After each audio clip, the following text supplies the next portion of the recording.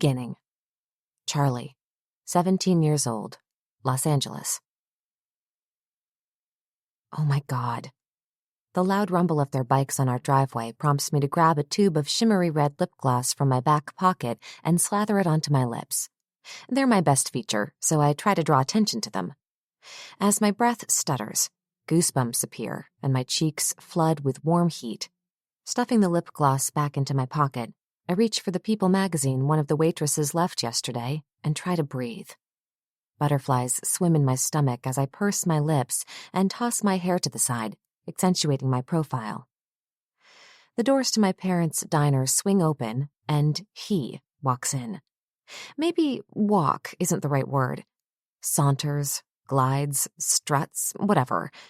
He's so beautiful, so hot, that it's all I can do to keep my eyes focused on the magazine. I have no idea what it says. Geez, it could be in Spanish. Wait, is it in Spanish? Charlize, my mother snaps, and I shift my gaze to hers. What? I straighten, tossing the magazine on the counter. She stands and frowns, hands on hips. Her knowing eyes scan my face, which of course makes me flush even more. I look down at my chipped nail polish and wonder for the 1000th time why she's so beautiful. I love her, she's my best friend, but it's hard to live in her shadow. Especially when she's blonde and blue-eyed, and I'm dark-haired with strange yellowish eyes. My dad calls them gold.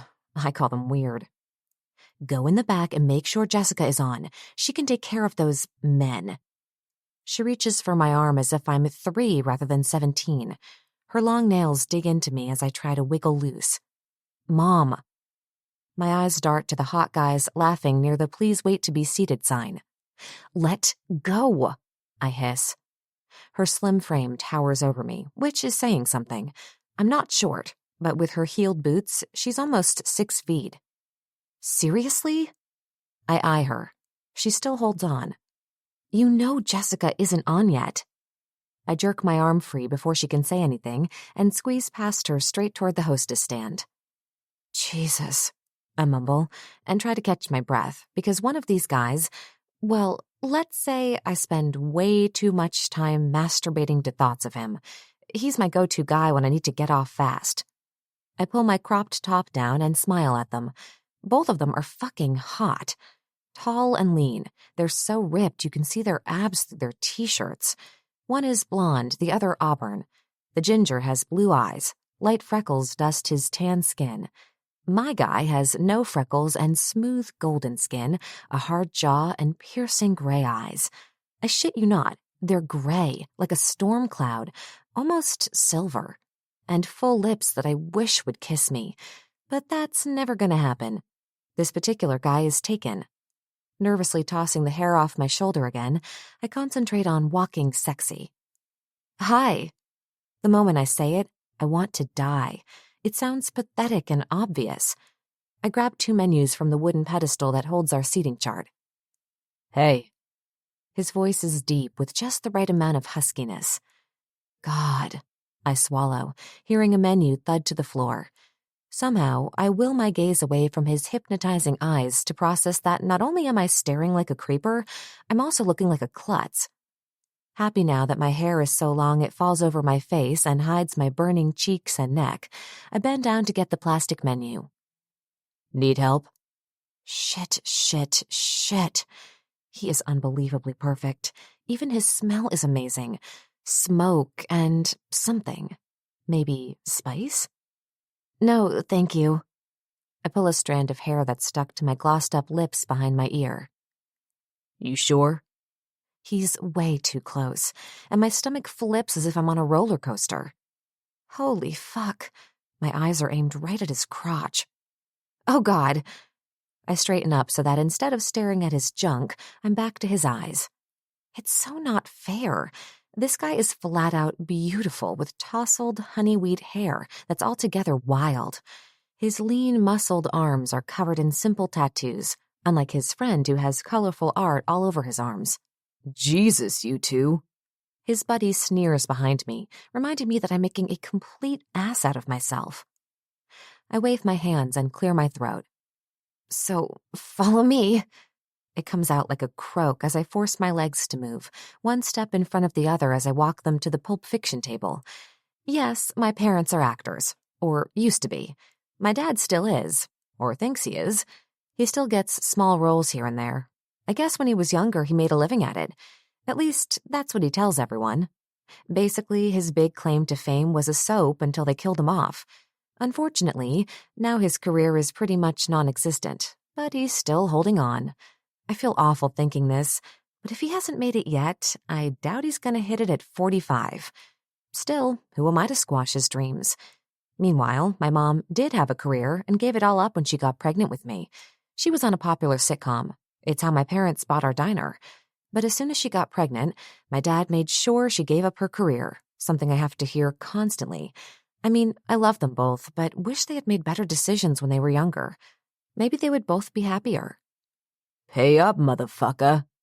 David punches his friend in the arm and nods at the movie poster of Uma Thurman. God, he makes me feel things when he talks. It's so weird, like his voice is growly and I always feel like I need to pee when he's near. The guy with auburn hair snorts. I think his name is Edge. He plops his large body into the red booth. I look from one to the other. What? David grins, and I about die. He has the best smile and a small dimple on his right cheek. It's barely there with his stubble, but I search for it and always seem to find it. We had a bet, gorgeous. And there goes my stomach and the last of the air in my lungs. I had money this was the table you were going to seat us at. He rasps near my ear, causing me to tremble. His body heat soaks right into me. Jeez, he's not even touching me. I slap the menus hard on the table and shut my eyes at how loud it sounds. Unless I'm imagining things, I swear he dips his head to smell me as he slides himself into the booth. Shaking my head, I can't help but smile as I hand them each a menu. They both sit, hands crossed and grins on their faces. Thanks, beautiful. Did his fingers purposely touch mine? I blink at his cocky smirk and those eyes of his.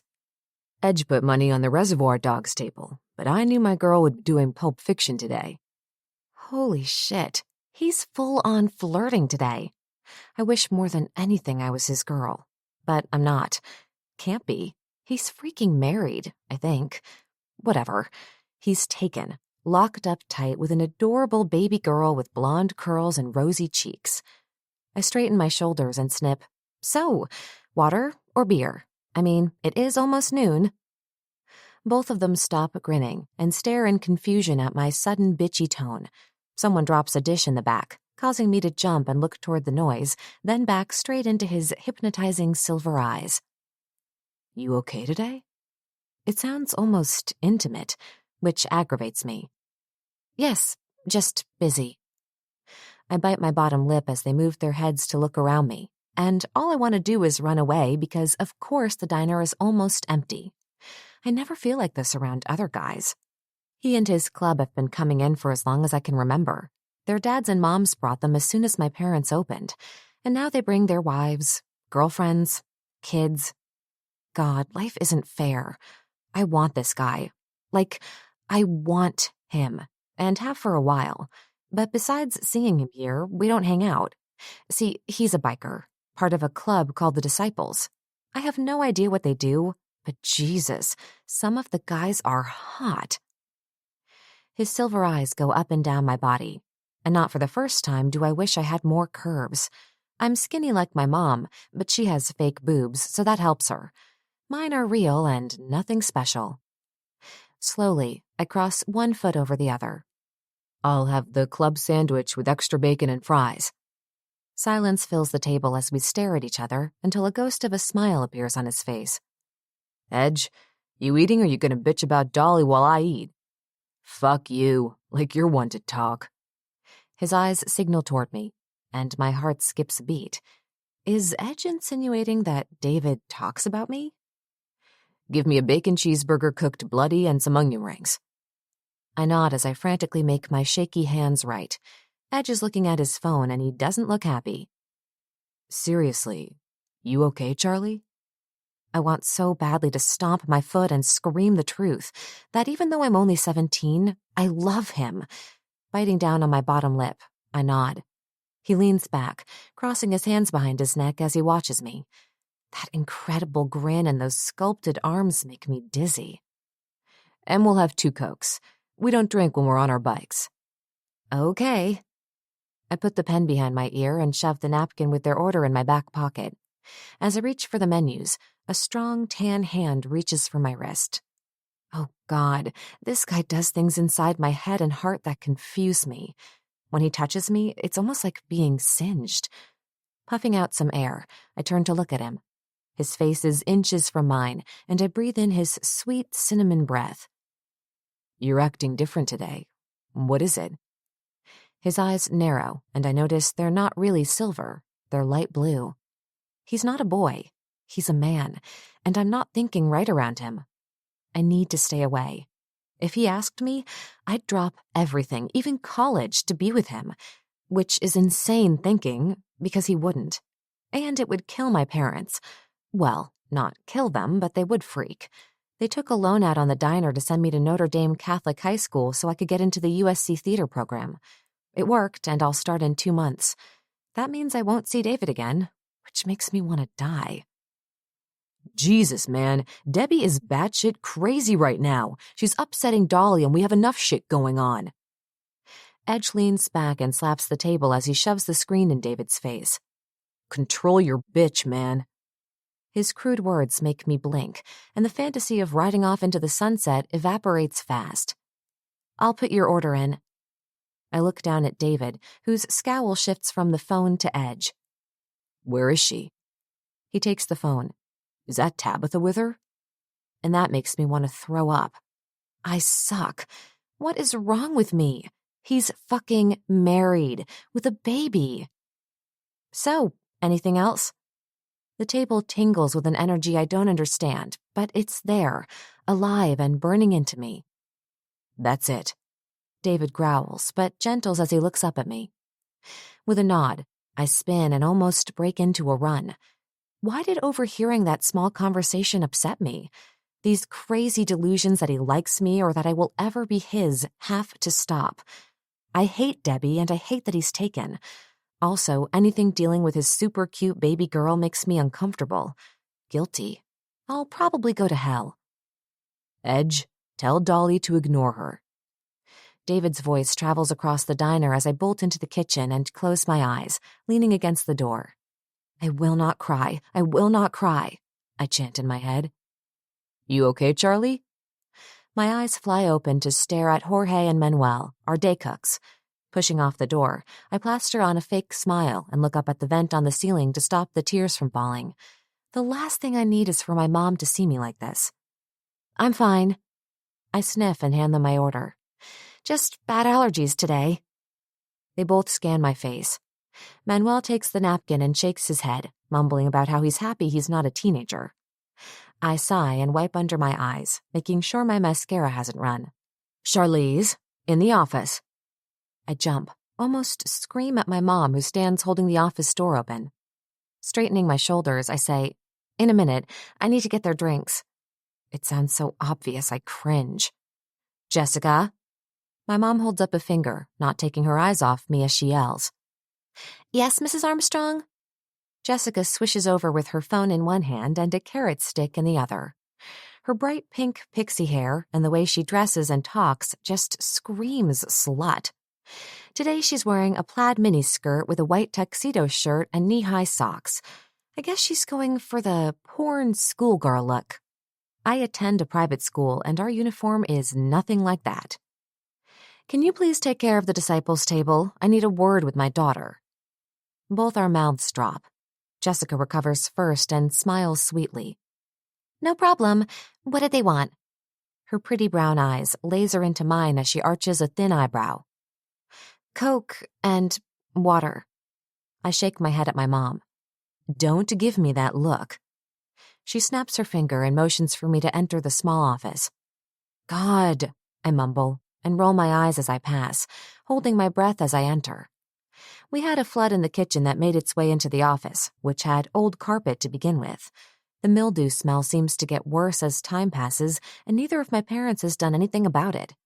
I guess my mom is waiting for my dad and vice versa. Whatever, it stinks and needs to be replaced. She shuts the door and starts to pace. I take the pen from behind my ear and click it over and over again. If she starts lecturing, it could take a while, so the pen is a subtle hint to hurry up. What's going on with you and that biker? I blink at her. Wow, she's not even trying to sugarcoat it.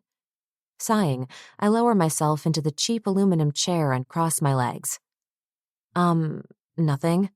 Her eyes narrow on me, which I hate, so I look over her shoulder at the only thing that hangs in our office, an old calendar of my mom when she was 20.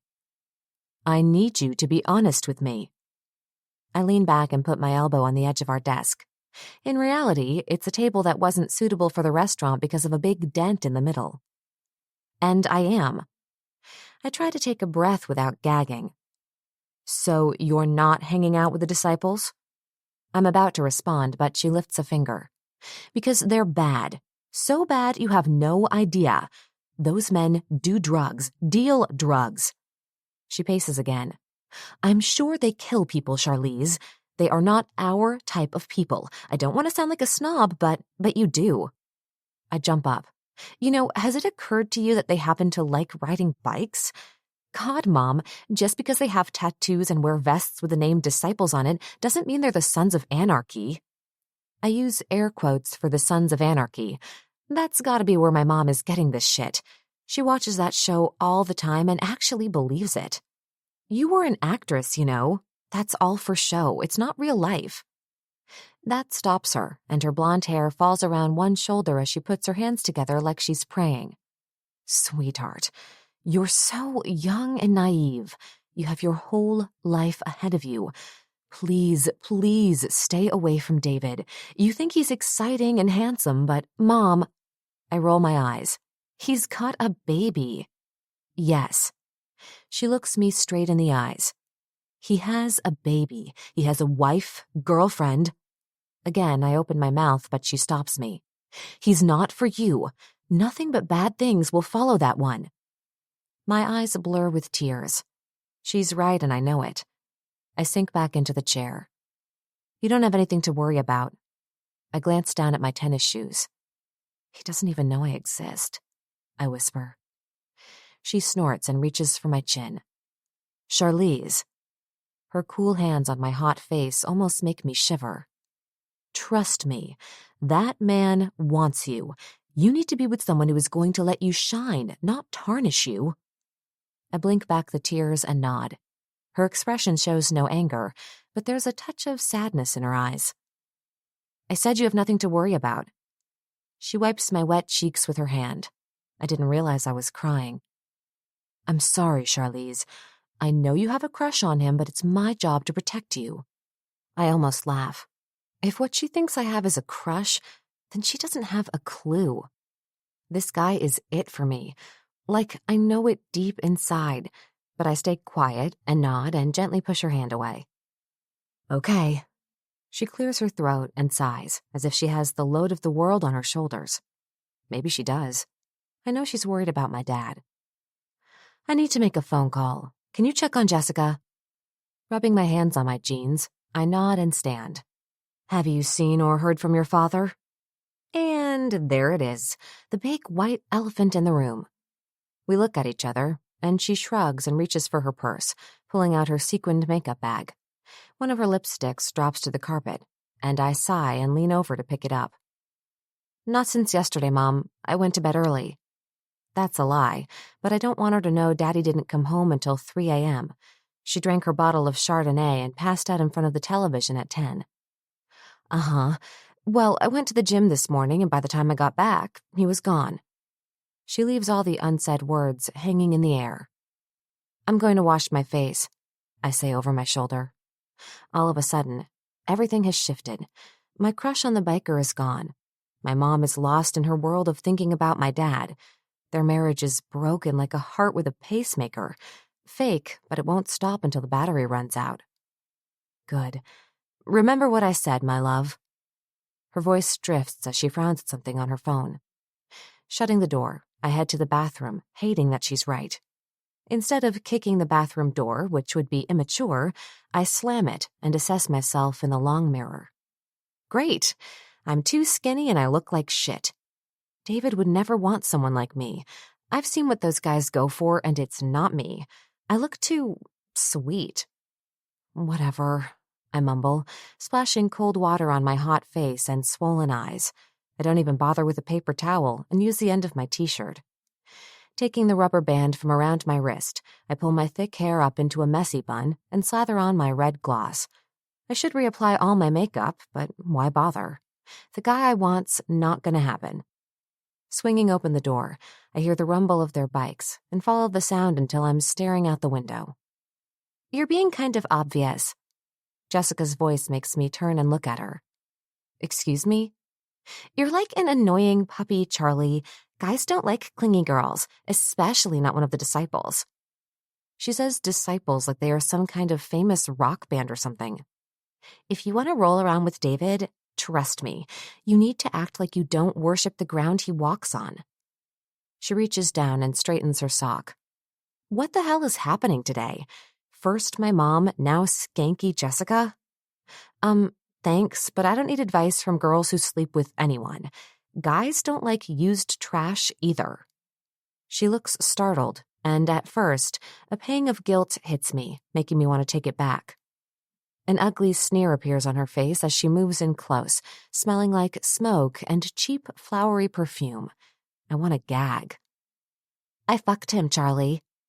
And there goes the guilt. His cock is huge. She gestures with her hands. Trust me when I say he knows how to use it.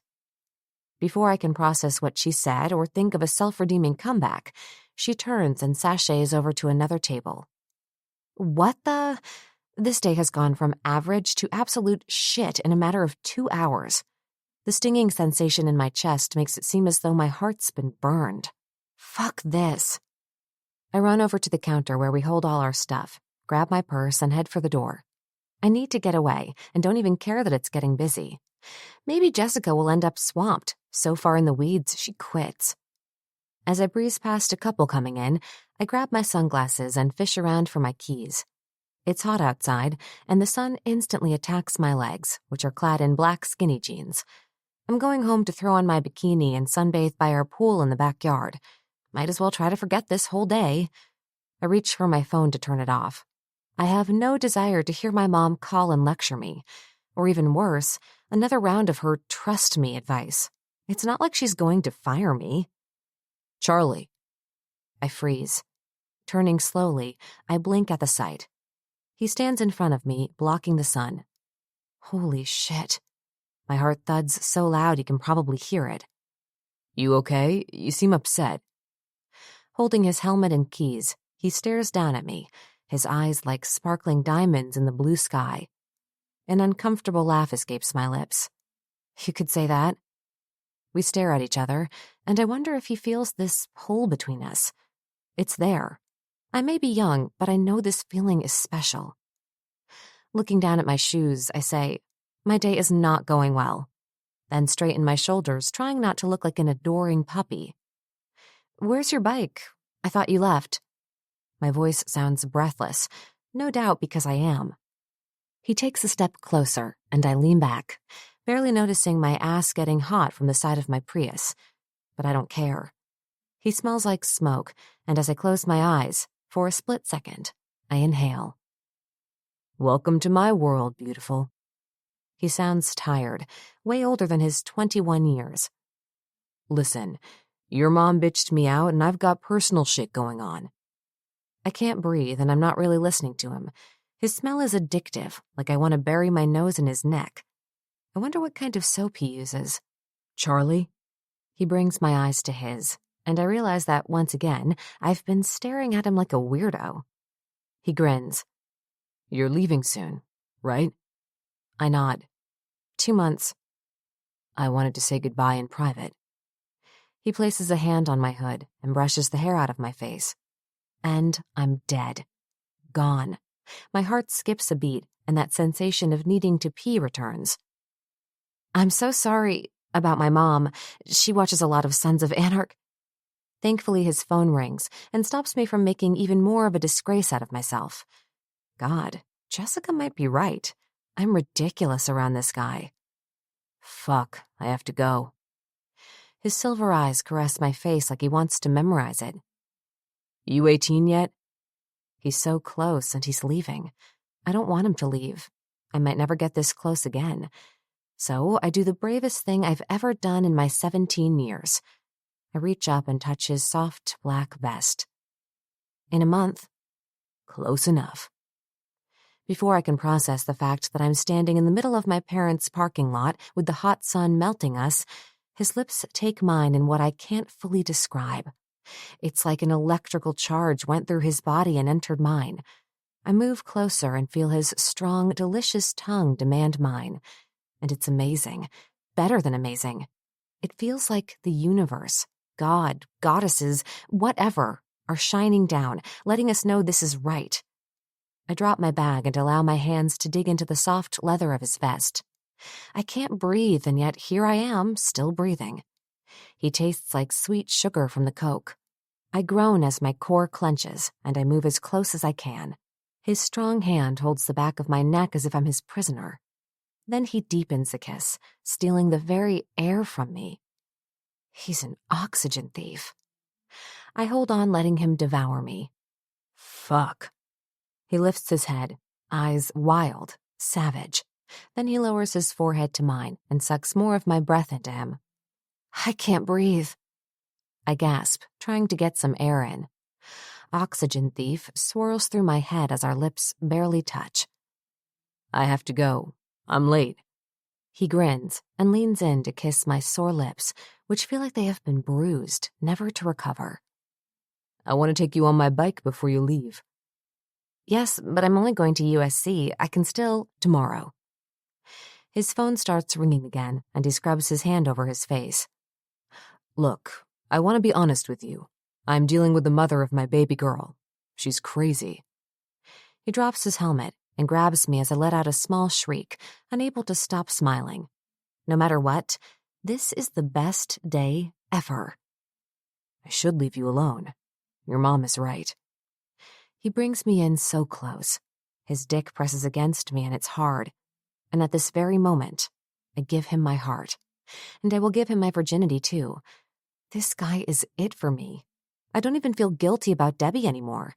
After all, he says she's crazy.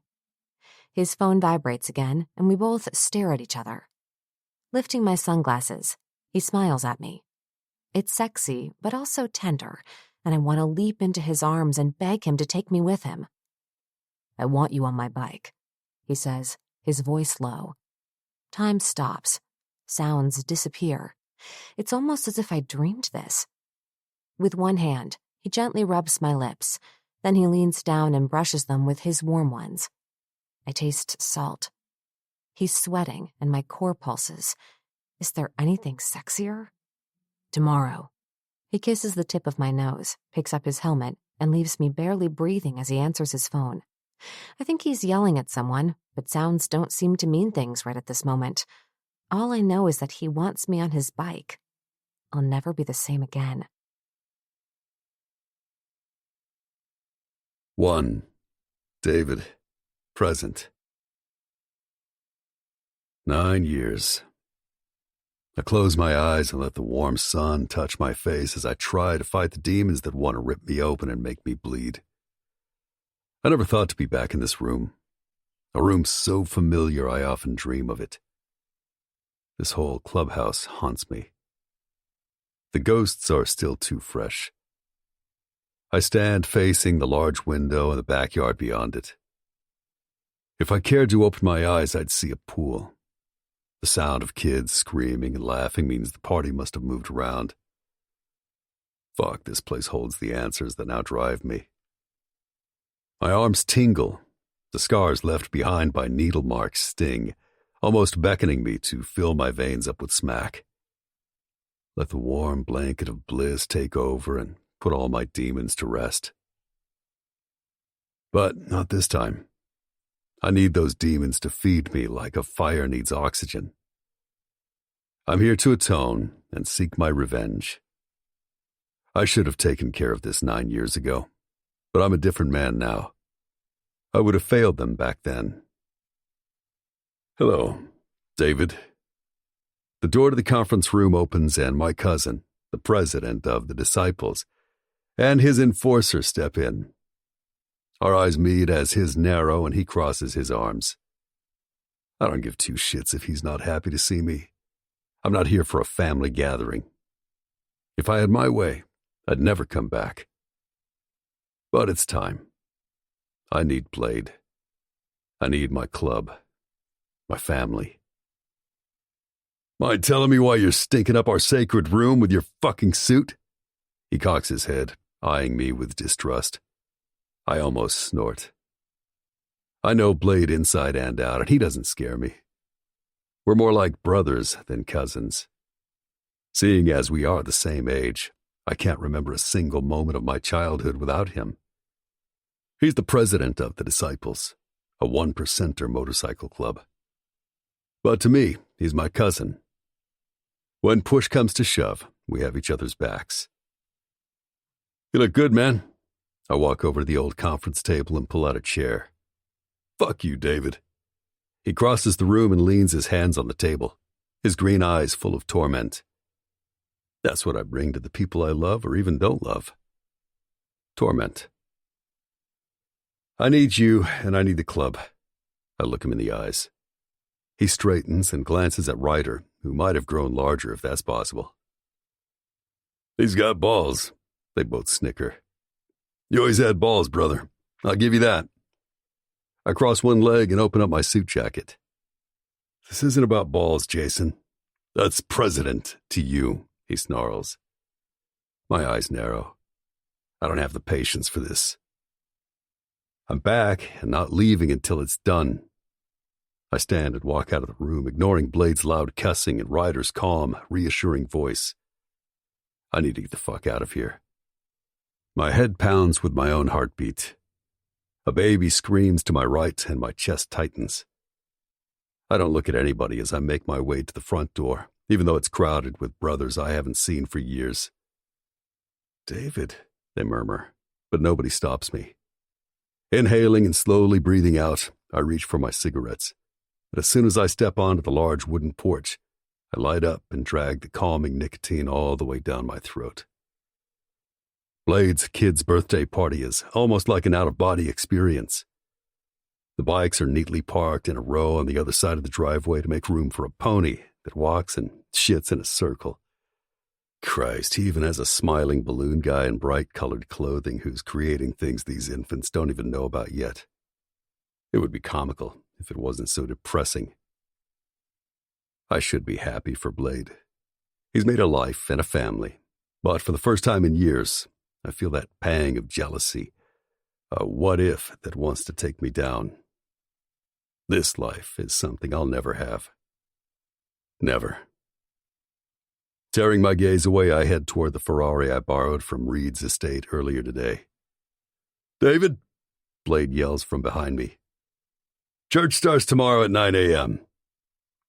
I don't bother looking back. He knows I'll be there.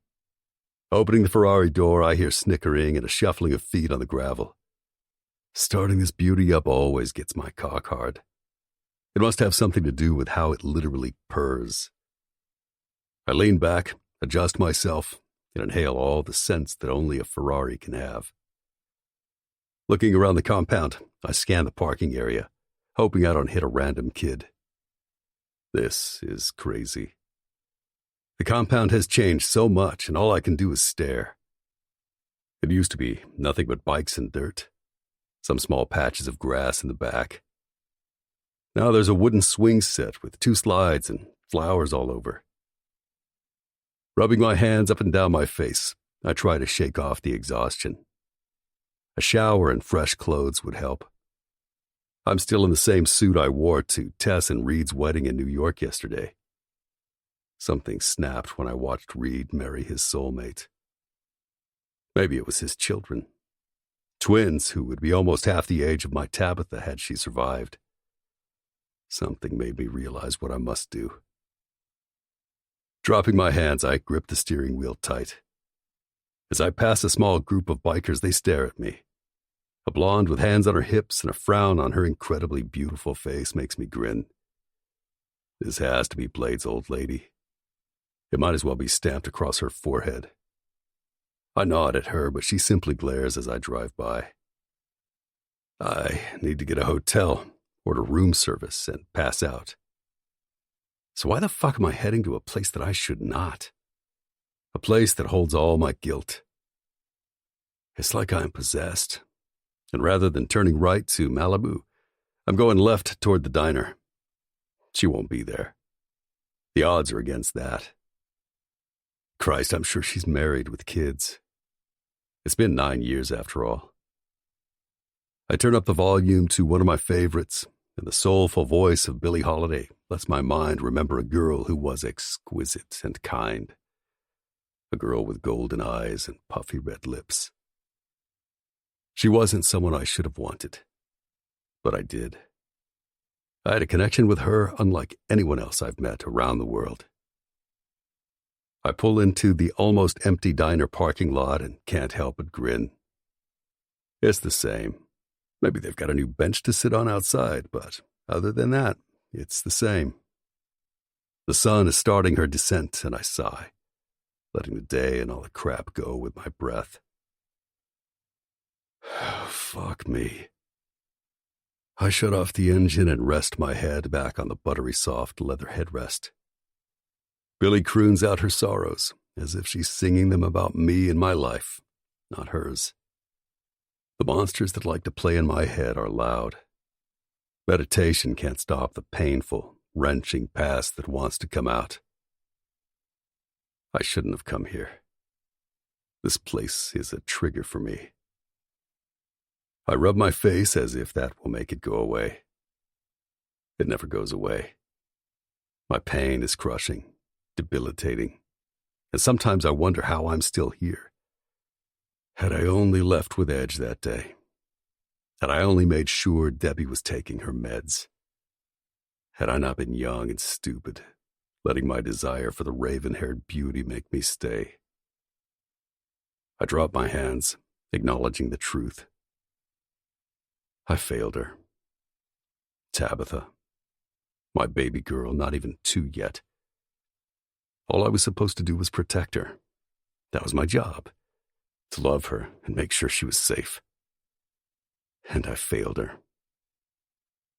Every day when I wake up, I have to live with the truth that my child needed her daddy to save her, and I was late. Fuck this. I look around for my phone. I need to eat something. If I stay in this car any longer, I'll start needing things better left locked up. Trying to calm my self-destructive nature, I breathe in and out. I'm here to get revenge. After I do that, and we've counted the bodies, then I guess it's up to the universe to decide my fate. My mouth waters. I pat my pocket, making sure I have my cigarettes. This war I'm bringing rages inside my head, along with all the other regrets. It might be messy, but I'm not dying until the piece of shit who killed my child is lying in a pool of his own blood. I will show no mercy. Swinging the door open on the Ferrari, the smell of orange blossoms permeates the air of the warm summer night. I slip off my suit jacket and tie, tossing them both on the passenger seat, then press the remote to lock the doors. What the hell am I doing here? Flashes of her stunning face bounce through my head like a movie on fast forward. She was forbidden, with lips tasting like sweet honey, and her body almost fragile in my arms. Fuck, I wanted her. She was happy and smart and beautiful in a way I had never seen. I wanted that goodness in my life, like she could rub some of that magic onto me. Growing up in the Disciples is a different way of life, and not something most children have. Back then, I still had hope. That all died the moment I left her that day. I stop at the door and look inside. I don't see anyone but a tall, skinny kid bussing tables. Reaching into my pocket, I pull out my cigarettes and light one up. Inhaling, I give in to my pain, my grief. It makes me stronger, and I need it. When I close my eyes, all of it flows over me. A time better left buried. I can still hear the ringtone I had for Debbie's number. It rang nonstop. I was too young to understand her fragile and unstable condition. Her ups and downs frustrated me. The signs were there had I only known. The nicotine burns its way down my esophagus as I justify that we weren't together anymore. Why couldn't she let me go? The phone won't stop ringing. Fucking Debbie. Why can't she just be a mom? Be normal? I bet Charlie would be a good mom. I stare down at the most innocent and beautiful girl I've ever seen. I'm fucking done with crazy-ass girls. If only I had wrapped my dick up like everyone told me to. Debbie's paranoid behavior has reached an all-time high, and I'm done. I want my daughter. That's it. This girl with inky dark hair and golden eyes is my future. The door to the diner opens and out walk a couple of teenagers carrying their skateboards, bringing me back to the present. Looking around for a proper place to stub out my cancer stick, a bad feeling comes over me. I shouldn't go in there. I'm wired and my blood is pumping. This is when I tend to do drugs. If I'm not doing drugs, I fuck. And I can fuck for days when I get jacked up like this. I should have stuck around the clubhouse and had one of the club sluts blow me. I'll eat and go back. After all, I might as well move back in. Blade will be pissed having to kick a prospect out of a room, but screw that. I've earned my stripes and then some. Again, the door opens. I reach out to hold it as an older woman with graying hair steps out. Then I step in. 2. Charlie. Tom. I balance my right leg on the end of a Budweiser keg and stretch. You're not hearing me. We didn't get the shipment today, so you need to figure out who got all 30 bags of our potatoes and get them here tomorrow morning. I'm already in a shit mood today, not for any other reason than I'm tired and my feet hurt. I've been on them since 6 a.m., and it's been one small thing after another. From the sound of it, Tom, our produce director, is tapping away on his computer. This is the second order that's been screwed up in the last month. I'm usually good about this stuff, but lunch was packed and we ran out of potatoes. So yes, I'm sick of Tom. My mom breezes past me, her perfume smelling like roses. I turn to see her sneak into the office. Tom is kind of stuttering as he tries to make excuses, still unable to locate my potatoes. I have to cut him off or he'll never stop. Just fix it, please. Not waiting for his answer, I press end and follow my mom's scent into the office. It was the first thing remodeled when I took over running our diner. With fresh paint, fresh carpet, and the mold gone, it looks like a real office now. I bought filing cabinets, a safe, leather chairs, and a real desk. Are you leaving? My eyes widen. We had a super busy day. It's dead now, but earlier was crazy. Oh, Charlize, you scared me. She puts a hand on her chest and smiles. I have a date. Her hands swish in front of her. It's slow tonight. You don't mind, do you? She bats her long, fake eyelashes at me. My mom reminds me of Christy Brinkley. You know the type. She looks 40 when she is, in fact, 50. She begged me to allow her to take a loan from the business to get her face freshened up. And by that, I mean her plastic surgeon did her eyes, tightened her face and neck, and added some implants on her cheekbones so that she's back to looking like she did years ago. He did a good job. I mean, she looks completely fake, but incredible nonetheless. Look, Mom, I've been here all day. You're supposed to close tonight. I frown at my nighttime waitresses who walk by giggling like they're 12 rather than rolling silverware. Pulling my rubber band out of my thick hair, I almost sigh as I run my fingers through the long, dark strands. I should have taken it down hours ago. It's giving me a nasty headache. My mom dumping me for a date and leaving me with Joy and Cindy is absolutely not happening. How the fuck does she get more action than me anyway? I massage my head and glare at her as she hums and looks at her phone. Excuse me? No, Mom, I'm not staying.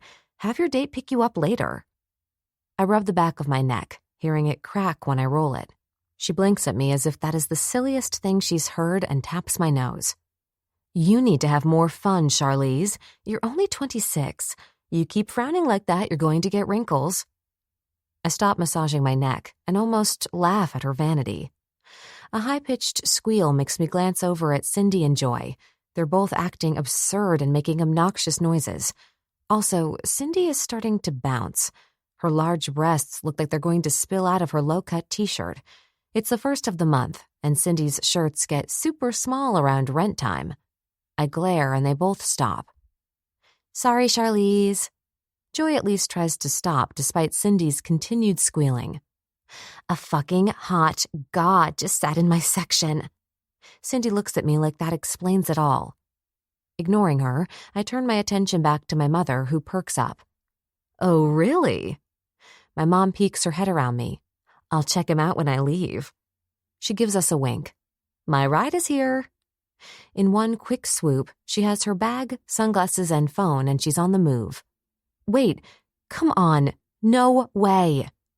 I almost stomp my foot, but given how immature my waitstaff has been, that's the last thing I should do. Are you kidding me? My mouth falls open as my mom passes me, a smile on her face. Sweetheart, I really like this one, and if the tables were turned, you know I would do it for you. She says all this over her shoulder as I almost run to keep up with her. When I see the guy standing at the front door, I stop. He's tall and dark-haired, with a small amount of gray at the temples. I groan and turn away. Looking at him would be a mistake. I can't, or I might laugh at his stupid, trendy clothes. But what shocks me most is my mother, who nearly throws herself into his arms for a kiss. Wow, you go, Mrs. A, Cindy calls over my shoulder. Again, I frown but hold my snide comments inside. I don't want to be the bitch boss. They already think my mom is way cooler. Not as hot as the god at table 7, but still hot in the silver fox way, she whispers to me. I turn and look at her. Stop. She smiles and winks. Good luck.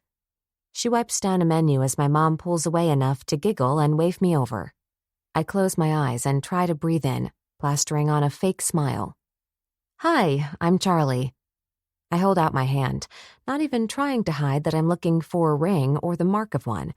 Ever since my mom divorced my dad, she's had one disaster after another. With the last one, she didn't find out until the wife came home early from a work trip. It was a humiliating mess for all involved. From what I can see, he looks clean, but he could be one of those men who don't wear a band.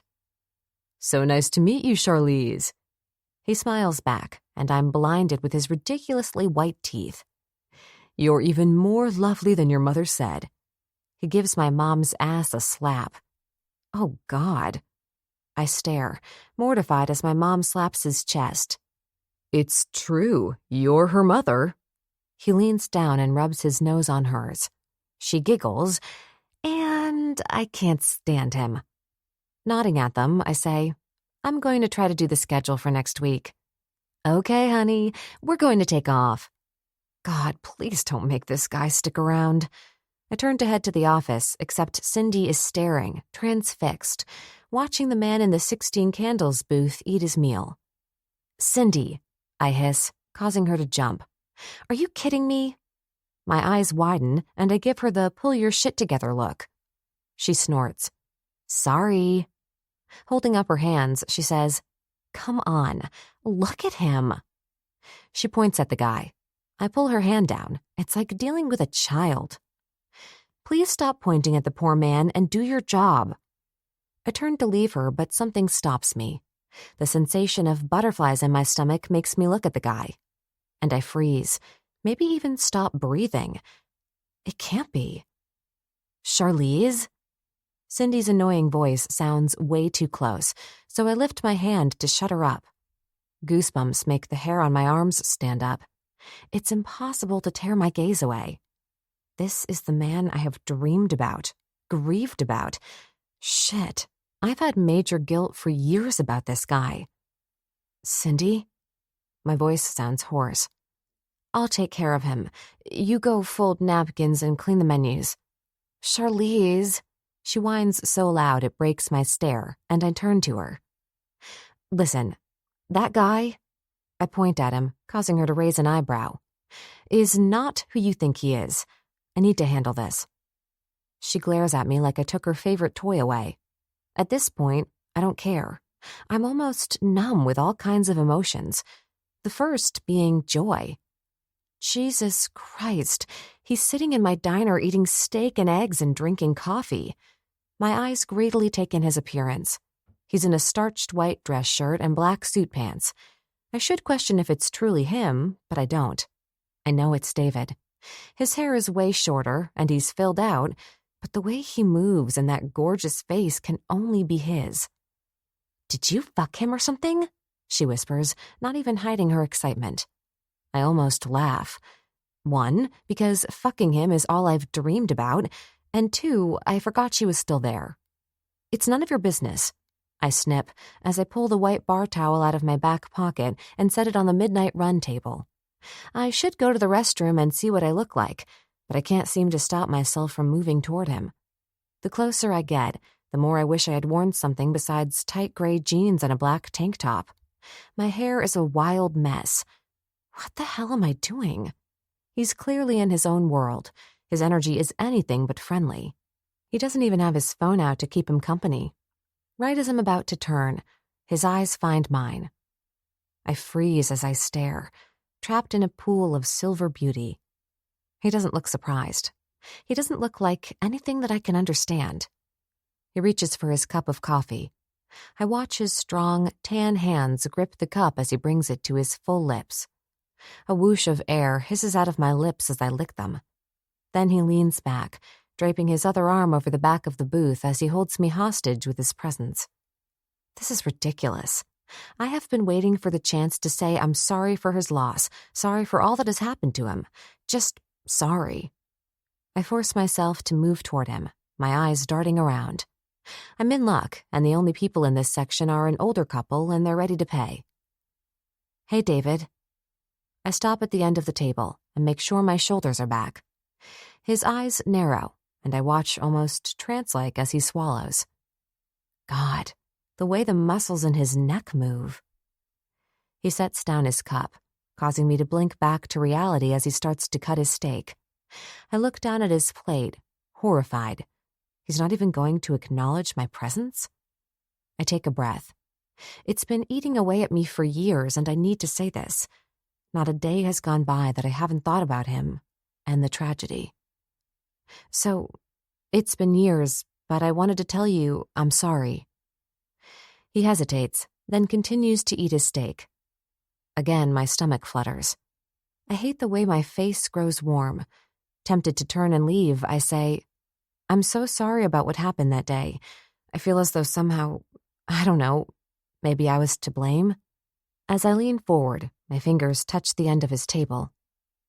When I found out about what happened and about your baby girl, he drops his fork with a loud thud on the plate and pushes his half-eaten food away. I let go of the table and stare at the rage that masks his beautiful face. You came over here. His voice is the same syrupy gravel that I love yet hate. While I'm eating, to say you're sorry about my 1-year-old baby and her mother being blown up in an explosion that was meant for me? I take a step back as if he slapped me. Bile rises in my throat and my vision blurs. Not trusting myself to speak, I simply nod. He snorts. I don't need you feeling bad. Your conscience is cleared. He tosses his napkin onto the plate.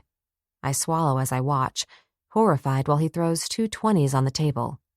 As he brushes past me, his eyes are like a fierce, wild storm cloud preparing to unleash a hurricane. What just happened?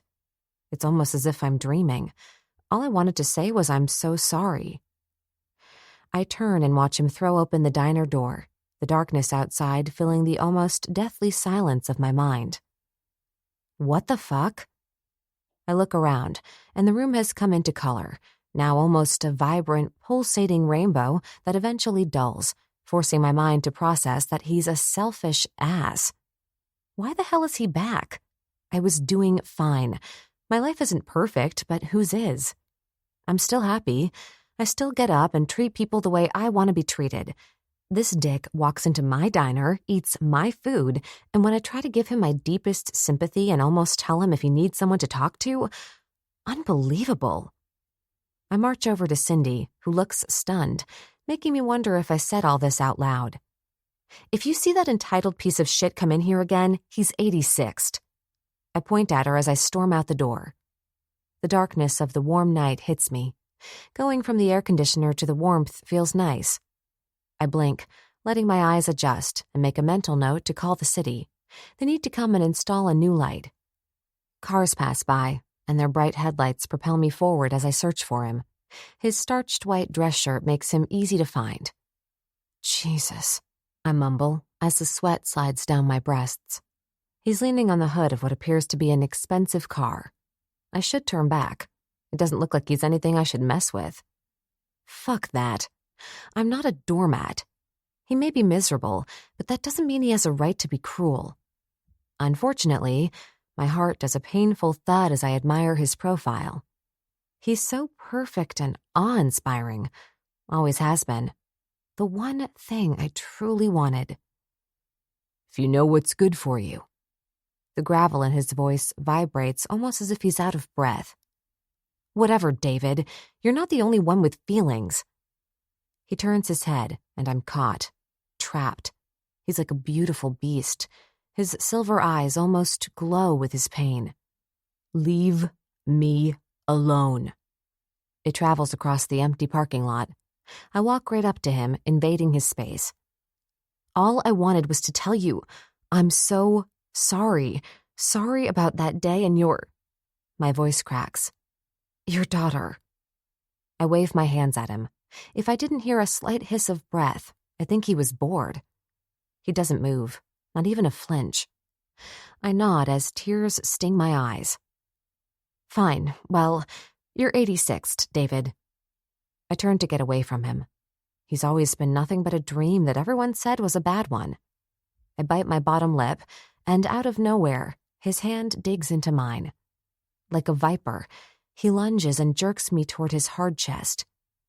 My breath escapes as his warm body burns into mine. Are you insane? Let go. I hiss into his pretty face, trying to ignore the ripples of excitement fluttering around in my stomach. Shut up, Charlie, he snarls, and before I can scream, his mouth is on mine. I try to move, get away. If I don't right now, this moment, I'm lost. His strong hands trap my face as he deepens a kiss that steals me of speech and all my breath. Holy God. I'm 26 and mortified that this rough kiss has my body on fire and my panties wet. My hands reach up to scratch his face, but he flips me hard on the side of his car. The sound of our bodies rubbing on it makes my core leak. I'm caged. The warm metal on my back and ass are a reminder that I have no idea who or what has happened to David. All I can understand is that I can't breathe, and my lips are tingling and likely bruised. He lets go to wrap his hands on each side of my head as he pulls back. I warned you. He jerks my hair. You should stay away from me, beautiful. I'm beyond fucked up. His eyes are like those of a tortured, wounded animal. His breathing is harsh. Or is it mine? I can't tell what's real since I'm spinning with a hunger that I'm willing to trade for my dignity so that he can make it go away. Jesus, look at you. You like it rough, Charlie? My breath stutters as he tightens his grip on my hair, forcing me to look him straight in the eyes. There's nothing playful in them, and he scans my face as if I'm a project he's deciding on. Good. I like it rough, too. I hate rough. It comes out like a raspy groan. Now a slow smile does appear, and a shiver of unease pebbles my skin. He's trying to scare me. Or maybe not. Maybe he is, in fact, this scary. I blink at him, my breathing shallow. He's magnificent, like a fallen angel, almost as if his physical beauty has cursed him. Liar. He dips his head, and this time, instead of the roughness, his teasing touch makes a small moan escape. I like it rough, beautiful. He lowers his mouth and bites my bottom lip. Before I can react, his mouth claims mine. It's fierce, and I taste a small amount of blood. My hands claw at the metal of the car as I rub myself on him. I want him. Always have. He is my one weakness. Oxygen thief. Stealing my breath, he doesn't try to give it back. His warm hand pulls my head even closer as his other goes to his pants. There's a sound of his zipper going down, and he grabs my hand and places it on his velvety cock. Oh, God, I groan into his mouth as I reach out and pump him. He's leaking, and a surge of power makes me smile as I squeeze his cock hard and watch his eyes narrow. Fuck. He lets out a hiss, reaching for my neck as he brings my mouth next to his. Unzip your jeans, he growls as I continue to jerk him off. I don't miss a beat and pop the button and unzip my jeans with my other hand. His warm thumb gently strokes my windpipe. His other hand dips into my pants and I speed up my rhythm. That's it. Hard. As his 2 fingers start to fuck me, I gasp. In and out, and I can't remember why I was mad at him. One hand digs into his shoulders as I try to open my legs. He squeezes slightly on my neck, holding me in his tight grip as his rough fingers circle and rub my clit. You want to come? Yes, I whimper, my clit throbbing. That's it, beautiful. This cunt is ready. With 2 fingers, he rubs harder, and I close my eyes as I dig my nails into his shoulder, my other hand holding on to his giant cock as if it can hold me up.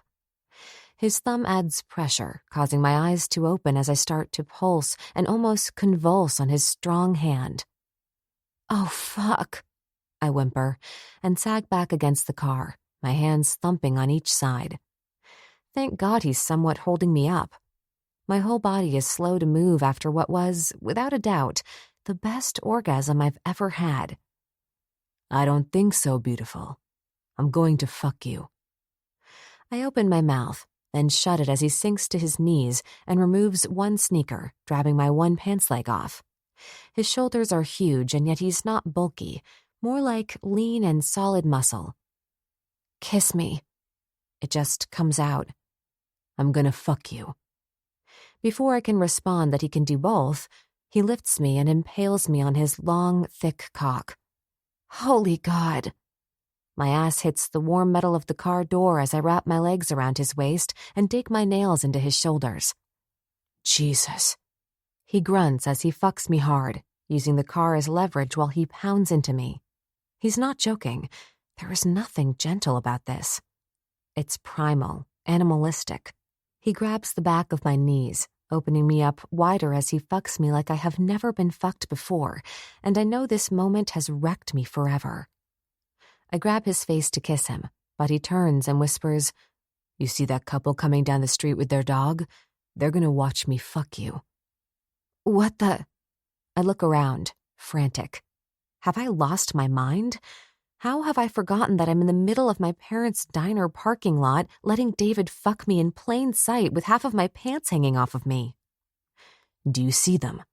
He whispers into my ear, his warm lips at my temple.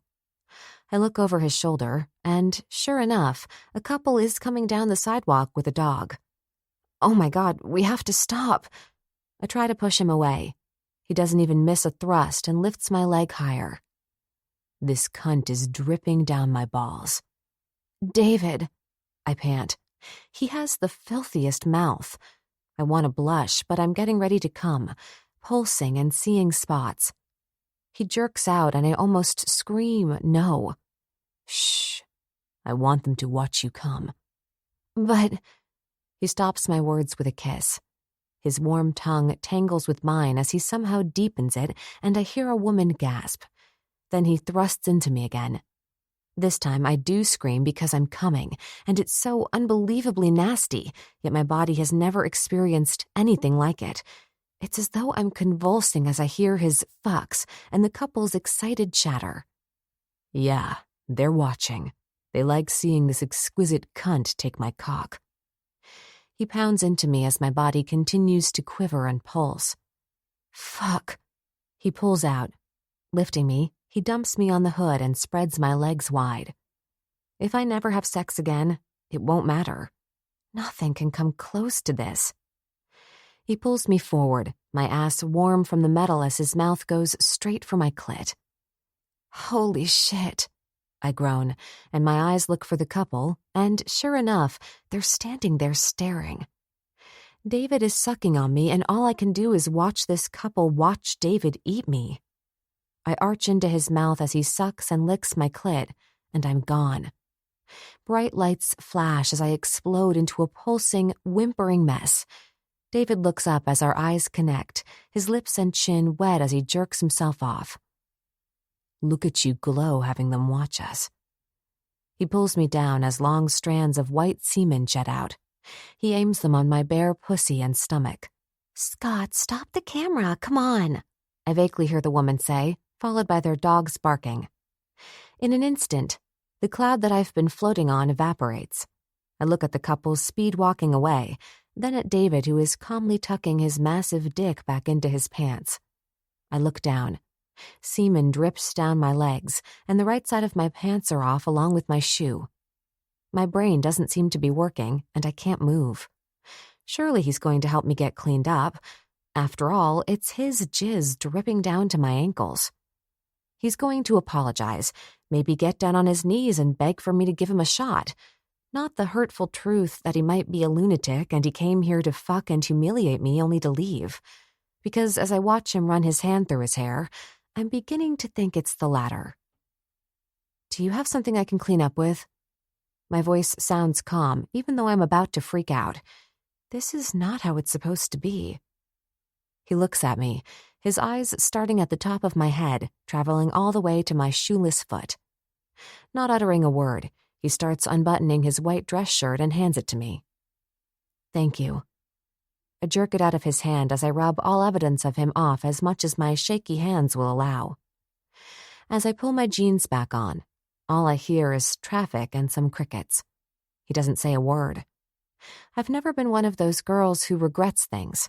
What's the point? But as I clean myself up, I stare at the guy who I've had an unrealistic crush on all these years. He's turned his back on me and is lighting up a cigarette. I swallow back the bile crawling up my throat. The truth is ugly and rather pathetic.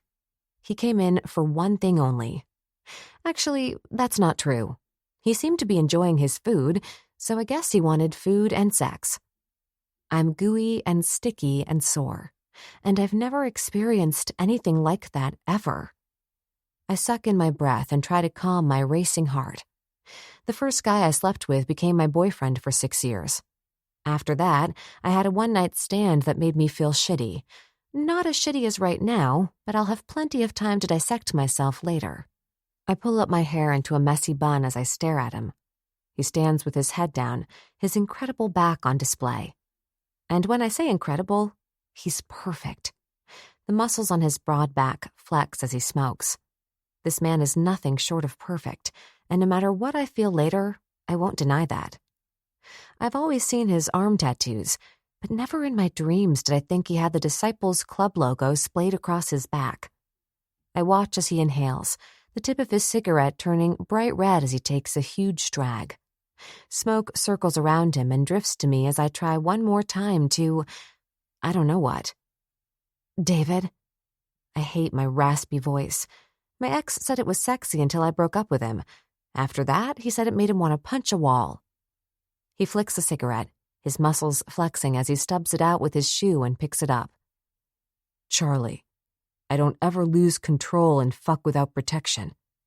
Can this get any more horrible? I feel like putting my hands over his mouth or my ears.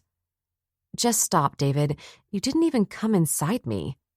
My voice sounds bitter. His eyes bore into me. You can't be that naive. He looks around the dark parking lot like it can somehow help him rewind time and give us a chance to make better decisions. He opens his mouth to speak, and I can't hear anymore. I'm done. I'm on the pill and clean. What about you? I'm being a total bitch. For a split second, there's a flash of what looks like real pain and regret, and I'm ensnared. He's captured a piece of me that I can never take back. And I hate that. It gives me a sense of helplessness, as though this feeling I have for him is beyond my control. I despise him. My humiliation is complete, and all I want to do is run away.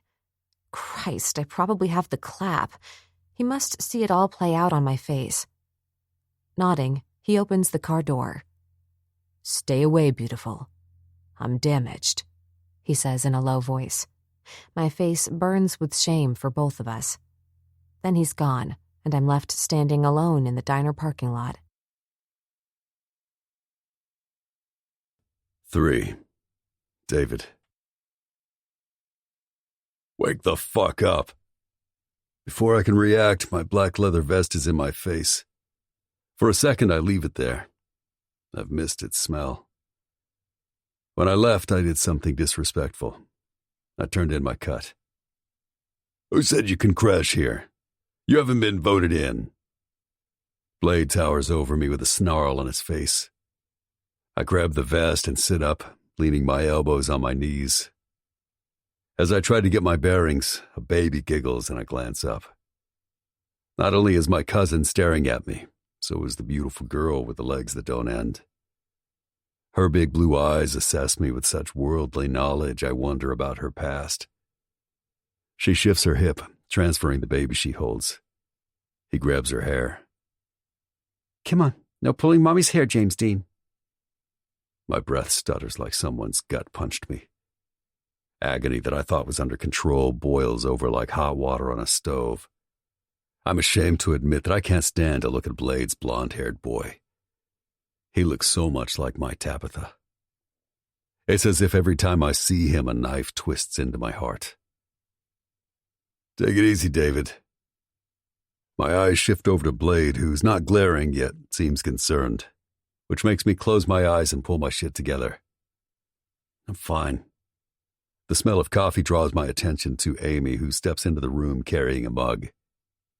David, she nods and hands it to me. Welcome home. Puffing out some air, I focus on her. Thank you. You look amazing, by the way. I'm not lying. She looks about the same as she did 10 years ago. Leaning forward, I let her hug me. Bikers are starting to wake up and shuffle inside, some drinking coffee, others already drinking from a bottle or a can. She lets go and marches over to Blade's kid. You want me to take him? Her whole voice softens. I grind my teeth and drink my coffee, barely tasting it as I hear the baby's mother say, Would you? Are you kidding? Come to Auntie Amy. She holds out her hands and the miniature Jason lunges for her. Amy! His fat, rosy cheeks puff out as he smiles. She positions him on her hip and walks toward the kitchen. I try to ignore him, her, anything that makes me feel. My eyes take in the room. Clearly, the disciples have been doing well.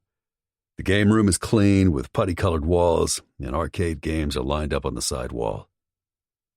You going to introduce me to your old lady? Oh, for fuck's sake, I'm Eve. She throws her hands up, her big diamond sparkling rainbows across the room. I hate that old lady crap. I thought you were smart. Aren't you a poet or something? She arches a brow at me. I can't help but grin. Something like that. Nah, he's been sucking Reed Saddington's cock for years. I should say something. He's being a piece of shit. The truth is, I don't give a fuck what he or anyone else thinks about me. The thought of Reed finding out does make me smirk. He'd be pissed. As many times as we fucked women together, both of us never got into touching each other, not even when we were drugged out of our minds. The snap of the pool table makes last night come flooding back. I need a shower before church, I grumble. Her smell is all over me, reminding me I broke my one rule. How did I not fucking wrap myself up? Fuck that, how did I even allow myself to go there? Blade lifts an eyebrow and his green eyes bore into mine. What? I snap. Right now I'm not in a good mood. I'm angry at everything, but I need to get back in with my family, my club. Then I'll deal with Charlie. She was pissed, not that I blame her. What I did was beyond shit. Whatever, she got off on it. The not wrapping up my dick thing, though, can't happen again. Like, never. I will never have kids again. I should have gotten a vasectomy, but it's never been an issue. I always wear protection. Always. I won't let you destroy all of us, David. Blade's voice holds no argument. He shakes his head. I can see it in your eyes, brother. I don't try to defend myself. He's right, and I'm not all right. If last night is any indication, I could be worse off than I thought. I'm only here to get the job done, and then I'll be gone. I stretch. Christ, I smell like sex. You put that cut back on, it stays on. Otherwise, get the fuck out. He looks me dead in the eyes, and he's not screwing around. It's more than fair, since I left and have not made any contact. And stop looking at him, Blade grumbles at Eve. What? It's uncanny how much he looks like the guy who plays Thor. He grabs her and puts his hand over her mouth. Don't say it. It's a warning anyone else would obey. She must stick her tongue on his hand because his lips twitch. His eyes twinkle as they find mine. I'll be back. I need to have a conversation with my wife. You can't be jealous of your own cousin. She barely gets it out before he lifts her over his shoulder. Like hell I can't. He spanks her ass. You said he was gay. She squeals. You need something to keep your mouth occupied, Angel. I have just the thing. I sink back into the leather couch with an oomph. It's like someone has decided to pound my temples with a hammer. I purposely avoid people who are happy. I stick with the broken and dark. I'm not joking, Eve. Stop looking at my cousin. A hard metal key hits me in the chest. You can have Mad Dog's room. Shower, and if we vote that you can stay, that will be your room. Church has been called in an hour. He takes the stairs two at a time. All the while, Eve screams to be careful if he doesn't want her to puke. I reach into my slacks pocket for the last cigarette in my pack. I need to get my shit together. I'm sitting in the clubhouse wearing $2,000 Armani suit pants, no shirt, stinking of a woman's pussy I should never have fucked. Christ, I say as I light up and lean my head back, letting the nicotine work its magic. It's my last vice. Well, maybe not my last. Sex is still a huge problem, apparently. I hear the fellow brothers moving around. Some snicker, but I don't give a fuck as my mind drifts to the mess I'm making. Jesus, I pretty much unleashed on Charlie. I lift my hand for another drag and notice the lingering smell of her pussy. My cock hardens in appreciation. I drop my head back and stare up at the cream-colored ceiling.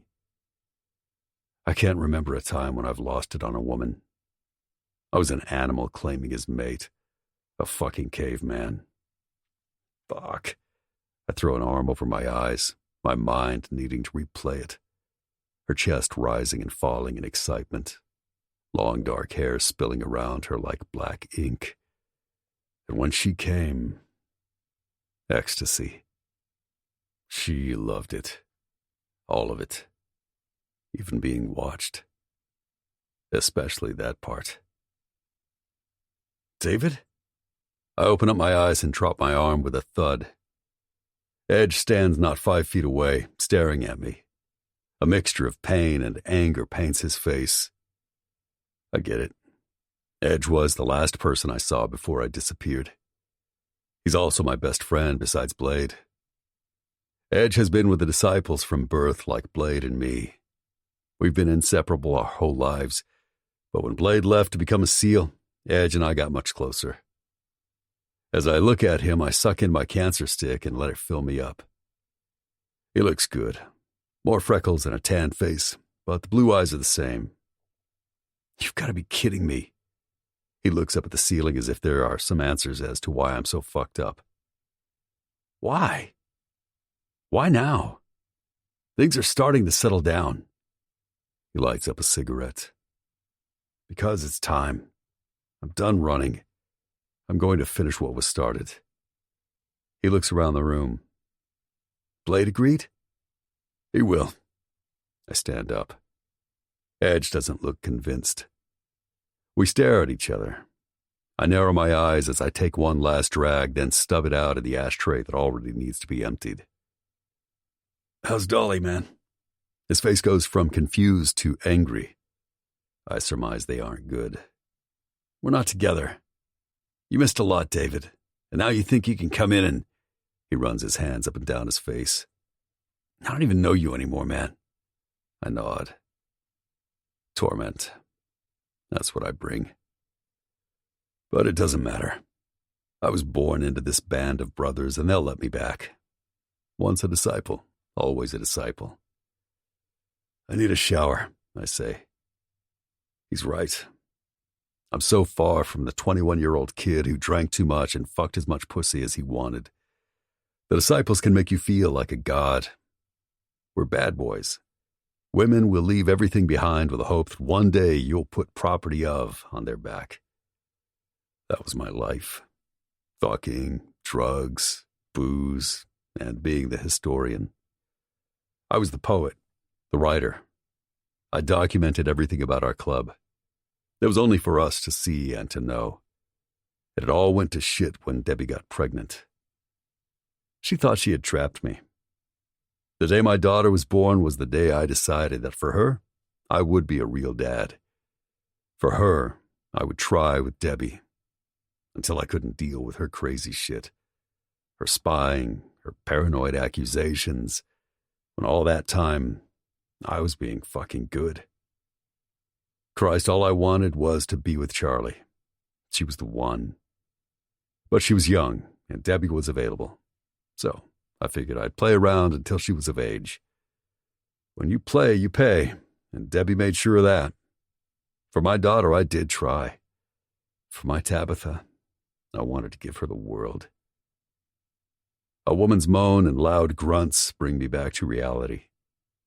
I glance over to see a white, bare-ass brother fucking a blonde on the pool table with 3 other disciples watching. I'm using Mad Dog's room. Which one is it?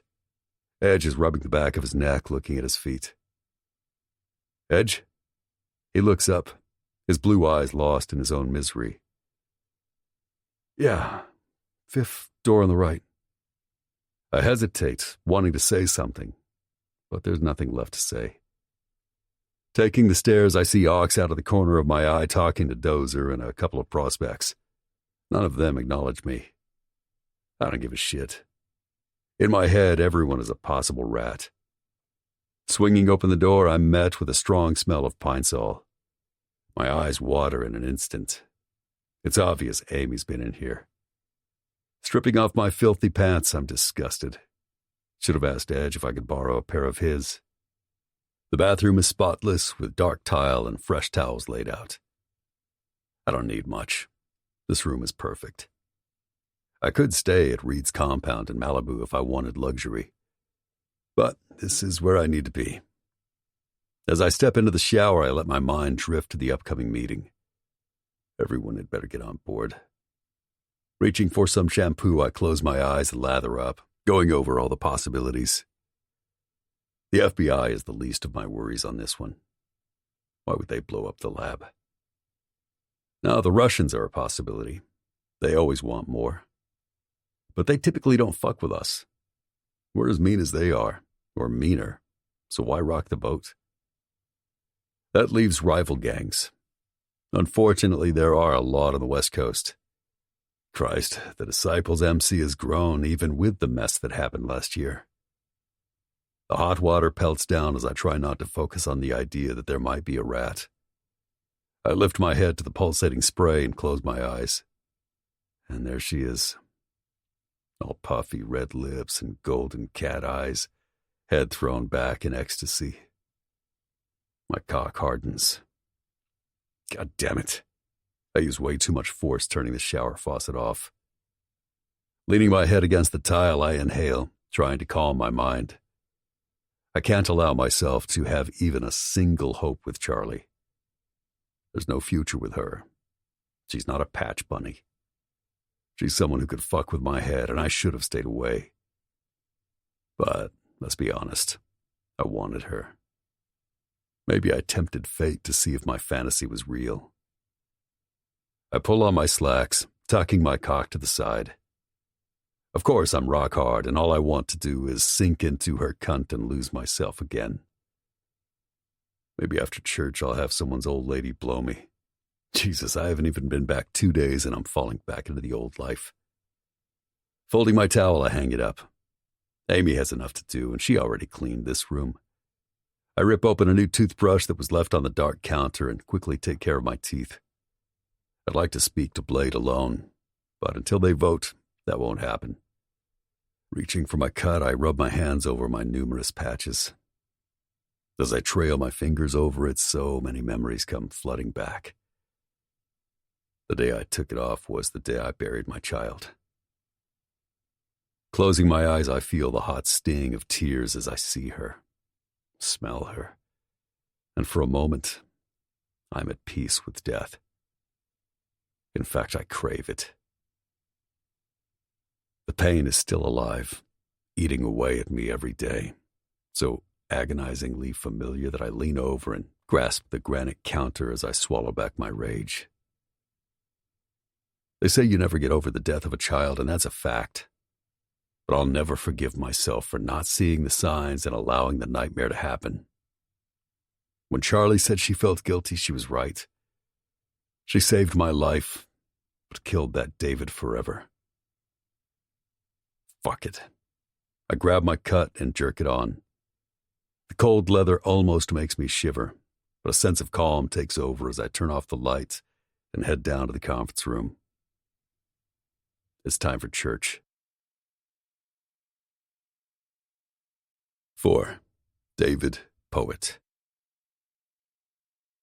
Making my way downstairs, I see numerous old-timers who don't even bother to hide their stares. That's fine. They've earned their patches and think they can judge my past and my future. They can't. I nod and give them the respect they deserve. Ryder is at the conference room door. His eyes give away nothing as I pass, and he opens the door. The room is full. The captains and a couple of founders sit and smoke. In the club's early days, they rode with Blades and my grandfather. We live a hard, violent life. I'm surprised Lucky and Slider are still alive, but they're too mean to die. I can't help but smirk as they nod at me. At times, Lucky was more of a dad to me than my own. He spent hours at our house. And when my mom decided one day that she was done being a mom, Lucky was the first to explain it to me. Numerous times he saved me from my dad's belt, and for that, I'll always have a soft spot for him. Blade sits at the head of the conference table looking like a king, arms crossed and eyes serious. If he notices that I have my cut on before they vote, he doesn't let on. It's a bold move and one that could backfire if I cared. Axel sits next to him, and this time I do smile. Axel has always been a miserable, distrustful dick. He came into the Disciples because of me. His dad and mom were separating, and he went to our junior high school. I had biology with him and Blade. He sucked. Blade did not. They became tight friends, and he started hanging out at the clubhouse more and more. His dad was a drunk who liked to beat up on anything that got in his way. Which is why Axel hates everyone. Well, besides Blade and the club. You can stand. Blade's voice cuts through the snickering in the crowded room. Pride swells in my chest. He's done it.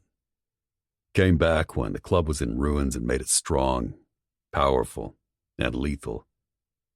He deserves to be respected.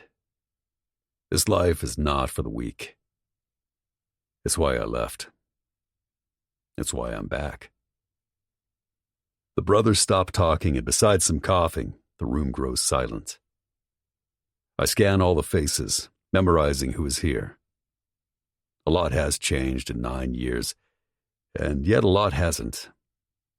I reach into my pocket for my smokes and remember I'm out. I'd ask someone for a cigarette, but I can wait. Wanting one makes me feel more focused, giving me the edge I need.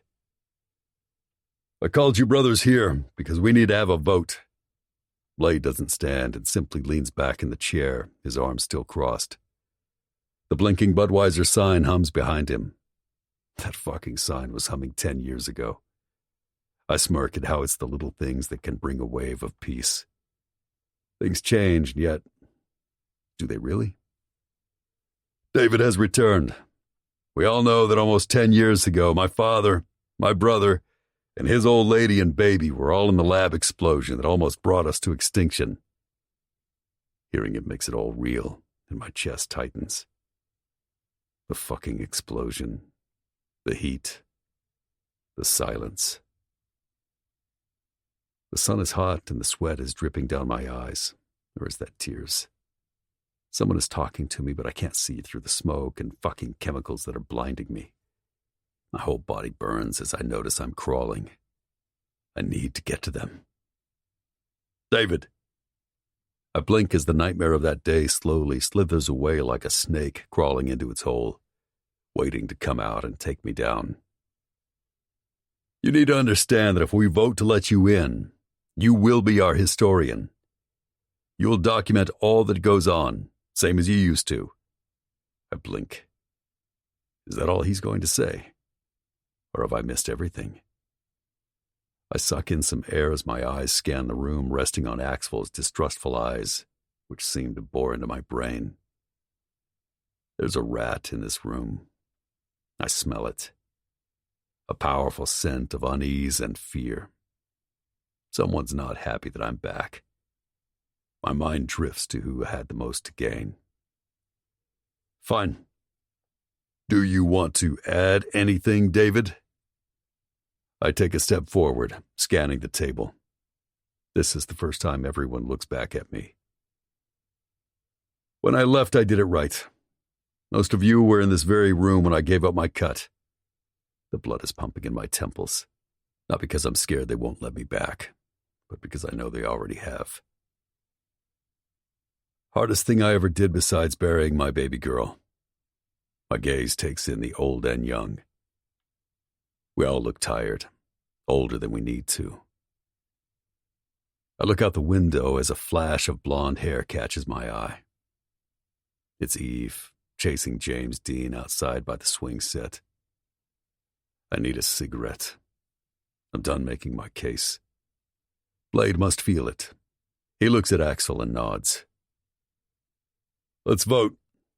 All in favor of David being our historian, our brother, who was born into the disciples and has agreed he'll die a disciple. Raise your hand.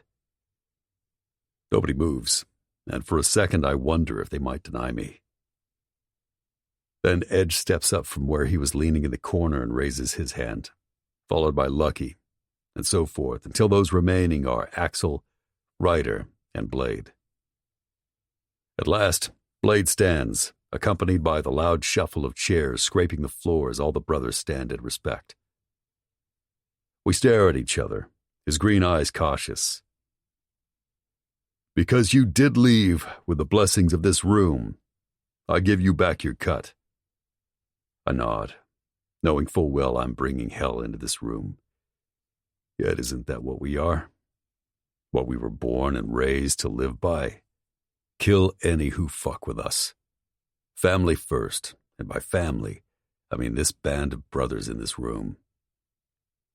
Your name is Poet now, and welcome home, man. He holds out his hand, and I take it as he pulls me into a hard hug. We're not going down, he growls in my ear. I nod. Let's get fucked up, Ryder bellows, and the room explodes. Blade grins. I'd better send Eve home, he laughs. 4 hours later, the party is in full swing, and it's clear Eve didn't listen. She sits on Blade's lap as they both laugh at something Axel said. Speakers, which are wired up to the house, are pumping out Eminem. A huge bonfire is blazing. The pool area is busy with a big orgy of naked strippers and massive amounts of cocaine. Nothing's changed, except I'm tired and don't drink or do drugs anymore. What I should do is grab one of these new girls, take her upstairs to my room and let her fuck me until I don't remember my past or a pair of golden eyes. I scan the party. All I want is a raven-haired beauty with cat eyes, a bee-stung mouth, and a cunt that smells and tastes like candy and can hold me like a fucking vice. Fuck, I mumble, causing both Axel and Blade to look at me. Dude, I get that you're sober, but lighten the fuck up, Axel grumbles. Eve smiles as she takes a sip of water. I can't drink either, she yells. Clutch, one of the best mechanics for bikes in the whole compound, stumbles close only to collapse in the chair next to mine. He slams his bottle of Jack on the table. I heard you were hanging out with billionaires and shit, he exclaims and belches in my face. Christ. I turn away and take another cigarette from Axel's pack, which is lying on the table. What's it like to have all that money? Like, did you just fuck all day long? Clutch laughs as he reaches for the table to steady himself so he doesn't fall out of his chair. Ignoring him, I look over at Blade caressing Eve's leg. It's gentle. He truly loves this woman. I almost laugh. Blade is as fucked up as me. Well, maybe not as much, but close. I'm fascinated that this has happened to him. I did a lot of drugs and fucked a lot of women. Not having the patience for his glassy eyes or the party in general, I stand and turn my focus to Blade and Eve. I'm going to bed. Blade eyes me as Axel looks in the other direction, silently judging me. I can feel it, yet I'm too beat to bother proving that I'm full in. Let's talk in the morning, Blade says as he pulls Eve closer, his thumb rubbing what looks like the Disciples brand on her neck. I need a bike. I'm returning the Ferrari tomorrow. Blade keeps stroking Eve's neck. Talk to Torque. He'll hook you up. I look up at the stars sparkling in the night sky. I'll let you guys rage. See you in the morning. I reach down to take Axel's pack of smokes, and he raises a dark brow and scowls. Christ, Axel, I'll pay you back. It's cigarettes, not a fucking kidney. I'm 10 seconds from losing my shit. Axel is being a dick, even for him, and I need to go upstairs before I punch his stupid, pretty face. You sure you'll be here in the morning? And that's it. His bad energy, along with my whole fucked up life, has made all my patience vanish. I lean both hands across the table as Eve says, Blade, do something. Ignoring her, I snarl right in his smirking face. You got a problem with me? Spit it the fuck out. Because I'm not in the mood to listen to any mumbling or pathetic, passive-aggressive shit out of your fucking miserable mouth. It's almost as if the whole party screeches to a stop as Axel pushes back his chair. What did you say to me? You want me to tell you what I think? Blade? Eve jumps off my cousin's lap, grabbing his hand. He pulls her back, wrapping both arms around her waist. The bonfire crackles, but the music has stopped as everyone starts to make their way over. I don't think you want to fuck with me, poet. You've been sucking the cocks of billionaires, and I don't even let him finish and punch him right in the fucking jaw. His body doesn't move. He rubs his chin and spits out some blood. Then he looks at me and smiles before he throws the table over. That's it, poet. Let's see some of that rage. Because I don't trust you, so fuck you. He spits blood in my face. Rage. It's so intoxicating. Like a long-lost lover dangling her cunt in front of me. It takes over my brain and I smile too as I slam into him. I don't know how many punches each of us gets or who pulls us off each other. It must not have been Blade. He's still holding Eve. Screams and cheers fill the yard as the party seems to have taken a turn. The music gets louder and brothers are tossing empty glass bottles into one of the bonfires. Not even looking at Axel, I grab the pack of cigarettes and walk toward the clubhouse. God, he's a fucking prick sometimes. You mark my words. Out of all of us, Axel will live to be the oldest. He's too mean to die. I storm into the house and almost barrel into Amy, who's coming out of the kitchen carrying a cup of tea and a baby monitor. Jesus, I breathe out. My right eye is cut, the blood almost obscuring my vision as I blink at her. If she's surprised, she doesn't look it, although everything is a little blurry. Oh, David, when are you going to learn? You're too smart to get into fights at your age. She slaps my arm, causing me to groan. Obviously not. Using my forearm, I wiped the blood out of my eye. I'll be fine. Trust me, I've had worse. I start to walk past her toward the stairs to my room. Let me know if you need a needle to stitch your eye. I turn and look over my shoulder. The top of my eye is still bleeding, and the warm, sticky wetness slides down my neck. You know I need it. She just smiles. Yep, I do. Turning toward her room, she adds, Go get cleaned up and I'll leave it on your bed. I take the stairs 2 at a time, still all jacked up, except now my hands are starting to throb and the top of my eyelid has a pulse. Tearing off my pants, which are now covered in dirt and blood, I toss my cut on a chair in the corner and flip on the bathroom light. Once I start the shower, I turn to assess myself in the mirror. Leaning in, I get a good look at my eye. It's not horrible, but it will need a couple of stitches. A bruise is already forming on my pec underneath my tattoo of Tabitha's name. I reach up and trace the letters across my heart. Shakily taking a deep breath, I hold it, willing the pain away. The memories are always one step ahead of me, chasing me. I turn and step into a blistering hot shower. The water pelts my chest and neck in a stinging, punishing way. That's when it takes over. The pain that has been taunting me makes me crack. My shoulders and chest heave as I let out a wail. I've never broken like this, and for a moment, I wonder if I can stop. Bracing my hands on the side of the tiled wall, I let the agony bleed out of me. All my sins, mistakes, bad decisions swirl before me. I've held them off for years by medicating myself, robbing Peter to pay Paul. Drugs, sex, booze, exercise, and revenge kept me waking up each morning and sleeping each night. But not tonight. Tabitha. Her sweet, rosy cheeks and fresh baby smell.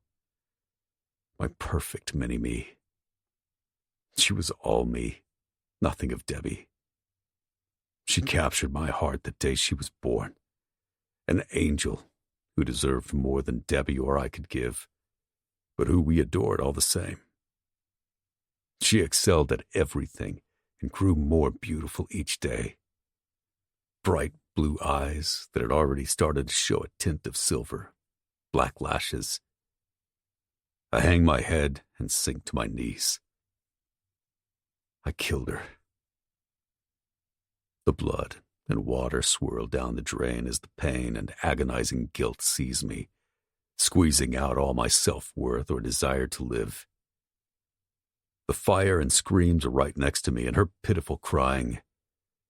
My body starts to shake as I weep. She needed me. Why? Why did Debbie bring her? It takes 1 second to ruin your life. 1 second that you never get back. The shower pounds on my bowed head as I clutch my ears, hearing nothing but screams of terror. Lifting my head, I let the pain of the hot water drown my face. Deep down, I know that all my child wanted was for her daddy to save her. It was my job, and I was late. 1 fucking second that I can never get back. The moment that haunts me and will haunt me until I die. I don't deserve to be alive. I don't deserve to be happy. I deserve nothing. And that's what I am. Nothing. A man who's empty save for monsters and ghosts. Days like today, I can't wait to die, if only to stop the pain and be with her, my angel. The hot water has turned to cold, and yet still I kneel and hear them. My uncle screaming that it was going to blow. I'm so sorry. I tried. I fucking tried, but I was too late. My voice echoes and bounces in the cage that is the shower. Sluggishly, I stand, my voice and body spent. The ice-cold shower almost numbs the pain in my face. I turn it off and step out. Closing my eyes, I take a deep breath. They're coming for me. The demons that show me how to numb my brain. The pain is always with me, but the drugs make me at least be able to look at myself in the mirror. I reach for a towel, wrap it around my waist, and open the bathroom door. I walk to the bed where I know the bag will be. As I look down, I stop. It's there, waiting for me, calling for me. That warm blanket of bliss. I clench my hands as my veins pop and watch and feel them tingle. The old, scarred-up needle marks almost tease me. Like little snakes, the veins get thicker as I breathe. In and out. Slowly, I open my eyes and look around the room, which is pretty bare besides the bed, a small table, and a couple of chairs. Forcing my hands to relax, I reach for the bag. It's not filled with opium. It's Amy's sewing kit. And the needle I'll find is the one that I'm going to gratefully stick into my upper eyelid. I hope it hurts. But nothing hurts like the pain I live with every day. Unzipping the silver bag, I walk back to the bathroom and set it on the sink. I pull out the needle that Amy's already threaded. I barely glance at my reflection and go to work, puncturing the skin of my sensitive upper eyelid. It stings and burns, and I smile. With each stitch, the blood lessens, and with each stab of the needle, the pain subsides. 5. David, poet. The door opens, and I don't need to look to know it's Blade. The cool morning air kisses my chest as I stand smoking in my filthy slacks. The window is open, and I breathe in, admiring the orange ball of the sun as it rises. I haven't slept. I can't remember the last time I really slept. Even at my lowest, when I was living on nothing but yogurt and heroin, I still had the nightmares. Though I used drugs to take them away, it made them move in with me. I inhale deeply, letting the nicotine calm me. As Blade drops a cardboard box on the dresser with a thud, I turn. The name David is written on it in almost unrecognizable letters. I turn back to the sunrise as a cold sweat starts at my neck. Open it up after I go. Blade drops into one of the chairs in the corner and lights up. His green eyes are alert, but tired. He runs his hands through his hair. I guess his demons are fucking with him tonight, too. I still hear faint music and laughter from outside, so the party's still going on. Blade leans forward, his elbows on his knees. Why are you back, David? Are you seriously back to stay? Or are you back for revenge? Sighing, I crack my neck and grab the other chair, spin it around and straddle it.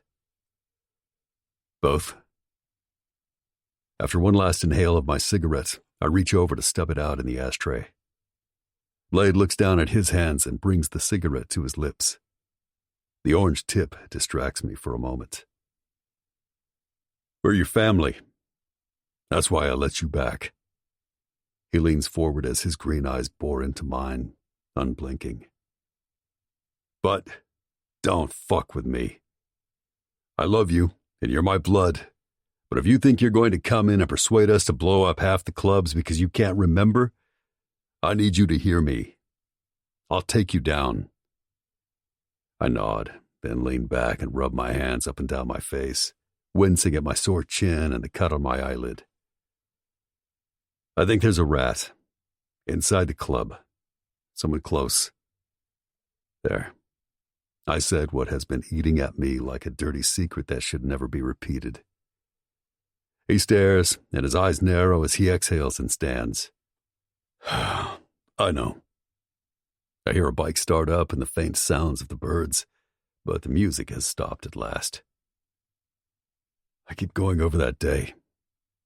Someone let them know where the lab was and that we were all going to be there. That was a 1 in a million shot, Blade. I stand and move back to the window, seeing everything in slow motion. Your dad made sure we were never all together like that, for that exact reason. He holds up his hand. If there's a fucking rat, I'll kill him. I'm starting up the lab. We'll put it out on the street that we are back in business. He turns to go. And don't trust anyone until it's over. I don't know who he's telling this last bit to, him or me, because I sure as shit don't trust a soul. We're going to need money. I'll move around some cash. I stand next to him as we gaze down at the debauchery that remains. I've got money. He snorts at the door.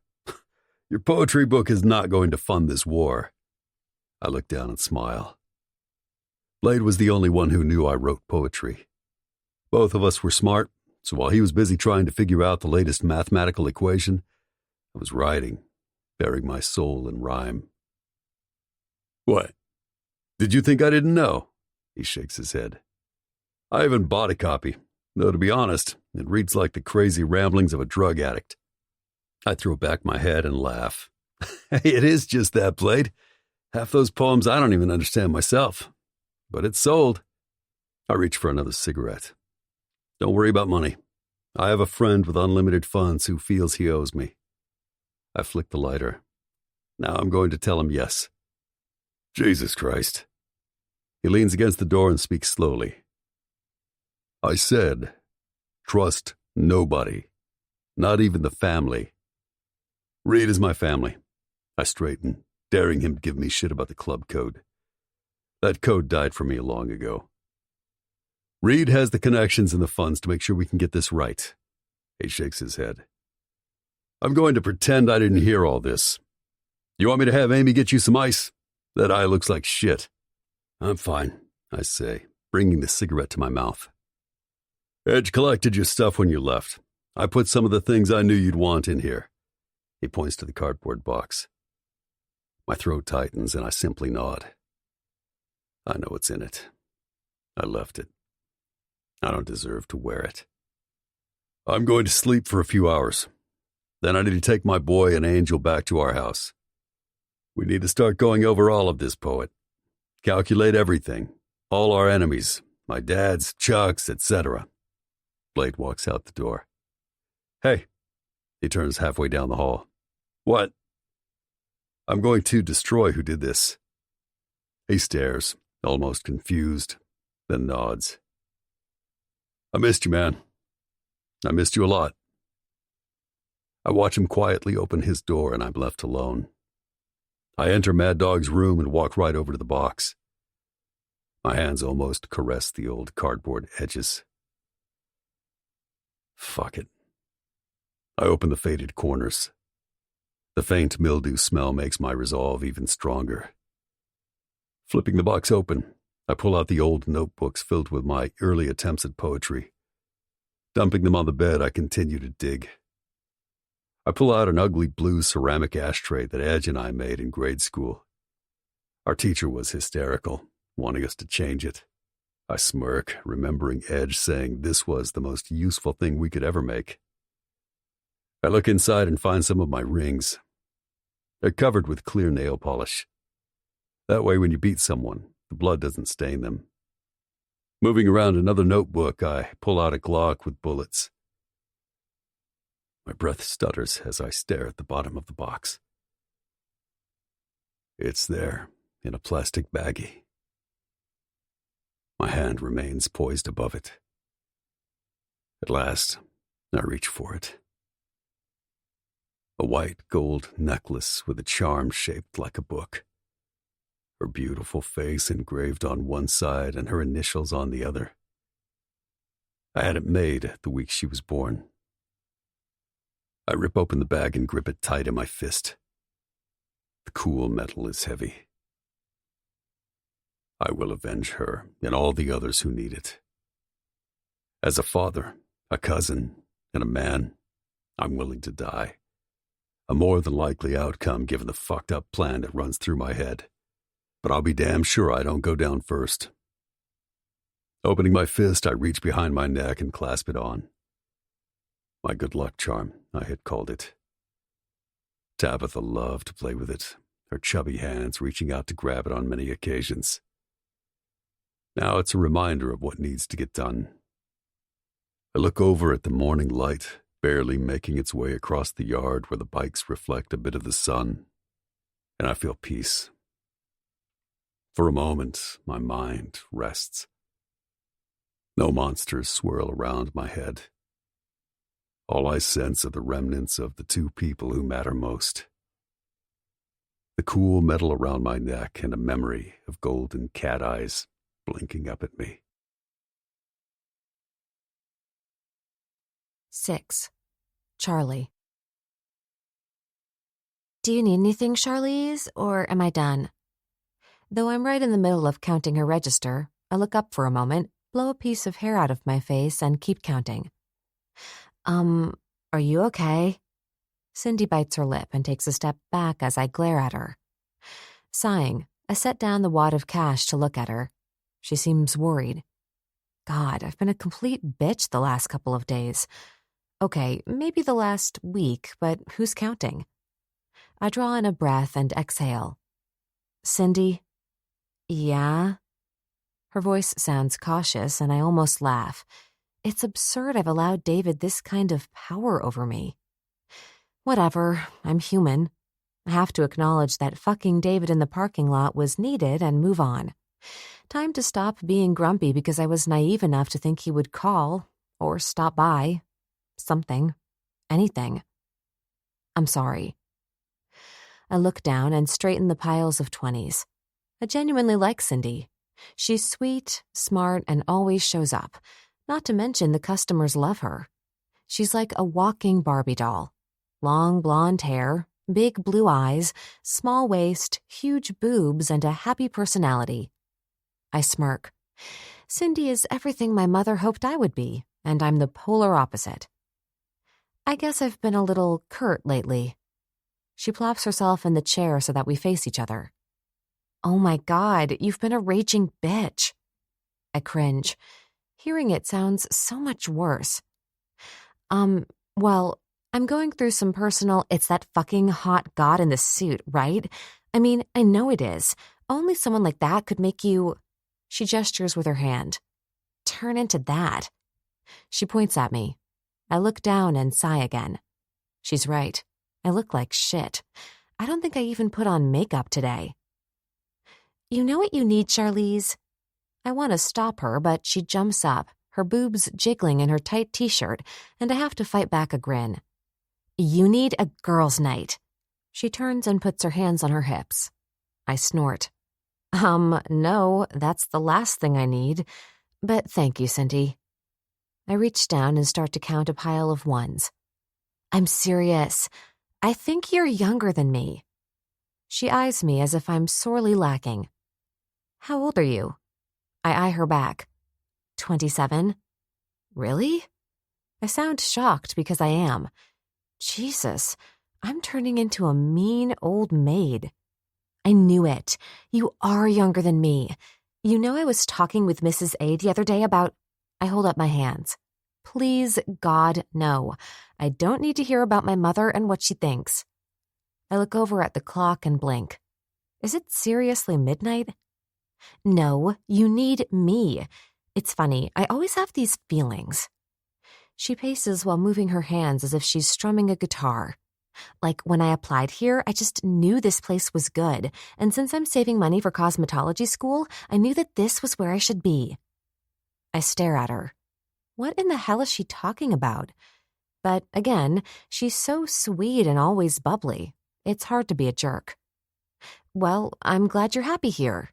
Oh, don't worry about me. I make sure I'm happy. But you need to get out of this office. She's so animated, her boobs are bouncing, and I can't help but wonder why she doesn't get a better bra. I insist that you go with me tomorrow. She stops and faces me. Her cheeks are flushed as if this is the best idea she's had in a while. Cindy. I set down the money and reach for the rubber band around my wrist to put my hair up. I can't go out. I have a business to run. She shakes her head and pulls down my schedule. You're off tomorrow. I'm making appointments at Dolly's doll shop. We're getting our hair done, and after that, you and I are going out dancing, and hopefully you can get laid. This time I do laugh. Thanks, I say, and shake my head at the ridiculousness of what she said. I don't think I'll ever have sex again. First, it can never, and I do mean never, compare to the fucking amazing sex I had with David. And second, I don't go out and get drunk or have my hair done. In fact, I think it's been months. Cindy stands there looking at me, and I squirm. Stop it. I'm not doing it. I have other plans. Thank you, though. So, you are what everyone says about you? She shakes her head as if she's heard the saddest thing. I roll my eyes and straighten my shoulders. I have no idea, but I'm busy. Well, then I guess they are right. I said no, that underneath those dark clothes is a beautiful person, and I'm not talking about this. She points at my face. I'm talking about in here. She hits her chest, causing me to wince at the boob jiggle. We all know that you're beautiful, but what good does that do if you're miserable and lonely inside? Wait, what are you rambling about? Everyone thinks you're stuck up, too good for us, and that's why you never hang out. That's absurd. My cheeks get hot. Perfect. I'll stop by your apartment and pick you up. Trust me, you are going to love getting your hair cut. Maybe they'll have time to do your makeup. She looks at my face and hair. I stand up. Look, Cindy, okay, see you around 11. She picks up her backpack and swings the door open. Great. I lower myself into the chair. I can't go. But then again, I do need my hair cut and styled. Picking up the ones again, I start to count. I'll decide in the morning. 7. Charlie. God, I groan. My eyes flutter open for a moment, then close as I reach around for the phone. The gritty sensation beneath my lids feels like someone tossed sand at me. I got home at 2:30 in the morning, had a couple of glasses of wine, and tossed and turned the rest of the time. It's as though I closed my eyes only seconds ago. What is that horrible banging and buzzing? Hello? My voice cracks, but I don't care. It's my day off. I swear to God, if it's my mom calling, hey you, let me in. Cindy's cheerful voice makes me turn from my stomach to my back. What?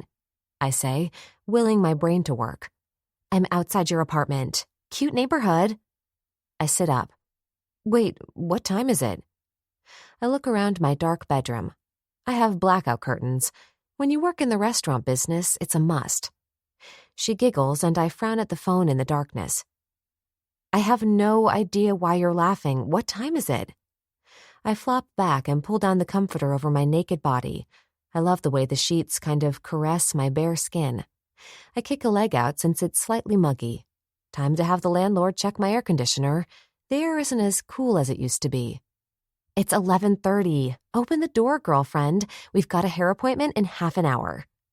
I groan into the cell. Cindy. I rub my forehead. My head aches, and she's way too much for me this morning. Or afternoon. Look, I'm sorry. I'll have to take a rain check. When I'm about to hang up, she starts laughing and bangs harder on my door. What the hell? I sit up. Are you kicking my door? Yup. She snorts and giggles as the banging continues. A shut the fuck up comes from my upstairs neighbor. He's an ass, but I'm not in the mood to get into it this morning. Reluctantly, I grab a pair of sweatpants and a t-shirt from the clean hamper. I haven't had time to fold and put the clothes away. Unlatching the lock, I swing the front door open and almost cringe at the blinding sunlight from outside. Jesus. I blink and shade my eyes. Are you insane? Get in here. I grab her arm and drag her in. Careful. She pulls away. I've got hot coffee and some scones. I peek outside and see my neighbor Sheila watering her 2 pots of geraniums. She's 80 and has been living in this apartment building for years. Her husband died a while ago, so I kind of check up on her. Sorry, Sheila. I hope my friend... I roll my eyes at the idea of Cindy being a friend. Didn't wake you. She gifts me with her happy smile, which I love because, again, the guy upstairs is a dick. It's 11:30, my dear. I'm just happy to see you have a friend. She claps her hands and goes back to watering. Well, she actually works for... Waving a hand, I say, never mind.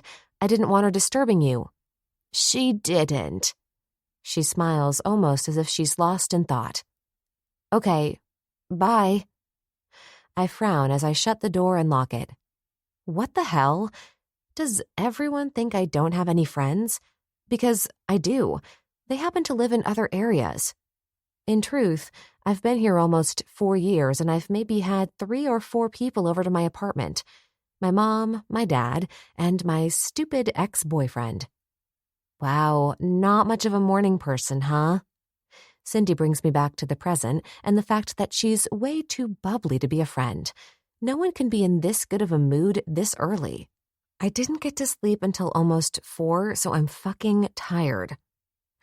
I kind of yell it and kind of mumble it while I breeze past her to the bathroom. I need to use the toilet and take a shower. She's obviously not taking no for an answer. The hot water perks me up as I try to decide if I can stand to hang out with Cindy all day.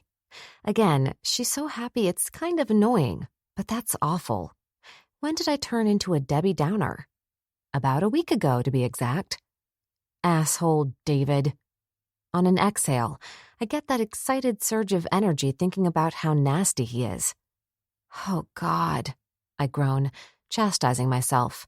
I'm fucking 26, way too old to have butterflies in my stomach. But I can't stop thinking about him. He's a sex god with a giant penis. I'm kind of sad I'm not going to be able to measure it because it's like porn star big. I smile as I shower in a hurry and hop out dripping wet to gaze at myself in the mirror. My smile disappears. I look like an idiot. What is wrong with me? David is nothing more than a crush who's taken up residence in my mind. Now that we fucked, I should feel done with him. He's clearly not into me. But deep down, it's there. Maybe buried, but it's there. That secret want, need, that I know we're meant to be together. Even when the universe keeps saying we're not. Slathering on some vanilla bean lotion, I brush my teeth and move to the walk-in closet. Well, I call it a walk-in. In reality, it's a tiny closet, but at least I can step into it. I love my apartment.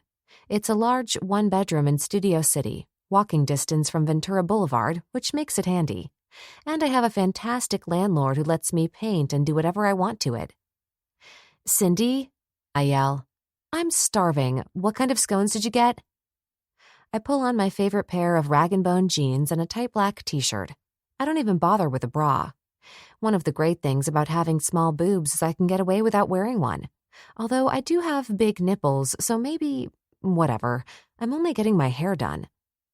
I slip on a pair of black suede clogs and venture back into the main living space of the apartment.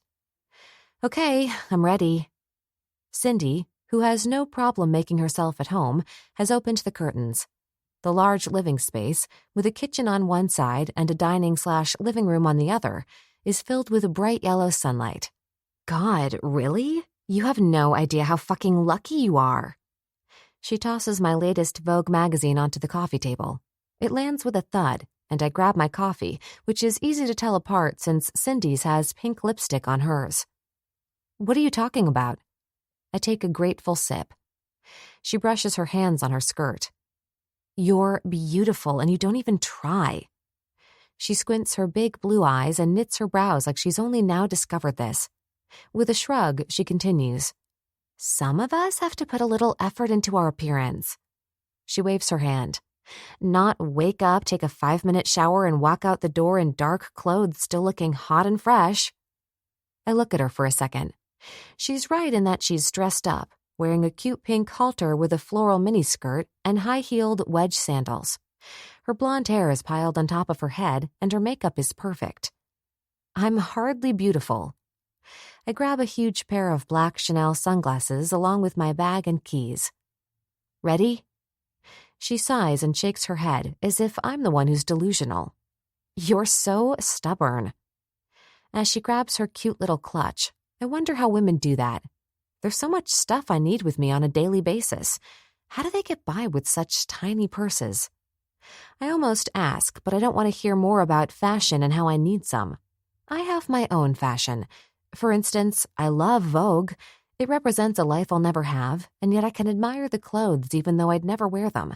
Half of the outfits in that magazine are crazy, in price and in style. Are you okay? I blink at her as she stares at me. I'm tired. That's my typical excuse for zoning off on her. I'll drive. Heading toward my Prius, which is on its last battery, I consider how I'll have to bite the bullet soon and get a new car. Still, I'm driving her until she dies. Yeah, no. I'm parked over here. I'm not riding in that thing. She reaches for my arm as she pulls me to the curb and her silver Honda. It's hot out. The sun is beating down already, and it's not yet 11, which requires we go from air conditioner to air conditioner. So I'd love to argue, but realistically, it's too hot for the Prius to keep us cool. Sipping my somewhat warm coffee, I look out the window as Cindy takes off like a speed racer. She reaches over and turns up her K-pop. I roll my eyes. She loves it. Whenever we're together, she's always blasting it. Her bright pink, long nails tap the steering wheel, and she starts to sing. It's loud and not in a good way. Stifling a laugh, I turn and look out the window. She's ridiculous. At least she's enjoying herself and not trying to make idle chit-chat. After another sip of the bitter coffee, I wish we could stop and get a fresh one. Swallowing, I lean my head back. She takes the streets rather than the freeway. I would have gotten on the freeway since traffic on Ventura can be a bitch, but I'm not driving, so who cares? And Dolly's doll shop is not far. So, Charlize? I raise an eyebrow as she briefly glances at me and returns her eyes to the road. After we get our hair done, we need to go out. I give her the "you're starting to bug me" stare and say, "Did you bring the scones?" She turns into the back parking lot of the hair salon. I think I left them on your kitchen island. I watch fascinated as she slams the car in park and grabs her purse all at the same time. Seriously? Yes, listen, we're going out. We exit and I pretend I didn't hear her. At least to get something to eat. We could play pool. She kind of sings the last part. She knows I love to play pool, and I'm fantastic at it. I grew up with a pool table in the house. I'm so good I kind of hustled in college when I didn't want to ask my parents for money. Let's just get our hair done. The back door opens, and a tall, thin, disarmingly attractive guy with a cigarette in his mouth holds the door open. He's dressed all in black with tattoos on both arms that crawl up his neck. Hey. He nods as we enter. Hey, Doug. Cindy winks at him. He grins as we pass. The salon is beyond adorable, all whites, pinks, and turquoise, and smelling of citrus and flowers. A big white couch is at the front with a huge window facing the street. Hey, girl. A stunning, petite, dark-haired girl with pale skin and big red lips air kisses Cindy as she continues to blow-dry the woman in her chair. She's super tiny, and her body makes me want to cry. Small waist, perfect boobs. Geez, I need to eat more. I'm too skinny, and no one ever seems to notice what little curves I have. I've always had this problem, and hoped as I got older I'd fill out, but I guess I'm like my mom. Sinking onto the couch, I pick up People magazine as Cindy chit-chats with the dark-haired girl and, I guess, her assistant with purple hair. I look down at my nails. Being around pretty girls doesn't often bother me. After all, growing up with my mom has pretty much made me immune. But my period's starting soon, and today I notice everything. I should have taken some time to at least put on a little makeup.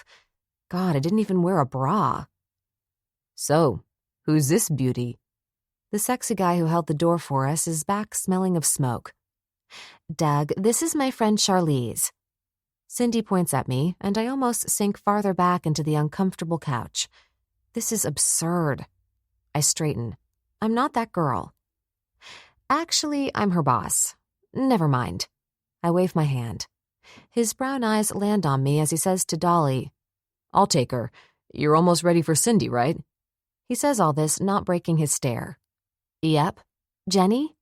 The purple-haired girl looks over. Minute. She seems to be changing the music on her phone.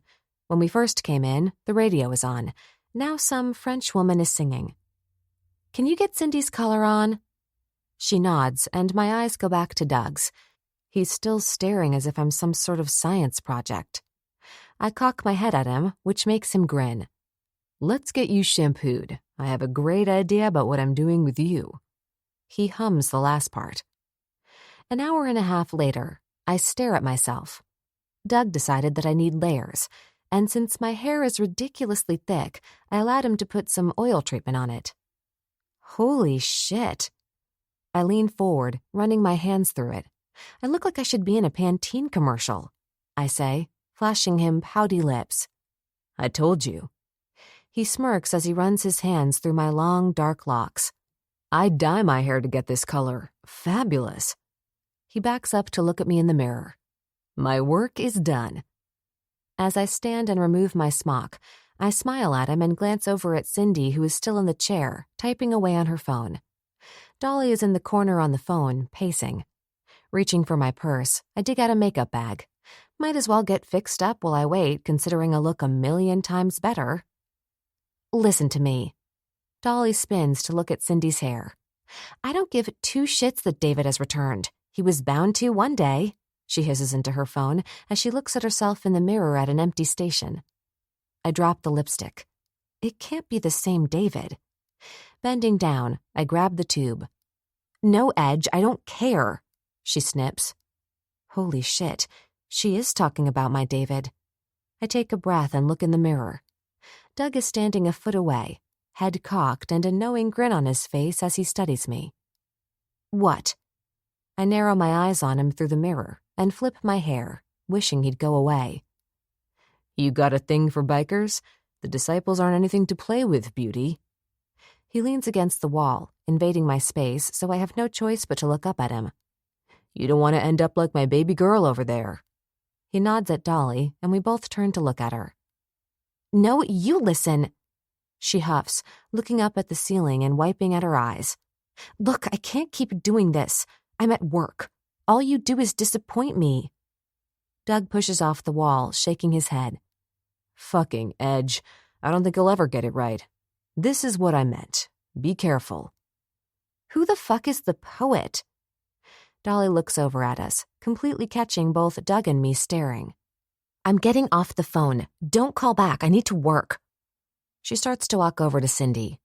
Fuck you, Edge. I'm not calling David poet. I don't have to, remember? I'm not part of that sick cult anymore. It sounds like a weird killer or something. Whatever, I have a client. I have to go. She pockets the phone and turns to Cindy. Who's poet? I whisper, grabbing at Doug before he can head to the front of the salon. Fuck if I know.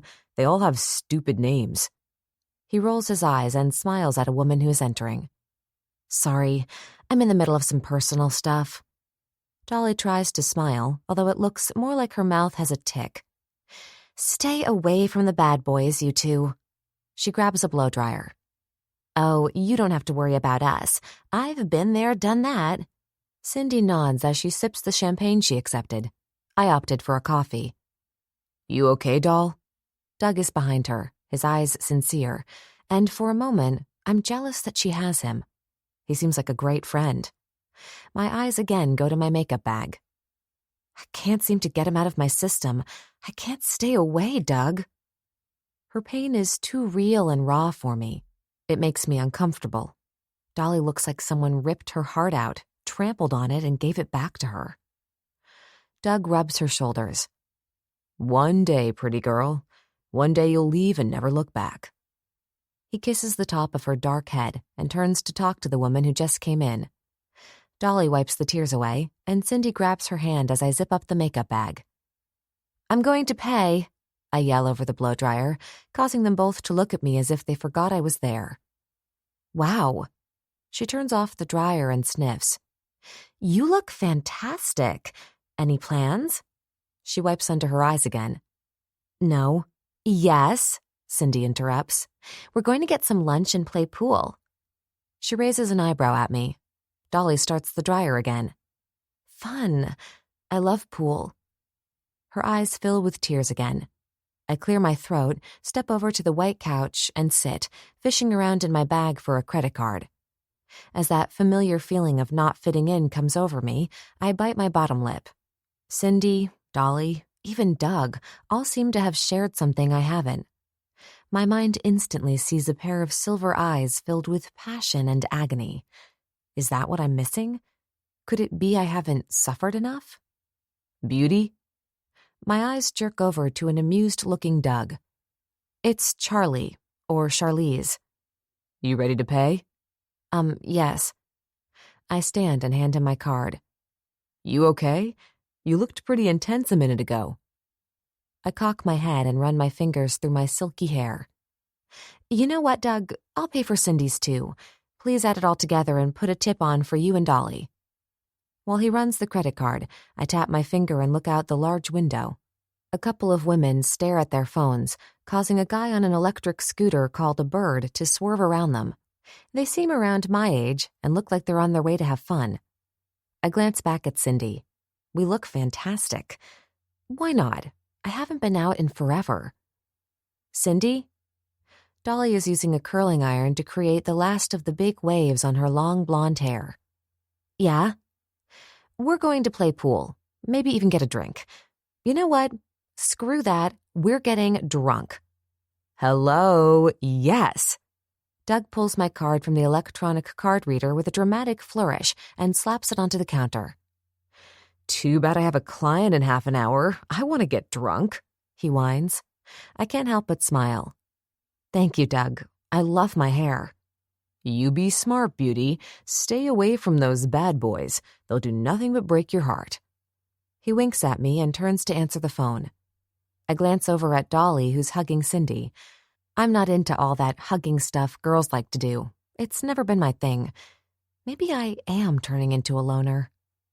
Sighing, I sit down to wait on the couch by the window and fish around for my phone. As I pull it out, I have to breathe. Every time I look at it, there's a little flutter, a little adrenaline rush that I'm going to see a message from him. It's irrational on so many levels, the first being he doesn't even have my number. My fingers scroll through all 84 emails, mostly about sales and different vendors for the diner. You do love me. Cindy's loud voice makes me jump. Jesus, you scared me. My hand goes to my chest. She beams at me. Thank you. She sniffs. For what? I drop my phone into my bag and stand. You paid for my color and haircut. That means we really are besties. She reaches out to hug me as I step back. It doesn't stop her, though, and she digs her nails into my arms and hugs me anyway. Well, let's not get crazy, okay? I laugh. She's starting to grow on me. You do. She jumps, her boobs bouncing around, and I realize I have the perfect decoy. I smile at her. You're perfect. Let's go make all the money back. 8. Charlie. You two have fun. Don't do anything I wouldn't do. Doug winks as we head toward the back exit. Oh, we're going to have so much fun. This one needs to get laid so bad, I plan on making sure it happens. Cindy links her arm with mine. And there go all the feelings of her growing on me. She's kidding, I call over my shoulder as we exit the salon and I jerk away. Cindy, I do not need to get laid. Trust me, I hiss. She stops in the middle of the sweltering parking lot, her blue eyes alive with excitement. Really? Do tell. Christ. I walk around her to the side of the Honda. The valley is fucking hot in the summer. The sweat is already running down my sides. She beeps the doors open, and I sink into the roasting oven of her car. I'm waiting. She smiles, her makeup holding up pretty well, even with the sweat forming on her forehead and upper lip. I don't engage and shoot her a glare. Listen, if we're going to play pool, I have certain rules.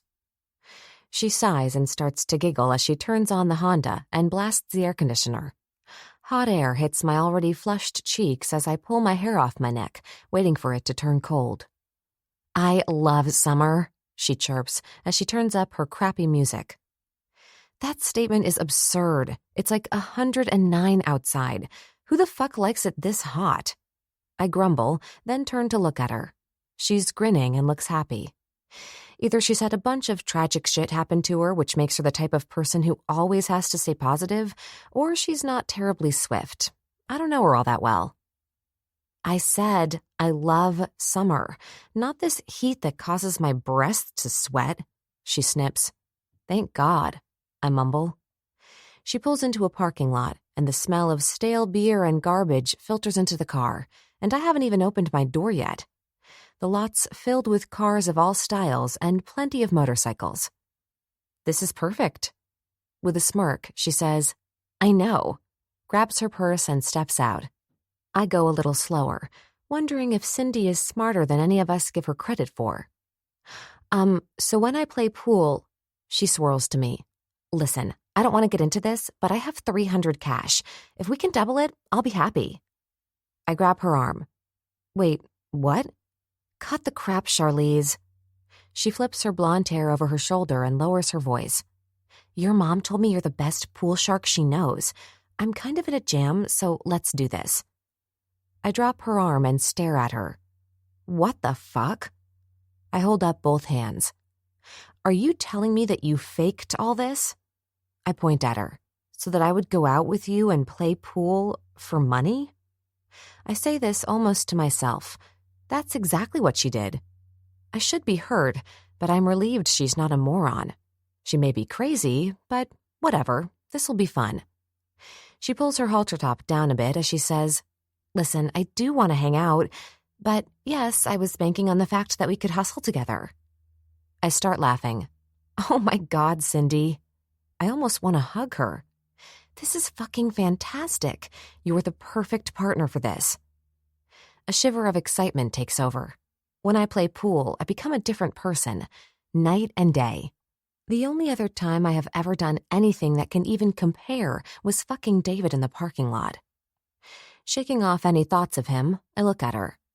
You have no idea how relieved I am that you're not an idiot. But I don't hustle.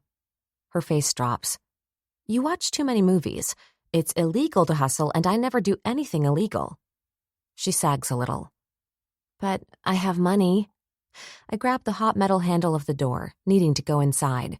I swear, with the sun beating down on the dumpster, all I smell is piss and stale beer. When we enter, it's like a black hole. It takes a second for my eyes to adjust to the darkness. You be you, and I'll do my best. I give her the we got this eyes. She smiles and pushes her shoulders back as her breasts become an attraction of their own. The bar is medium-sized with peanut shells on the floor, 2 pool tables, and 1 long wooden bar in the back. The entire bar is black, even the felt on the pool tables. As I glance around, I can't help but shiver with unease. It's pretty full, and most of the people are men, and most of the men look to be bikers and are wearing the same vest David used to wear. We walk up to the bartender, a tough-looking girl with tattoos on both arms and biceps bigger than some of the guys. What can I get you? Cindy starts twirling her hair, causing the bartender to focus on her tits along with half the men sitting at the bar. We'll have 2 Bombay Sapphire martinis, please. I order for her. The bartender breaks away from Cindy to look at me. And can we run a tab? I hand her my credit card as I eye the tables. Bikers are playing one-on-one, and the other has what looks like college guys. Before I can pick, Cindy starts to swish over to the college boys. Hey. The bartender sets our martinis down. This might not be the place for you two. Her pretty brown eyes are filled with concern. The bar is like a full-on dive bar. Heavy metal 80s music is blasting, and Motley Crue's Girls, Girls, Girls is almost making me bob my head. I can't help but smirk. There's nothing better than a good, seedy bar. Sometimes I think I should sell the diner and buy one. Picking up our drinks, I say, Thanks, but don't worry about us. We're stronger than we look. She doesn't seem reassured. Instead, she shakes her bleached blonde hair and goes to the end of the bar. I hate the people always think because I'm tall and thin that I'm like some sort of prissy girl. Okay, I do like makeup and stuff, but I was raised with a dad who made sure I knew how to protect myself. I smile at a couple of bikers with their arms around some mean-looking girls. One of the dark-haired girls wears a vest that says, "Property of Dragon." I can't help but stare for a second. The only visible body part not covered in colorful tattoos is her face. I take a quick sip of liquid courage and almost dare anyone to fuck with us. God, maybe I do need to get laid again. The mere thought of hustling makes me wet. "Here you go, Bobby." I hand Cindy the martini. She giggles and waves her hands at the two guys in basketball shorts and tank tops. "So, Amber, this is Josh and Spencer, and they said that we could play pool with them." She kind of jumps, causing both men and the bikers to stare as she sips her martini. "We're not that good at pool. Is that okay?" I bat my eyes. Spencer, or the one I think is Spencer since I wasn't paying attention, and they both kind of look alike, says, "Don't worry, baby. We'll teach you." I want to roll my eyes, but I smile and say, "Rack 'em."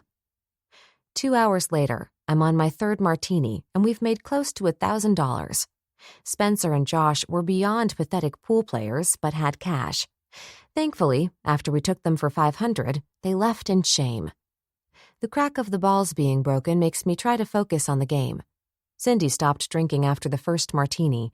She smiles and rubs her tits against the tall, dark-haired biker with a scar on his left cheek and a long beard.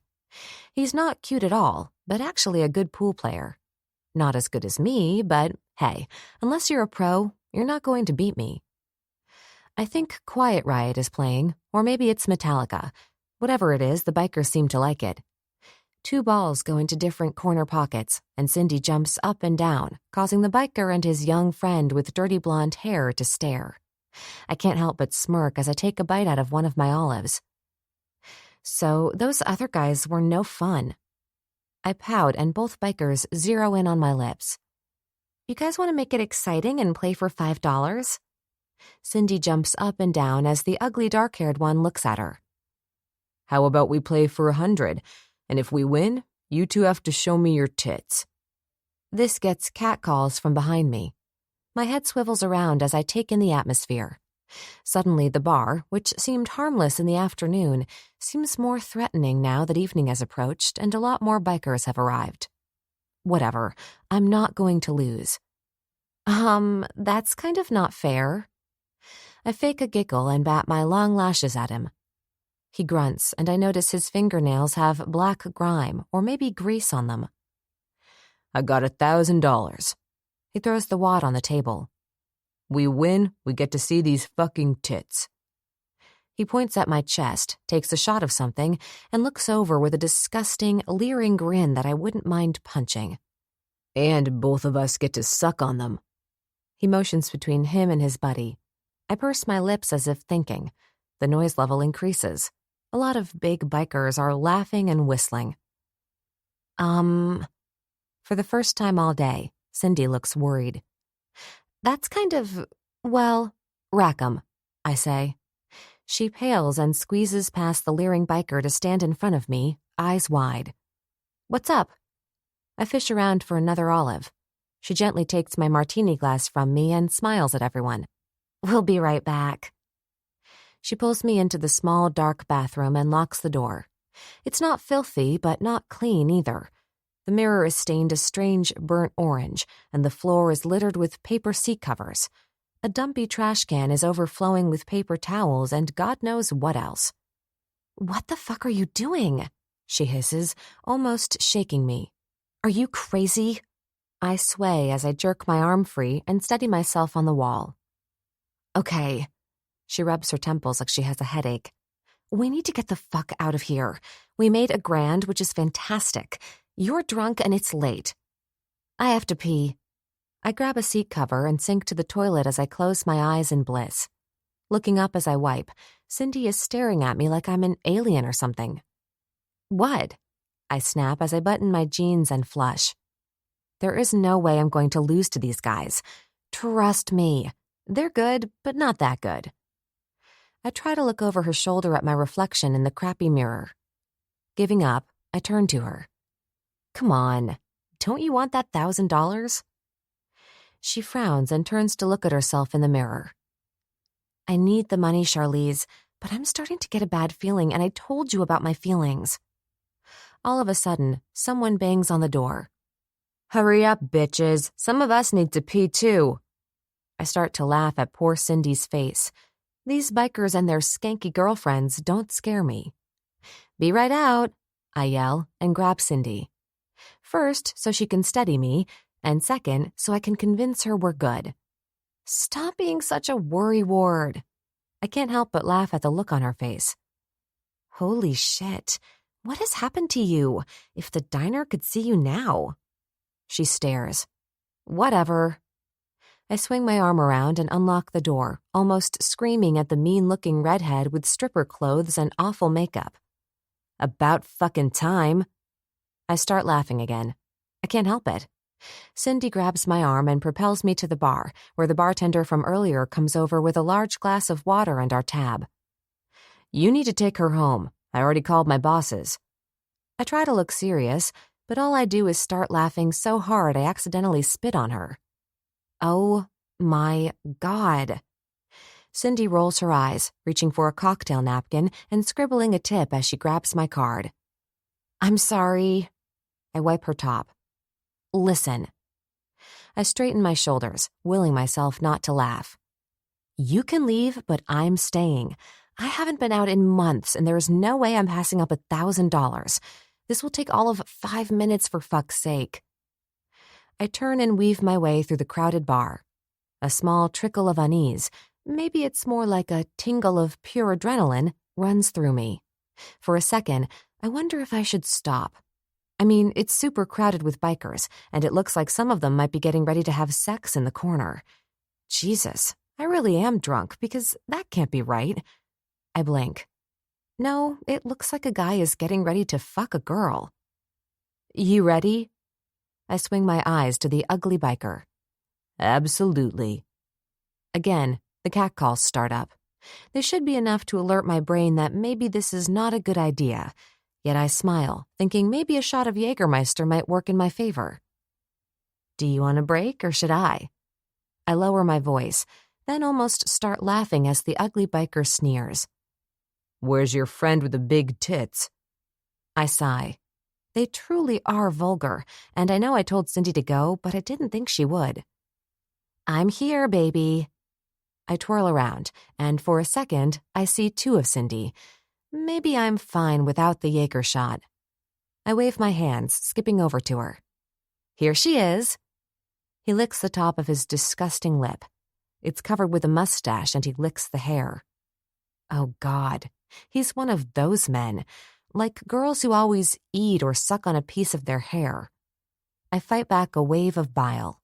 Just when I decide maybe Cindy and the bartender are right because, yeah, I might be drunk, I don't need the money, and the vibe in the bar has changed, I feel him. "Let her break." It's a demand, and I almost faint. I can't be hearing correctly. Why did I drink 3 martinis? I turn and grab onto the end of the pool table. I blink. I'm not going crazy.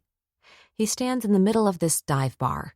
Like a Greek god, maybe Adonis. He stands with arms crossed, his muscles almost beckoning me to touch them. He's the most awe-inspiring man I've ever seen. The room crackles with the intensity of his energy. He's dressed like he used to, how I remember him. Dark jeans and his disciples' vest. But what robs me of my very breath are his silver eyes. They bore into mine as if taking all of my heart and soul and breath. Oxygen thief. My nails sink into the felt on the inside of the pool table. Holy shit. It's David. 9. David, poet. She stares at me, eyes wide. For an instant, I think she might throw up. Her beautiful, flawless skin, which usually glows, looks pale as she hiccups. Holy shit! I breathe deeply, inhaling the smoke that fills the room. Ryder is behind me, verbalizing my thoughts about the puking. But rather than throwing up, she starts laughing. I blink at her. It takes a moment to process that this woman is standing at a bar filled with bikers who dwarf her, including me. And she's laughing? Jesus Christ. Ryder grumbles as we look around. No one thinks this is funny. If anything, it's about to get ugly. You laughing at me, bitch? Scar spits on the floor, moving toward her. Oh my God. The blonde with huge tits squeals and runs to Charlie's side as if that can help. For a second, I watch her, my mouth twitching. She's smashed and can't stop laughing even with her girlfriend shaking her. She pushes her friend away and looks over Scar's shoulder so that her watering golden eyes can find mine. It's like something inside my head stops thinking, and I react before I think. I smile at her.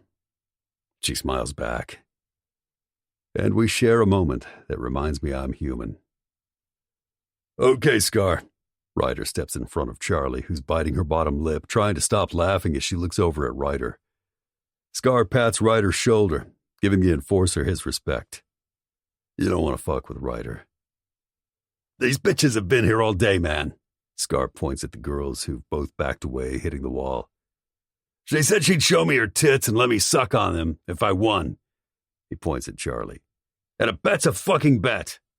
He sneers at them, and that's when I step in. What did you bet? My voice seems to carry across to the back of the bar. And finally, Charlie is not laughing as I pin her with my gaze. Well... Her hands go out to steady herself as her friend steps up. So Charlie is was going to play pool. Her voice drifts off as I turn to her. You're the fucking hot suit guy. Her eyes widen as though she's figured out the missing piece to a puzzle. Ryder is still trying to keep peace with a bunch of rabid beasts getting ready to pounce. Did you bet your body? My eyes sweep Charlie from the top of her stunning head to her feet. It's absurd, the rage and sense of betrayal that has my head pounding. Some of my closest woman friends have traded their bodies for all kinds of things. I never judge. We all have our shit. But Charlie? Yeah, I'm fucking judging. Oh, stop it, she snaps as she pushes off the wall. I will easily kick this prick's ass. He's got $1,000 he's willing to forfeit. And that's all it takes. One fucking smart-ass comment from Charlie. What the fuck? Scar turns like a cartoon dog lifting his ear. He lunges, only to be punched in the ribs by Ryder. I told you to chill out, brother. Ryder steps over a wheezing Scar. The prospect who was with him holds up his hands and slinks to the corner. Take your friend and get out. Ryder grunts at Barbie. She nods, her big eyes blinking up at him as her chest goes up and down. In fear or maybe excitement. Wait. Charlie puts her hands on her hips. And I'm fucking done. My head hurts, and I'm functioning on maybe 2 hours of sleep. Charlie's drama was not in my evening plans. Christ, I just got back into town. Blade and I have been gone for 2 days. Getting production of his old drug started up took more time than we'd thought.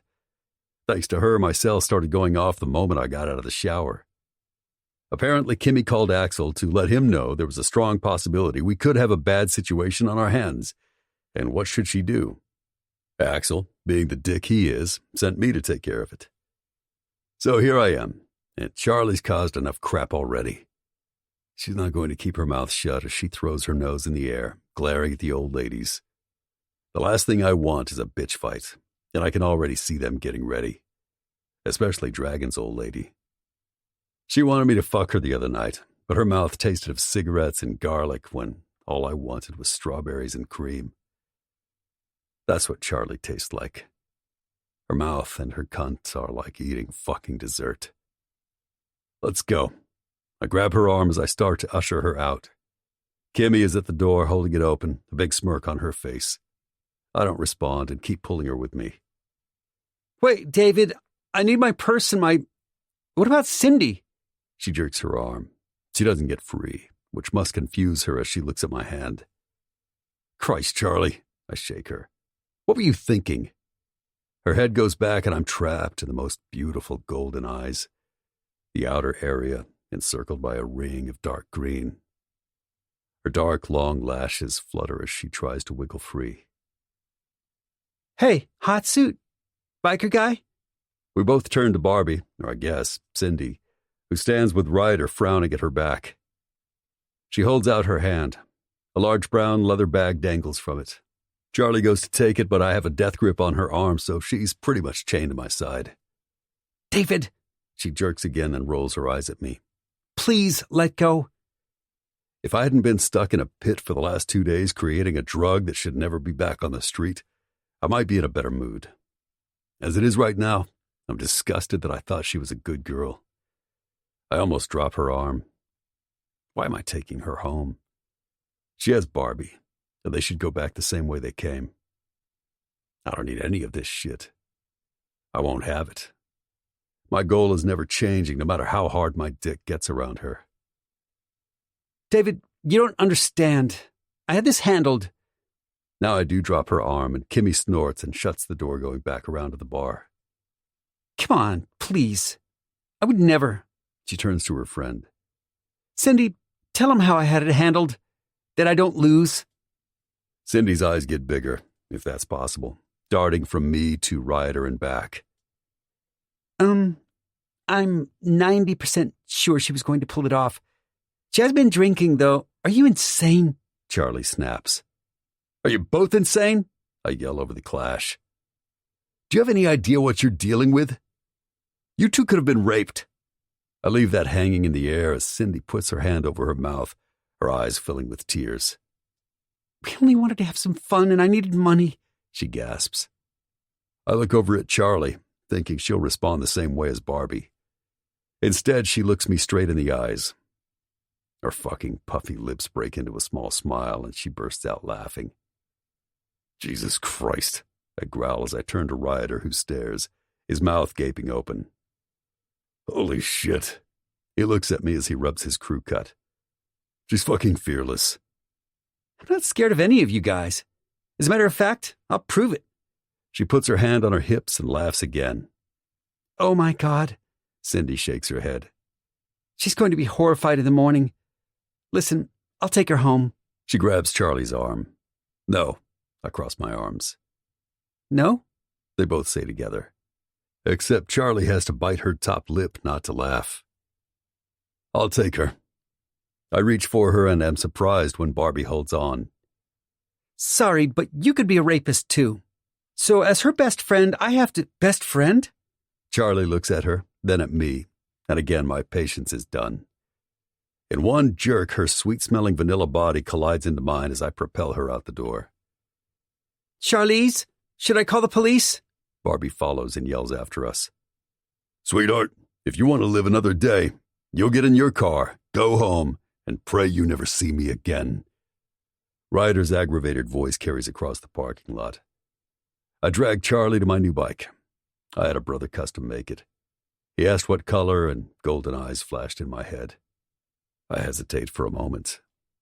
What the fuck am I doing? This woman is drunk, clearly drama, maybe a slut. So, all the things I had thought she was are probably not true. But even so, she's something that haunts me. I'm drawn to her. Always have been. And that makes her dangerous. I'm fine, Cindy. Don't call the police. She yells over her shoulder, a happy smile on her face. You should go with your friend. I rub my hands up and down my face, trying not to smell her sweet vanilla scent. She's like a delicious cookie. Too late. She points as Cindy's car swerves out of the parking lot. Sighing, I look down at her, suddenly exhausted. You ever been on a bike? She shakes her head no, and I flash to years ago when I told her I wanted her on my bike. Reaching for my black helmet, I pop it on her head. Jesus, she's sexy. Visions of her in nothing but motorcycle boots and a helmet make me instantly get hard. I climb on and adjust myself. It's getting a little painful. Hold on tight. I reach for her as she nods and swings her long leg on. She scoots so close, her breasts are pressing into my back, her tight nipples burning through my vest. I look back at her as I start the bike, her chest going up and down. I can't see her eyes, but her body is radiating excitement. She's an adrenaline junkie, and she doesn't even know it. I take a breath and try to settle my cock down, but she squirms.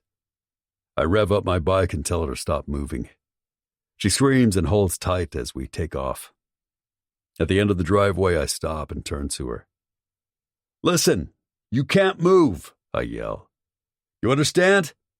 When I lean, you lean. Otherwise, hold on." She nods, the black helmet knocking against my shoulder. Christ, if she doesn't fall off, it'll be a miracle. I make a decision I'm going to regret, but this one does something to me. Always has. I can use the excuse that I'm exhausted and don't want to figure out where she lives. The truth is, she has a light inside her that I'm drawn to. Maybe a kindness that up until a half an hour ago I thought I knew. I'm not capable of anything other than revenge. Taking off with Charlie on my bike is not fair to both of us. It doesn't matter. I'm doing it anyway. I go over the last couple of days, trying to get my dick under control. She's drunk and seems nervous. I reach down to make sure her hands are tight around my waist. Fuck, this girl just does it for me. Her hands are slightly cold. I hold them longer than necessary while making sure they're tight around me. A spike of pure energy pulses through me. Why the fuck is Charlie a pool hustler? And worse, why is she always in the back of my mind? Even when I was lying on the beaches of Mexico, drinking mezcal with my best friend Reed and shooting smack up my veins, I always sensed I was missing something good and pure. Something that wasn't finished. I shift into gear and force my mind to let go of all thoughts of my golden-eyed beauty squeezing her legs around my thighs. Instead, I go to my dark reality, which is my cross to bear, and focus on how well Blade and I have gotten the drug up and cooking. Axel and Edge have been all over putting the word out. Clubs are already fighting over it. The nights are all in play, and the pawns will never know that they're going to be sacrificed. The long stretch of pavement ahead, along with a warm evening wind, feels amazing on my face. I forgot how freeing it is to ride. It's one of the things I purposely denied myself. I haven't let myself get on a bike since I gave up my cut. Like an old girlfriend that always comes back, it's there for me as I tighten my legs and reach for Charlie's hands. I'm taking her into the lion's den, the pit of hell where she can see what I am. She thinks she can play with the big boys. We shall see. The gravel crunches as I make the turn into the long driveway. Her body tightens as if she's now realized where I'm taking her. As I pull up to the clubhouse, the lights are on. Other than the music, it's mellow. I back my bike into its spot and turn it off. I don't turn to her. She's not screaming now, and she's not going to scream. She wants me, if only for another night of my cock, but I'm not going to fuck her in the condition she's in. She reaches for the helmet and removes it as I get off. Her eyes take in our surroundings. Should I be scared? She claws her nails into my forearm. I'm tired, Charlie. I take her hand to steady her. Let's go. For a second, she hesitates. Then she tightens her hand on mine, allowing me to walk her up the stairs of the porch as it swings open and reveals Axel, who is smoking a bong. Typical of Axel, he says nothing, but his eyes narrow on Charlie. Not now, man. This is your fault. I guide her past him and into the clubhouse. I don't stop to talk with anyone and pull her up the stairs. The downstairs is always busy with brothers drinking and playing pool and shit, unless Eve and James are here. The upstairs is quiet, and no one's around. Not that I care if anyone sees her, but I'm not in the mood to talk. I glance down at Charlie. Her long black hair cascades down her back, and her golden eyes look tired as she bites her red lips. She's everything I find desirable. I guess that's why she stands at the door of my room, slightly nervous. Rather than opening it, I lean on the door. Why are you putting yourself in dangerous situations? She frowns and huffs as she bangs her back against the wall. All I was doing was playing pool. I never go out. She turns and looks me straight in the eyes. Never. I work almost every day. She shrugs. So I got my hair done. Cindy wanted to go out. Turns out she needs money. She knew I played pool and that I was good. She throws her hands out. That was it. I had some drinks and made some money. I stare at her. She's telling the truth. It's all in the eyes. I open the door to my room, flip on the light, then gently guide her inside. Her brows pull together in confusion as she stands at the entrance, hands behind her back. Here, I reach for a bottle of water. I have 2 24 bundled bottles stacked in the corner that I got at Costco. Bathroom's there. I point and guzzle a bottle of water as I pull off my shirt. Wait, what? I'm seeing double. Are you getting undressed? She sounds shocked, and I can't help but grin as I toss my cut and t-shirt on a cardboard box. Turn off the light when you're done. I unbutton my pants and kick off my boots as she stands, mouth open, clutching her bottle of water to her chest. You want me to sleep with you here? Her voice cracks, and this time I do smile as I walk over to her. She backs into the wall with a small thud. I'm tired. I'll take you home in the morning. It's not particularly nice, and her disappointment that I'm going to bed reads all over her face. A long time ago, I would have loved her looking at me like that, as if I was worthy, maybe even special. Now it makes me uncomfortable. There is nothing but self-loathing and pain in this body. The fact that I even brought her here is a testament that she's dangerous, but only to herself. Even though I want her, I will walk away. Go, I groan as my cock hardens and her eyes dart down to it. It's not quite at full length, but it's on its way. I watch her face as she stares, her puffy lips sucking in air, and I harden even more. Her face turns pink in seconds, and her breath, which comes in short hisses, smells like liquor. Her eyes lock with mine, and it's all there for me. Her light. It spills out of her, and for a second, I let it penetrate me. But she doesn't need my shit. I shouldn't have brought her here. It's not fair to either one of us. I step back and turn toward my bed. David? Her voice is soft, almost pleading. Don't forget to turn off the light.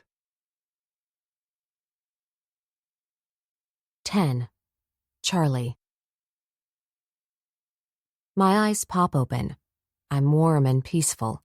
And for a moment, I almost panic. Where the fuck am I? Then it all comes back to me, much the way it feels when a snowball hits you smack in the face. Yep, that's how I feel. I groan in horror. Why do I ever drink? Snippets of last night make me groan again. His large, tan hand tightens around my ass, and I inhale through my nose, absorbing his scent. The room is dark, and a small amount of light peeks under the curtain. For a second, I allow myself the fantasy that this is how I wake up every morning. My body feels hot, almost burning, as I wiggle closer to him. I'm dressed, and he pulls me closer, throwing a naked, muscled leg over me. Jesus, I whisper, fighting back the temptation to touch his pure perfection. I breathe in and out. I can't get distracted by all that is David. I need to stay focused and remember that I'm lying in bed with a man who has been missing for close to 9 years. And let's not sugarcoat it. He's angry, closed off, and somewhat scary. Despite all that, I grit my teeth as my body responds to his scent. It's clean and slightly smoky, and I can't help but clench, my panties becoming wet. Jesus, what time is it? He grunts, and his mouth, which rests against my neck, starts to lick and suck. Oh, God, I whisper and freeze. Secretly, this is what I want, need, even crave. But is he healthy for me? I'm already borderline obsessed with everything about him, even his damaged parts, especially his damaged parts. He doesn't say anything, yet rolls over on top of me, taking my hands and lacing them with his as he attacks my neck. His tongue makes its way to my lips. Holy mother of God, this cock of his is beyond distracting. He grinds it against me, and all my arguments of what's good and bad vanish. David, I whisper. He lifts his head, and his eyes trap mine. The storm that is always torturing him swims and almost swirls in them like a raging tsunami. He leans forward, his hard lips taking mine as if that can make all his terrors go away. And for the first time in my life, I wonder if I can. Maybe my strength is all he needs to calm his rage and give him peace. Fuck, he growls, and lets go of my hands to hold my head steady as his lips take mine. His tongue is forceful as it sucks and captures my own, and I let him take all that he needs. His pain seeps inside my body. I want it, almost crave it. I reach down to grab his leaking dick, his velvet veins making my heart skip. Lift up, beautiful. He sounds as if he's in pain. As I let him pull my jeans and t-shirt off, he hisses and shoves me back into the pillow, mouth immediately seeking my hard nipple. Yes, I say, almost cringing that it sounds like a whimper. His mouth sucks so hard on my nipple that my entire body is electrified. Almost as if this man has the key that unlocks my true nature, and only he knows how to insert it. Arching into his mouth, I bite my bottom lip so I don't moan too loud. My pussy pulses. His rough hand moves across my stomach, and he doesn't have to utter a word. My legs spread automatically. David looks up at me, a small smile playing on his perfect mouth, and I know he is my future. He grins in approval, and I wonder if he's fully awake. This David is nothing like the David who fucked me on the car. He lowers his head back to my nipple as he sucks and bites at it. My eyes widen in surprise. He's so gentle one moment until he's not. His fingers start to rub my clit. His hard body almost makes me feel treasured. Look at this pussy drip for me. David? I reach for his mouth. I want to see your face when you come. His eyes caress my face as his fingers play with my clit. The gentle morning light allows me to see his whole face. For a second, I stop breathing. His physical perfection is so startling it would make anyone swoon. But it's his eyes. They swim with fierce emotion, and I moan like a cat in heat. Yes, that's it, beautiful. I feel this greedy pussy wanting to come. I'm horrified that his praise turns me on. With 2 fingers, he fucks my slick core. In and out along with a ghost of a rub on my clit. Oh my God. I grind my nails into the side of the sheets. Tell me you love my fingers fucking your cunt. My mind is spinning. Maybe it's the remaining alcohol in my system, but I obey. Tell me you're ready to come. Please, I'm so ready, I whimper, and spread my legs even wider. He pumps his fingers in and out and rubs my clit hard, leaning over me so that I have only him in my world. Then I'm gone, orbiting into space. I'm coming. I scream it. I don't even care if I wake people. I pulse on his long fingers, which keep pumping slowly inside me. David. I grab his strong wrist. Jesus, I don't even sound like myself. He leans over and kisses me. It's slow, deep, and my eyes well up with tears. You're so fucking beautiful.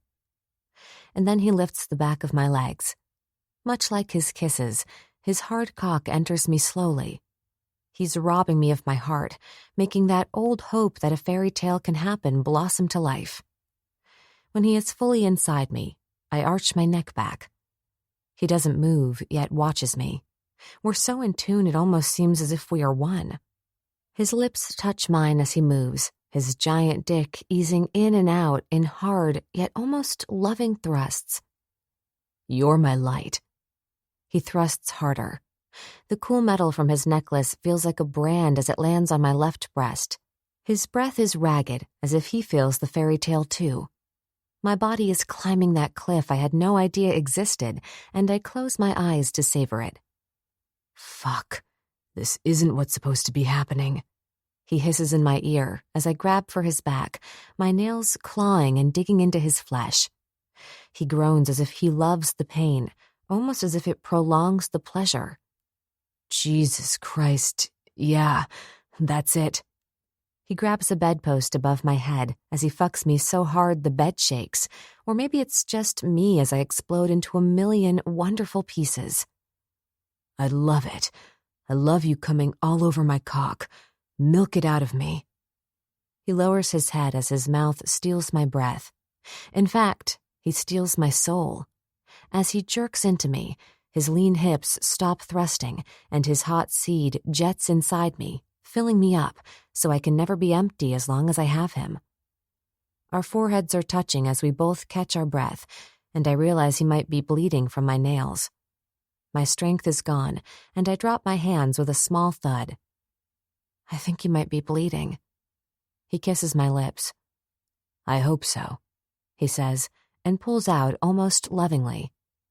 Rising from the bed, he walks to the bathroom and closes the door. Sighing, I stretch and try to get my rubbery body to move, when all I want to do is close my eyes and go back to sleep. Maybe David will wake me up the same way if I do. I smile at that thought as I snuggle into his pillow, turning to my side for a moment. His pillow has his scent, and I inhale. Clean, fresh spice with a touch of smoke, my new favorite thing. I think I might have dozed off because I feel his warm lips kiss my forehead as he pulls me into his arms. Rest, beautiful. It's early. Sighing, I use his chest as my pillow. His heartbeat is strong, and the last thing I remember is how secure he makes me feel, something I never thought I'd need, yet can't imagine doing without. 11. David, poet. I'm dreaming. Yes, the same one I always have. I need to wake up. I want to wake up. But the counting starts and I have to get to them before it gets to 100. If the voice from above gets to 100, then we all blow up. Tabitha is crawling, then running, and I'm trying to catch her. I need her to stop running because the voice won't stop counting. The streets are brick, a red brick, and I hear her crying. I hate this counting, and it's already in the 90s. I turn toward the building I despise. The voice gets to 99. I explode. I bolt up. My breathing is labored as I run my hands through my hair, which is slightly damp at the temples. Jesus, I hate that fucking nightmare. I wipe the sweat off my forehead. The toilet flushes and my eyes dart around to the plain beige room as I try to catch my breath and calm my heart rate. The curtains have been opened slightly. Sunlight spills in, blinding me as it bounces off the cardboard boxes. I seem to keep tossing more of them in the corner rather than unpacking them. Slumping back, I reach for my chain. My charm needs to bring me back. I need a fucking cigarette, too. As I reach for my smokes, my mind replays this morning. My dick is standing erect, wanting more of her light. I'm so disgusted with myself. This shit has to stop. It's why I had the counting dream, a reminder of what's important. Lighting up, I inhale deeply. I'm out of control and she isn't helping. All I want is to lock the doors and sink my cock into this woman for days, maybe years. It's part of who I am. I'll substitute one addiction for another. Right now I could easily fall down the pussy rabbit hole. Fuck. I rub my hair trying to wake up. This particular recurring dream always haunts me for days. Not once have I ever woken up before that fucking voice gets to 100. Turning to my nightstand, I grab my phone and check the messages. A couple are from some guys who are working for me as rats. I'm paying them a fortune, but I take half the shit they say with a grain of salt. One has some information about his dad and that day. The kid needs money for his mom and his younger brother and sister. The scumbag father was not even that high up in Satan's seeds, but he was around when all the shit went down. Most of the stuff the kid's been feeding me is trivial, but a few names he has mentioned might be helpful. Charlie walks out of the bathroom, breaking my train of thought. She's almost glowing. My eyes narrow as I inhale deeply. You okay? She looks at me, concerned.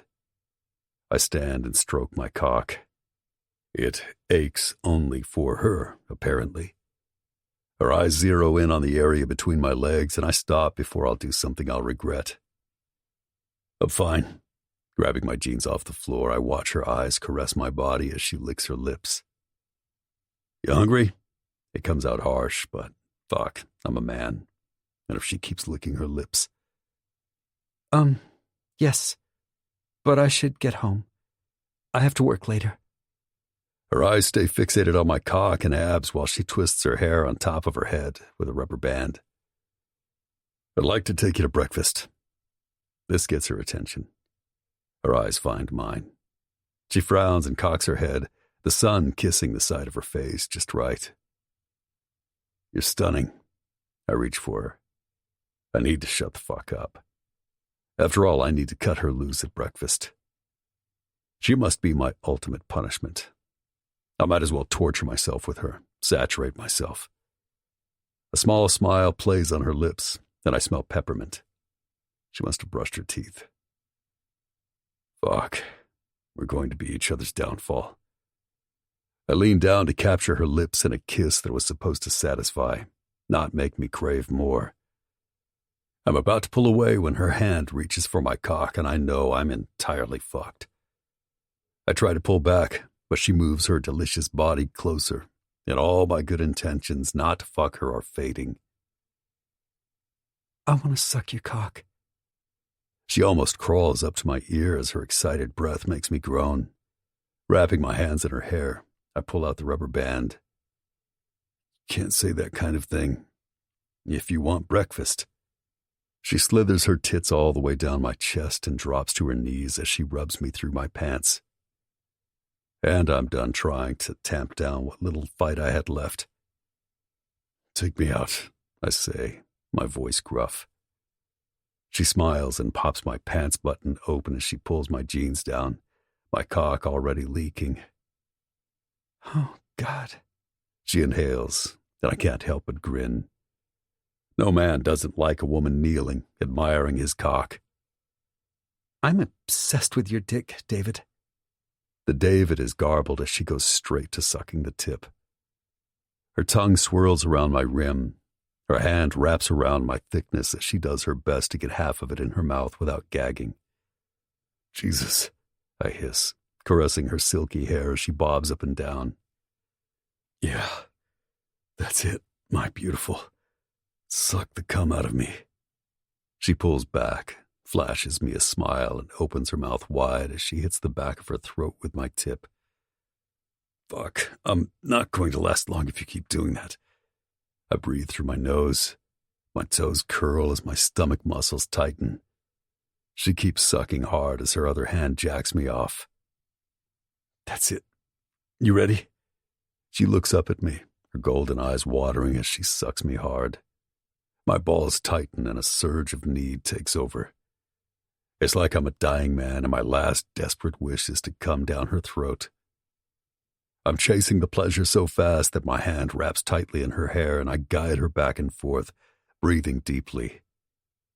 Yeah, fuck me, baby. My body starts to pulse. Don't forget to swallow, I hiss. My cock keeps jetting off in her warm mouth. My eyes narrow as I watch her try to swallow fast enough. Jesus Christ, I grunt, my mind peaceful and at rest. All my demons are gone as I relax for the first time in years. It'll last a few seconds at most, maybe a minute, but I'll take it. Reaching down, I lift her to my mouth as I attack hers. She tastes like bean sprouts and candy, and I don't give a shit. I need her. She's dangerous, but so am I. Let's get some breakfast. I groan into her mouth. I'm gonna get cleaned up. I walk past her somewhat shocked face to enter the bathroom. I need a shower. I'm covered in our scent of vanilla, spice, and fucking. I'll go crazy if I carry that with me all day. Starting up the shower, I rinse off in cold water. I do this when I need to get my head on straight. I'm ending this. It can't happen. Never should have started. Maybe in another life, if you believe in that kind of thing. Grabbing my toothbrush, I notice it's wet, and for some reason that makes me feel good. These little things that give me the slightest bits of peace make me want to bolt the door. As I brush my teeth, I snicker at the thought. Just Charlie and me locked in here for days, fucking. I would fuck her all over the room and in every hole. Fuck. I adjust myself. The thought of her sweet cunt and ass gets me hard again. Anal is a huge amount of trust, and I don't have to ask to know that hole of hers is a virgin. See, this is not a good train of thought considering I'm cutting her loose over pancakes. Spitting out the toothpaste, I run my fingers through my hair and pull on my jeans. Charlie is sitting on my bed, typing away on her phone. She glances up and gives me a shy smile, which makes me feel like shit. I pull on a navy blue t-shirt, my cut, and motorcycle boots. I hold out my hand and she takes it immediately. Lacing our fingers together, we quietly descend the stairs. David? She pulls back. There's a guy sleeping over there. She points at Blade's door. I look toward his room and sure enough, Dewey is slumped over, arms crossed, snoring. He's fine, I whisper as I drag her forward. He likes to sleep near Eve. We pass the game room. It's crowded with bikers, their loud cursing indicating most haven't gone to bed yet. As I swing open the front door, I squint. The summer morning sun is already heating up the yard, and the chrome from our bikes makes me see spots. "Who's your friend?" Charlie screams. We both turn to see Blade. He stands outside smoking on the side porch, sneaking a cigarette since Eve disapproves. "Oh my God, you scared me," she breathes out as she digs her nails into my hand. Blade pushes off the side of the house and walks over, his green eyes taking her in from top to bottom. Fucking dick. He's trying to intimidate her. "I wouldn't be scared of me, pretty girl." He snorts, then looks at me and points with his middle finger. "The man whose cock you wrapped your mouth around should be the one you're scared of." "Excuse me?" Her eyes are huge as she looks at me. "Charlie, this is Blade, my cousin and our president. You own the diner, right?" He barrels right over, ignoring my introduction as he starts to question her. Again, his eyes scan her body, so I take a breath. He's testing me. If I engage too much, he'll know this girl is special, and for some reason, I don't want him knowing anything right now. His eyes narrow as he looks at both of us, then shakes his head as a small twitch ghosts his lips. "I do." She snips and cocks her head. Her long waterfall of black curls tickles my arm. "Interesting." He inhales and flicks his cigarette onto the dirt. "Let's go." I shake my head at him and pull her to my bike. She quickly hops on. "Here." I hand her my helmet. "I need sunglasses. I'll be right back." "Wait." She twists the huge bag that's slung over her shoulder and pulls out a pair of aviators. "What exactly do you have in there? That thing weighs more than you." She starts laughing and shakes her head. Somehow, I stand there grinning at her. She's adorably sexy. Everything about her is perfect. The screen door slams and she jumps and looks over to where Blade used to be. The game has begun, and he has the most to lose. I don't blame him for being curious about Charlie. After all, we trust no one. Not even ourselves. "Is he always that much of an ass?" She pushes the bag toward her back and pulls her incredible hair into a low bun. "I don't remember him acting like that." She nods at where Blade was standing as she puts the helmet on. Ignoring her comment, I ask, "Where do you want to go for breakfast?" I push aside her hands as I strap on the helmet. "Anywhere that is not my place." She smiles, and I wonder how it's possible for someone to be that happy. It's not like I'm all that nice or even pleasant to be around. Hell, I wouldn't like me if the tables were reversed. I flip the visor down. "Hold on tight and move with me," I say over my shoulder as I adjust myself, since my dick seems to stay somewhat hard around her. The sun is hot as shit already, and my leather cut is not helping. Charlie wiggles closer, and it feels right. A lifetime ago, all I wanted was to have her on my bike. I was a boy who liked a girl and thought he could have it all. I was wrong. I make a right turn and pull into Norm's. It's old and retro, but has great hangover food, and something tells me Charlie could use it. I park us next to a crappy red Jeep and help her off the bike. She did much better this time. Granted, we were on the bike for no more than 5 minutes, but she held on and moved with me. Reaching for my helmet, I help her take it off. I watch as she runs her fingers through her dark tresses. It shines in the sunlight, and my heart tightens from looking at her. Reaching down, I lace our fingers as we walk. I'm not going to ignore what happened this morning. I hold the door open for her, and she happily walks in, and I can't help but admire her. She's tall and thin and so fucking gorgeous it almost hurts to look at her. I need to tell her I can't do this. I'm attracted to her, but I'm not ever going to be what she needs. 12. David, poet. Hi, welcome to Norm's.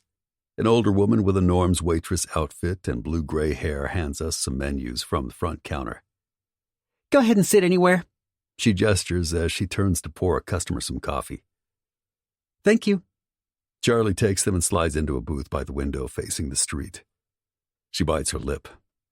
When she frowns, she gets the cutest line between her eyebrows. What's wrong, beautiful? I grab one of the menus from her. She leans forward, and I almost reach for her neck to kiss her. What the fuck is wrong with me? So, I love running my parents' diner. I'm proud of it. Her long nails tap the table. But my biggest fear is that is going to be me. She whispers the last part as she looks over her shoulder at the older woman. I have a good feeling that's not going to happen. I can't help but grin and reach for her hand while she continues to tap the table. No, I'm already showing signs of being like an old maid. Like my mom is way hipper than me. Her eyes are huge as she nods like I should absolutely get this. And that tightening in my chest makes me rub my necklace, almost as if I need it to protect me from her. I pull my hand away and wish I could smoke in here. I need one. Looking at the menu, I say, how do you know that woman is not doing exactly what she wants? That she enjoys getting out and being with people? I mean, look at her. We both peek over at the woman laughing at something someone at the counter said to her.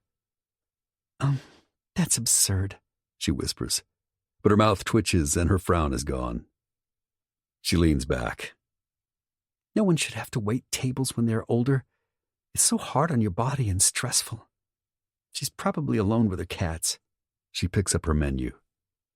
What can I get for you two lovelies? The older woman smiles. She must be a wine drinker. Her teeth have a slight purple tint.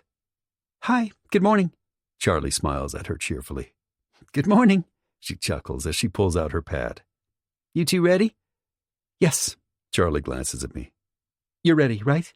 She eyes me like the poor woman is going to faint if we don't order right now. Yes, I can't help but smile. Go ahead, beautiful. You're a lucky girl. You take care of this one. He's awfully nice to you and not bad to look at. The waitress bats her eyes at me. Her weathered hand taps Charlie's shoulder. Yes, he's very handsome. She looks at me and grins at the waitress. I'll have a spinach and cheddar cheese omelet with French fries in place of hash browns and sourdough toast, please. Clearing her throat, the waitress looks at me. I'll take the bigger, better breakfast, eggs over medium, and biscuits and gravy. And 2 coffees. I slam the menu shut and take Charlie's, handing them to the waitress. Thank you. Betty, oh Lord, she winks at me. If I was 35 years younger, I'd scoop you up. Of course I would have given you back, seeing how I still can't decide if I like men or women. She laughs at Charlie, who can't hide her shock or the fact that her cheeks are a deep pink. I'll be back with your coffees. She chuckles all the way to the kitchen. Charlie sits with her big, red, puffy lips pursed, reminding me that not more than an hour ago, they were wrapped around my cock. I lean back and smirk at her. See? Old Betty seems fine. I have no words. She shakes her head, a smile peeking out. As she puts her napkin on her lap, she thanks the busboy for the water. I need a cigarette. I nod at Betty, who waddles up with the coffee. Me too, she grumbles as she pours and sets the plastic carafe on the table. Thank you, Charlie calls after her and waves a hand. Turning back around, we look at each other, and I take a sip of the hot, bitter mud they call coffee. I want to know what you were doing last night. She reaches for her cup and straightens her shoulders. I already told you. Playing pool. Did you know that bar is a disciples' bar? She shakes her head. Had Kimmy not called, you and Barbie probably would have been raped. I say this to scare her because she's not looking at all like she has any remorse. She sets down her coffee cup with a clank. Okay, David, I'm not helpless. Trust me, there's no way I'd let that happen. She raises a brow at me, which pisses me off. Why are you hustling? Do you need money? Her face gets pinker and she looks down at her purse. I need to use the restroom. I grab her wrist, causing her to gasp and try to jerk away. We're having this conversation, whether you like it or not. No, I don't need money. I do need to use the toilet, though. Is that all right, boss? She scoots out of the booth and grabs her purse, heading toward the restroom. Perfect. I toss my napkin on the table and reach for my phone. Of course, there are a ton of texts, most from Axel and Blade giving me shit about Charlie. Here you go, handsome. Betty sets down a plate filled with ham, bacon, sausage, and 2 eggs, and another with Charlie's spinach and cheese omelet, fries, and toast. The biscuits and gravy are on a separate plate. Thank you. I put my phone back into my pocket as Charlie slides back into the booth. Her face looks fresh and her hair is up. She shoots me a saucy stare as I shake my head. This is ridiculous. Listen, I'm sorry She picks up her napkin. Rude? It's not me being rude. It's me stating the truth. I start to eat, breaking open my egg yolk so I can dip my sausage in it. I rarely eat this kind of food. Since getting sober, I try to eat organic. I've destroyed my body enough. But every now and then, a good greasy spoon can't be beat. All right, but here is the truth, David. You've been gone, and somehow I have managed to live. She takes a sip of water. I guess I'm not communicating correctly. I do what I want, and I do it because I want it, not because you or anyone else thinks it's right. I assume you would know me a little better. She nibbles on her sourdough toast. You want jelly? She drops the toast. And yes, it kind of insults me to think that you believe I'm some sort of... She waves her hand around. Barfly or something. Taking a sip of my coffee, I say, I have no clue, Charlie. All I know is what I fucking observed. She glares at me. Christ, I look away. The smile I'm fighting is completely unwarranted. I have money if you need it. From what I saw, both of you girls were getting in a bad spot all because you were desperate. She snorts and crosses her arms, shaking her head. I'm no longer finding it amusing. Now I'm getting pissed all over again. I'm dead serious. If I hadn't shown up, some bad stuff could have gone down. Unless you're in the club, you can't understand that the men don't give 2 shits about women unless it's their women, and even then, they might not. The club and the brothers always come first. Women are second or third. Fuck, with my old man, my mom and I came in dead last. The day he died in a bar fight, I didn't shed 1 tear. She blinks at me, and I inhale. That's the most honest thing I've said in years. Cocking her head, she uncrosses her arms and leans forward, almost touching my finger. Thank you, but I had it under control. We stare at each other as I break away first. Somehow she's not caving, not letting me get my way, and I fucking hate it. I don't need money. Cindy does. All I wanted to do was get out, have a drink, and play pool. Her eyes swim with tears, making them look like big nuggets of gold. I wanted to forget that you fucked me on a car and didn't even want to stop by and see me again. Fine. I can't have her bursting into tears already when I haven't even gotten to the part where I tell her that I'm not available. Christ. I scrub my hands up and down my face. She grabs her fork and starts eating. I'm almost done, so I drink some more coffee. We need to talk about this morning. Her head pops up. Oh, God. She sets down her fork. Her eyes still look a little watery, but her tears evaporate instantly. I'm not going to lie to you. I search her face, trying to judge if this is the right tactic. Okay. She reaches for her coffee and frowns as she tastes it. Is yours cold too? Yes, but it's fine. I push my plate away to rest my elbows on the table. I have this connection with you. Always have. She spills coffee onto the table. Shit. She stands and reaches for the napkins on the side of the table. Charlie, I gently take the coffee carafe. Sit down, babe. She drops down into her chair, soaking up the coffee with the napkin as she whispers, Thank you. You're welcome. I grin at her. She's completely adorable, which is absurd considering the way she looks. But there's an innocence, a true goodness that I have always wanted to be near. I frown at where my thoughts are traveling. Charlie? Yes. Time stops. I want this woman. She makes me feel good. So saying what I'm about to is fucking with my mind. All of this want is an impossibility and I need to end it.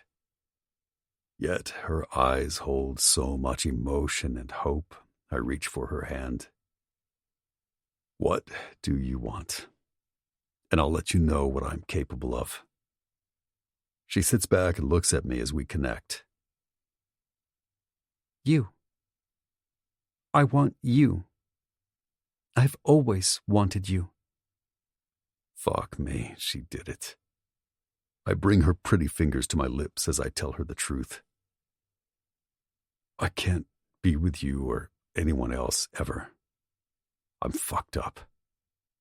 She tries to pull away, but I hold her hand tight. Her lips open as she takes a breath. Listen to me. I can't do this. My reality is not yours. I'm here for one thing, and that is what drives me. She shakes her head. I don't believe that.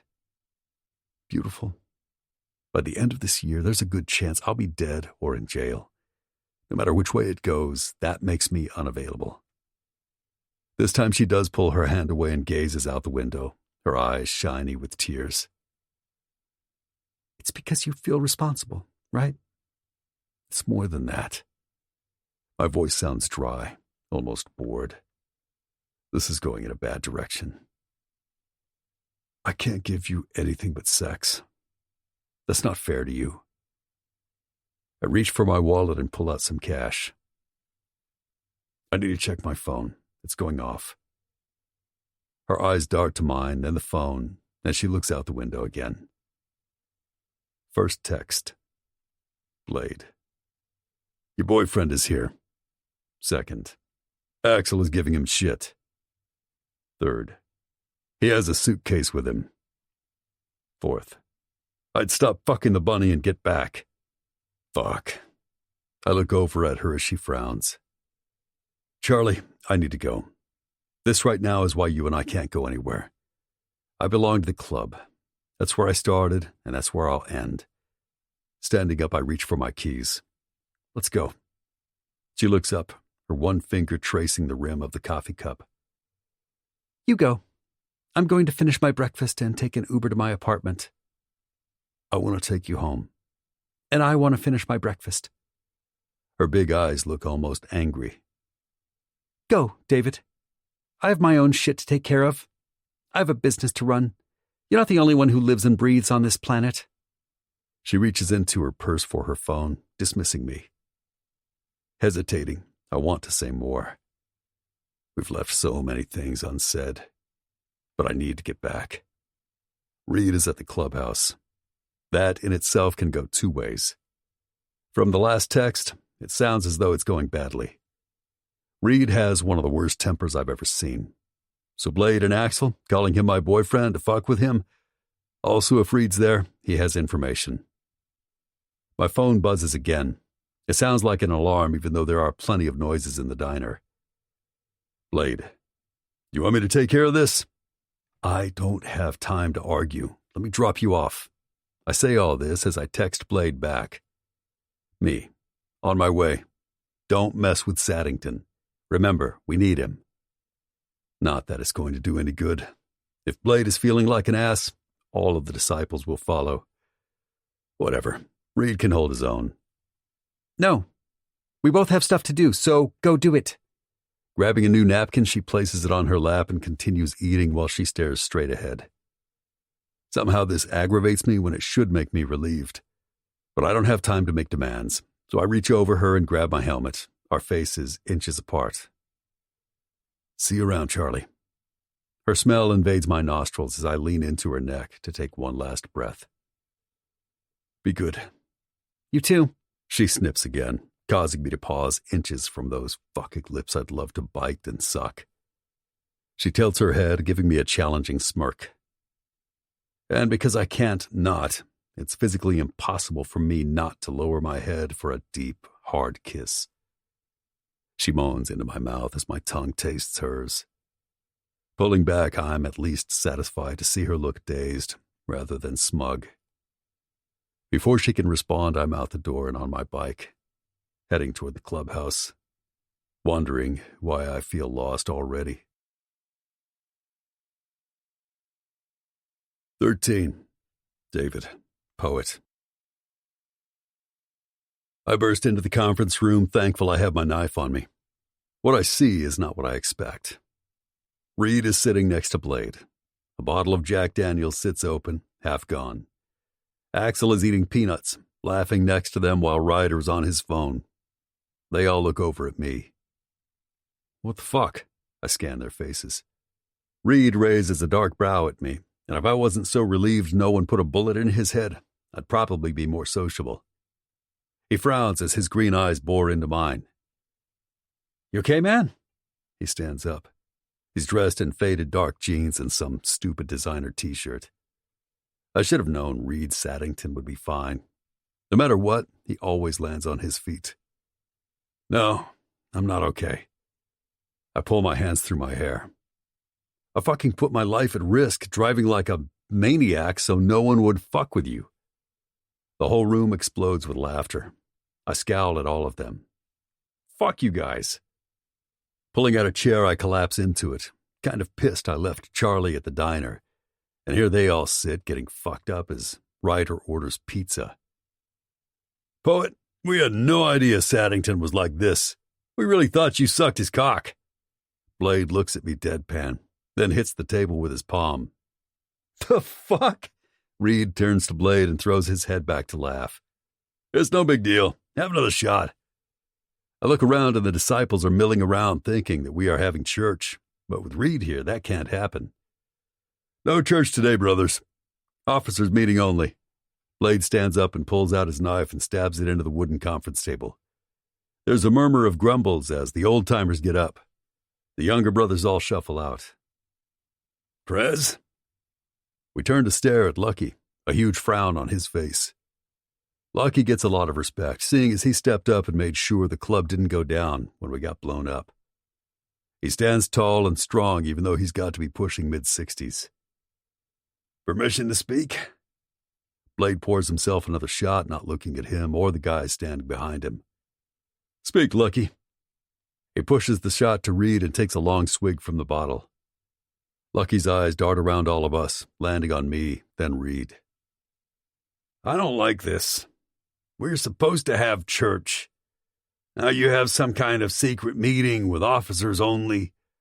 What kind of shit is that? The other disciples stand behind him, murmuring.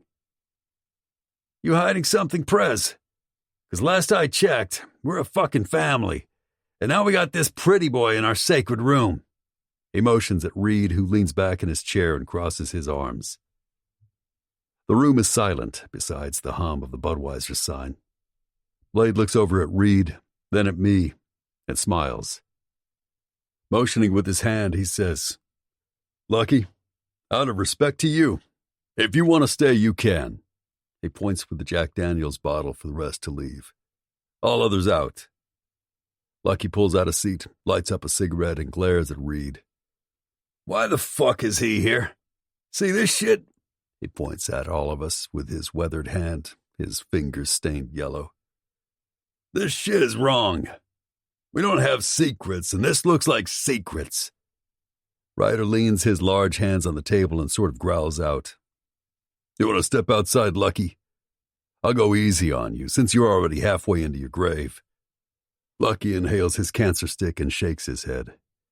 The wrinkles in his face are like deep craters. "You'd like that, wouldn't you?" "Nah, I'm going to sit here and figure out what's going on." "Lucky, you're here out of respect. You're no longer part of my old man's officers, so shut the fuck up or I'll throw your ass out." Blade stands up and reaches for the briefcase. It makes a loud scratching noise as it's dragged across the wooden table.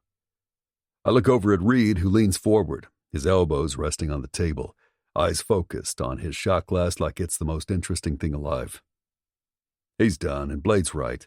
Lucky needs to shut the fuck up or Ryder will enforce.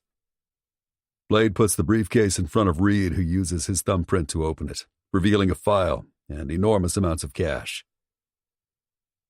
"I have the means and the ability with my family connections to get most anything. I had one of my father's guys get a hold of this file from the FBI. He tosses it to me. "I hope you find your answers, brother." His green eyes look sincere. "Any other information I gain will be passed on. The cash," he dumps it all out on the table, and bundles of stacks of hundreds tumble to the floor. "This is a gift. David saved my life, gave me the shirt off his back.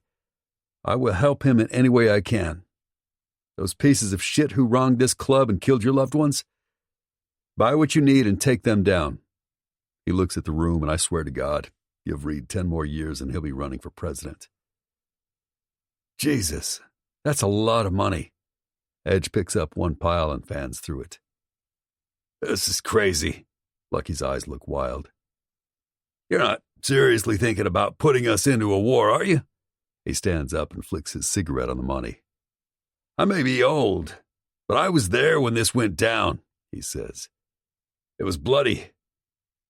Fuck, we barely made it. And now the club is thriving." He looks at Blade. "You should be proud, son. You made this club what your father and brother never understood. But you start chasing ghosts and God fucking help you." Turning, he grabs his sunglasses as he slams open the door. "Reed," Blade stands. "I know we gave you shit, but this," he picks up a wad of cash. "This can get us what we need. You're always welcome." Reed looks at all my brothers and nods. "There's more if you need it." Ryder whistles as he drops to his seat. Reaching for his laptop, he starts organizing the wads of cash. Edge just sits and drinks from the bottle. Axel is leaning on the table quietly, looking through the beige folder. "Reed, before you go, man, are you sure this is correct?" He lifts up the file, his blue eyes aimed at both of us. A slither of dread goes down my spine, causing the hair on my arms to stand up. "That's straight from the FBI," Reed nods. Axel tosses it to Edge. "I was in Afghanistan with Blade. You need to go through this and figure out who's the rat, because someone set us up." The room is still, almost like the traitor might come in and start gunning us down as we look around at one another. Here's the truth. As much as we want to believe it, someone in our family betrayed, sold, or gave away our secrets, then tried to take all the main people out. "Let me see the goddamn folder," Blade grits out. "And Ryder, fucking turn up the air." He rips the file out of Axel's hand. Not that I blame him. All of this falls on his shoulders. "Easy, Prez. There's a lot of shit in here." They look at each other, and for a moment I feel like the outsider. I'm still the kid who was always eating lunch alone. I came back to my club, family, to get revenge, and maybe justice. Yet right now, I'm someone who can't even remember that day straight. My head pounds as the mental pictures flash through my mind. Mostly I recall thick, pungent smoke, the kind that burns down your lungs in a second and you know that black soot will never leave. Sweating, I reach for my charm to calm me. The cool metal makes me breathe and forces my mind to function. David, walk me out, man. Poet, tell Amy to get us some coffee. The pizza should be here any moment. Blade barks at me as I turn to leave, which is a joke unless I happen to run into her. I'm not his bitch.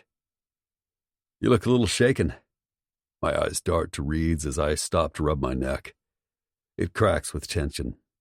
My insides are turning inside out. It's revenge, so close I can almost taste it. My arms tingle as adrenaline pumps through my bloodstream. What's in that file? I ask. Everything but the actual rat. There's a name of a kid whose dad was high up in Satan's seeds. I think he drove his bike off a cliff. Anyway, he's been feeding the FBI information for about 6 months. He needs money. Start with him. He heads for the porch stairs. How was your honeymoon? I'm a selfish dick for not even asking until now. He turns. Why did you never tell me about Tabitha? With all the shit I unloaded on you, you never once mentioned her. If he wanted to gut punch me, I think I would have liked it better. A large lump forms in my throat, and I have to swallow a couple of times before I say, I don't talk about her. His green eyes are serious. We shared a lot of time, and we respected each other's pasts and pain. But this... I wish you would have said something. I couldn't forgive myself, and I wasn't in any condition to do anything about it. So I guess I figured, what's the point? You figured what's the point? He says slowly. It's not my place to judge. I'm your best friend, not your parent. Take a long look at that file. Use the money and make everyone suffer. The way I see it, we all need to atone. Atone. I look at Reed. He looks back. Leave it to you to just get it. I'll take care of it, I say. The rat dies. And if you need me, call. You're looking a little ready to go off. There's a lot of shit going on, but I'm fine. We stop at his filthy Ferrari. It's covered in dust from lack of use and all our bikes kicking up dirt. He looks from me to his $500,000 vehicle. Really? He shakes his head at me. The sun is beating down on us. Christ, man, I'm sorry. I meant to bring it back way earlier. Let me get the keys. I don't need them. He touches the door handle and it snaps to life. Reed slides inside. Sometimes we need to remember that we do have people who care. You did that for me, David. You saved my life.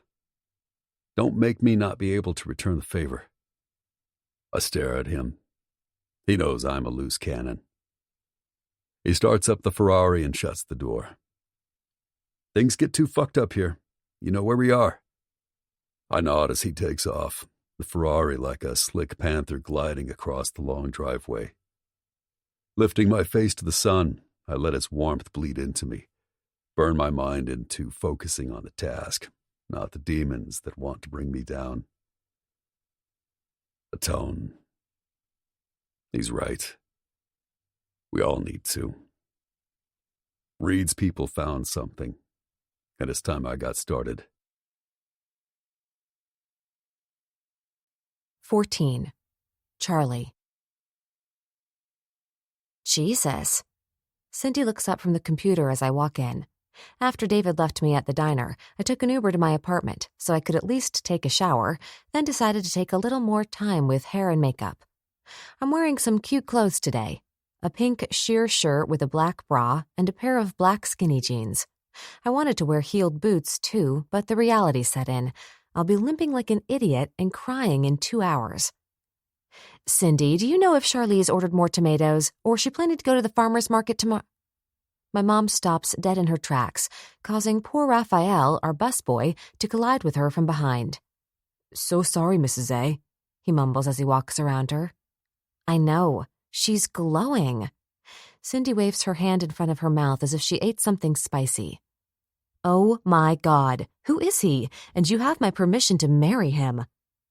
My mom falls right into Cindy's dramatics, and their eyes fill with tears while they scrutinize me. You two are crazy. I sashay over to them as my mom grabs me for a tight hug. My prayers are answered. Mom, you're not religious. I stand stiffly. They haven't even given me a chance to put my bag down. You're being absurd. I try to pull back, but her knowing blue eyes scan my face. I haven't seen you look like this ever. She grabs my arm and drags me around the counter where Cindy stands with a stupid smirk. Trust me, it's nobody. I just put some makeup on and Cindy and I got our hair cut. I toss my giant Marc Jacobs bag under the counter. She's lying. Yesterday we had girls' day at the salon and then we played pool. Charlie got drunk and a hot fucking biker saved her. My mom's eyes were going back and forth between Cindy and me, a huge smile on her glossed-up lips, until Cindy said that magic word. Wait, a biker? She holds up her hands as if that can freeze time. That's a joke, right? I need to go to the ladies' room. Cindy literally runs away. I almost grab her arm because if I have to hear it, so should she. After all, she started it. Sighing, I look my mom right in the eye and raise a brow. I dare her to say anything. I'm fucking 26, and her choices in men are so bad she can't possibly think to lecture. I lean down to put my keys and sunglasses into my purse. What part about us getting our hair done or me playing pool and having a couple of cocktails is making you think it's a joke? Please, God. Mom slaps the counter. Please tell me this is not what I think. She looks around the restaurant as if she's paranoid about being heard and starts whispering. I heard he was back in town, but I thought to myself, there is no way. She's becoming animated, and customers sitting at the counter turn to look at us. Calm down. I have no idea what you're even talking about. My voice is low and calm, but she's far from it, and her whole chest flushes as she breathes rapidly. Cindy dragged me out last night to play pool. It turned out to be a little rougher place than we're used to, so a nice man helped us leave. I have to turn away and pretend that I'm engrossed in the pile of mail sitting in the corner. If I look at her, she'll know I'm lying. It's hard not to smirk at my nice man comment, and I have to bite my bottom lip hard. Holy God. She massages her temples. How can this be happening? I warned you years ago he was bad. My God, how can this be possible? He just got into town. Her hands drop dramatically. Mom, I'm a grown woman, I remind her, even though the things she's upset about with David are 99% true. And he's my mistake to make. I look at her. Yes, he's damaged and unavailable, but that makes me want him more. Deep down, he needs me. I put my hand on my heart as she looks like she needs a glass of water, or maybe wine. You are so wrong. He'll break your heart and leave. Her bitterness over my dad doing that very thing taints her. Look, after he left, I was honest with myself. We can't help who we are attracted to or who we need to be with. It's like breathing air. I have to have it. And now that I have had a taste of this man, I want him. It's not that difficult, Mom. I always have. She opens her mouth to say something, and by her look, I can tell she wants to give me the mom lecture, so I stop her before she starts. Please, Mom. I hold up a hand and smile. You can't seriously be thinking about giving me a lecture.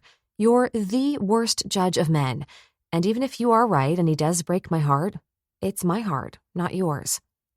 No, you're my daughter, and I'm telling you nothing good can come from him. Thankfully, a bunch of college kids enter the diner. I don't want to fight. Frankly, I have no idea if I'm ever going to see him again. But you need to wrap your mind around the fact that I like how I feel when I'm with him. Other than that, her eyes narrow on mine. Don't do this, Charlize. Anyone but him. He was bad before. I can't imagine he's gotten better. He hasn't, I call over my shoulder, grabbing a stack of menus. But trust me, he needs me. She stares at me like I'm some sort of unusual species and grabs her phone. I'm sure she's calling my dad, which is hilarious because he's in Romania filming a low-budget movie. What she thinks he can do is anyone's guess. For whatever reason, we have a busy early dinner crowd, so I don't get a chance to talk to her again, and I feel a little guilty as she touches my arm on her way out. I only want you to be happy. I know. I reach for a stack of pancakes and a club sandwich. But I'm not stupid. Give me a little credit. She nods, though her eyes look sad. It's obvious she still thinks I'm doomed. Okay, I'll be nothing but supportive. She smiles as I turn toward the door, preparing to kick it open since my hands are loaded with plates. Until that asshole breaks your heart, then I'll make sure he goes to jail. Mom. I stop and roll my eyes at her as she laughs and holds the door open for me. It's true. She sings it as I pass her. The guy she's dating with ridiculous white teeth is waiting for her at the door as usual. She cuddles up to him as I try not to roll my eyes again. She has to accept my choices the same as I have to accept hers, and I don't trust that guy. Besides the unnaturally white teeth, with those clothes, it looks like he raids his hip son's closet. 4 hours later, my feet are tired, and I'm locking the front door and happily turning on the pink neon closed sign. Clad in a short skirt and high-heeled boots, Cindy stands with her hands on her hips, blocking the way to the office. I swear I don't know how she does it. She and my mom can go all day and night in the most uncomfortable outfits using the excuse that beauty is painful. We need to talk. Ignoring her, I look around the half-dark diner. It smells of bleach and the disinfectant the cleaning staff uses to clean the kitchen. I nod and wave at Manuel, Rafael, and Jorge as they exit out back. Thanks, guys. See you tomorrow. They wave back as the heavy emergency exit door slams shut. I head to the register to get the rest of the cash, which I'll slip into the safe, and prepare to head home myself. Charlize, your mom is gone. My vagina is on fire, but I'm sticking around because I want details. She follows me and leans over the counter. Did you just say your vagina is on fire? I slam the registers shut and power off the computers. She waves her hand. Long story. First, you. I toss the cash in a red bag with a zipper, the coins in a blue one, then go straight for the office and the safe. She flips on the lights and flops down into one of the chairs, putting her tip money into her small purse. I want the truth. Does he fuck as good as he looks? As I turn to her, I drop the coin bag and pick it up. God, Cindy. I can't help but shake my head. How do you know I fucked him? Because I'm not stupid. She tries to cross her legs, then grimaces. I fucked his friend and I think he gave me a bladder infection. Again, the bag falls to the ground as I do a double take. I give up trying to open the safe and turn to look at her, my mouth hanging open. You fucked the giant biker? I stare at her, and the mental image of the two makes me blurt out, How did you not get crushed? He was huge. She laughs. Yeah, he's a big boy in all the right places. I blink at her and she starts laughing again, then jumps up and grabs a bottle of water from our small refrigerator in the back. I kneel and focus on the task of opening our safe. It was amazing. I have never fucked a guy that perfect. Like, his arms are like this. She holds up both hands super wide. And his penis is like this. She measures a good size. Not as big as David's, but close. She sips the water and stares blankly at the wall. It's my own fault. He wanted anal and I said yes, and now I can feel the infection coming on. I slam the safe shut. Wait, you had anal with the biker? I whisper. Yes, she whispers back, then giggles and groans. It hurts. You need to see your gyno. Tomorrow. Looking around the office to make sure everything is done, I grab my purse. It was so worth it. Ryder rocked my world. I came more in one night than I have in years. She opens a bottle of water and starts to guzzle it. But I hate the infection part. She points the water bottle at me as she swallows. Now get into details. I didn't do anal. You ever try anal? She takes another sip of water. No, I would never. I wouldn't. Among the few boyfriends I've had, none of them mentioned it, so it was a non-issue. If I wasn't in pain, I would laugh at your face. It's so good if the guy knows what he's doing. She finishes the water and tosses it into the trash can. I think I'm good. I hate infections, so, oh, stop it. I should have taken a shower afterward, but he's like a fuck machine. So we stayed up all night doing the nasty, and that man is nasty. Next time, I'll clean up before we carry on. She says all this as if we are talking about makeup or our favorite color. With a nod, I turn off the light. That hot biker guy should be your first. I bet he's good at it, she whispers as she passes so that I can lock the office door. Cindy, I'm not going to have anal ever. Look at you. I point at her crotch. She shrugs. It's not that big of a deal. I'll go home, drink some wine, and pass out, and get some medicine in the morning. She looks down at her phone, then at me. Okay, my lift is here. I set the alarm as we both walk out. How did this happen? I saw you leave. She waves a hand as she walks up to the Lyft driver. Long story, and I'm in pain. I need liquor. Ryder dropped me off on his bike this morning. The evening is warm, but less than it has been. Maybe it's starting to cool off a bit. See you tomorrow, she says as she gets into the car. Go to the doctor, I yell at her and shake my head. The car peels out of the empty driveway. It's pitch black. The stupid streetlight still hasn't been fixed, and since it's late, the traffic on the street is minimal. I do this every night, and the hairs on the back of my neck never stand up. But I feel him. I turn in time for a strong hand to cover my mouth and a rock-hard body to almost knock the breath out of me. Terror makes me instantly fight. I oughta fucking spank the shit out of you. What the hell are you thinking being out here all alone? I sag back into his arms. It's not a murderer. It's David.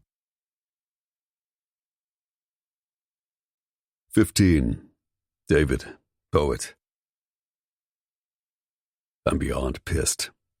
It's like a ringing has replaced all sound as I try to process what is wrong with Charlie. I shake her and her head snaps back, but she's smiling. Tears run down her exquisite face, and again, it dawns on me that she likes to be scared. Or, at least, she likes the adrenaline.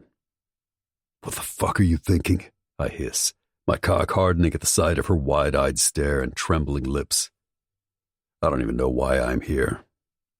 Well, that's a lie. I do know. I'm an addict. I substitute one addiction for the next. Drugs, booze, sex. It doesn't matter.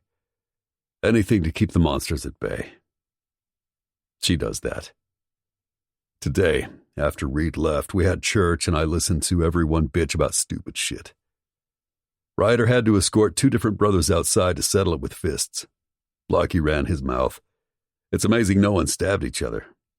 And through it all, she called to me. A little bit of light that can give me peace. So instead of having one of the club's bunnies take care of me, I got on my bike to ride, clear my head. But I didn't. I came straight to her. Every addict has some sort of substitution. Mine was drugs, booze, sex, cigarettes, and working out. But this is more powerful. It's like I can't stay away. I need her to give me a fix. Even if it's for an hour, I'll take it. You scared me, she croaks as I shake her again. How the fuck can you be so stupid? Jesus Christ, last night you could have been gang raped, and tonight I find you alone at 1 a.m. in the morning locking up? I'm already on edge. Anything could set me off. David. She reaches up and touches my cheek. You're right. I won't let it happen again. It's like she's singed me. Yet I let her caress my face with her warm hands, her beautiful golden eyes telling me things that I know I'll use to hurt her. I need to go. I grab her wrist and toss it away. I live down the street. This was a mistake. I turn toward my bike. Get in your car and get your skinny ass home. Wait, she runs after me. I turn, my agony ready to spill out of me. Not trusting myself to speak, I grab her arms tight, almost punishingly. You don't want me, beautiful, Trust me on this. You need to run and hope I never come back." Her eyes fill with tears as her nails dig into my arm. I'm strong enough to take that chance.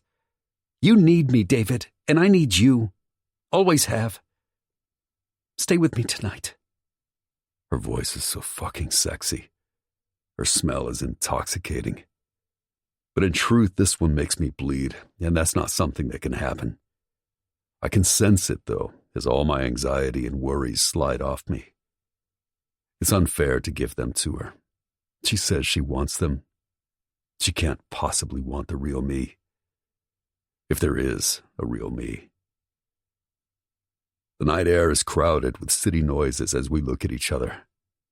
She's truly exquisite, and I want her. I want to tell her that I need her goodness and light. My days are filled with revenge and my nights with demons.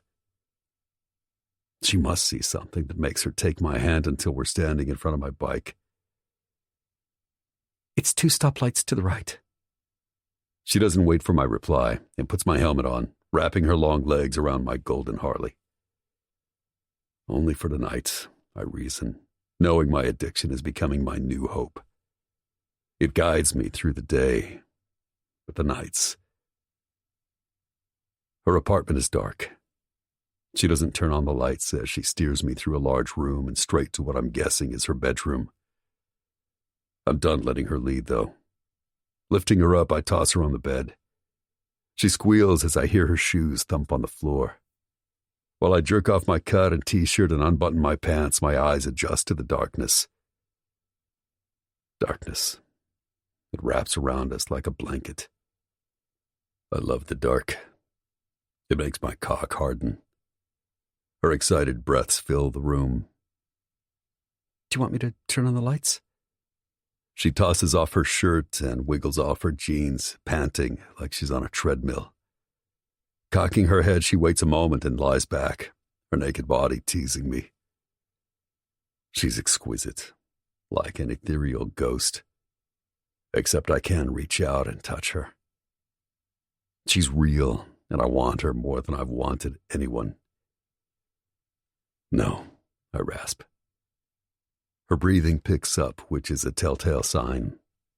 She enjoys not seeing what's next, and I get off on knowing she likes the same things I do. I kick off my jeans and toss them to the carpet. They land with a clank of change and a knife I keep in my pockets. David. Her voice is excited, if not a little scared. I would be if I was her. I've given her no real reason to trust me. You scared? I stop at the foot of the bed. The inky blackness hides all our pain as I feast on her porcelain skin. No. She pants, or maybe moans. Maybe you should be. I push her back and climb on top of her. Oh, God. She groans and I can smell her excitement. Her sweet-smelling cunt is like candy that I can't wait to taste. I'm mostly fucking with her. Fear. There's nothing better when fucking. It puts your body into flight mode, but with the right partner, it can be a rush. You said that you got me, that you're strong enough for both of us. I lean over to whisper in her ear. We'll see if you feel the same in the morning. I stick my tongue in her ear, then bite the lobe. Ow, she whimpers as she impatiently rubs her wet pussy on my cock. I sit up and she reaches for my dick. You're not in charge, Charlie. Save your energy. You're going to need it. I say all this as I flip her around, slapping that incredible ass of hers. Oh my God, she whispers as goosebumps pepple her skin. Yeah, that's it. I rub her ass. You cold? No. She puffs out as I lower my warm body onto hers, my thick cock almost pulsing with need to enter her wet, heavenly cunt. I rub my dick up and down her ass as her breathing becomes shallow and fast. You ever been fucked here? I reach down in between her legs, my knees opening them as she starts to go stiff. I dip into her slick wetness and go straight for her ass. Wait, David, wait. She tries to turn, My arm goes out to hold the back of her neck so that she can't move. Her fingers clutch the sheets. I'm not sure if I want to do that. I smile. She's so fucking perfect. Even her little rosette hole is perfect. I massage it, making small circles. I thought you said you weren't scared. I let go of the back of her neck as my thumb slowly, gently penetrates her. David, she whispers. Shh, be a good girl. It'll take you to a place you've only imagined. You'll see stars. My hand caresses her incredible back up and down as my thumb eases in a bit more. Then I pull it out and draw her up on all fours. Her moans fill the room as I back up and start to lick her juicy cunt from behind. Sucking on her plump clit, I watch her hard nails scratch the sheets like a cat does to a post. Yes. Oh, fuck, David. She spreads her knees open wider as she backs into my mouth, lowering her head to her hands. You like me eating this pussy, don't you? Don't stop, she pants, her body almost trembling with a pent-up need to come. I'm not going to stop. I'm going to fuck this tight hole tonight. Next time, think twice before begging a monster to stay the night with you. Both of us are panting. Self-control is not my strong suit. Her breathy moans stop. She turns her head so that her pale beauty almost makes me hesitate. Yet I lean down and lick her tiny hole, my other fingers going straight into her tight cunt. In seconds, she orgasms. Holy shit, I'm coming. Her body shakes as I keep licking her tiny hole, her pussy pulsing and clenching on my fingers. Yes, she screams as I keep finger-fucking her. Yes, you can fuck my ass. She drops her head as if she can't believe she said it. I smile and stand, grabbing her hips like the demon I am. She's breathing heavily, her body covered in a light sweat. Just relax. I grab my leaking cock and do a couple of rubs up and down her ass. David. She's terrified, and I can't help but smile. Bringing her to this point does something to me. Breathe. Before she can obey, I spread open her ass cheeks, and with one rough thrust, I'm in straight fucking heaven. She screams, and it's better than any drug or alcohol. This woman's cunt was made for me. You asshole! You scared me! She hisses and turns, but I slap her ass and slide my hand down her spine to her neck as I go as deep as I can and stay there. Cocooned in sweet bliss, a wave of contentment and connection makes me close my eyes. I shouldn't want her this much, but her complete faith and trust in me is something I've never had. I must need it desperately if my lack of ability to stay away from her is any indication. Come on, beautiful, I say. You didn't think I was going to fuck your ass, did you? I pump myself inside her. It's hard and deep. Tonight? Oh, God. Yeah, you'd like it, though. I grunt as I let her take all my pain away. It's only us, our smell, our sounds, our bodies slapping against each other. She moans and I want to jet off inside her, but the thought of this pleasure being over makes me breathe through my nose. Fuck. I need this. I pull out and flip her on her back as I spread her legs wide, entering her in one deep thrust. Her moans are loud, feral. She reaches for my chest. Long nails sink into me, and the sting makes my balls tighten and my cock grow bigger. I'm so fucking close. I lean over and claim her stunning lips at last. She opens and our tongues seem as frantic as our thrusting bodies. I'm going to come. She arches her body up and freezes for a second, her pussy latching onto my dick. Her body tightens as she screams my name. It's the most intense orgasm I've ever been a part of. Her clenched fists pound my chest as she lets go. Yeah, beautiful. You just keep coming. Her pussy sucks the cum right out of my cock and I jerk, feeling my release down to my toes. I lay my forehead on the pillow and kiss her neck, trying to steady my breath. I don't want to move. I want to stay inside her, let my cock harden again and fuck her all night. That thought makes me pull out. What the fuck am I doing? Have I completely lost my mind? The fact that I told her this morning I can only give her sex, and she begs me to stay the night and will let me do anything to her. It's wrong. I'm beyond redeemable. For Christ's sakes, I fucked my best friend's wife while we both went down the rabbit hole on heroin and any other drug we could get our hands on. Her sweet candy breath blows lightly on the side of my shoulder, almost as if she's some sort of mind reader and is letting me purge my demons before she speaks. Don't trust me, Charlie, I say, turning my head to see her. You shouldn't bring strangers home. What the fuck were you thinking? I could have hurt you. You don't just agree to have anal sex. I throw my arm over my eyes, rubbing my cock with my other hand. It's slick with her juices and getting hard, which pisses me off. She's silent, but I sense her laser-like stare. I lift my arm to look at her face. The room is dark, yet I can see every fucking emotion. Her long hair spills across the pillow. I trust you, and you're not a stranger. I know you. Her raspy voice is strong. Christ, I turn toward her. You believe that, don't you? I reach for her silky hair because I'm addicted, and before I destroy her, I need one small fix. Beautiful.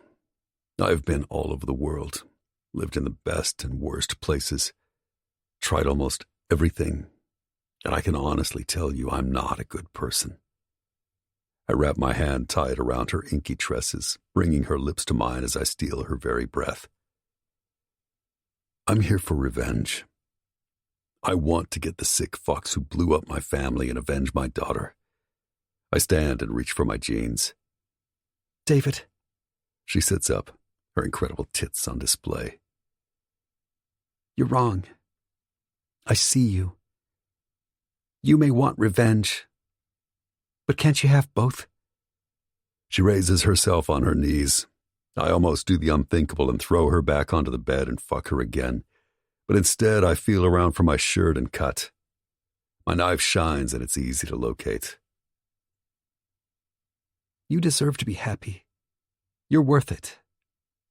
Her words do nothing to me, because I don't, and I know it. It doesn't matter. I find my leather cut and tee. Slipping them on, I turn. I told you to run. You refused. So I'll do the right thing and remove myself from this situation. I run my hands through my hair. I'm not scared. She lies back down in the bed. I grip my teeth so loud I'm sure she can hear it. You'll be back. She reaches for the slightly wrinkled sheet at the end of the bed. Just turn the lock on the handle on your way out. She snuggles in deeper. I almost start laughing. If this was happening to anyone else, I would. She curls up like a goddamn kitten. The white sheet covers half her body, the other half still visible in the darkness. I'm tempted to switch on the lights to see what she'll do. Scrubbing my hands up and down my face, I fight the urge to crawl back into bed with her, lock the doors, and never leave. Instead, I turn and don't look back. 16. Charlie. I blink my eyes open and close them. Sighing into the soft pillow, I can still smell him, a combination of spice and smoke. Even knowing he's gone, I still feel around for him. Dragging myself to a sitting position, I assess my life. As I reach toward the nightstand for the phone, I realize it's in my purse and the battery's probably dead. My face heats up as I think about what we did last night. I was scared and turned on at the same time. Oh my God. Horrified, I cover my face. He brought me to the brink.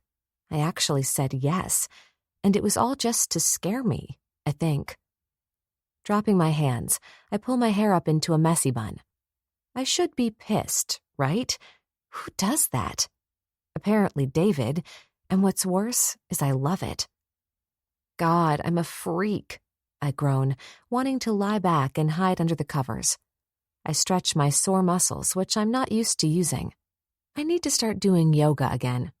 David's cock is giant-sized, and my poor vagina has a pulse and my legs are shaky this morning. Again, my mind drifts to last night and his huge cock. Looking around the dark room, I wonder what time it is.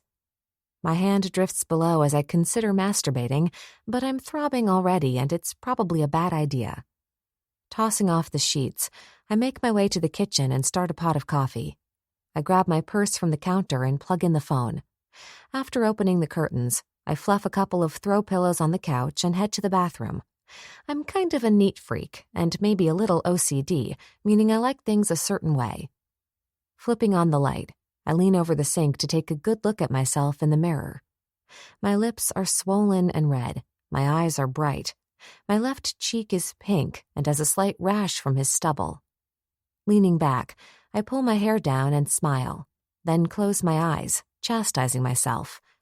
What am I doing? I'm filled with happiness and excitement, and I have no reason to be. He wasn't very nice. He doesn't want a relationship, and he's fucked up. Oh, and he's part of an MC club with bad guys who want revenge.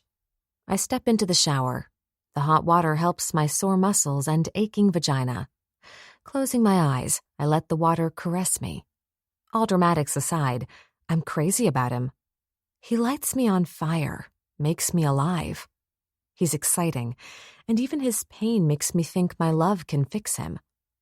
Fuck it, I might as well own it. I've been in love with David since I was a teenager, and I refuse to be embarrassed or think that there is something wrong with me because I'm into whatever nasty things he does. This man excites me, and maybe, just maybe, I will try anal with him. Reaching for the vanilla shower gel, I have to face the facts. David is tragic. He feels unworthy, and since I have never been through half of his shit, I can't relate. Tabitha's death will never leave him. Never. This is where I wish he would let me in, so I can at least be of some support. I barely knew her, but I would have loved her even if she wasn't mine. She was a beautiful baby girl, and what happened is beyond awful. I turn off the shower and grab a fluffy pink towel. Shit, is that my phone ringing? For one insane second, I want to run to the kitchen and see if he's the caller, but that would require having given him my number, so I brush my teeth and slather on some moisturizer when it starts again. Dread slithers down me as I grab a black thong and bolt into the kitchen. I always worry about my mom. She's not street savvy. Not that I am, but for the most part, I try to make sensible decisions. She, on the other hand... As soon as I rip the charger off my phone, it starts vibrating and ringing again. Cindy's cell scrolls across my screen. Hello? I walk back to the bedroom and straight into my closet, grabbing a yellow summer dress. After all, I had incredible sex and I'm not in the mood for black today. Hold on.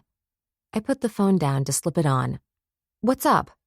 Thank God, I need you. Cindy sounds out of breath and she's yelling. Why are you yelling? I yell back, then lower my voice as I grab some lace-up sandals. I'm in so much pain. I think I need the hospital, but I don't have insurance. Wait, what? She's definitely crying. Cindy, all I hear is her whimpering and talking to someone about pain. Cindy! I raise my voice over hers. Call 911, or can I come get you? I'm taking an Uber to your apartment right now, she screams into the phone. I'm almost there. What the hell? You took an Uber to me and didn't go to urgent care or the hospital? I move the phone to my other shoulder as I step into the bathroom and grab some lip gloss. Okay, stay calm and I'll come downstairs right now. Good, she wails. I'm in really bad pain. I've had this before and I need the hospital. Just getting my bag and I'll take you. I sound like I'm talking to a child. I'm hanging up. See you in a minute. What the fuck? How do I get myself into these situations? And why am I her new best friend? Racing around like an idiot, I grab a banana and glance at my coffee pot steaming with liquid goodness. Good thing I'm in heels. I open the top cabinet and grab an old to-go cup, fill it up, and reach for my bag and sunglasses. I hate drinking out of to-go cups. For some reason, it always tastes different, but it's better than nothing. Tossing the bag over my shoulder, I put the banana inside it and try not to spill coffee on my dress as I lock the door. A horn honks. I glare at the idiot, then feel bad because it's the Uber driver. He's obviously nervous and waves his arms frantically as though I can't see him. The car is a mere 20 feet away. I toss the keys into my bag, which seems heavier every day, and rush down the stairs approaching him and a pitiful-looking Cindy. Jesus. She's doubled over and I reach for her. Cindy, do you want me to take you to the ER or urgent care? I look at the poor Uber driver. If he's a day past 20, I'll be shocked. I think she needs a hospital. He points to Cindy's crotch. Oh, shit, I scream, causing her to look up at me. Black streaks of mascara run down her face, and her nose is bright red, but her usual pink lips are pale. What? She moans. Take us to the ER, I yell at the driver. His eyes are fixated on Cindy's pants. They're covered in blood. Hey, get it together, I snap. Oh my God, she screams as she looks down at her pants. I look around at my apartment complex. For what, I don't know. All I see is my asshole upstairs neighbor staring down at us, smoking pot on his balcony. Come on. I open the door to the poor Uber driver's Nissan. He looks like he wants to say no, but my glare shuts him up. Nodding, he goes to the driver's side. Thank God, because there's blood on the back of his tan seat. We both see it as Cindy starts to wail again. Just get in. We'll deal with it later. I'll make sure we tip him. It sounds awful, but I'm starting to get freaked out myself. What the hell is making her hemorrhage? Is she dying? Please hurry. I sound way too calm. Yes, the Uber driver croaks out. Turning to Cindy, I grab her hand. You're going to be fine. I try to make my voice soothing, which is pointless. She's hysterical. I sit, traumatized, holding her hand. As we speed down La Cienega, everything outside the window blurs. Thankfully, the driver says nothing as he drops us off at the emergency room doors. I grab our purses and hoist Cindy's arm over my shoulder as we limp inside. Thank you. Here. I fish around in my wallet while holding Cindy and hand the guy $100. We don't have more money or time. I wave as I hurry inside. The air conditioner works a little too well in here, and my skin pebbles with goosebumps. I steer her over to the nurse's station. I'm so embarrassed, she tells a nurse, who helps her into a chair and takes her information and vitals. I'll take her to bed number 16, the nurse says. In a matter of minutes, poor Cindy is in a wheelchair and gone from my view. Can you fill out some paperwork? Are you a relative? I stare blankly at a woman at the front desk. No, I'm her boss. Well, I'm her friend, I say to the woman, who doesn't even look up from the computer. Okay, we'll discuss the rest with her. At last, she glances up at me. You can have a seat. We'll let you know how she's doing. Thank you. Quickly, I turn and scan the waiting room. It's large and packed with people. Parents are rocking sick babies, children are coughing, and old people sit in wheelchairs. Rather than sitting, I walk toward the restroom. Cindy is in the fucking hospital bleeding. Happy, always in a good mood Cindy. What the hell? I mumble as I enter and go straight to the sink to wash my hands. The blood comes off, but I still keep soaping them until my phone starts ringing. Hello? I'm out of breath and no doubt sound crazy. What has happened? My mom screams. Did that man hurt you? I got some weird message from Cindy. I couldn't understand her. Mom. I cut her off. Stop worrying about David. Something awful has happened. As I walk out of the bathroom, I tell her about Cindy in a whisper and find an open seat in between a man who is sleeping and a petite woman who is crying. Suddenly, another phone rings, and it dawns on me that I'm holding Cindy's purse. I'll keep you posted, Mom, but I have Cindy's phone and it's ringing. Wait, do you want me to come? And I don't know if it's because I'm sitting in a crowded emergency room or what, but I love my mom and I love that she's offered. I look around for a clock, but all I see is a large flat-screen TV. No one seems to be watching it besides one guy who is either on drugs or has a terrible eye infection. No, Mom, stay at the diner. I'll keep you posted. It's amazing how calm I sound. I'm anything but. My hands shake as I reach for Cindy's phone. Jesus. Hello? I need to fuck you again. I know we said one and done, baby, but my cock is drip. Whoever this is, I need to stop you. This is not Cindy. The line is silent, and I almost hang up. Where's Cindy? It's gruff, and I know it's that biker. Who is this? Again, I look around the depressing white walls for something to drink. I see a soda machine with water. I stand and get my wallet out for a bottle. This is Ryder. Who is this? He almost snarls. I'm Charlize. I switch the phone to the other ear so that I can use my right hand. Or Charlie. Your poet's girl. He grunts into the phone. Who? Put Cindy on. I clear my voice. Do I tell him she's in the hospital? So, Ryder, I had to take her to the emergency room. She was bleeding. That came out so bad. I'm sure she's going to be fine, though. The line is dead quiet. What hospital? Cedars. Is there a Charlize out here? A woman doctor stands with a laptop looking out at the waiting room. I have to go. They're calling me. I hang up on him. Whatever. I don't even know if I should have said anything. Me, that's me. I run over to the doctor. Hi, yes, that's me, I say, flipping my hair over my shoulder. I'm Dr. Sullivan. I nod and look around at all the people in the waiting area. Your friend is fine. She turns to go. Excuse me? I walk next to her. She stops and looks at me, almost as if she's annoyed. Yes? She was screaming in pain and bleeding. I motion to my crotch. Her phone rings.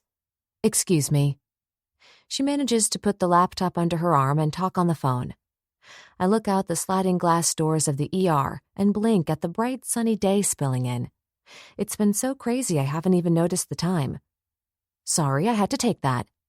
She turns and faces me. She's the plainest woman I have ever met.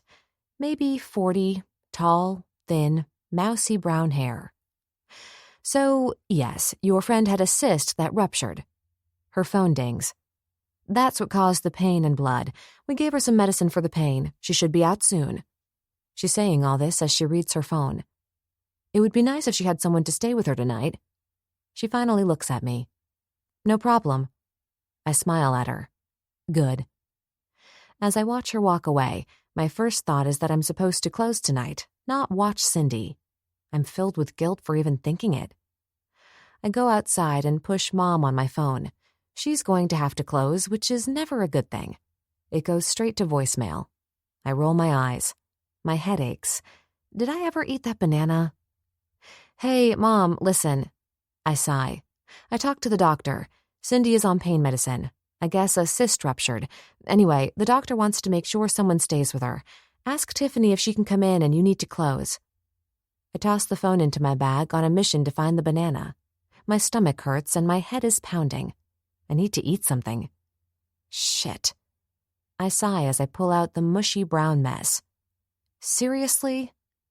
It must have been smushed between my wallet and makeup bag. Either way, it's not edible, so I toss it in the trash can to my right. That's when I remember my coffee cup, which I clearly forgot in the poor Uber driver's car. God, he must hate us. My bag starts vibrating. In an instant, I grab the phone and realize it's Cindy's. Dropping mine, I fish hers out. Ryder's name slides across the screen. Of course, my heart jumps to my throat, then back down. Should I answer again? I simply stare at it until it stops ringing. When I'm about to head back inside, it vibrates again. Sighing, I decide to answer it. Hello? What happened? Holy shit.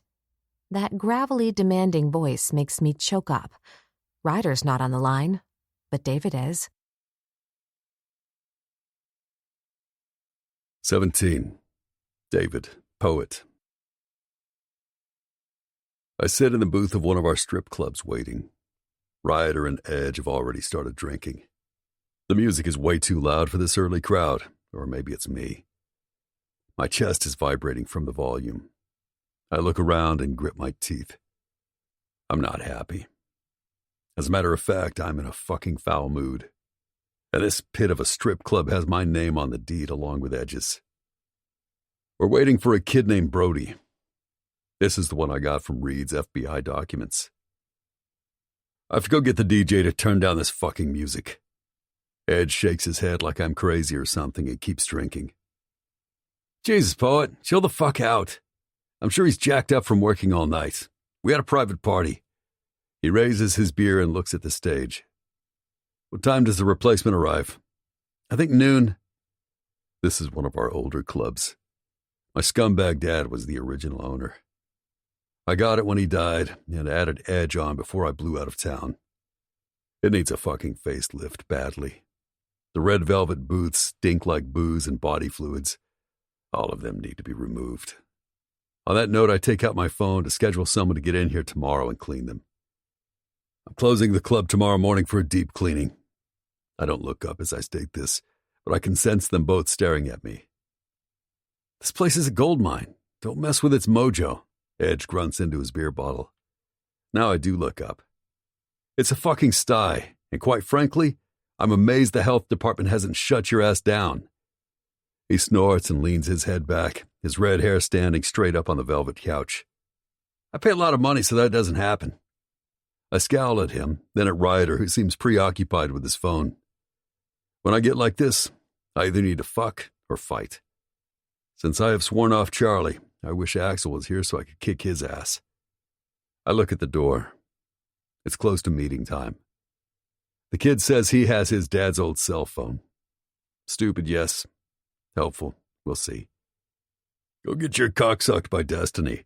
You need it. Ryder looks up from his phone and grins. And no, I'm not going to step out and let you beat up on me because you're hung up on a woman and won't admit it. Edge raises his head and looks at us. The fuck? Who is it? I should be insulted at his shocked expression. Jesus Christ. I scoot out of the booth. I can't stand the smell of this place, and the music is shit. I'm fucking done. I don't care if the DJ is tired or on drugs. This place is a disgrace.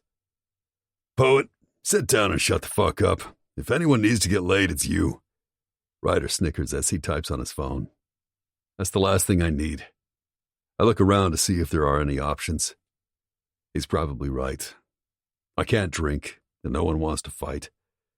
And since I'm done with my raven-haired beauty with the golden eyes, why not fuck a stripper in the back? Take the pressure off. Unfortunately, although they try to maintain themselves, all the girls seem too pale compared to Charlie and her magical pussy that makes my demons stop talking. Actually, he sets down his phone and crosses his arms. You need to be honest with yourself, man. Ryder, you have no idea what you're talking about. The disco lights come on, signaling a new girl and covering him in rainbows. I lean over the table. Don't overstep your bounds, brother. I glare at him and he looks back, raising a brow. I'm telling it like it is. You're starting to act like Prez, and he was a jackass for months. Fuck, man, you're supposed to be, mature. It doesn't take a mental giant to get that you want this girl. My eyes narrow as I inhale. My fists are clenched so tightly my knuckles crack. Ryder shakes his head and picks up his phone again. Not gonna happen, Poet. Find someone else to take out your shit on. Hey. We all turn toward a scrawny young guy. He clears his throat and looks around the club. Again, it's a dive. If he's bothered by it, he hides it well. I remember his old man. He was one scary fucker. So I guess growing up with that as your role model makes you tough even if it looks like the wind could blow you over. Our pathetic lights, which we pretend are strobe lights even though they're far from it, zero in, creating one big spotlight on Tiffany. We all turn to observe her crawl across the stage, dressed like a cat. Brody? Yeah, I just came from class. I turned back to him. He's dressed in a pink shirt and tight khaki skinny jeans. Here, have a seat. Any problem finding the place? No, I plugged it into my phone and boom, He slides into the booth, nodding to Edge and Ryder, who are both absorbed in watching Tiffany crawl and roll around the stage. I'd delete that if I were you. I want to roll my eyes at people's stupidity with leaving a trail. It's why I don't have a phone. I use burners and toss them when done. You want something to drink? He pulls out his phone and looks at it, frowning. Sure. He looks at Ryder. I'll have that. If the kid is 19, I'd be surprised. Whatever. He's here, and hopefully what he has is genuine, so we don't have to beat him. He taps the table to the horrible music, his eyes drifting back to Ryder. You're the enforcer, right? Ryder drags his eyes from Tiffany's naked chest. Yeah, I'm the enforcer. Brody smiles and looks down at his hands. My old man said you were badass. Ryder takes a sip of beer and eyes the kid. How long's it been? 6, 7 years since he rode his bike off the road. Brody straightens his shoulders. I don't talk about that. I have a different life than Satan's seeds. They don't want me, and I need money. He looks at me as Sydney slithers up from behind and wraps her hands around my waist, reaching for my cock. You want to dance, poet? Her cheap perfume is so strong it almost smells like bug spray. Not tonight, Sid. If you can bring a water and another round, that would be great. I glance at Brody. He's fixated on Ryder. A loud sigh comes out of Ryder as he sets down his phone with a thud and looks at Brody. Kid, I don't give a fuck where you put your dick. He leans his elbows on the table. But you need to stop staring at me because I love pussy. Brody shifts uncomfortably. I'm so sorry. I wasn't... He jerks his eyes away and looks straight ahead. Sydney starts to snicker, and I hold up my hand. Just go get the drinks. Then I slap her ass, which used to be rock hard. Unfortunately, years of too many men, drugs, alcohol, and Camel non-filters have aged her. She rasps over her shoulder. He definitely loves pussy. Smoke remains in the spot where she stood. I flashed a Pigpen and peanuts and the dirt always swirling around him. Brody leans over Edge, who gives him a what-the-hell look, so that he can speak to Ryder without yelling over the music. I'm sorry. You're kind of my hero. My dad was so impressed. His pale face turns crimson, and my patience, which is at maybe a 5, is now at 0. You have the phone? I reach for my cigarettes on the table and light up. Los Angeles banned smoking basically everywhere years ago, and I couldn't give two shits. I need one, and I dare anyone to stop me. Brody, you got your old man's phone? I snap, taking a deep drag and letting the nicotine do its job. I hold the cancer stick in my teeth as I grab a chair. He swings his backpack onto the table, almost knocking over Edge's beer. Sorry. I keep smoking, my eyes narrow. Is he a trap? He's almost so ridiculous that if he is, I'd have to give the seeds credit. I put my hand on the bag before he unzips it. Tell us again. Why? Because if what I need is on that phone, Satan's seeds will not exist anymore. He leans back, motioning that I can open the backpack.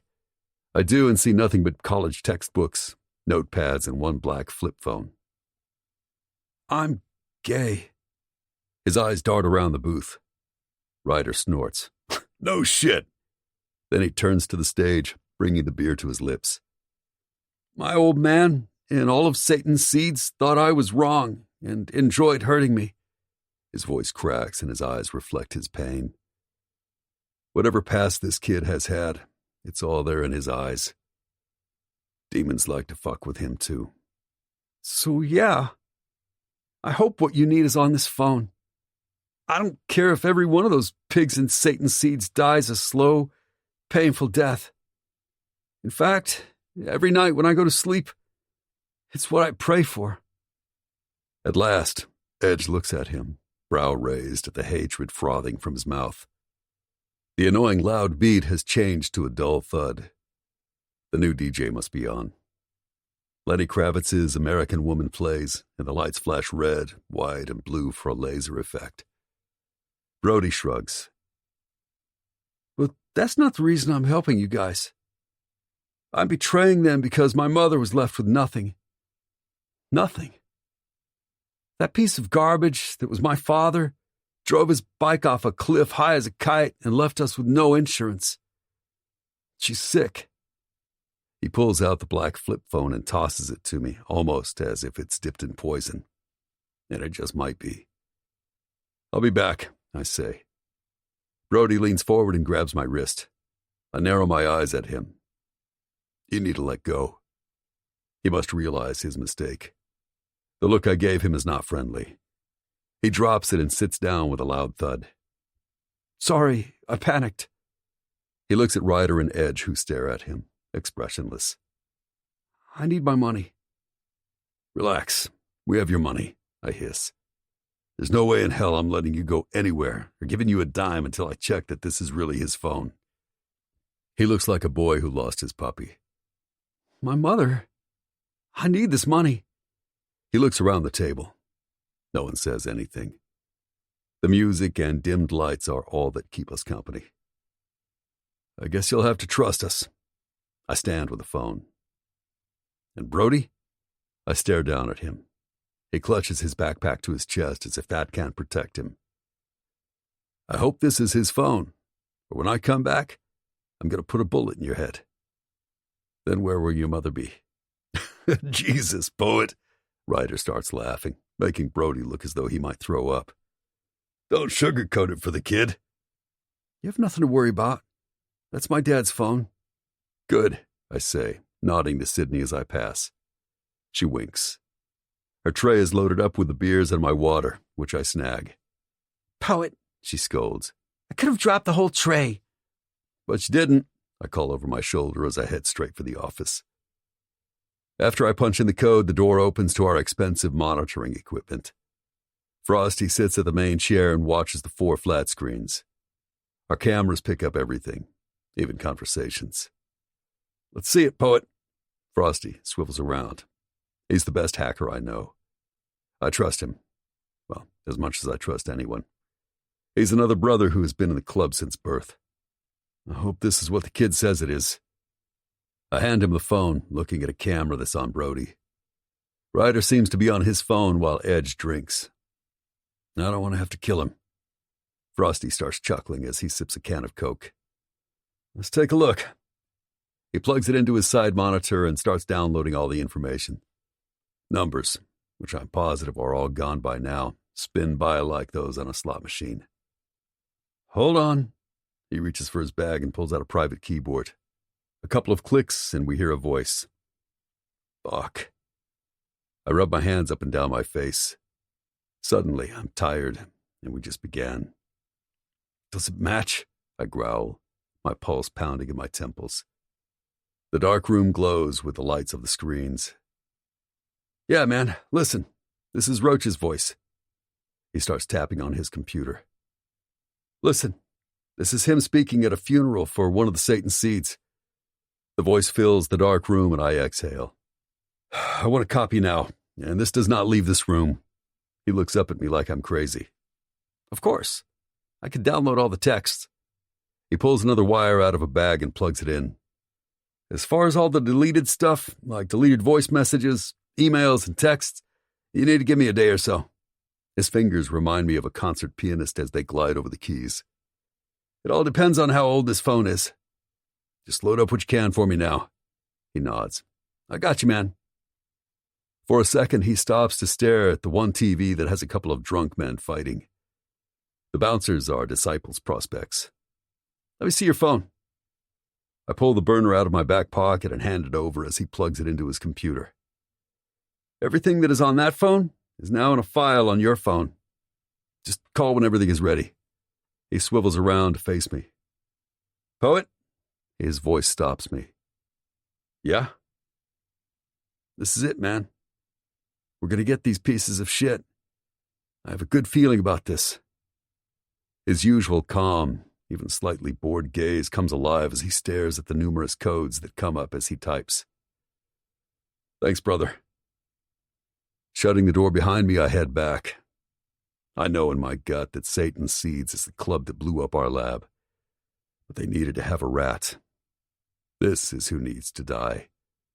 This is someone who had the location, the time. This person knew that all the head officers were going to be there. As soon as I get to the table, I know something is wrong, and it has nothing to do with pale-faced Brody who was nervously tapping his thumb on the table. "Pay him," I tell Edge. "And Brody?" He grabs the money wrapped in aluminum foil and barely glances at it as he tosses it into his backpack. "Yeah?" The color is returning to his face. "Be careful, kid. Don't trust anyone. I don't need to tell you what they would do to you and your mother if they find out that you're talking to me." He takes a deep breath and nods. "I'm at school. It's my mom." He rubs his hand up and down his jeans, almost as if he has a nervous tic. "At least she's clueless." His eyes fill with tears. "She still thinks they're her family, even though all the pigs do is come over and fuck her and leave. Take them down. I'm counting on you guys." He moves around me to leave. I let him. He has his own demons to tackle. I hope he's smart. It takes one sloppy move to get yourself killed. The MCs don't take kindly to traitors. I look down at Ryder and Edge. Something's wrong and I can sense it. Christ. I tug at my hair, unable to shake my anxiety. "What the fuck is wrong now?" I snarl at Ryder. All this crazy energy is coming from him. "I just talked to your woman, and she's at the hospital. I need to go, I think." He looks confused, and my heart skips a beat, then starts racing. My hand goes to my necklace. "Poet, you okay?" Edge reaches for my shoulder. I shrug it off as my brain starts to work. He can't possibly mean Charlie. I left her last night in a satisfied ball, snuggled, naked in her white comforter. Repeat? I don't know, man. I stare at him, getting pissed. For the amount of shit he's done and seen, it makes no sense for him to sit looking paralyzed. Turning to Edge, I ask, "What the fuck is going on?" "I think someone he's sleeping with is at the hospital bleeding." One of the best things about Edge is he never loses his cool. The relief that it has nothing to do with Charlie almost makes me sit down, which makes me grit my teeth. I'm not acting much better than Ryder. "Give me the phone. Let's get out of here." Reluctantly, he hands me his phone. Jesus, how many text messages do you two have? What are you, 12? He doesn't respond. That in itself is alarming. For Ryder to stay quiet, it must mean he's upset. Kicking open the metal door, I feel like a vampire as the bright sunlight makes black dots dance in front of my eyes. The smell of stale beer and rotten garbage from the dumpster getting baked in the hot sun doesn't help. Pushing on Cindy's number, I glance over at Ryder, who's pacing around the parking lot like a caged bear that's been locked up. "Hello?" Charlie's raspy voice makes me pause as my mind tries to catch up to the strange tightening in my chest. What happened? "David?" You okay, beautiful? I ignore Edge's curious stare as he lights up a cigarette. "No. I mean, yes." She blows out air. "This has been a stressful day." Her voice catches. Babe, I need you to breathe and tell me which hospital you're at. I hear her sniffle and say, "We're at Cedars." Okay, I'm on my way. Stay in the lobby and wait for me. "But they're discharging Cindy. I'm supposed to take her to my place. She can't stay by herself." I hear ambulances. She must be outside. Did you drive? "No, we took an Uber."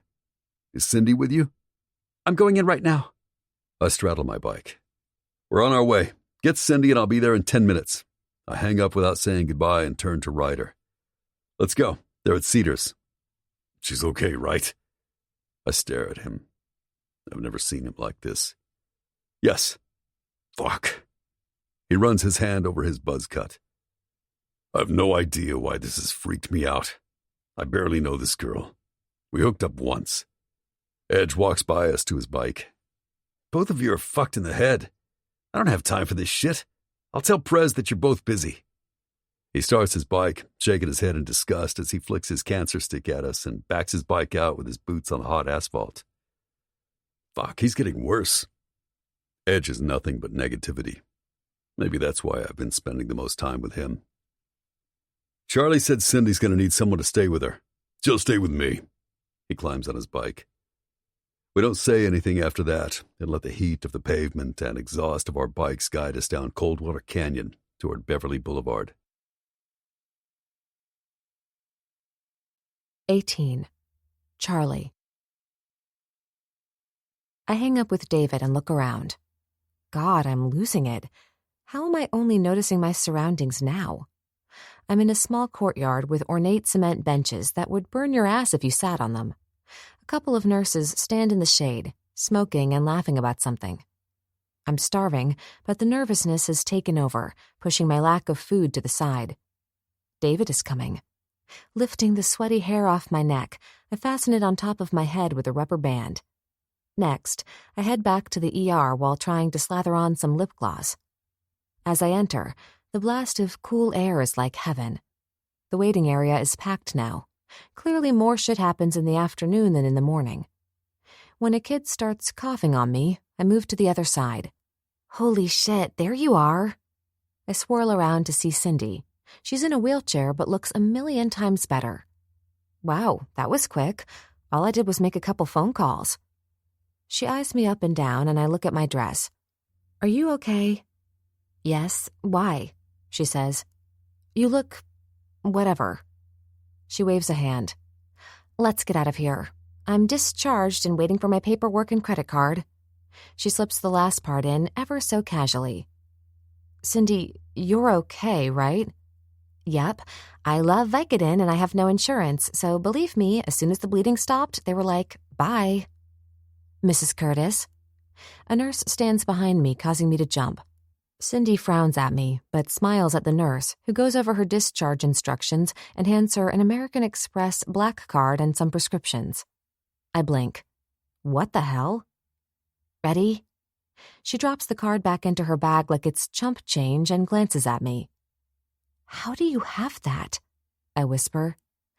Technically, it's not mine. She waves her hand again as if that explains everything and stands to get out of the wheelchair, revealing her blood-soaked jeans. What?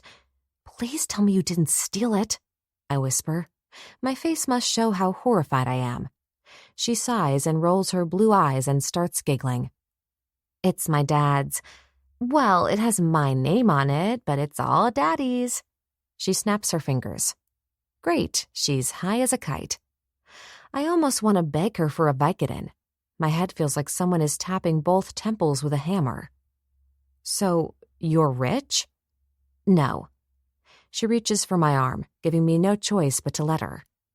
I don't want to be bitchy, but since we're kind of becoming besties, you should know it's nothing personal, but I don't talk about my past. I opened my mouth, then shut it.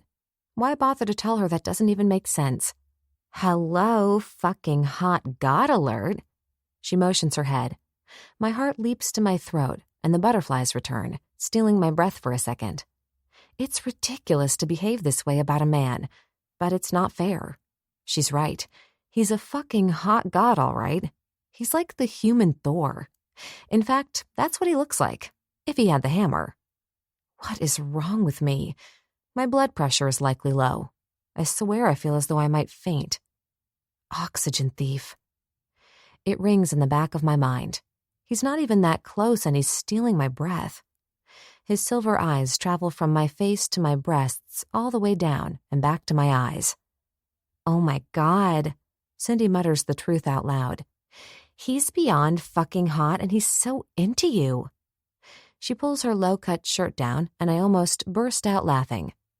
Before I can say he's not, or maybe he is, we both stare, fixated on his silver eyes.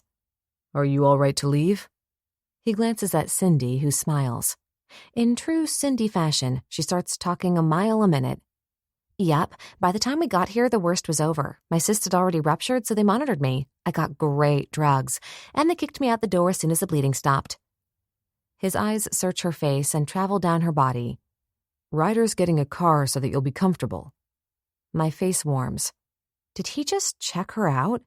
I mean, I know he checked her out, but does he want Cindy? I look down at my full but small breasts and Cindy's enormous ones, and a wave of jealousy slaps me in the face. "He's here?" Her whole face lights up. In an instant, her hand goes to her hair as she looks at mine. "Really?" I snap, and try to straighten my own hair, which seems to be curling all over the place, though it's piled on top of my head. Ryder comes walking through the sliding glass doors. He's got to be at least 6'5", with solid muscles and a beautiful face. His dark hair and dark eyes always seem to know way more than he says. The man is gorgeous. He doesn't look at anyone but Cindy. My mouth hangs open as he walks straight past me and plants himself right in front of her. They look at each other. She smiles and he leans down and picks her up as if she weighs nothing. I avert my eyes. It's as if they've forgotten we're here as he walks out the door with her. So he's going to take care of her? I snip, but I can't help it. Seeing Ryder with Cindy makes me wish for things David is never going to do. He would never sweep me off my feet. It's not his style. So why do I want it so badly? I'm not a kid. I'm a grown woman. But I'm still human. I can secretly want the fantasy, the fairy tale. God, I need to stop watching movies with happy endings. Strong fingers bite into my bicep, and I squirm. Yep, he is completely the opposite of a hero. "Trust me, for Ryder to come and get her, it means she'll be treated like a queen," he grumbles. Let go of my arm, David. For a moment, his silver eyes pierce me. Then he ignores me and walks us out. Again, I'm hit with the bright sun, making me squint. I jerk my arm free to get my sunglasses. "Jesus, Charlie." He sighs and scrubs his face with his hand as if I'm a chore. "Why are you here, David?" He ignores me and pulls me along again. I'm tempted to kick him. My head is killing me and I'm sick of his shit. I'm not joking. I'm sick of it. He shows up and fucks me and leaves with the excuse that he's damaged. I'm in way over my head. This guy is going to hurt me. If I'm not careful, he'll do me in. "Charlize?" I look over his shoulder to see Cindy and Ryder getting into the back of a huge black SUV. Cindy waves. "Love you, call you tomorrow." She throws me a kiss as they zip past. Again, that pang of jealousy pricks me as I watch the SUV disappear. I'm angry at David for being so unwilling to give me anything. Honestly, though, I'm angry at myself for falling in love with someone who is this fucked up. My mom was right. He's going to do nothing but break my heart. Yet acknowledging all this doesn't make it go away. The truth is, I love almost everything about him, and no matter what, being with him is number one. "What?" I snip, rubbing my temples and trying to at least look at him. Otherwise, I'll lose all my righteous anger. "Come on, beautiful. Let's go eat. You can tell me off as I feed you. You look like you're ready to pass out." "No."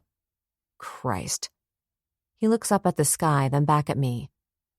"Tell me why you're here. Last night you said you were done."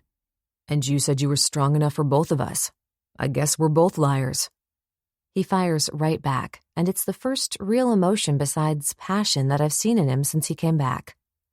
Holy shit, my heart is so fucked, because that was a good one. We both glare at each other as the cars and ambulances rush past us. "For fuck's sake, come on." He grabs my hand and laces our fingers together, leading me toward the parking lot. "What do you feel like? Italian? Seafood?" He pulls me around a car that's in the process of backing out, seemingly unconcerned that they might hit us. "French?" I hate you right now. Why would I go out to dinner with you? It's like I can't help but fuck with him. I want so badly for him to admit that I'm the one, that he wants only me. He spins me around, wrapping me in his strong arms. "Let's not do this." His eyes caress my face and I almost scream. Either that or I'll burst into tears. "You need to eat, I need to eat, so I intend to feed you." Were you checking out, Cindy? He frowns and cocks his head at me like he's seeing me in a new light. "No." As he starts walking again, I wish I hadn't asked that. The moment it left my mouth, I knew it shouldn't have. I'm not that girl. I'm never like this, except with David. He stops and looks at me, then shakes his head and keeps walking. We get to his bike. He takes his helmet, and I wonder if he's going to get on his bike and leave me. What? It's an honest question, David. I saw you looking at Cindy and it bothered me. The parking garage shakes with the rumble of the cars and the loud noises of cedars. I came here, Charlie, when I have so much stuff that needs to be taken care of because you were upset and needed me. And I get this crap? I thought you were better than all that petty stuff. And now I feel ridiculous. When he puts it that way, do you want food or not?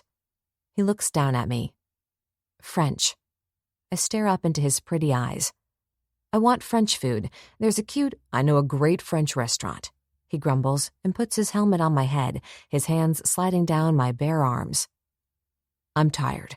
Let's go eat and just be together. Is that something you can do? Otherwise, we can grab a burger from the drive-thru and I'll drop you off. It's up to you. He straddles his bike as he holds out his hand to me. I look at it. This is it. If I take his hand, I'm all in. I can't not be. But if I don't, and I say get me a burger, that'll be it. He seems sick of my dramatics. But am I being all that dramatic? Why do I allow him to completely engulf me? The answer is simple. I want him. He makes me feel alive, special, and without him, I can't seem to breathe. I reach out. His warm hand takes my cool one. I look up, and our locked eyes communicate all our unsaid words.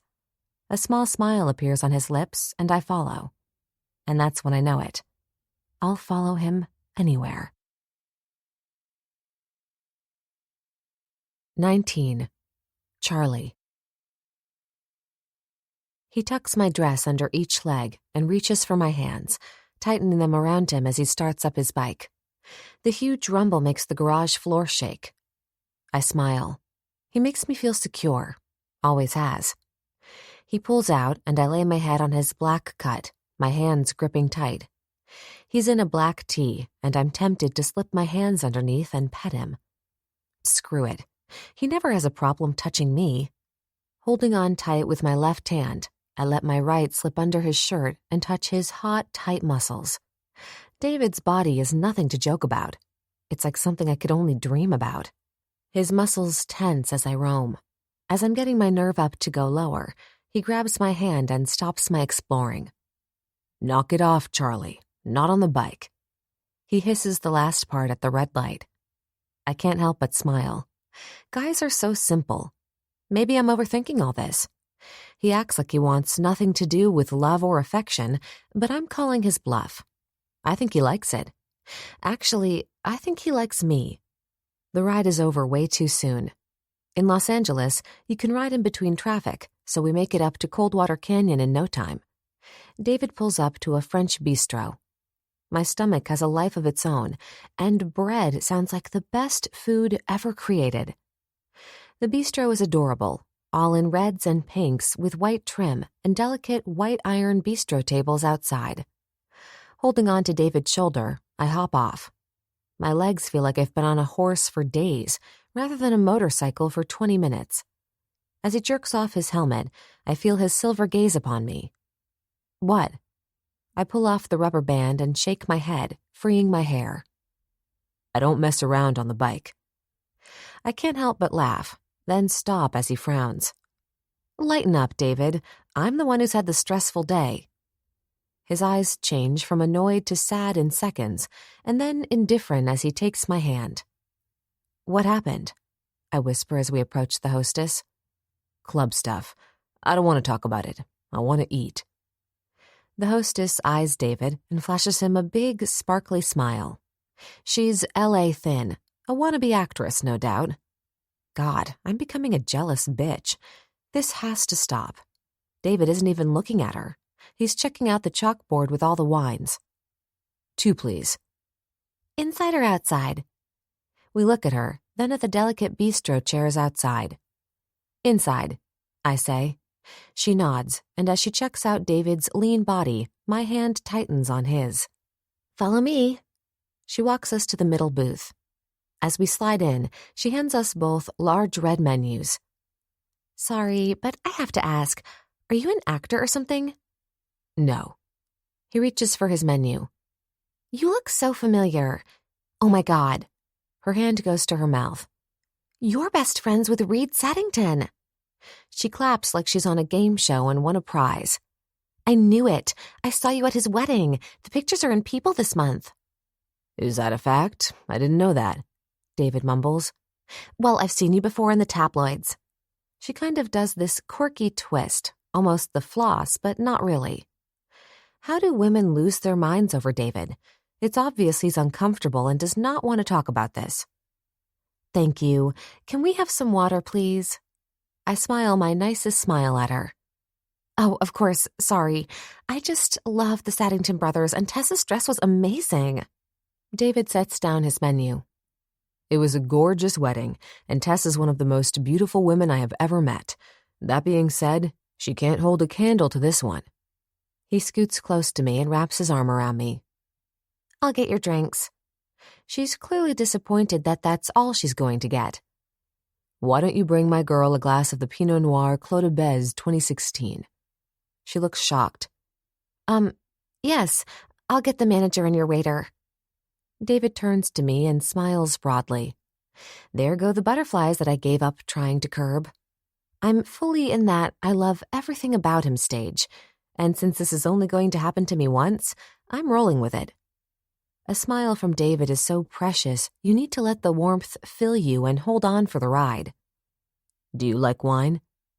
He pushes my hair off my shoulder. My head is spinning. Was it not an hour ago he was scowling, saying we're both liars? Yet here we sit, acting like we're on a date, and he's smiling and ordering me wine. I do, although that sounded fancy. I have to be honest, I'm used to Merlot. I think Malbec is the most exotic type I've ever tried. He grins. The waiter will be here any minute saying they sell it by the bottle and not by the glass, but it's an incredible wine, and you've had a stressful day. He caresses my neck, and the skin pebbles on my arms.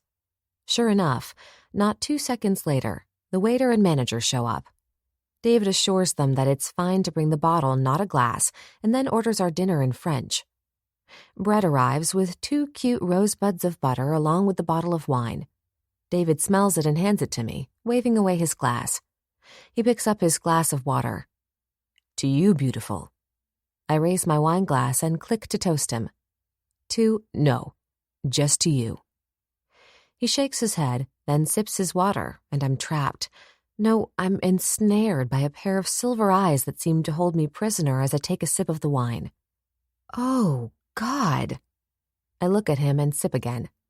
I can't even... This is so... I wave my hand. Rich? He laughs. Do you taste the berries and oak? Ideally, this wine should wait another 7 years before drinking. I stare at him and search his face. Who are you? He sits in a restaurant speaking flawless French.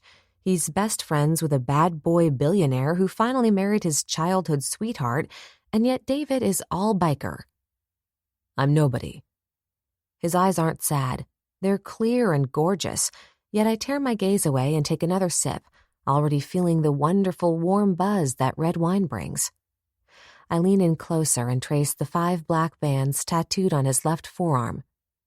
Why do you have these? Like all your tattoos, I get, but these... He sips his water and sets it down.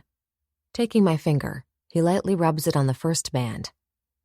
This band is for my uncle. This one is for my cousin. He moves my finger as he goes. This is for Debbie. I want to pull away to stop what's next. This one is Tabitha. It's the thickest one, and he holds my hand on it. And this. He eyes the last one that is half black. This is me. I look up. What? I croak. He leans forward and dunks his thumb in the blood-red wine. You heard me. His gravelly voice makes my breath stutter as he brings his dripping thumb to my lips. He rubs the wine on them, causing the red liquid to drip down my chin. His attention remains fixated on me as he leans forward to lick the wine off. His tongue starts at my chin, then moves to my lips as he claims my feverish mouth. I groan. It's so sensual, like nothing I've ever experienced. I'm lost in a swirling sensation of cherries and spice. My nails grind into his forearm as my head goes back onto his other arm so that he can deepen the kiss. I'm spinning, trying to focus on the fact that we're in a restaurant. But it doesn't matter. This day has taken me down a path I'll never come back from. It will be forever in my mind as this kiss. It's sensual and brutal, taking all of me and making me his. Our tongues tangle greedily as he deepens it, and it's done. I know that I'll never forget this moment. This kiss could very well destroy me. A clearing of a voice, or maybe it's more a choking, makes us pull back. My face is on fire as well as my lips. Holy God, what is happening to me? David looks intense. That means I'm not the only one who feels this way, which makes me feel a little better. Your food. The waiter sets down a sandwich with melted cheese and an egg on top, along with a salad and a big bowl of fries. David gets some sort of salad with salmon and a crepe loaded with berries and cream. I'm so glad you brought me here. This is amazing. He reaches for a fry. After I left, I thought about you.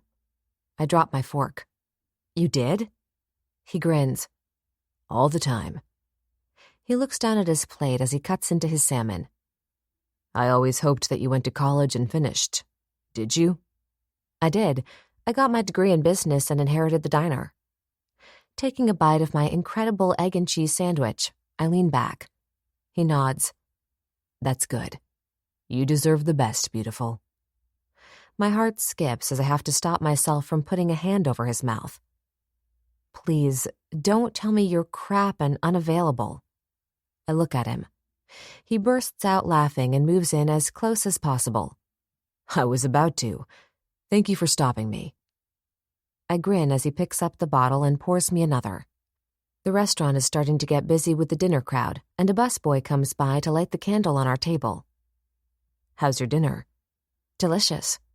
I lick my lips. He holds out a bite of salmon with salad on it for me.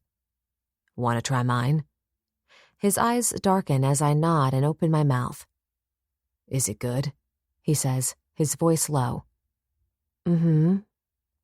I nod again and bring the glass of wine to my lips. The loud chatter and laughter seem to fade. I'm definitely buzzed. My whole body tingles, and I smile at him as he chuckles. I take it the wine is delicious also? He looks down, his dimple showing as he takes the last bite on his plate. I love it, I say, licking my lips. I take another sip and scoot over to him. His eyes twinkle with amusement as he watches me. He stretches out both arms on the back of the booth, and I admire his beauty. His honey blonde hair and his incredible eyes are all I've wanted. What are you thinking about, beautiful? His lips twitch. He scoops up some berries and cream, bringing it to my mouth. I like this, I blurt out, and I'm about to declare my love when he leans forward. I do too. His eyes remain locked with mine, his thumb rubbing my neck where it pulses. Oh, God, I whisper as his lips bend to mine. I smell the berries, and yet this time he doesn't kiss me and simply breathes me in. My core clenches, and all I want is for his hands to touch me. Why don't they touch me? I take a quick peek around the crowded place, and no one is watching. Smiling, I slither my hand up his jeaned leg and straight for his cock. If I thought I was going to surprise him, I should be disappointed. All he does is cock an eyebrow. His dick is huge, even when not fully hard, and I trace it with my fingers, smiling as it hardens in seconds. I look up, satisfied. His stoic expression tells me he's unimpressed. Unzip me. He said that like he was ordering from a menu. He didn't even whisper. I blink at him and pull my hand away. What? I hiss and look around. The older couple to our right are the only ones who even glance up from their conversation. I reach for my wine, take another good sip, and move closer. His silver eyes don't leave my face as he waits to see what I'll do. The amusement on his pretty face tells me he thinks I don't have the guts to do it. So I casually unzip his jeans and take his giant cock in my hand. Now he turns his head and looks at me. He reaches for my cheek to caress it as I go insane.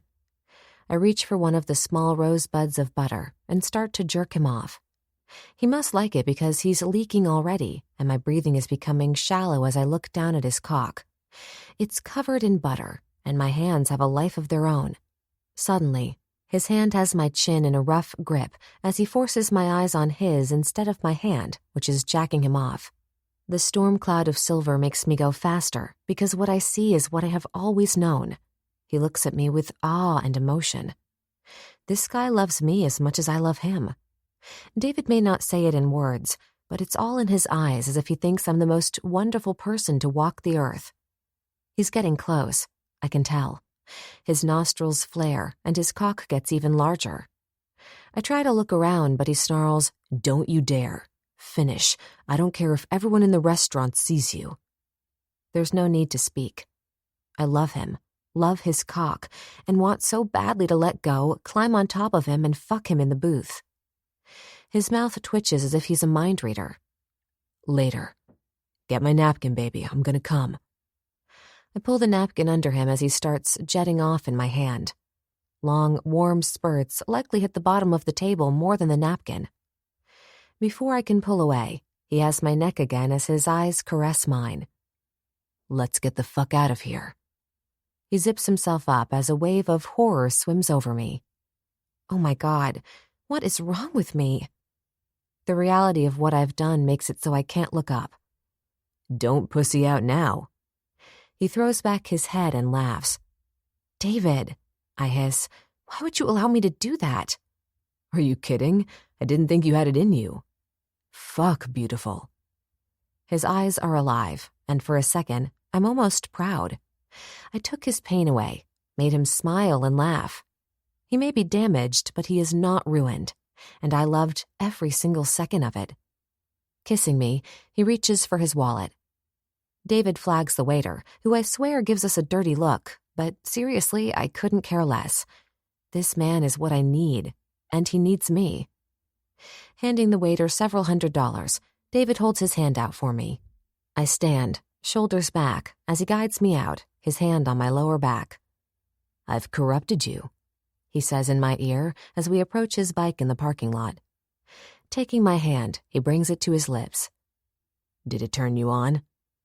He turns it over so that my palm is up as his tongue licks the middle of it.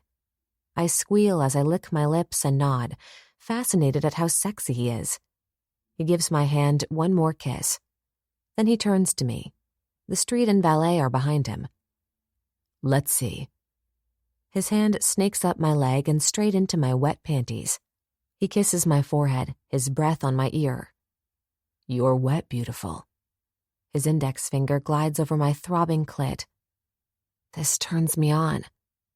He pulls his hand out, and I hiss out something that I don't even understand. Every single cell in my body wants to come, needs to come. He grabs my chin, forcing my ragged breathing to halt as I look into his eyes. "Your place or mine?" His voice is pure gravel. I take a breath. "Mine." 20. David, poet. What the hell does that mean? Blade paces back and forth. We're in the office of Edge's new club, the Dolly. Half of the walls are pink, the other half black. I'm sure Dolly is not thrilled with his choice of names, but he seems to get off on fucking with her. Blade transfers the track phone to his other hand. "How fucking bad, Ryder?" He looks over at me. I stand and go over to the bar and grab the bottle of Jack Daniels, crack the seal, and hand it to him. We're all wired. Shit has started, and it's not only Satan's seeds we're dealing with. Someone always gets greedy, and unfortunately for them, they tend to be stupid. Keep me posted, and yeah, if you have to take care of it, do it. He doesn't even turn the phone off and throws it against one of the freshly painted walls. Unfortunately, he hits a black one instead of the hot pink. Now there's a big white plaster hole that looks like a bullseye in the room. I reach for my water and he brings the Jack to his lips and guzzles down a quarter of it. We knew this would happen. The door beeps, alerting us to check the camera and let whoever is behind it in. It's Edge, Axel, and Frosty, all dressed in clothes that signal they're going to hit it hard tonight. Blade buzzes them in, walks over to me, and throws himself into a black leather rolling chair. I hope to fuck you got good stuff, Frosty. Shit is starting to heat up. Blade rotates toward me. Fucking Dagger was seen hanging out with Mr. E's daughter and got his throat slit. He motions for me to hand him a cigarette. He'd all but stopped, so for Blade to be lighting up means he's upset. And Ryder had to take care of some Satan seeds who got caught trying to get into our warehouse. He's dealing with that right now. Do I need to go? I stand. He holds up his hand as he lights up. Nah, these are just punks trying to steal. Trust me, Ryder's got it handled. The nightclub is getting crowded, and the faint sounds of monitors and the music's rumbling bass make their way up here. Axel slinks into the chair next to me, silent as usual. Things have not gotten better these last few weeks between us. It's all over his face. He thinks I'm a loose cannon, and I know he's a dick. He leans his head back as if he's meditating. My cock is getting hard. Must be getting ready to get bloody. Axel says all this with his eyes closed. I swear sometimes he just asks to get the shit kicked out of him. Except he likes it. Sick fuck. Frosty, talk to me. What you got for us? We all look at Frosty, who's enthralled with Edge's control panel and security cameras. Edge, man, this place is amazing. You went all out. I think it's going to do well. Frosty's eyes are alive as he looks around the room. Fucking better. I sank a lot of money into it. Unlike the name, hopefully this one doesn't fuck me over. Christ, shut up. Axel opens one eye, then returns to his meditation. The phone rings and Edge turns to answer it. Walking to the corner, his hand touches the fresh hole in the wall and the broken burner phone on the floor. He frowns. Blade ignores him and starts to tell Axel the latest as Frosty takes off his backpack. So, it took me a little longer than expected, but I got all the deleted messages from Roach's texts, and I got his voice messages. He looks around the room. Can we turn on some light? Axel snorts but doesn't move. Blade keeps drinking from the bottle, and Edge is in a heated conversation with Dolly. I guess, since that's the one time I see any real emotion on his face. Jesus. I stand up and flip on the light switch, causing everyone but Frosty and me to yell. Sorry, but I have expensive equipment. He looks at everyone. I'm amazed at how calm I am. I've waited so long for any little break, and finding the kid through Reed's FBI files means something. Why do you think Roach didn't destroy his phone? I ask the room. Frosty found something. I can feel it. The scars on my arms where I used to shoot up tingle.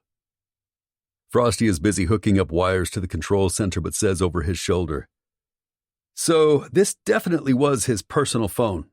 He holds up the old black flip phone as he plugs it into his computer. It's got all his girlfriends, drug contacts. I mean, this guy had his hand in a lot of stuff. He was smart about using code words, and he deleted everything. But yeah, he had this phone for a while. I've got all kinds of stuff for you to look over. He turns and reaches for his backpack, which is stuffed full. These are all his deleted texts for years. Axel finally rouses himself. I'm with Poet. Why would he keep a phone for so long? I get rid of mine every 2 weeks. I look over at him. Every 2 weeks? Fuck yeah, man. I hate modern technology. He reaches into his pants pocket and brings out a purple glass pipe he uses to smoke that crazy weed he grows himself. And since you don't even have a phone, let's not pass judgment, he grumbles. He's right. Other than the occasional burner, I don't always have a phone for numerous reasons. There are times when I don't want anyone to be able to get a hold of me that way. If you need me, you can eventually find me. Are you going to be able to handle all this? Axel brings me back to the now, and I want to punch his pretty boy face. Fuck, with as many fights as he's been in, you'd think he'd look much more fucked up. Well, this was 13 years ago. We didn't exactly have such easy access to burner phones back then. Also, I think he figured if he was careful and deleted everything, he was fine. Blade slams the bottle on the table. Easy, man. That's new, Edge says as he rubs his hand under Blade's bottle, checking for marks on the table. It looks like he planned to kill himself. I recovered deleted texts of him and some girlfriend wanting to end it together. Go out on a blaze of glory, he called it. He was addicted to your drug, Blade. Frosty nods at all of us. The last text he got was from the girlfriend saying she decided against it because her 3-year-old son got sick with the flu. Jesus, Blade stands. Crazy shit, right? He hands Axel a big folder, then hands one to me, and I hand one to Blade, who is rubbing the back of his neck. He motions for me to leave it. What the fuck is wrong with people? Axel looks at me. I mean, why have kids if you want to kill yourself? Why are you looking at me? I'll never have kids again. I snarl as Tabitha's sweet face appears and disappears when I blink. What you got for us, man? Blade sits again, flipping the folder open. He looks tired. I know putting his drug back on the street is a huge risk since the FBI has been stopping by, letting us know they're watching. Along with the supply and demand situation, he sleeps about 4 hours a night. He also has a family and a baby on the way. I want to play his deleted messages. 2 are interesting. I'm still working on trying to get them cleaner. 3 hours later, 4 pizzas and 2 bottles of Jack are spread out on Edge's new table. Fucking Satan seeds. I always thought it was them, but since we weren't that close in territory, I didn't think they would try to take over L.A. Blade leans back in his chair. I want us to get their big warehouse. I want it blown up, gone. With that big of a hit, the money will make them weak. Half the guys will bail, and Victor is such a stupid fuck. I'll put a bullet in his head while he sleeps. Blade says all this as he stands. I want church tomorrow. There's a rat in our family. Satan's seeds were stupid enough to follow whoever betrayed us. He's the one who gave them the time, location, and who was going to be at the lab that day. My heart is pumping so fast I can sense my mind trying to fight my demons. As I listen, I have to fight back the bile. There's the voice that told the seeds our location, and to make sure they got all of us. Except they didn't factor in Debbie and Tabitha showing up, looking for me. There's more on the recording, and it tells me all the things I've known and my gut to be right. I want blood. I need that voice identified, Frosty. I hiss at him. Blade puts his hand on my shoulder. We're close, David. Don't do this to yourself. Stay focused, brother. I can feel your energy.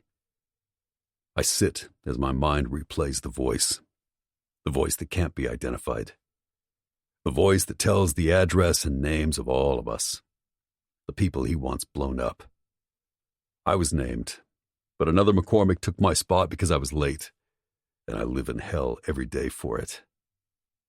Rage, pain, and guilt are my worst enemies as my fists clench and unclench. I get to kill the rat. Do what you want with Satan's seeds. I stand and push the buzzer for the steel door to let me out.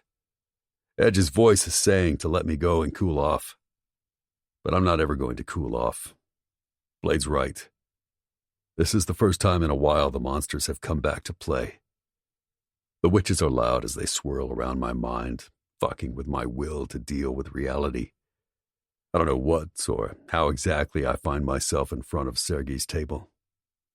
I saw him when we came in and didn't bat an eye. Or did I? All these years I've been living only for the truth. Now that I have it, I need to shut the demons up. A small taste, maybe even a snort in each nostril. I need the drug to help me recover from the fact that my child was sacrificed. A brother in my family killed her along with my uncle, cousin, and baby mama, and I can taste my revenge. I'll stop tomorrow. Even though some rat in the disciples ordered it, it's still my fault they're dead. Yeah. Tonight I need to let the darkness take me down, like the dark night waters of the ocean, and let myself float to a peaceful sleep. 21. David, poet. I head downstairs and straight to the man who can make all my pain vanish. The music is crap that I don't recognize, but the beat is making my chest vibrate. Weaving my way through the bodies, I stop at the table in the corner. Some disciples sit on one side and his bodyguards sit behind him. Ah, Poet, you come to me to solve all your problems. Cut the shit, Sergei. He smiles, and his front teeth, which are gold, shine in the dim light. The smell of weed and other shit being smoked in the corner to my right almost prompts me to turn and ask to join. But this final betrayal to myself needs to be private. Sergei holds up his hands as if I have a gun on him. What can I help you with, my friend? It's been a long time. I'm surprised you're not in jail. I look around at the packed club and now understand why Edge has it loaded with high-tech security everywhere. He's controlling what and how much comes in and out. Edge has always been smart at numbers. I'm sure he's making a killing. I need just a taste. When he smiles again, the thought that some people should be put down flashes through my mind. He's one of them in this velvet cream-colored sweatsuit and his gaudy gold chains. He's part of the Russian mafia and has done quite well considering he's nothing but a thug. Reaching into his fanny pack, he pulls out a small baggie with the white powder that can make all my agony go away. I won't have the dreams that make me too scared to close my eyes and sleep tonight. I won't sleep with this magic. I can stay awake and the monsters won't have a voice anymore. David? I reach for the bag, tossing Sergei a 50, and see Axel. Out of everybody, Axel's the one who thinks he can save me. That's a laugh. I walk away from him and move past the sweaty bodies gyrating on the colorful dance floor. The night air is somewhat humid. I need to breathe, but it's like a cobra has slithered its way up my neck, slowly cutting off my air supply as my eyes dart around for a corner. I can't let you do this, brother. You kidding me, right? I yell at Axel, though he remains calm. The parking lot is well lit as I turn and walk to my bike. Axel, I sigh as I sit on it. In all our years of knowing each other, I've never thought it any of my business to know why you hate the world. I look at him as he stands in front of my bike, hands crossed, and I have to hand it to him. He's got balls of steel. So, I need you to return the favor. Walk the fuck away. This has nothing to do with the club. I won't go off the deep end, but I can't do this right now, man. When I'm about to start my bike, he grabs my face. I love you, man. You've gone through hell, but you survived. Don't fuck up. You're so close to finishing it all. His blue eyes are filled with pain I've never seen. He lets go of me and backs away. Or go be another fucking junkie, and let me and Blade avenge your daughter. Fuck you, you son of a bitch! I yell after his retreating back.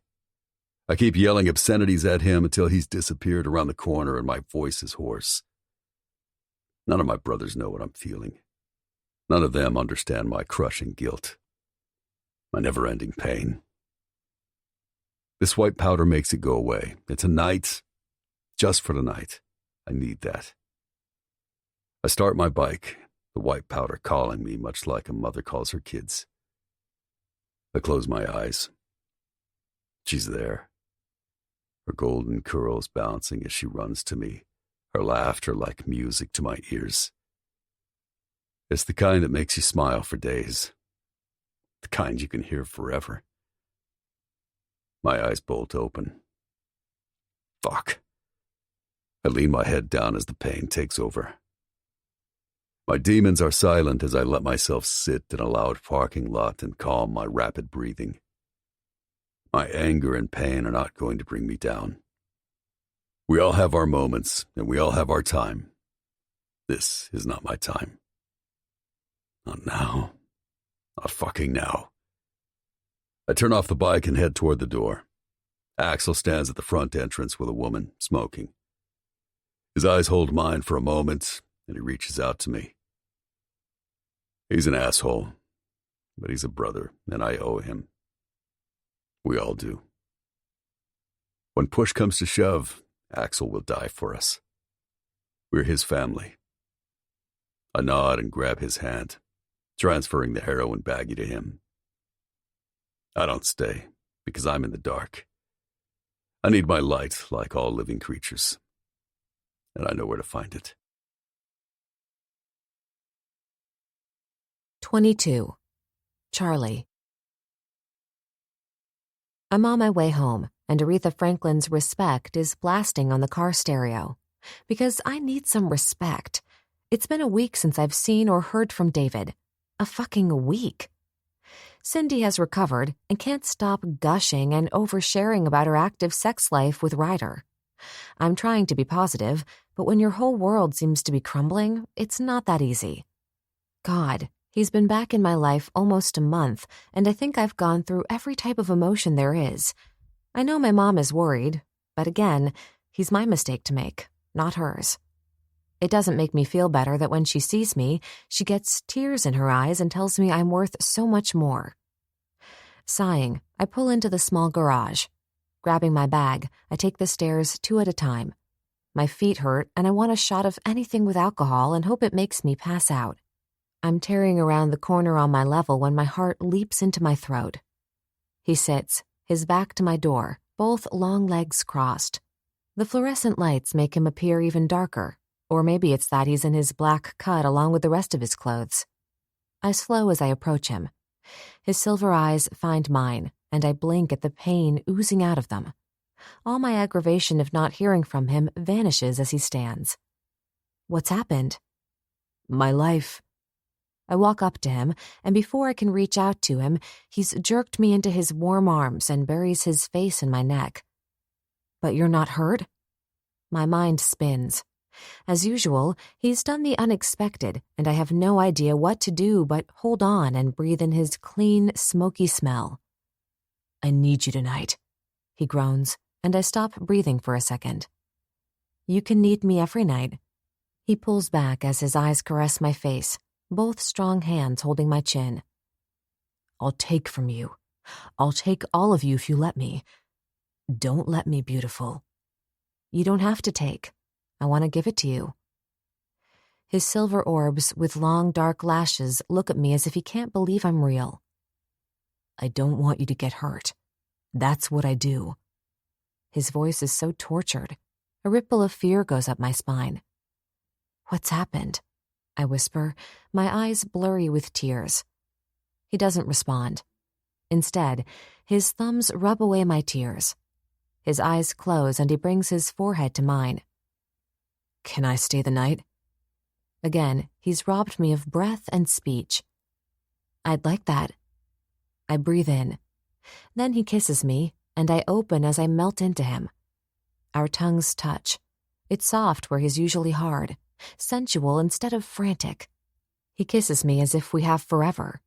He kisses me like I'm his future.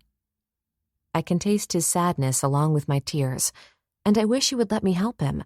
But maybe this is the way to help him, to take away his pain. My head falls back as his warm lips travel down my jaw. Let's go inside. I nod and reach down into my purse for my keys. Somehow I find them, and we're in. He guides me into the bathroom. David undresses me, starts the shower. I seem unable to do much more than stare at him as he undresses and his huge cock springs free. What's happening to me? He opens the shower door, and the steam billows out as if we've released a genie from a bottle. The water is hot, but I still shiver as he grabs my neck to bring my lips to his.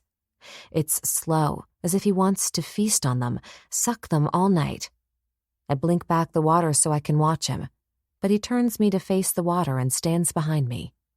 Then, the David I know comes to life. He moves my wet hair and starts to lick and suck my shoulder, his tongue making me groan. As he takes his time on my neck, his strong hands reach around for my swollen breasts, and I reach out to steady myself. He's rough with his caresses, and I'm getting wetter with each kiss. I turn my neck, allowing him to take my lips. I might pass out. He's taking all of me, like he threatened to do, except I want to give it.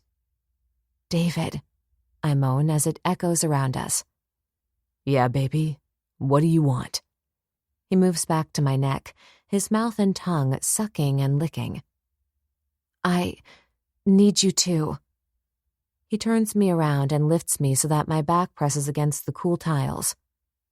This is all I can offer. Our eyes lock. The water pelts his back as he shows me everything. I nod, knowing that he's likely telling the truth, but it doesn't matter. He has my heart, and I need him to breathe. As though almost in pain, he groans and drops to his knees. Taking my right leg, he positions it over his shoulder as he eats my pussy. His teeth find my clit, and I pant as his tongue licks and sucks, and he rubs his face up and down. My head falls back, and I reach out to steady myself. I'm going to come. The pulsing waves of pleasure are building at an alarming rate.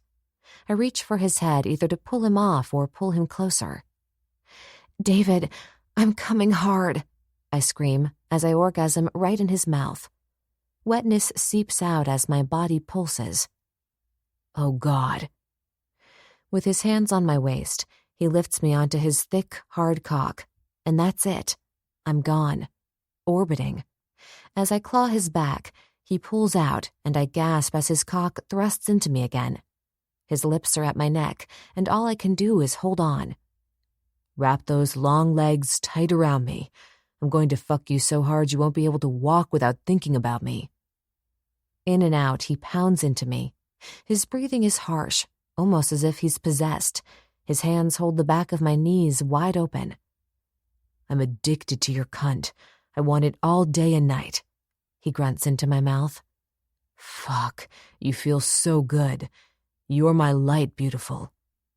I can barely comprehend what he's telling me as the water rains down on his back and my face.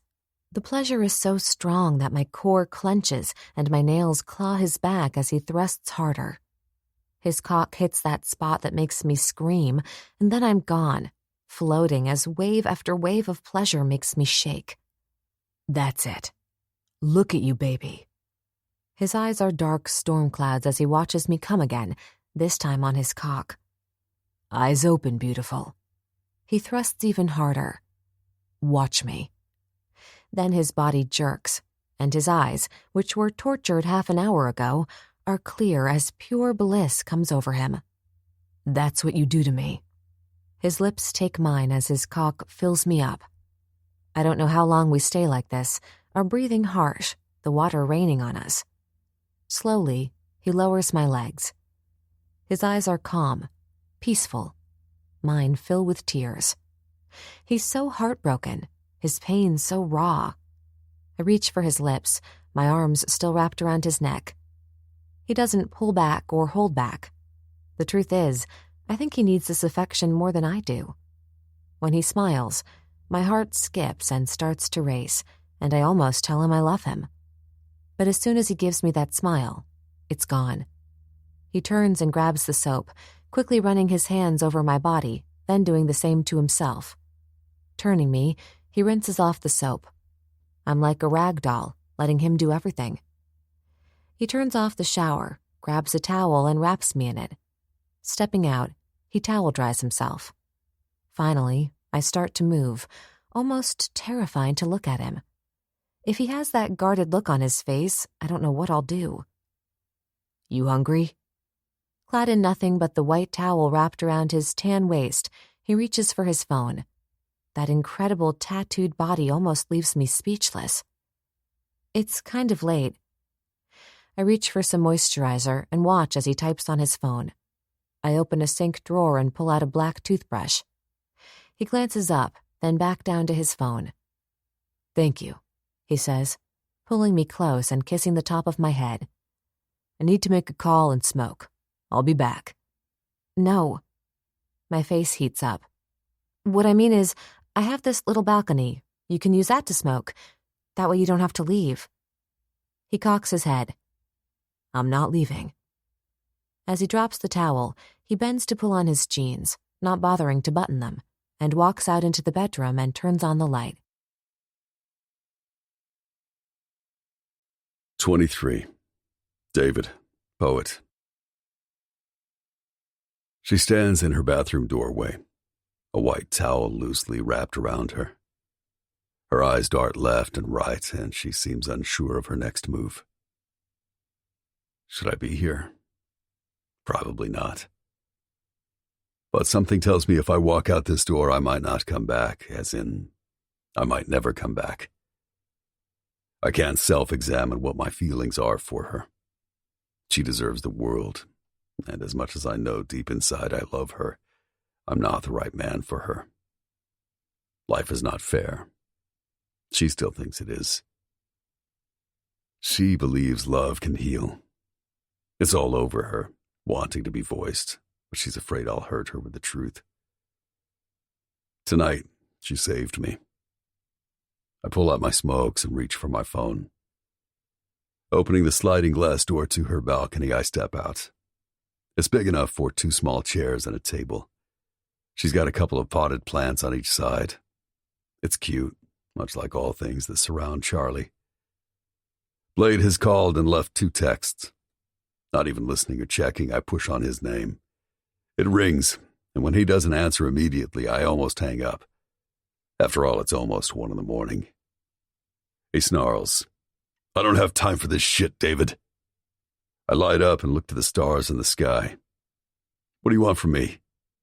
"I want you to hold it together, and if you can't, I need you to back away and let me finish it."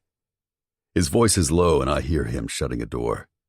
Then he comes in loud and clear. "I told you this a month ago when you showed up.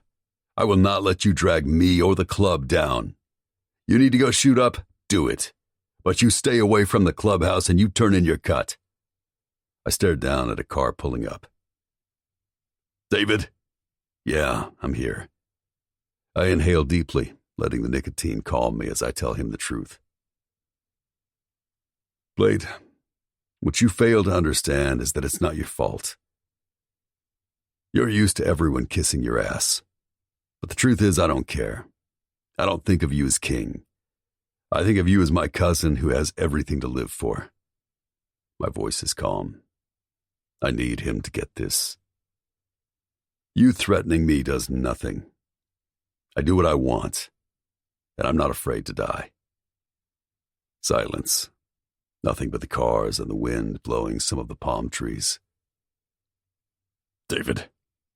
There's the sound of him pacing as his breathing becomes harsh.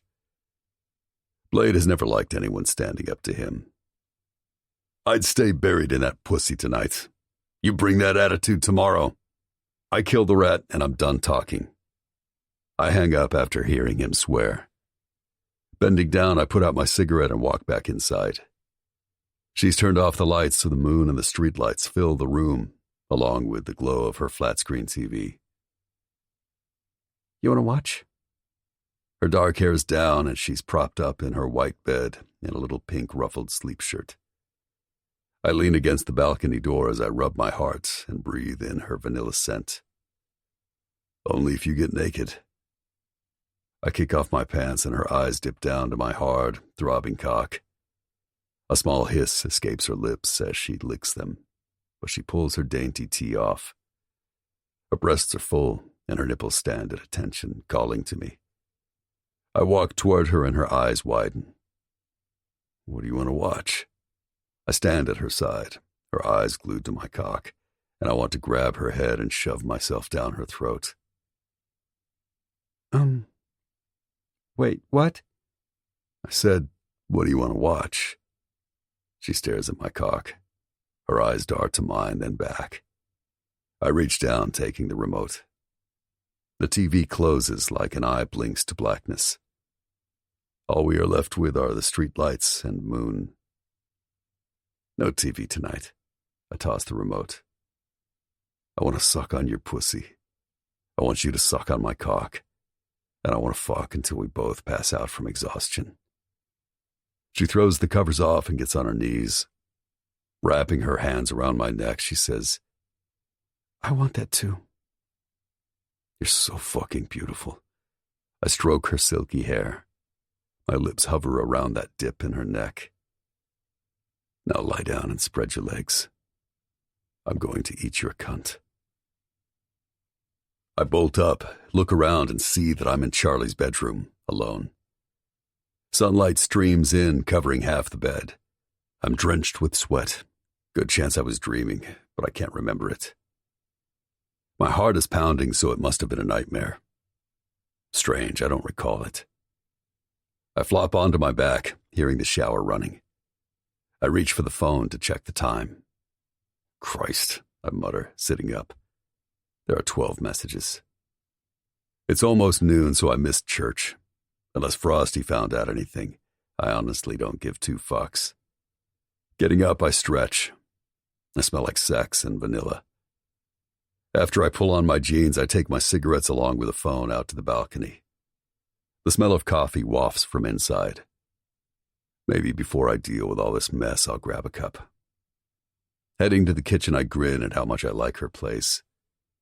It's open, and everything is clean and in the perfect spot. The walls are a cheerful yellow and black, and white photos are placed strategically here and there.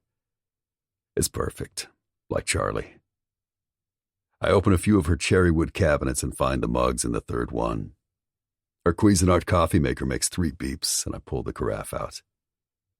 The shower has turned off, so I pour a cup for my beautiful. She likes it black. For the first time in years, I'm starting to know what someone other than myself likes. My mind drifts to last night. God, I hope she can walk. I kept her up all night. When I get like this, I can fuck for days. She's got to be sore, though. I grab the mugs and head to the bedroom. My cock instantly gets hard.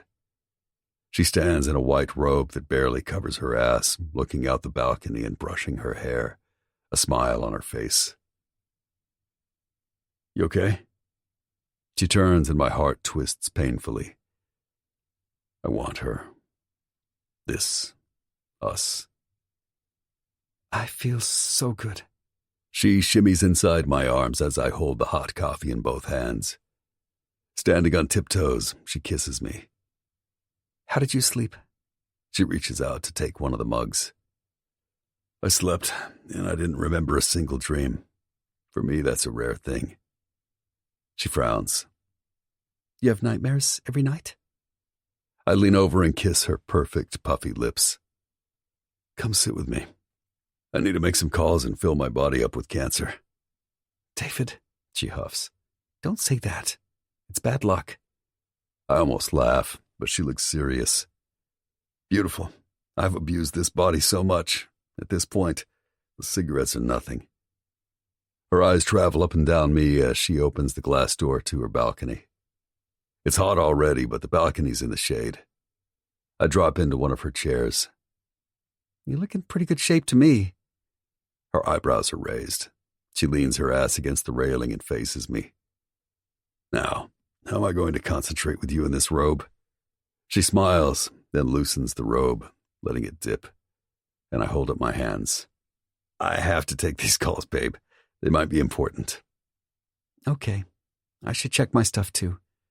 She leans over, and as if we do this every day, she kisses me, smiles, and sachets inside, quietly sliding the glass door closed. My eyes follow her as she moves around the room. I'll let myself have this, knowing it can't last, but needing it more than I ever imagined. She disappears into the other room, allowing me to focus on my phone. There's a new text from Blade, calling me a selfish piece of shit, but to call him. A couple from Axel, berating me, and one from Edge, saying to keep it together. None from Frosty. I light up, sit back and take a drag, then sip my black coffee. Last night might be one of the best nights of my life. I didn't go easy on her, and she loved it. When people say you find your soulmate and you think it's a myth, I know it's not. Needing to be near her, I get up. When I find her, she's on her laptop, drinking coffee and looking at charts.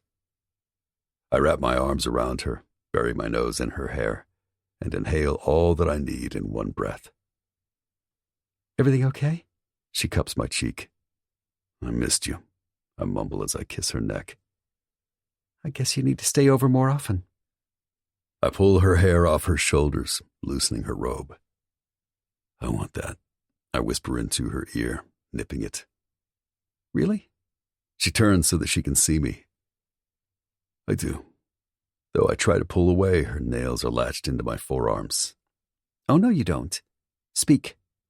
Talk to me. Charlie, you can't think I'm something I'm not. I can be honest and tell you that I'm crazy about you. that last night was the best thing to happen to me, ever. But it's empty if I can't be the man you need. She gazes at me with such hope. I love you, David. She reaches for my lips. You don't have to say it back, but I do. I always have. I cup her face and look at her beauty, not only on the outside, but the true light that comes from within her. You shouldn't love me. No matter what I feel toward you, it can't end well for us. But why? Her forehead hits my chest. Why can't you try? You did amazing last night. You can be happy, David. We deserve a chance. She looks up and I can't stand it. She doesn't get it. Never will. I don't deserve anything, I hiss as my phone goes off. You do, though. I want you. Confusion clouds her stunning face. To her, it should be easy. And I know you want me. We stare at each other. The annoying sound of my phone vibrating breaks the energy. For a moment, she almost had me believing I might have a chance to love her the way she deserves.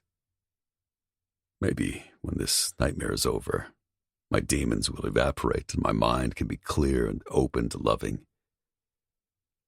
My phone starts vibrating again. Fuck. I look down at it. 4 missed calls from Blade. I need to take care of this. She nods and turns back to her computer. Go. I'm not stopping you. Charlie. Her eyes snap to mine and I almost take a step back. Go. Do what you need to do. But know that I'm not giving up on you. I don't speak. What's left to say? She's brave and I'm fucked up. End of story. My phone starts again and she rolls her eyes as she dumps out her coffee and pours herself a fresh cup. What? I almost yell as I walk to her bedroom. You missed church. No shit, Blade. My wife has decided to have Dolly, your girl, and your girl's friend Cindy over for a pool day. What? Don't do it, poet. Not today. All the brothers are in the compound partying because we had church and we are united. The one person who wasn't there was you. Now, I don't give a fuck what you do later, but my wife is 5 months pregnant and she wants to have some girl time. Bring your old lady. Now. Charlie doesn't even know Eve, and I don't want her around that. Silence. Fine, I'm on my way. The line goes dead. Fuck. I rub my face. All of this is too much. Charlie loving me, finding the rat, waiting for Frosty. I'm on edge, and I can sense it. Something's getting ready to happen. Pushing on Frosty's number, I hear it ring twice. Yellow. Anything? Poet? Jesus Christ, Frosty, yes, it's me. Prez says nothing gets told to you until he hears it first. I hear his fingers typing. Taking a deep breath because I need Frosty, and it's not his fault Blade is being a dick. I walk back into the main room where Charlie sits on the couch. Her long legs are tucked under her as she eats some pineapple while looking at her phone. I crack my neck, staying silent as I hear him sigh and then say, Fine, I'll say this. I have a contact. He's the best money can buy, expensive as fuck, but he thinks he can fix the sound quality and match the voice. I breathe out and sink onto the couch with Charlie. And, Poet, what? If you want anything again, you'll let no one know that I told you that. I snort. Don't worry, it's safe. You've told me nothing. I toss the burner phone on her coffee table and look over at her. I reach for her leg. It's so soft. She's truly perfection. My perfect woman. Get dressed. My cousin's wife wants to have a girls' day by the pool. Apparently your friend Cindy is invited and you're required. Yeah, I just talked to her. She's been there for an hour. I guess you're late. She bites the bottom of her lip. I cock my head, my hand moving to her hair. I love it. It's like silk and smells like coconuts. It's going to be a real biker's party.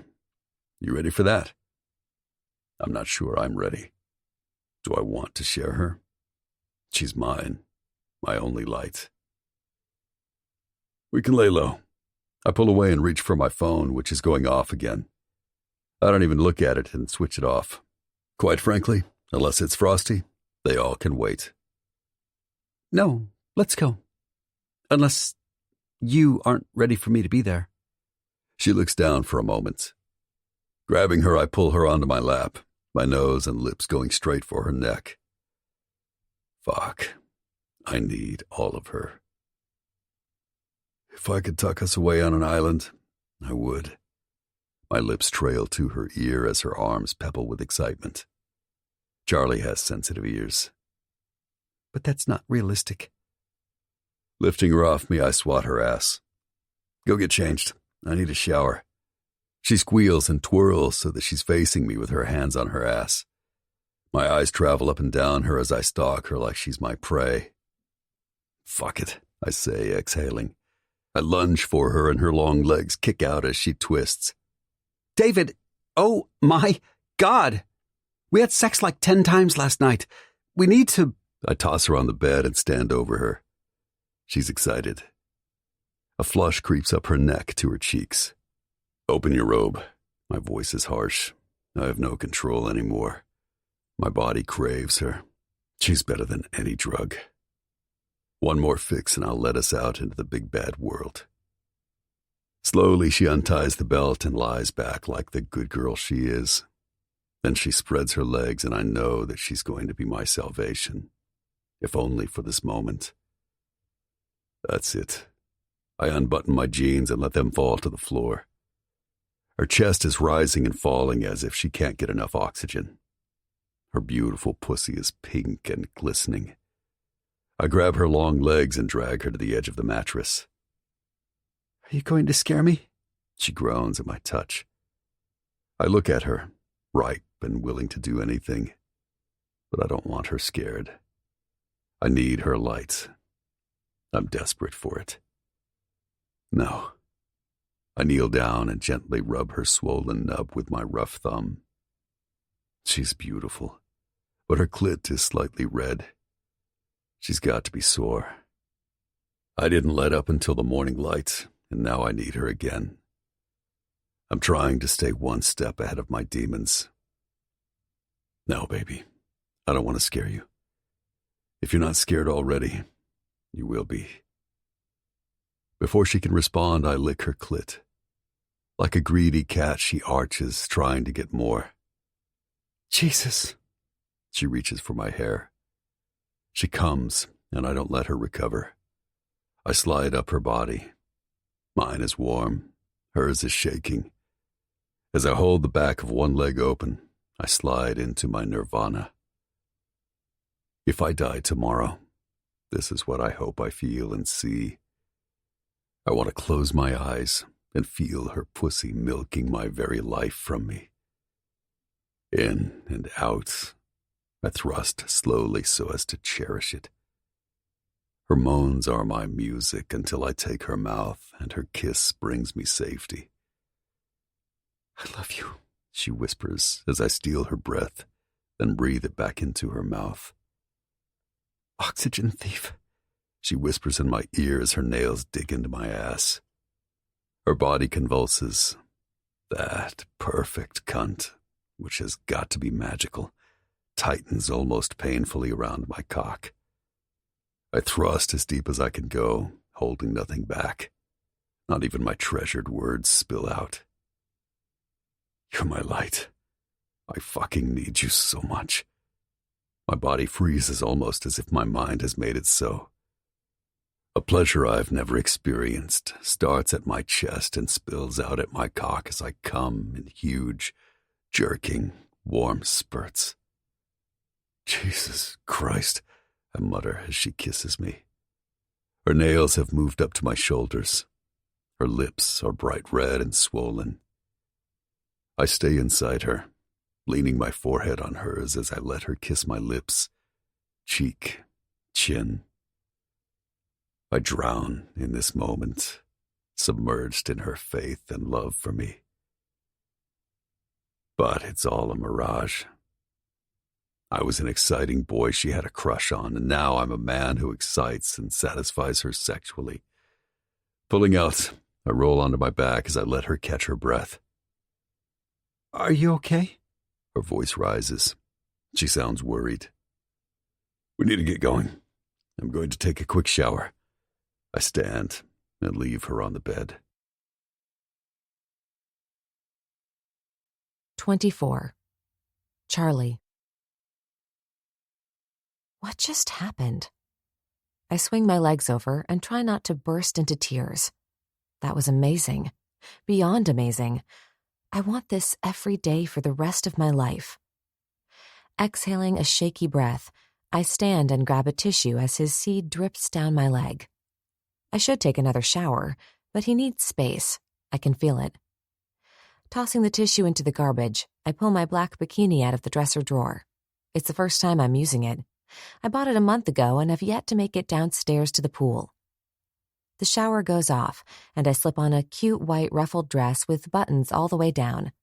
While I'm grabbing some flip-flops, David comes out looking like a wet sea god. He grabs his pants and pulls on a t-shirt, then runs his hands through his hair a few times before he looks at me.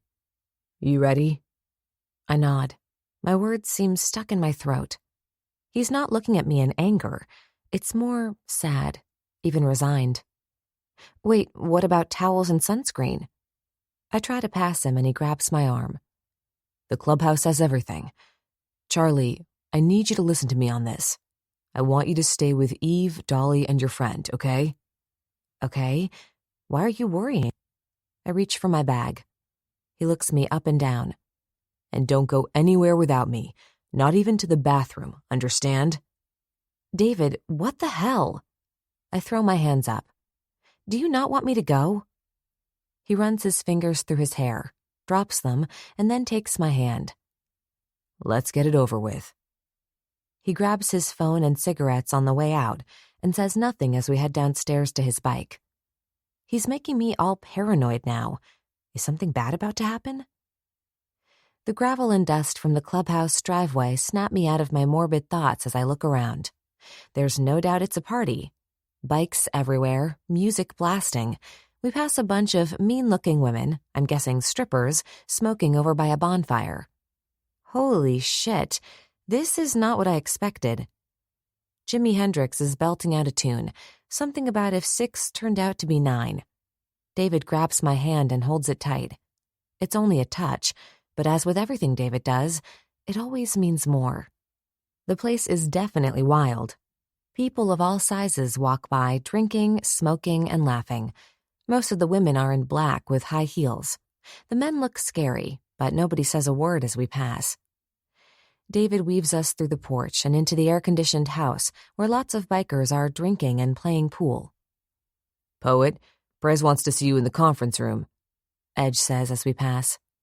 I'll be right there. Let me make sure Charlie's all right. He doesn't even look at him, and again, my heart beats faster. Something is wrong. David pulls me toward the glass doors. Are you in trouble?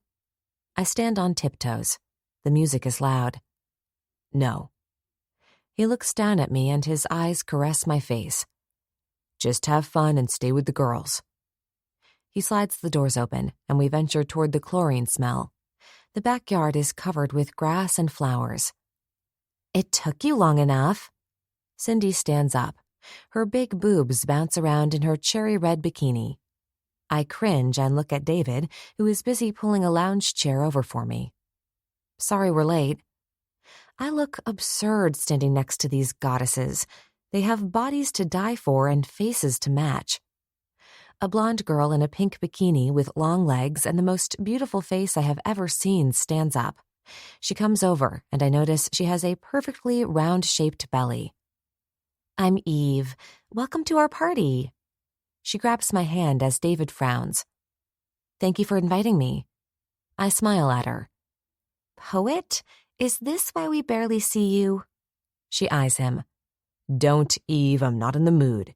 He growls, and all three of them smirk. Whatever, you never are. She kind of sings it.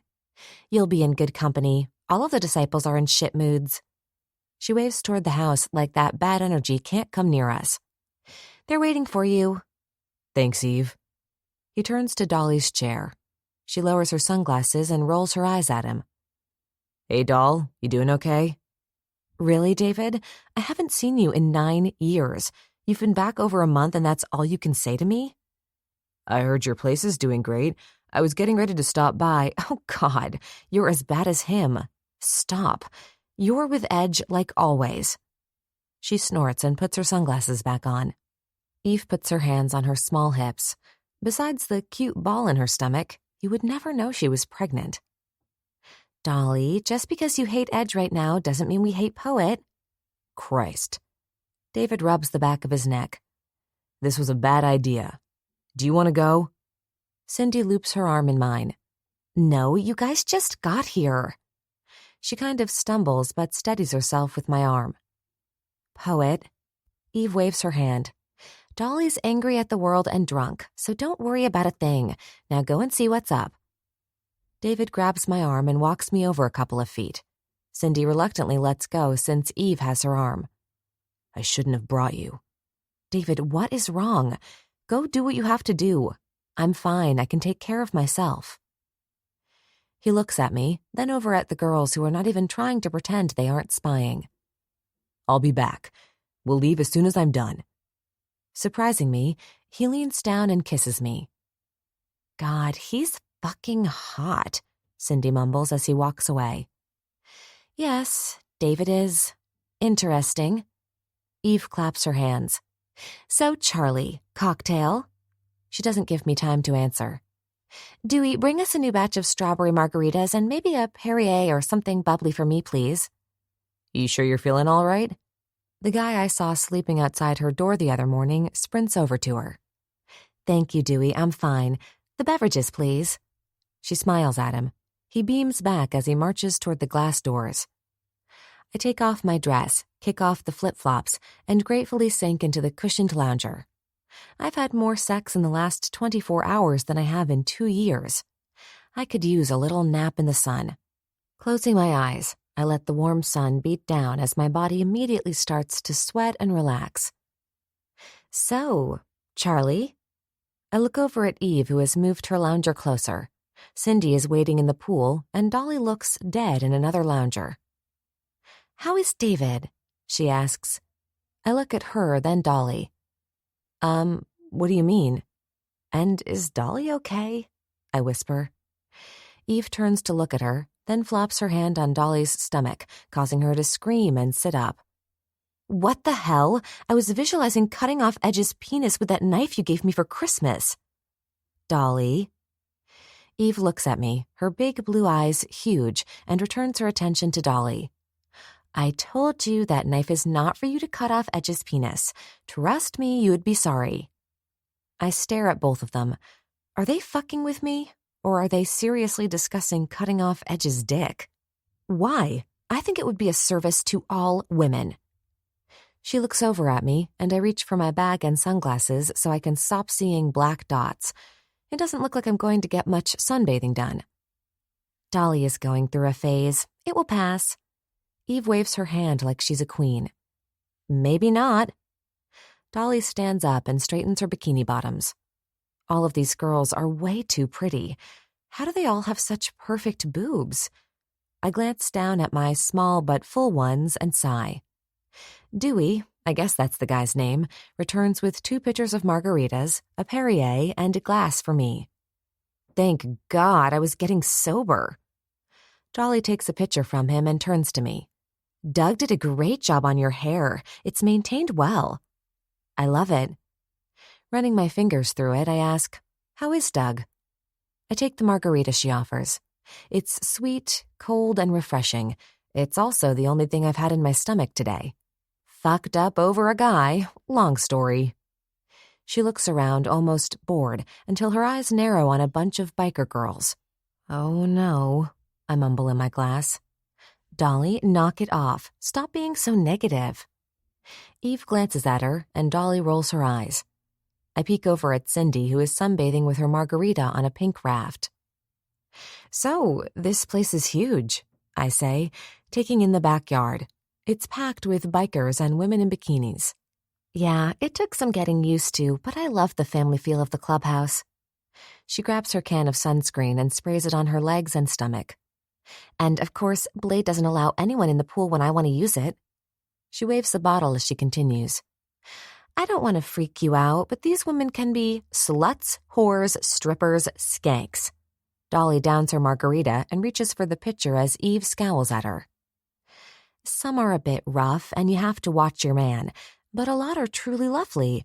So stop it, Dolly. Your mom still shows up sometimes. Exactly. She raises her glass in a fake toast, then stares at her nails. You don't get sick of it? Maybe I'm getting old, but I think they would get on my nerves. I motion with my eyes to the same group Dolly was staring at.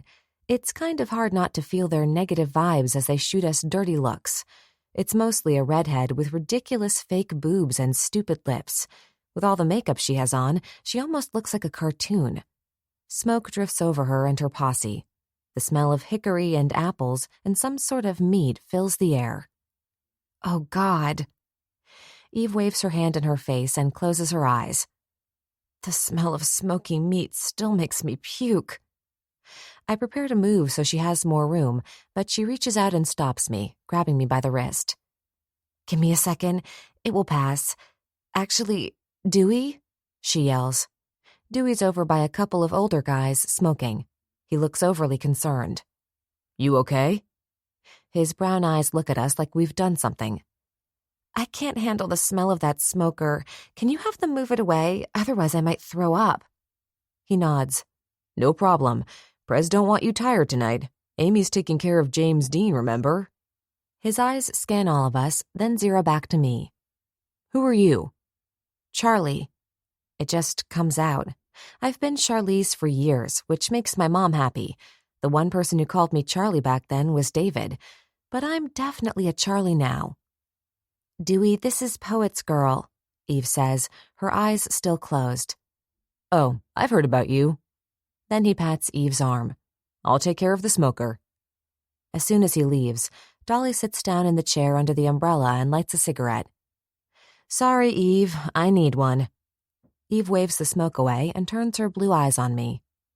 What's going on? Excuse me? I look over at Cindy for help, but she's turned to her stomach and is facing the opposite way. Some serious shit is going down. Blade won't tell me anything, but I know it has to do with David. What do you know? Both she and Dolly get closer to me. I hold my hands up. I know nothing. Standing, I move toward the pool. Wait, this is no joke. Like when Blade comes out instead of Jason, shit is going down. Eve stands and loops her hand with mine and guides me back to the lounge chair. I wish I knew something. David and I are kind of figuring things out. A slither of dread slides up my spine. I heard Blade last night on the phone with David. It's not good. She lets all that hang in the air. Wait, what did you hear is happening? I reach for my bag, looking around for some Tums. First, there's my stomach acid from lack of food, and now this is making me nauseous. You know that David is back for revenge, right? She looks me right in the eye. Yes, I guess. I croak again and look over at Cindy to save me, almost wanting to scream for her to wake up. Jason is my man, and I don't intend to let anything bad happen to him. I need to know what you know. She waves her hand in my stunned face. Think, Charlie. You have to know if he's on drugs or acting strange. I shake my head, retracing last night. He was amped up and fucked me all night, but it was amazing. He's not on drugs, but I agree stuff is happening. I breathe out and turn to the sound of gravel caused by a huge, black, expensive-looking SUV. A driver in a black suit opens the door, and we all simply stare as both Dolly and Eve grab my hand. Holy motherfucker, is that? Dolly whispers. Oh my God, it's Reed Saddington. I finish for her. I look down at my hands. Both girls are squeezing me hard. I told you. Eve looks around me and over at Dolly. Shit is going down. That's why Jason has gone all Blade lately, like even at home. She whispers the last part as we all three watch Reed walk by us and into the house. He's tall and fucking beautiful. I wish he wasn't married. I'd fuck him. Dolly says all this with her nails now grinding into my hand and sipping her margarita. Charlie. I jump, even though I'm sandwiched in between them. Do you think David and Reed ever did anything? I mean, they are best friends and lived with each other forever. I blink at Eve. What the hell? I can safely say David is not gay. She shakes her head and thankfully drops my hand. I don't like this. Whatever is happening, Jason does not want me to know. She points her finger at me. You were my hope, Charlie. God. I rub my hands. You would do better getting it out of Blade than me. David never says anything, only that I'm his light. I grab for my margarita as they both perk up and look at me. He says you're his light? Dolly's eyebrow goes up. A door slams, and a scream that sounds as if someone has captured a wild beast spills through the air. What is that? I stand up and look around. It's gotten pretty deserted. Other than us, some strippers are hanging around the barbecue area smoking. Ignore it. Welcome to your first disciples party. Continue. That's all I've got, besides the fact that he says he can't be with me because he is damaged. I drink some more, wondering if I shouldn't be saying all this. Eve snorts and scoots the lounge chair closer to mine. Charlie, all these guys in the disciples are the same. They're bad boys. They can't be monogamous. She uses air quotes for bad boys and monogamous. Dolly lights up another cigarette. A pop-pop sound makes us all stop and look around. Was that gunshots? I look at Cindy, who is still passed out on the raft. Eve's eyes narrow, and she holds up her hand for silence as we all strain to hear yells and banter. God, they're animals. Dolly looks at us. Eve turns her head and gives her a stare. You need to hear this too, girlfriend. She points at Dolly. The truth is, if you want them, then go get them. It's not complicated. Take matters into your own hands, because if you wait around...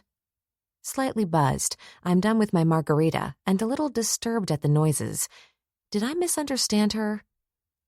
Are you saying I should get pregnant and trap him? Again, loud screams are coming from the other area. A couple of the bikers' girls run toward the side of the compound.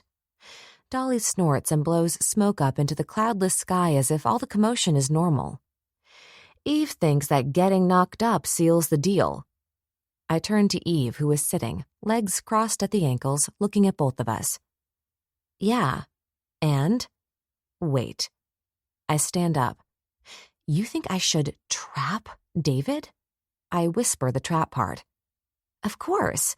That is, if you absolutely want him. Make sure, because after you're pregnant, it's a whole nother ballgame. Dolly starts laughing at my horrified face, I guess. You didn't know our little Eve was so calculating, huh? Oh, stop being dramatic, Eve snaps and turns her eyes on me. It's common sense. You want David, he's tortured. She holds up her thumb as she rattles off his flaws. It's a fact that he does have a fucked up past. As she counts, she takes a dramatic pause and holds up the third one. He could take forever to come around, but trust me, you get knocked up with his baby, he'll be all yours. Her hands drop as she slaps her long, tan legs. I look at her, then Dolly. Are you serious? Absolutely. How bad do you want him? She stares at me like I should automatically know all this. I could never. I want him to love me like I love him, not trap him. Hear, hear. Dolly raises her glass, but frowns at the yelling again. Eve looks at both of us. Okay, clearly you don't want him bad enough. She sits up, straddling the lounger. When I wanted Jason, nothing was going to stand in my way. I sit down, completely dumbfounded. First, I have never been around anyone so blunt and unapologetic about it. Second, who is this woman? Seriously, that is a horrible thing to do. Yet she says it with such calm and passion, I'm starting to wonder if I'm being ridiculous. If I was pregnant, and knowing how he loved Tabitha, she's right. I have to believe David would have a hard time thinking he wouldn't be with me. Or you can wait around and hope he fights his demons enough to get it together to be with you. She stands and walks over to the pool, sitting on the edge and letting her legs dangle in. Charlie, don't even. Dolly lights another cigarette and leans close to me. That shit worked for Eve because, well, she's Eve and Blade was dying in love with her. There's a reason Eve is his queen. They're perfect for each other. Dolly takes a deep inhale and looks at the pool as if she's lost. And not all disciples are good, and most can't be monogamous. Eve's young and she hit the lottery with Blade. You and me? Her pretty brown eyes find mine. Let's just say I'd be careful. David can hurt you and not look back. She leans back as Dewey comes running up. Eve, Dolly, we need to go. He looks scared, and I freeze, terrified. Eve nods and stands. He takes her arm as she grabs her purse and Dolly's arm. Christ, I suppose I'm not allowed to leave Eve's house? Dolly looks more aggravated than scared, which does nothing for me. What's happening?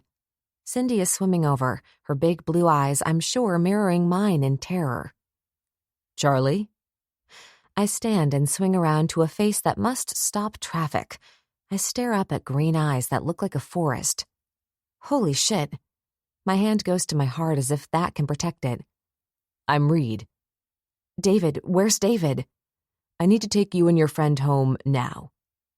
He looks over at his expensive vehicle, and the man in the suit steps out holding the back door open. I can't seem to form words, but Cindy, who is dripping wet, grabs a towel and says, Is everything okay? Let's go, ladies. The man in the suit, who must be Reed's bodyguard, snaps us into action. I search for Dolly and Eve, but Dewey is shutting the door to their SUV. Edge comes out the front door with an older woman holding a baby as Eve opens the door for her. He says something to them, slams the door as Dewey takes off, and walks back inside the house, not even looking at us. I start to shake and my teeth ache. Maybe I've been shaking since Reed showed up. Cindy is climbing into the black SUV. I reach out to Reed. David? The look he gives me almost makes me throw up. I can't leave without him, I croak. He told me to take you, Charlie. That's it? That's all he said? My eyes swim in a blurry mix of colors as I climb in and reach for Cindy's cold hands. 25. David, poet. I stand outside the conference room door and take a breath. I never should have brought Charlie. This is a completely different world. She's not used to any of it, and quite frankly, I like her like that. My stomach rumbles and I rub my aching head. I need to eat something, but I'm already late and I have a feeling this is it. My veins are tingling. The door opens and Amy steps out carrying James Dean. He smiles that cute, toothy smile, his rosy cheeks like big red apples as he chews on his finger. For whatever reason, maybe I need the reminder. But this time I don't look away. I smile back. Hey, buddy. I reach out to ruffle his soft as silk curls. David? Amy nods at me and brings me spiraling back to my present. They're waiting. This is what you came back for. Her hand reaches for mine, giving it a squeeze. As they head to the kitchen, Amy talks animatedly to James Dean. Christ, she probably knows more than anyone, including Blade. I rap on the door and wait until Ryder opens it and looks at me from top to bottom. This is getting old already. I move around him as I enter the large room. Blade sits with his boots on the table as he listens to Frosty. Edge, Axel, and Ox are eating chips and guacamole, which Amy must have dropped off. Beer bottles litter the beat-up conference table. Their conversation stops as soon as I enter. I don't even bother saying anything. Instead, I go right to the box of donuts. Picking out a jelly one, I lean against the wall, daring anyone to say shit. Blade gets up and walks over to me. I'm in mid-bite, but it's like we're back to being 12. Before I can protect myself, he punches me right in the gut. Fuck! I spit the powdered donut on the floor and can't help but sag to my knees. You may be my blood, But you ever talk to me or don't give me the respect I deserve, I'll personally put you out of your misery. I can't get enough of a breath to try to defend myself. He's pissed, and he's right. If we weren't cousins, I'd be dead. The door raps again. Ryder doesn't even spare me a glance as he opens it. Blade walks by and I try to stand but fall back on my knees, wheezing. Jesus Christ, he's not using, is he? My eyes dart over to the door as Reed enters. He's white-knuckling it. Axel walks over to greet Reed. Christ, David! Reed snaps and closes his eyes as if he's trying to get some patience. Which is a fucking joke. I essentially saved him years ago. And if I could get a breath in, I'd remind him. I have what you want. He opens his eyes and lets his words sink in. Are you in any condition to handle this? Or do you need me to step in? My face floods with adrenaline and shame. Don't you dare. You owe me this, I hiss. Frosty clears his throat and stands, almost stepping over me to get to Reed. I'm Frosty. Well, anyway, David got a hold of a phone that one of the officers for Satan's Seeds left when he died. Reed nods as he looks at his phone. Well, the messages were deleted, but I got a dude who was able to get a match on their voices. Perfect, because I bribed the right FBI agent. I have all the legal and illegal wiretapping they have on the Disciples for years. The chip eating stops. It's like we're all too stunned to move. What did you say? Blade stands and goes over to Reed. It's all in here. I had it downloaded. Hours and hours of your secrets being documented. Most is parties and day-to-day shit, but he looks from me to Blade. I know who the rats are. Motherfuckers. Ryder stands and the whole table lifts up and slams back down as bottles of beer spill, as well as the chips. I do a thorough sweep once a week. He rubs his buzzed head. Most is old, but with drones, you never know what they can pick up. You guys have a lot of interest with the resurrection of the making and selling of that drug again. Reed types something on the phone and hands it to Frosty. My gift. Frosty starts plugging in his shit, and at last, I can breathe. It's labored, but I don't think that's from Blade anymore. The adrenaline's making my head buzz and veins tingle. I lean over to Reed. Who's the fucking rat? I sound demented because I am. My mind is not dealing well, and the longer Frosty takes, the more I want to climb over the table and, You need to get your shit together, he says. This is not something you can lose your mind over. I think Blade has it all planned out. I hold up my hand for him to stop talking. Reed shrugs as he pulls out a chair to sit next to me. The speakers are turned on, and my dead uncle's voice, Blade's father, speaks clear as a bell about a certain bike he wanted painted. It's like I'm stuck in one of my nightmares that I can't wake up from. My body is so tight I can feel the muscles in my neck and shoulders cramping. I look at Blade because I need him. I've forgotten this is his cross to bear too. Our eyes meet and he folds his arms. Move on, he demands, and Frosty types in something. And Chuck, or Chucky, is what we called him as a kid. My cousin, one of the best men I knew, talks about how he wants to pull back on Satan's Seeds buying extra drugs. This is all a conversation he's having with Lucky, who says he'll talk to Tank. The next one is Axel and Chuck talking about someone named Amanda's tits. Motherfucker, Axel stands up. The usual arrogant look on his face is gone as he goes to the window to look out. Turn it off, he yells, and the room crackles with energy. Do you know who the rat is? Take it easy, Axel, Blade warns. Play 321. Reed looks up at the ceiling. Time stands still, like a slow-moving clock that's almost run down its battery. Frosty looks to Blade, awaiting his response. Blade scans the room of brothers. He leans his fist on the table, his eyes dark. We stick to our plan. First, we take down Satan's Seeds warehouse. I want it done by the morning. Then I'll call church, and we will deal with the rat. Rats, Reed interrupts. All of us turn to him, and Blade lowers himself into the chair and starts to tap his blade on the old butcher block conference table. I stand and walk to the file cabinet in front of our safe. There was more than one. Blade has always been big on loyalty. You're either his brother, and he'll die for you, or you're not, and he'll kill you. I, on the other hand, have always known that there are truly bad people.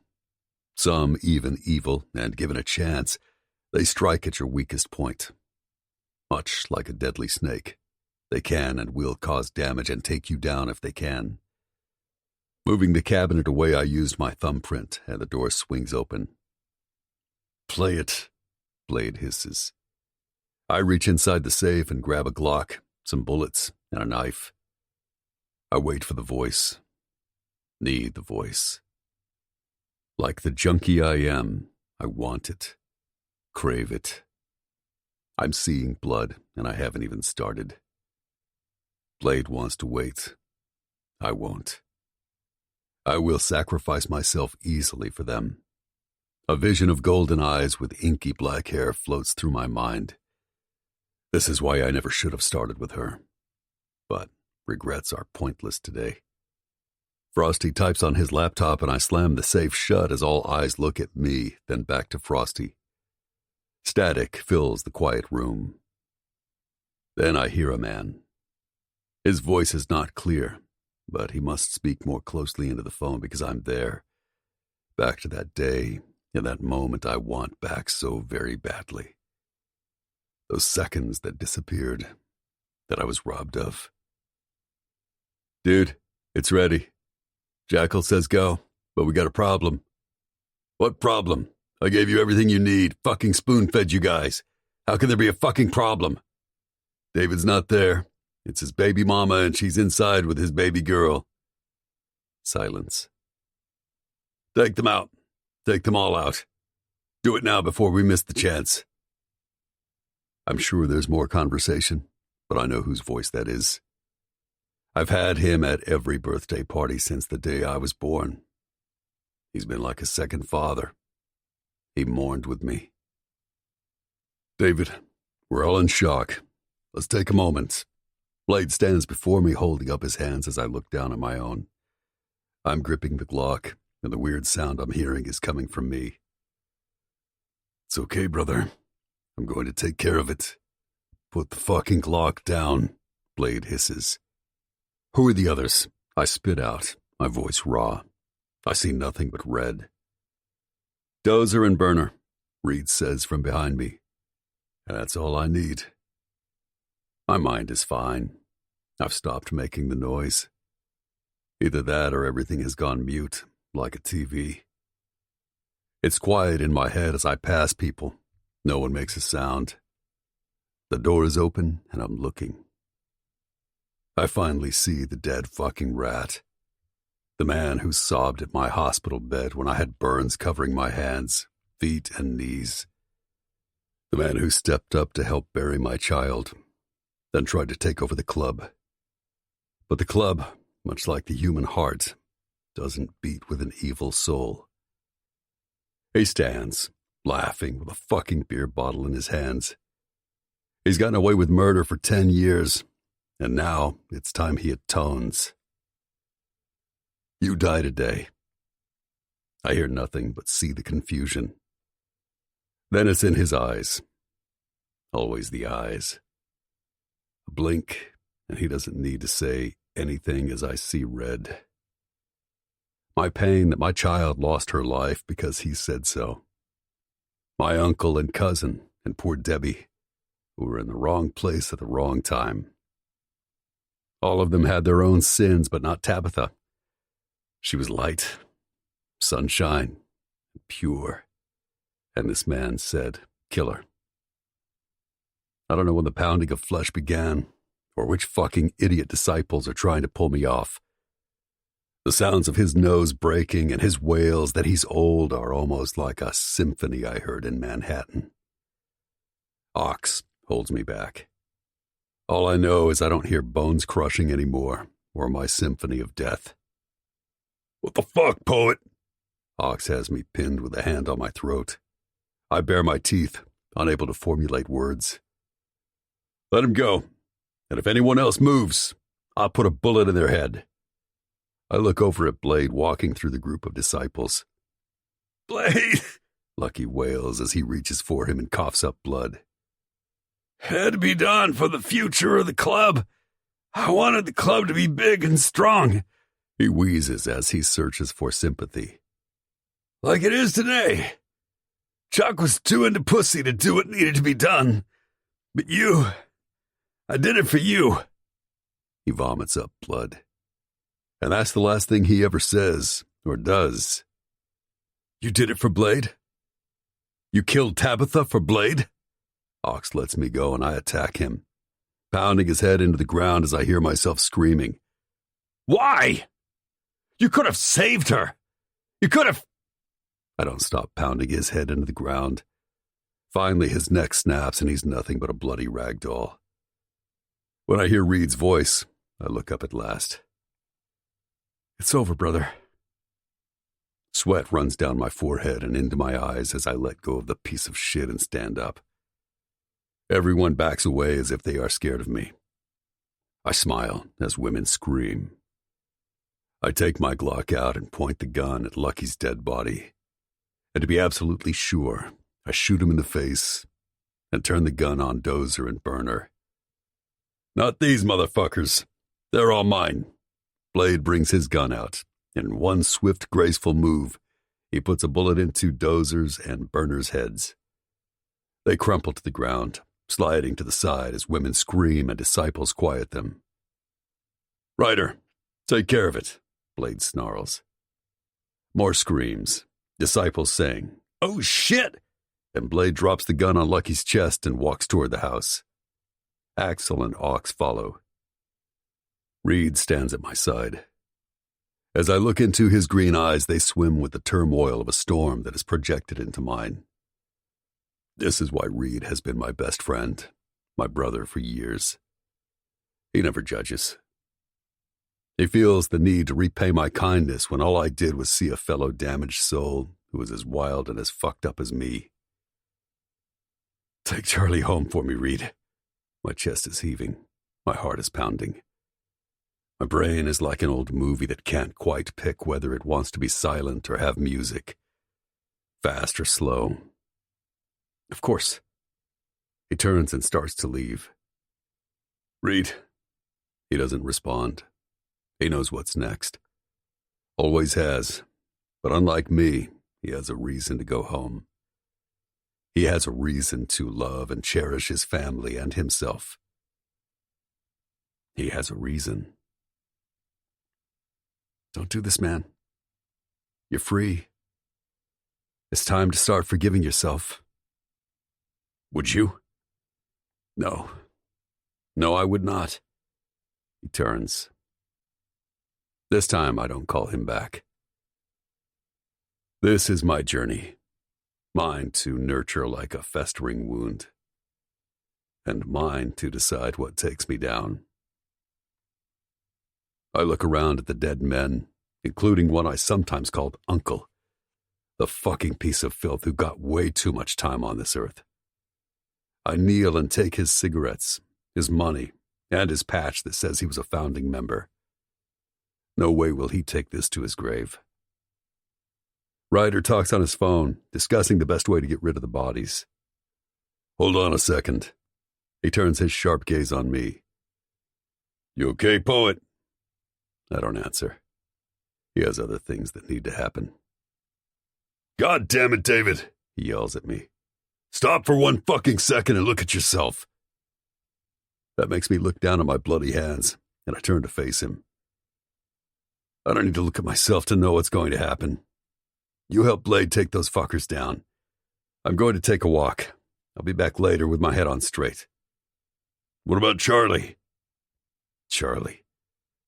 I look up at the sky that has graced us with an incredible orange and red sunset. Charlie. Charlie. Charlie. She's got a piece of me. Unfortunately, the rest is not anything that works. I look at him. One day, maybe in another life, brother, Dude. Terrier, let me call you back. Ryder snarls into his burner phone. As he follows me, I straddle my bike. Don't do this, man. I have a bad feeling. You know about my feelings. He's being sincere. I reach for his hand as he grips mine. I've got to be me, and you need to go do your job. Mine's done. I break away and start up my bike, squeezing the throttle so I can't hear him anymore. Only the deep rumble of my bike. I know where I'm going. She's calling to me. My dark mistress. As I release the clutch, I close my eyes. I'm in darkness. And when I open them, all my light, what little I had saved from her, is gone. 26. Charlie. The back seat of the SUV is comfortable enough, but that's about all that's comfortable. In a matter of 20 minutes, I've bitten my nails down to the core and ripped a hangnail off, which is now bleeding. Tucking my hands under my legs, I briefly contemplate the condition of my poor, wet dress. It started off like my day, promising, bright, and new. Now it looks haggard and wrong. We dropped Cindy off at her apartment a little while ago. Reed could not have been more of a gentleman as he went in and checked that everything was in order. Out of my element, I squirm and cross my legs as I sit next to Reed. This lavish vehicle, his watch, and the way he moves make him stand out. Not only does his dark hair have the right amount of curl to make him special, but Jesus, his eyes almost come close to being as spectacular as David's. Almost. I take a deep breath and ask him the question I need to know. What's happening? Is everything okay? My face burns. Of course everything is not okay. I'm sitting next to Reed Saddington instead of David McCormick. He looks out the window at Ventura Boulevard. David is David. What? I croak and clear my throat. That sounds... I don't understand what's happening. He turns his green eyes on me. You do. You know exactly what's happening. I can't tell you what you want to hear, because that's not fair to either one of you. My eyes swim with tears. Thank you for taking me home and not lying. David insisted on it. He rubs his forehead, which makes me swallow down the bile that keeps threatening to come up. The vehicle glides rather than drives into my apartment building's parking area. Charlie, let me give you my phone number. If you need anything, or if David does, please call any time. He holds out his hand for my phone. And good luck. You don't have to do this alone. Trust me, I know how to handle him if he goes off. He hands me back my phone, his name and address programmed in. I look over at the driver, then back at Reed. I feel like I'm in some sort of nightmare. I'm not, right? Does that make sense? He runs his hands through his dark curls. Get some rest. He'll be back. I nod and bite my lip to keep from crying. I want that. I felt like we were just starting, not ending. This time my voice croaks, and I hop out before I completely humiliate myself in front of Reed Saddington. When the dust settles, you and David need to come over to our house in Malibu. Something tells me you and Tess will be great friends. She needs a girlfriend, too. The last part is dry, as if I should understand. Don't forget to call if you need anything. My eyes meet his as I nod and walk up the stairs. Each step feels like I have lead in my shoes despite wearing flip-flops. What the hell happened out there? I look down at my hands, not realizing right away that they grasp my phone. Maybe I'm in shock. I think I was just involved in some crazy shit.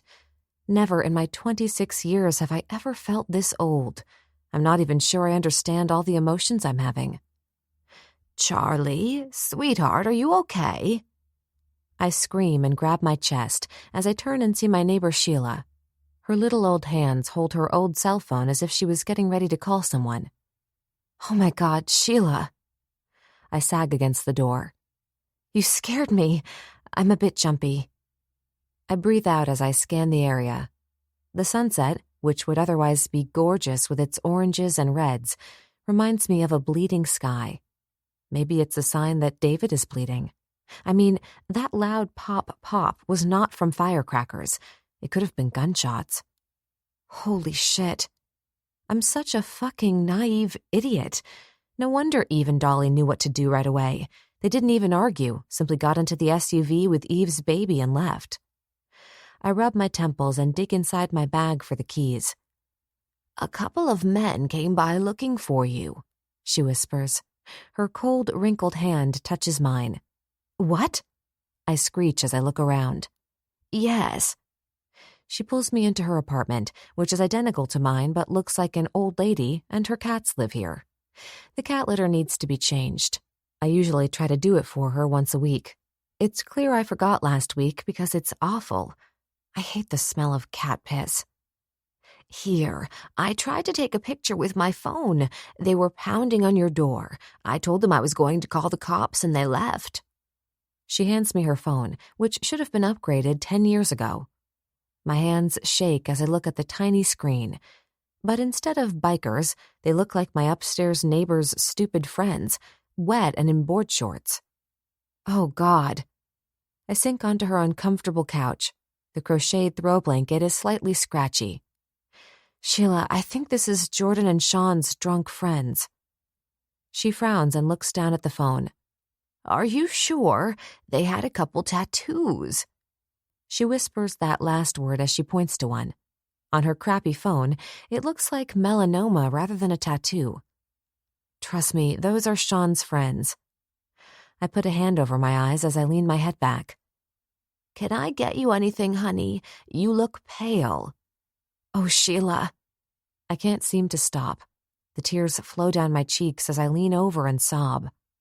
"Charlize, no man who makes you cry like this is worth it." I shake my head. "He is." I stutter and keep on crying. He's had awful things happen, and right this moment, I have no idea if I'll ever see him again. I grab my chest and purge my soul to my sweet next-door neighbor, a little old lady whose late husband worked as a house painter until he got too old. He worshipped her. "I know you think he wasn't like your Jacob, and maybe he isn't, but, oh God, what if he's dead?" Sheila looks horrified, and I stand. She doesn't need to hear all my shit.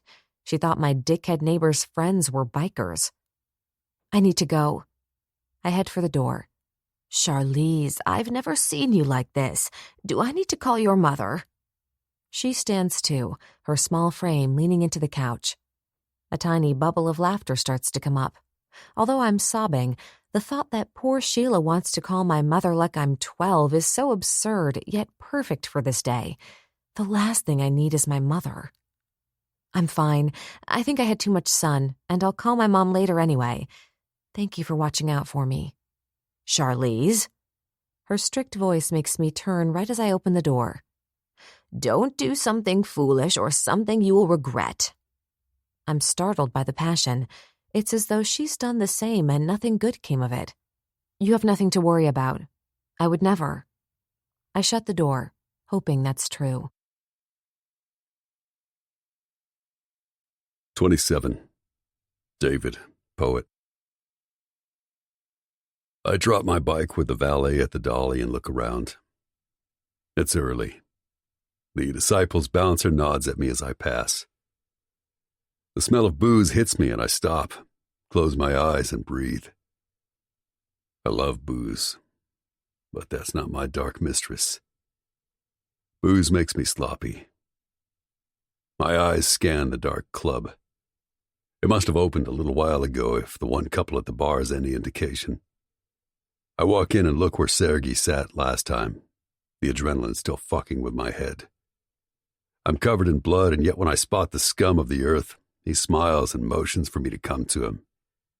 His gold tooth looks pathetic in the dim light. The voices in my head tell me to go forward. A pair of golden eyes make me hesitate for a moment. Sergei takes a shot from a girl who can't be more than 18. I almost pull out my Glock to put a bullet in his shaved head, but what good does that do me? I need his magic. I might kill him later if I find out he's fucking with kids.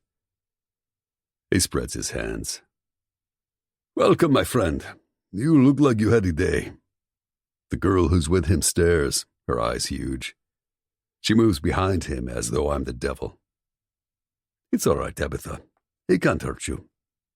He pats her hands. What did you call her? I hiss. I'm going to kill him. I can feel it as my palm starts to itch. Tabitha, he frowns at me. That's her name. Are you all right, my friend? He stands as I lower myself into the red booth. I'm not your friend, I grunt out. Tabitha. It echoes in my head like that high-pitched ring they use to test your hearing. I look at them and close my eyes, trying to breathe. My demons have arrived, and they are not here to play tonight. They're lighting a bonfire, and I'm starting to burn. I want my usual, I hiss. As pure as you've got. Pulling out Lucky's money, I toss 500 on the table. He looks down, then back up at me. I don't know. You show up and look like this. He motions with his hand at my blood-splattered clothes and beat-up hands.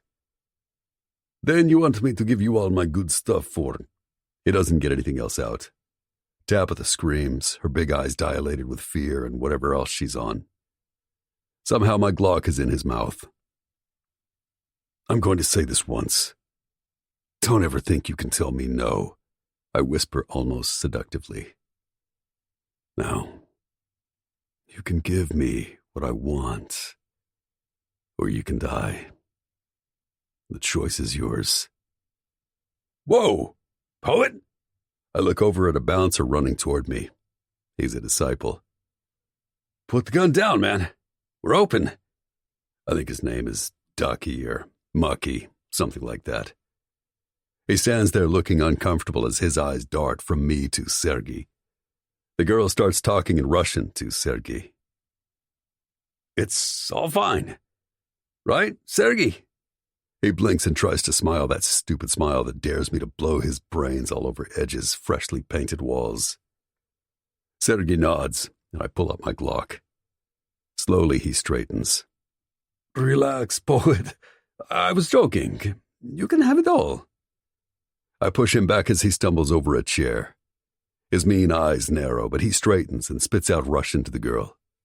She reacts immediately as she goes into her purse and comes out with all the things I need. I pick up 3 baggies filled with white powder. Trust me, you'll be in heaven soon and talking with God with that stuff. He sniffs and straightens his stupid Adidas tracksuit. Needles? He raises a brow, a small smile on his face as he nods to Tabitha. My hand goes to my locket around my neck. She places them on the table as I grab her small wrist and hiss. How old are you? She looks scared, which makes my blood boil. I'm not right in the head. The sound system blasts on and the DJ starts spinning dance music. The lights dim, though no one is even hanging out in this area. She licks her small lips. I'm 21, of course, she says with a strong Russian accent. Poet, I had no idea. Sergei laughs, but when I look over at him, 3 of his thugs stand behind him. I drop her wrist as I straighten and smile, daring them to make one move. With the mood I'm in, I might kill them for no other reason than the ugly, cliché shit they're wearing. You had no idea what? If you want Tabitha, by all means. He waves her toward me. Her eyes zero in on the blood on my hands. I grab the needles and heroin. He laughs and leans over the table. We got guns too, cowboy. One of the Russian bodyguards unzips his tracksuit. Jesus Christ, shut up. I need to leave before I do something that could hurt our chances of taking down Satan's seeds. I do not need to be thrown in jail. I'm done. Tucking my gun in the back of my pants, I don't even bother to look back. Sweet Neverland and its fairies are calling to me. I take the steps 2 at a time to the office door. I'll deal with Sergei later, if there is a later. Pounding on the door, I wait. It buzzes open to Fish buttoning his pants while on the phone. A dark-haired woman wipes her mouth as she reaches for her bag and some lipstick. Not that I give a shit that Fish gets blown in the office, but I do need space, so the girl needs to go. Especially anyone with dark hair. Christ, I'm starting to act like Reed. Fish's conversation brings my eyes into focus on the present. Yeah, he's here. Just walked in. I ignore him and move to the couch so that I can set up my altar. He appears to be staying. He frowns at me as he wraps a hand around the woman's arm, bringing her close to him as he nods into the phone. She needs to go. This is a solo mission, I say. Truthfully, I'm not in the mood to share. With my arm, I sweep all the contents off the coffee table and onto the floor. Fish and his bullshit tattling on me to my cousin means nothing. In fact, I'm fucking done. I stand up and take off my cut and toss it in front of him. Tell Blade I did the right thing. It's on the floor, so he has nothing to worry about. Fuck. Fish stares at my cut, his mouth open. I'll call back, Prez. I snicker as I sit on the couch. I want peace and quiet. Want the witches to stop talking to me. My baby to stop crying. And the smell of death to be out of my nasal passages forever. My bloody hands drop my supply onto the shiny black wood of the table. Ripping off my belt, I wrap it around my arm. This is my sacred time. Some call it a ritual. I call it my church. My veins, which have never failed me, pump up proudly, almost as if they know I'm ready. Some junkies have to move around to find a good vein, or they want to hide their shame. Not me. I own my shit. Opening the bag of white powder, I'm ready. 6 seconds of incredible adrenaline. That's how addictive it is. 6 seconds for the drug to enter your bloodstream and change the chemicals in your brain forever. I look around for something to cook with. I need a spoon, aluminum, something to cook with. I look up at the waitress or whatever she is. She's still here, so she might as well be useful. She licks her lips and nods, and swirls around to the area that holds the coffee machine. Here. Another Russian? I'm Russian. I can tie real good. Let me help you. I already have the belt around my arm, and I'm getting ready to tighten it with my mouth. Get out. I need to be alone. But out! I bellow, and she backs away. I'm sure I look insane as I fill the spoon and start to cook. This, the preparation to get to the place I've longed for all these years. The smell of it. The bubbling. The high of watching it turn to my very own mistress of death. Breathing out, I'm disturbed by Fish, who stares at me like he has no idea what to do. I help him out. Either do your job or get the fuck out. He nods and pockets his phone. Going over to his chair, he sits and starts to light a pipe filled with whatever poison he needs. I turn back to my altar and tighten my belt.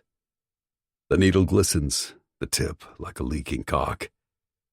I smile at the slight burn as the seductive poison enters my vein and lean back, counting down. 5, 4, 3, 2, 1. The taste of it in my mouth and the cool heaven in my bloodstream. Snap. I'm home. The place where all is quiet and my muscles relax, like a soft, warm cashmere blanket, or even better, Charlie's warm cunt wrapping me like a warm hot dog bun. I smile and wonder why I was ever worried. Everything always works out. Leaning my head back, I close my eyes. I won't sleep, not really, but I see her. My beautiful. Her golden eyes are happy as she kisses me with warm lips, and I think to myself, Louis Armstrong was right. What a wonderful world. 28. David, poet. David. Someone is kicking me with what feels like a boot. Poet, wake the fuck up. This time I'm sure it was a kick in my rib cage. I blink my eyes open to see Axel standing over me. Christ, Axel, watch the boots. I sit up, looking around. I need a piss. Reaching for a needle left over from last night, I help myself to my breakfast. Jesus, poet. He watches, smoking his cigarette as if he can't believe what he's seeing, which is fucking stupid. He's seen a lot. I don't even bother with a belt and insert the needle into one of my thicker veins. I stand up, move to the trash can and piss in it, then sit back on the couch and smile at him.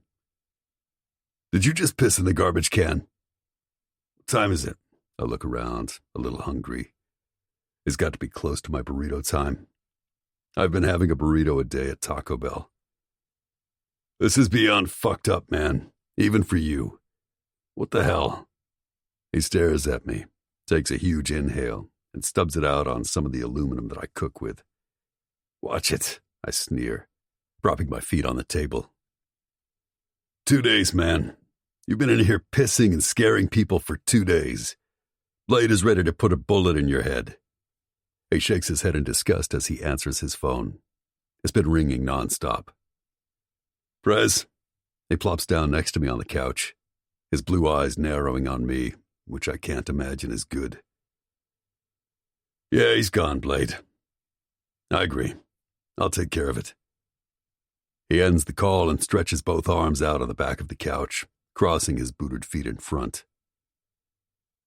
So, here's how this is going to play out, man. He looks up at the ceiling, then over at me. You can take that needle and fill it up and go to sleep, or you can get your shit and get the fuck out of here. His eyes are dead serious. I wipe my nose, the blood from days ago causing a red line on my hand. I'll get my shit. I stand and look around, and the truth that I have nothing, not even my wallet, makes me look over at him as he gazes at his phone, frowning. Where's my stuff? He ignores me and stands. I'll drop you wherever. Shit's going on in the club. In case you don't remember, we're in the middle of a war. His phone vibrates, causing him to sigh and look down at it. Trust me when I speak for all of us brothers. We're happy that you feel, at peace that you avenged your daughter. He leans forward, both hands on the table. I think you're nothing but a phony. A junkie who can't man the fuck up and deal with the horrible tragedy you suffered. It makes me sick to see you throw away a future. He spits out the last part. I grab for my necklace. The usual demons that come when I think about her are silent. It's Axel and me and the smell of BO and piss. Where's my Glock? He laughs. We had that removed along with all your weapons. They're property of the disciples. As soon as you took off your cut, I blink at him as the anger that I don't ever have, especially right after I shoot up, worms into my fuzzy brain. I took my cut off out of respect, I yell. Respect? He's so loud my whole chest vibrates. You respect nothing, but you're fucking insane and high if you think for 1 second I'll let you bring the club down. He tosses a burner phone at me. You're covered in Lucky's blood. If a cop raided the place and found you, we'd be fucked. His phone rings again, and he frowns at the number. Looks at me, then the phone. God damn it. Hello. He turns and walks over to the security panel. Listen, Charlie, calm down. He's alive and... Is that my beautiful? Axel turns to me and wrinkles his nose. I give him the come hither motion with my hand. Fuck. Whatever. Maybe she's what you need. He hands me the phone. Hey. David? She's sobbing. I lean back against the couch and close my eyes. I always see her when I close my eyes. Shh, beautiful. Don't cry, baby. What's wrong? Silence. Either that or I drifted off for a second because now she's screaming in my ear. I thought you were dead. I had to get Blade's number from Reed. You never have a real phone and... Oh, God, what's happened? I laugh.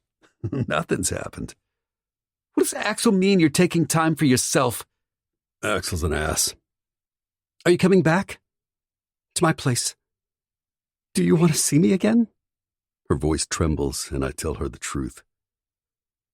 I want that more than you know. You're with me always. Then come back.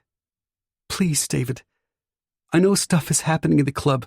I see the news. But please come back to me. Okay, beautiful. Go enjoy the world. See a flower and look at its colors. And then write it down for me, okay? What? For fuck's sake. Axel rips the phone from my hand and gets in my face again. Get your filthy, shit-smelling ass out of here. He grabs my t-shirt as he jerks me up. I knock his hand away as I reach for one of my needles. I do what I want, Axel. Great, do it away from here. He waits for me to grab my cigarettes and the last of my supplies as I check my pockets. Where's my money? I hiss. No clue. Probably in your veins. You want me to drop you anywhere? I blink at the sunny day and decide, fuck it. Can I borrow your sunglasses? He looks at me and smiles. Brother, you can have them. He takes off his black Oakley shades and tosses them to me, then turns and leaves. Dick. Entering the parking lot, I make my way over to the valet spot, which is closed, although two girls do whisper loudly, wondering if I'm homeless. I ignore them and look at my options. I need to find some shelter and rest while I figure out my next move. That's when I start walking to the one place I want to be but can't. He smells and we need to move, Mama. I'm jolted awake at the sound of a woman and her mother trying to move away from me. I look out the window. I'm on a bus. Yes, I remember that. Fuck, I hope I didn't pass my stop. My eyes scan the street signs and I realize I did. As I stand and head down the aisle, people all look away. I'm starting to get hungry. I don't think I ever got my burrito. Holding onto the railing, I get off the bus and look around. Obviously, I need to get away from people. Need to go to my old haunting grounds. But I'm starting to sweat. I should find a corner and shoot up before I continue. Instead, I keep walking. The sun is setting. It must be later in the day than I thought. I stop and stare. Light. Is this why I didn't fill one of the needles up and let it put me to sleep? Golden eyes swim in front of me. She's my weakness, but right now, I think she might be my redemption. I turn around and start walking in the other direction. This time I know exactly where I'm going. I blink at the darkness. I must have nodded off on Charlie's welcome mat while waiting for her. It's been hours since I shot up, and my body is letting me know it's not happy. Two pretty feet in flip-flops with bright pink toes caused me to lift myself up on my elbow. Beautiful. My voice is gravelly. Holy God, David! For a second I thought you were dead. She covers her mouth as I stand and she looks at me.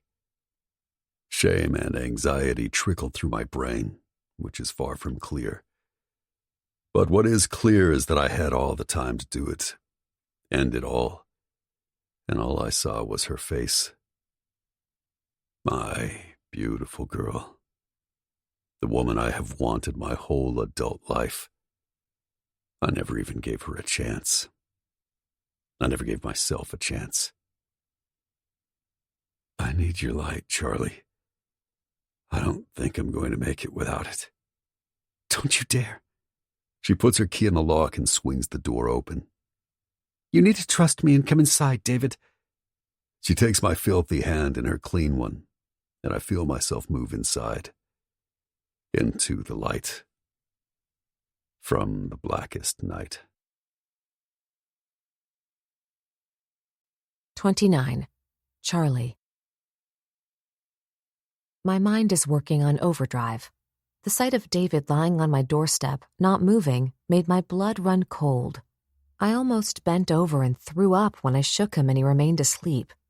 Finally, his beautiful, sad eyes blinked up at me, and I knew. This is it. He needs me, and I don't care about what has happened. I'll find out when he's ready. What I care about is that he's alive and he came to me. He came to me. Breathing in through my nose and out through my mouth, I try to calm down. Jesus, I can still feel the pulse in my temples pound. 2 days, 2 fucking days, I've been hysterical with worry, to the point where both Cindy and my mom said to stay home, except that made my anxiety worse. So I do what I always do in stressful situations. I clean until you can eat off the floors. I've stripped every cushion, towel, and rug in the apartment and washed them twice. Finally, this morning, after talking to David, I had to leave. Sometimes being alone is your worst enemy. Tears swim in my eyes as I try to deal with my heart, which won't stop loving someone who never has given me anything but the tiniest spark of hope. The truth is, I'm gambling that he does love me and that this is our beginning.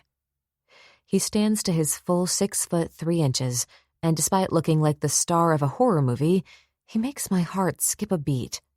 He's a bloody mess. His face, neck, and hands are covered in it, although now it looks more like burnt red dirt. Let's get you cleaned up. My voice is gentle. I'm terrified he's going to bolt, leave me. Now that I've decided I still want him, I don't think my heart could handle him leaving again. Eve asked how far I'm willing to go to get him. First, he needs to get off the smack. David, do you want something to eat while you shower? Soup, babe. And beautiful? I look over at him. He's already removed his shirt. Get a trash bag. I'll burn them later. Clutching my purse to my chest, I stand in my kitchen, a shiver running through me. This is the real deal. I'm in love with a disciple who is strung out on heroin and covered in blood. He cocks his head at me. You scared? I puff out some air. A little. He nods and unbuttons his pants, stepping out of them and kicking them into a pile of filth and blood. Only a lunatic wouldn't be, but I'm going to take care of it all. I nod, wetting my lips. What kind of soup? His smile is slow and seductive, and I blink because I'm fucking losing it. He looks like a magnificent warrior, covered in blood from a mythical battle. It doesn't matter. Whatever you have. Are you going to be puking? I set my purse down and reach for a sauce pod. Should I get a hold of some methadone? He looks at me, a full-on smile this time. I think I can kick this with a couple of days of fever, some horrible insomnia, but no methadone. Beautiful. I relapsed a couple of days. He flexes his arm, and it looks awful. Had I gone a solid week, yeah, you'd have to repaint your bathroom. I nod again like a bobblehead. Wait, what? That sounds awful. He walks into the bathroom. Trust me, it could be worse. It can always be worse. He wasn't kidding. This sucks. David is either pacing, smoking, sweating, or shivering. His skin has goosebumps or his head is wringing wet with sweat. I open the door to the small balcony and step out with a juice I made full of strawberries, wheatgrass, bananas, and pineapple. David has pretty much stayed out here, sitting on one of the chairs in some sweatpants I got from Target. Smoking. So much smoking. Good morning. Are you feeling better? Our fingers touch as I hand him the glass. His smoky eyes change from a light blue to a deep silver, and his dick is trying to pop out of his sweatpants. Oh, God. I swallow. Is it over already? That wasn't bad at all. He drinks the juice, meaning he guzzles it. His eyes look tired with black circles underneath. First 36 hours are not fun. Did you do what I told you? He comes close, his hand touching my cheek. I did. Edge just left. I gave him the bag. He said he'd take care of all of it. The drugs and burning the clothes. He also packed you a bag. Are you okay? I know you didn't get much sleep. Let's go take a nap. He takes my hand and draws me into the nice, cool bedroom. "I'm going to rinse off, okay?" he says over his shoulder. I sit on the edge of the bed. I need to call my mom and tell her I need a couple more days. I chew on my lip. Mom has been amazing, but once she knows that he's not leaving, she might get testy. After all, she thinks he crashed here for a night. I flop back onto the bed. David is right. I'm exhausted. Now that he didn't die and we got rid of his bloody clothes and drugs, I feel like curling up in his arms and sleeping for days. I push on my mom's number. "How is he?" "He's getting there. Listen, Mom, I have a huge favor to ask. I need the next couple of days off. I feel awful, but Cindy, Joy, and I already changed the schedule. We gave you the next 3 days off. I want you to rest well and see if this is honestly something you can live with." "Did you say you gave me 3 days off?" I prop myself up on my elbow. "I did." There's silence followed by a long, dramatic sigh. "Charlize, I love you.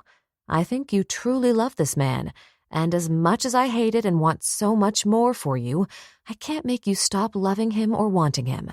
So, rather than upset you—" She sighs again. "I have decided if this man loves you enough to change for you, meaning getting off drugs—" She whispers the word drugs, and I can't help but smile at her absurdness. "Then I have no choice but to support your decision." My eyes swell with tears. "Thanks, Mom. I know." I look up at the ceiling. "I know you don't understand, but he's it for me. I love him and he loves me." "He told you that he loves you and that he's willing to be what you deserve and need?" "Mom, he does love me. He needs me. I'm his only light." The line is silent. Then she speaks. "You know you're enabling him, right? He needs to go into a rehab. You can't be the reason he quits." I sit up. This is where I disagree. Is loving someone enabling them? Is helping someone who is good and kind but has had a lot of tragedies enabling? God, Mom, I thought you would have more compassion. I'm starting to get pissed. I know she's worried, but this is absurd. We love each other and we're doing this together. I do have compassion, but my concern is with you. I can't make you stop loving him, but I can help you see that he might need more than just you. That makes me pause. Does he need more? The thought of him leaving me is too horrible to bear. I love him. It's going to be great. You'll see, I say, my voice firm because it is true. Yes, I'm sure, she says dryly. I smell the delicious heat and clean soap as the shower turns off. I have to go. I love you, Mom. Tell Cindy I'll call soon.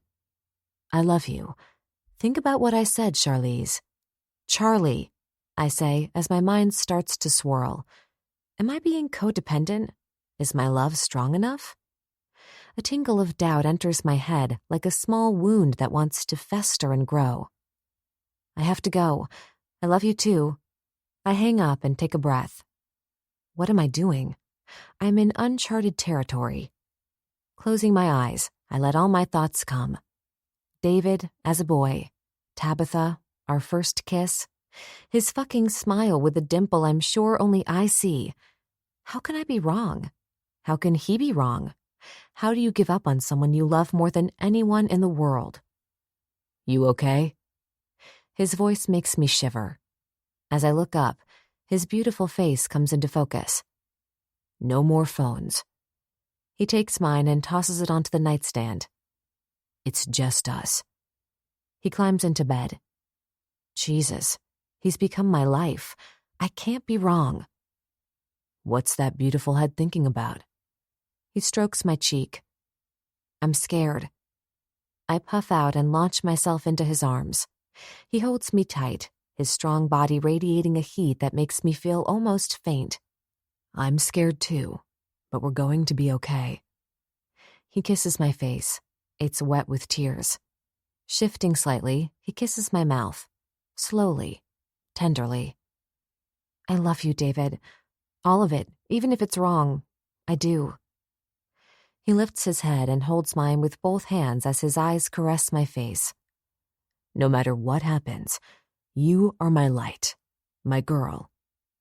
Then he dips his head and takes my lips in another kiss that makes me question everything but us. I cling to him as he deepens it. Clothes off. This is all we need. Just us. His mouth trails down my throat, and all my worries, fears that maybe everything is not okay, vanish as I lose myself in him. I nod and take off my shirt as he unbuttons my shorts and tosses them in the corner. My panties are pretty much a strip of cotton, and he rips those off. He's fast, almost frantic in his movements. I need to be inside you. Fuck, I might have to stay inside you for days. I moan as his mouth attacks mine. His tongue is strong, and he tastes like minty toothpaste. As he moves down to my chin, I throw caution to the wind. David? I moan as he latches on to my right nipple, almost painful in his sucking. He lifts his eyes, and we stare at each other as I open my legs. Without hesitating, he slides his cock hard into me as I scream out loud. You want it hard this morning? I don't have to answer. I'm so turned on I can feel all my wetness dripping onto the sheets. He grinds into me as I grab onto him and thrust upward. Jesus. He pounds the bed as he ruts into me. I want all of you. You can have everything. I pant into his mouth. I warned you not to let me take everything. He leans down to kiss me, but instead, he bites the bottom of my lip. David. I throw my head back. My pussy is almost ready to convulse. The orgasm building is so intense that along with David sucking on my bottom lip, he lifts his head right as I come. His pretty eyes narrow as he watches my every move. The noises I'm making are animalistic as my body pulses. He keeps fucking me, and I want to scream, stop, but it feels so good. I'm like a tight wire getting ready to snap again. Yeah, kiss me, baby. Give me your soul. I need it. I need all of you. I do, and I go over in pulsing, exquisite pleasure. Say it, he demands. I scream his name. I might have said I love him. His body jerks, almost convulses as he comes hard, so much so that it's dripping out and onto my ass. Jesus, I love him and everything about him, even the tragic parts, especially the tragic parts. He's my everything. I'm scared I want more than he's able to give. David looks down at me as I avert my eyes to his full mouth. He doesn't need to know all my secrets. He kisses my forehead, then my eyes and onto my mouth. He whispers something in French as he pulls out and rolls to his back, pulling me on top of him. Go to sleep, beautiful. I've got you. I reach up to his neck and snuggle in closer. No, David. I've got you. Inhaling through my nose, I breathe in my favorite scent as I drift off into a deep sleep. 30. David, poet. I can't sleep. It's all part of getting off smack. For nights on end, you never fully get a deep sleep. I'm calm now. All my demons have remained silent. As I stare at the ceiling, my mind starts to function. I disappointed my club, which I hate. I needed to hold it together, and I can't even pinpoint what made me break. Was it that I did what I set out to do? I found the rats and killed the piece of shit, and I was done? Charlie stirs and snuggles closer. Her scent calms me, which is a good thing. My mind doesn't need to go to that place. I turn my head into her neck, and my whole body is nothing but a mass of sensitive nerves. Like I want to wake her and fuck her again. But she went to sleep a little while ago. I could get up and jerk off. I move her over to get up, but she grabs for me and mumbles, "No." Fuck. I'm an ass. I'm putting myself in a place where I'm making her do everything, and that's not fair. Charlie can't keep me sober. She can't make the nightmares stop, and she can't possibly love me. It has to be infatuation. Although what she finds attractive about me, I don't know. Aside from my looks, I'm a shitty boyfriend. Lover. Christ, I don't even know what we are. This time I do untangle myself. I need to smoke. Dragging on my jeans, I reach for my cigarettes and slip out the balcony door. The streaks of an amazing sunset are starting to color the sky. I light up, and the nicotine helps, starting from my brain down to my still achy body.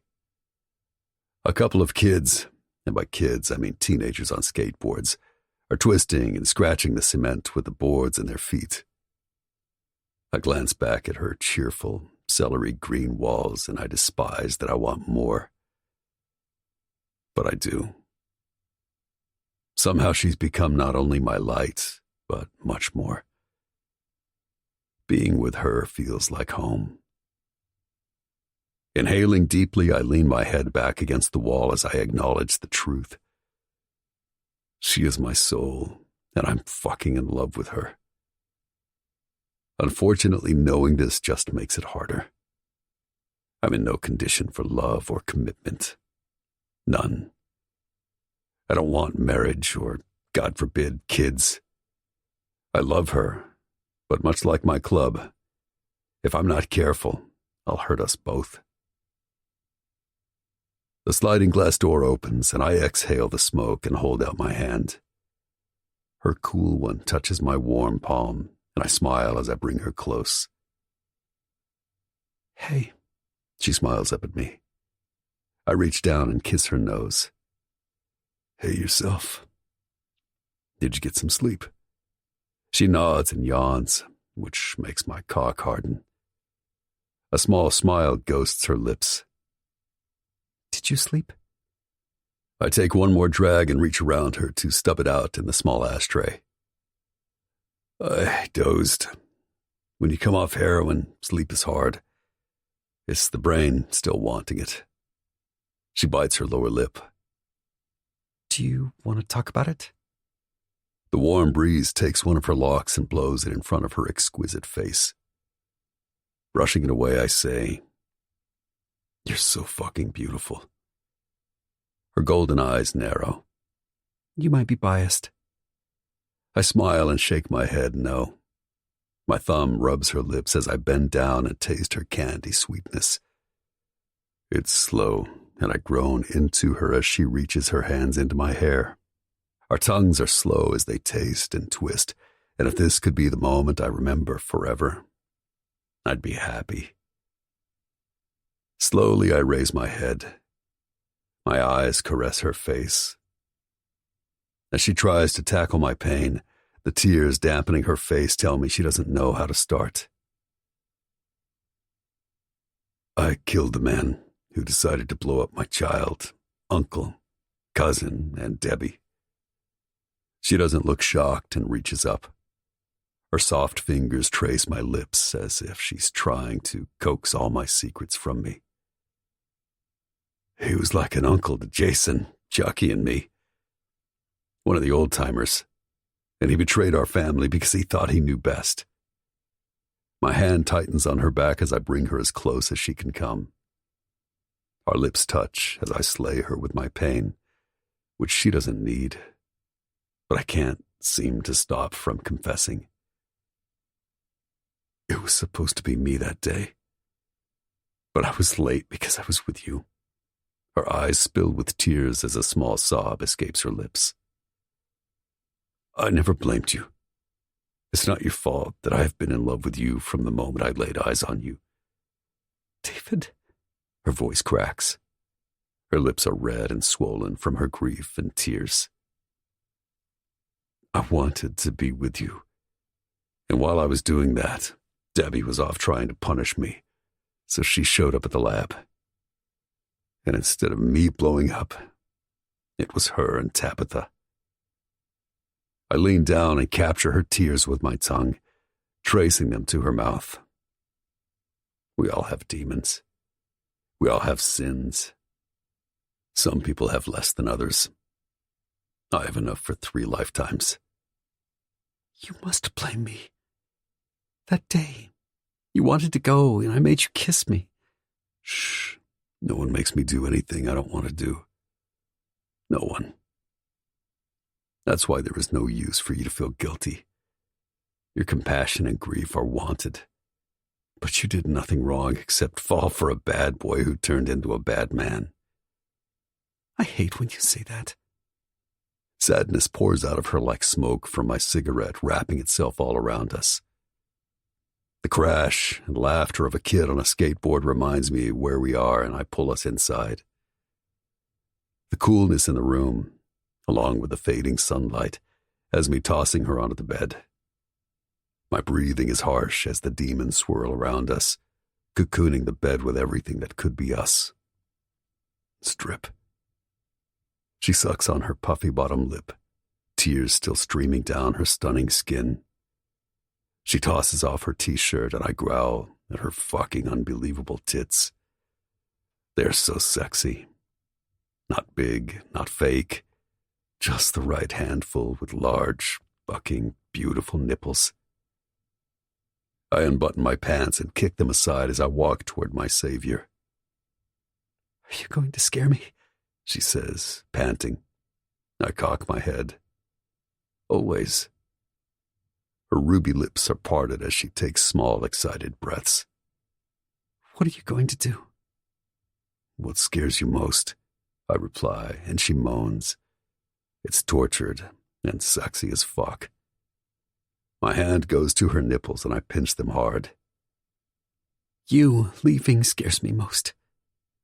Ignoring her truths, I say, roll over, baby, on all fours. She hesitates. Her eyes find mine, I guess, to see if I'm serious, and I am. This is something that can be so intimate, but she needs to trust me. Something tells me you're going to love every fucking second of this. Her tears have stopped, and now her pupils are dilated with excitement. Maybe this isn't such a good idea. She licks her lips as she looks down at my huge cock. Trust. This is about you and me. I wipe the wetness away from her cheeks. Before she can say anything else, I flip her over. Lean your head on the pillow and don't move this ass. Her nails grind into the wrinkled sheets. My thumb rubs her small velvet hole back and forth. Jesus, you're so fucking beautiful. I'm in awe. My chest swells. It's almost heavy with the emotions that I'm letting out. I lean over her to push her dark hair away from her neck. As I kiss her back, my tongue travels all the way to her ass as I start to pepper her with kisses. I'm scared, she moans. I smile. No, you're alive. Open your legs. She does, and I slowly lean in and start to lick and fuck her ass with my tongue. We need lube, I say, my voice low. In the nightstand, she puffs out. I stand up and slap her gorgeous ass. Charlie, you need to breathe. I don't want you passing out. What fun would that be? I grab the lube and push her forward, causing her to exhale as I start to feast on her cunt. I think, she whimpers as I suck on her clit, my thumb massaging her hole. Oh, God. She's already pulsing. A couple more hard sucks on her juicy nub and she goes off. Her body shakes as she screams my name. Her body goes limp as she tries to lie down. Up. She sighs like a contented kitten. I came so hard. I love that she wiggles her ass, thinking that's it, that I was kidding. I'm not. Not this time. Here, let me take care of you. She tries to turn and reach for my leaking dick. I grab her hands and bring both of them to each side of her head. My cock rubs deliciously in between her wet pussy and ass. I am going to fuck this hole. You want her to be scared. I want you to feel alive. I pause, letting it sink in, biting the lobe of her ear. Straightening, I squeeze out a huge amount of lube and rub it on my cock. Oh, God, David, She whimpers as my fingers start to lube her rosette hole. Keep breathing and don't clench up. What? She tries to turn again, so I pull her up on her knees, her back to my front as I hold her by the neck. Relax, beautiful. My index finger slowly goes into her ass. David, she whimpers again. I lick her ear as I whisper, You trust me? Her breathing is harsh, but so is mine. The smell of our excitement as thick as the pungent smell of flowers outside. Holy shit, I do. She pulls her head back so I can see into her soul. I love you. Slowly, I move one finger in and out of her tight, hot hole. Fuck, you're perfect, I say into her mouth as I steal her breath from her open lips. Talk to me, I groan. I'm so sensitive right now. I'm ready to spill myself and I haven't even fucked it yet. Yes, it feels... Stay still and don't move. I'm going to make you see stars. She's whimpering, and I move my other hand from her neck down to her pussy and start to fuck both holes. She's so slick, so aroused. Jesus, I say as her ass and her cunt convulse, clamping down on both my fingers. She's quivering as I push her down on the mattress again. This time I pull my finger out and replace it with my lubed-up cock as I gradually push in. A sound escapes her, almost like she's a different creature. I think I'm going to come again, she sobs as I push in a bit more. Fuck, you're tight. So tight and hot. Christ, beautiful, you have no idea. I close my eyes as the pleasure of her hot ass wrapped around my hard cock makes me lean my head back. I go a little farther, and then I'm in that barrier, opening her up as I slide in. David, she screams, and I hold still and let her adjust. Oh, my God. She turns her head. A strand of her hair sticks to her cheek. Breathe, beautiful. Lean into me. She does, and I move in a little more as she tightens up.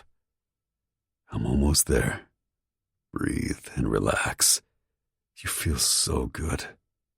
She takes a breath and I pull back a little and gently thrust again. I need you. You have no idea. The pleasure is so intense I can barely make my words come out.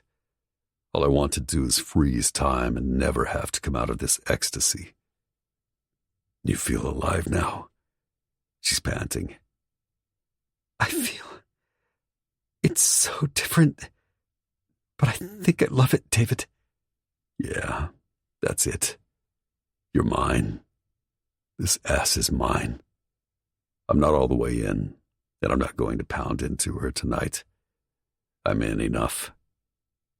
So hot. I love it. I move a little faster as she grabs more tightly to the sheet, panting.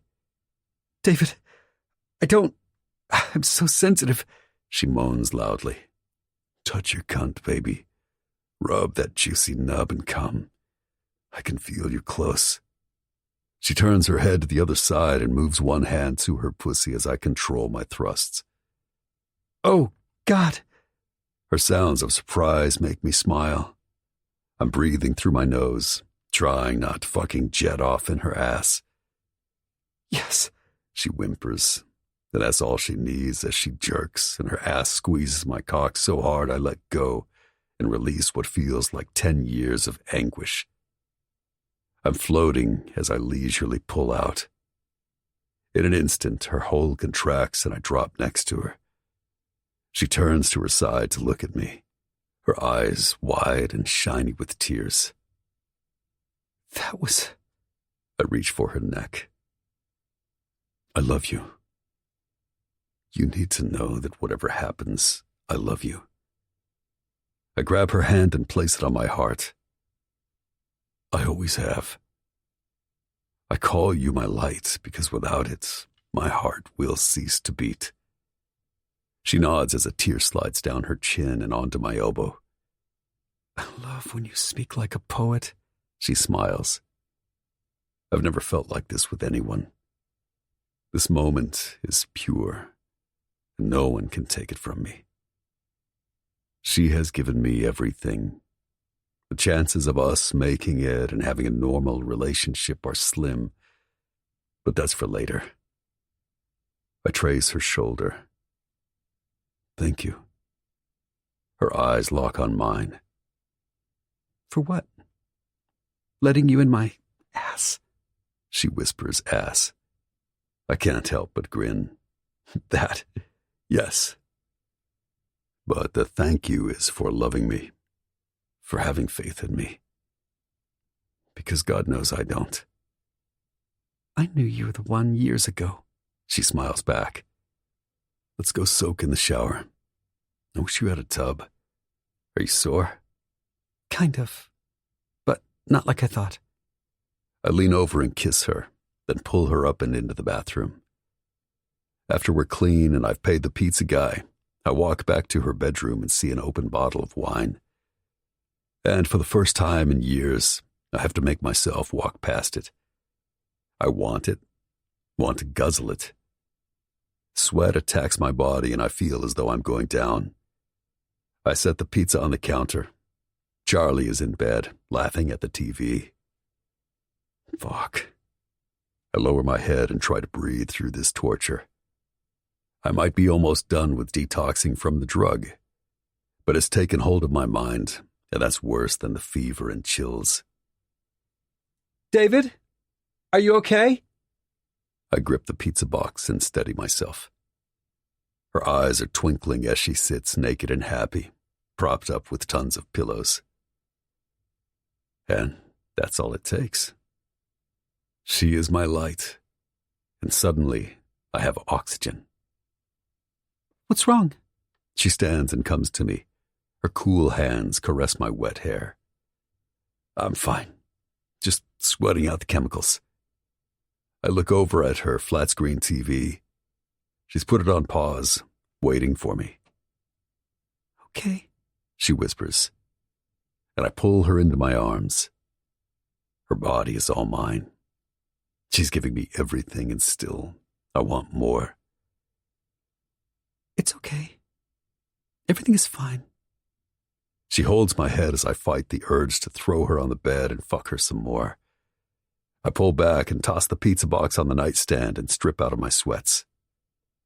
We both snuggle as I hand her a slice. Are you ready?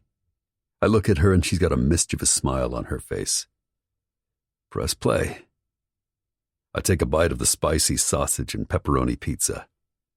The cheese is still hot, and I almost choke on the tattoos coming to life with the credits. You can't be serious. Oh, I am. She giggles as she crosses her legs and nibbles her slice.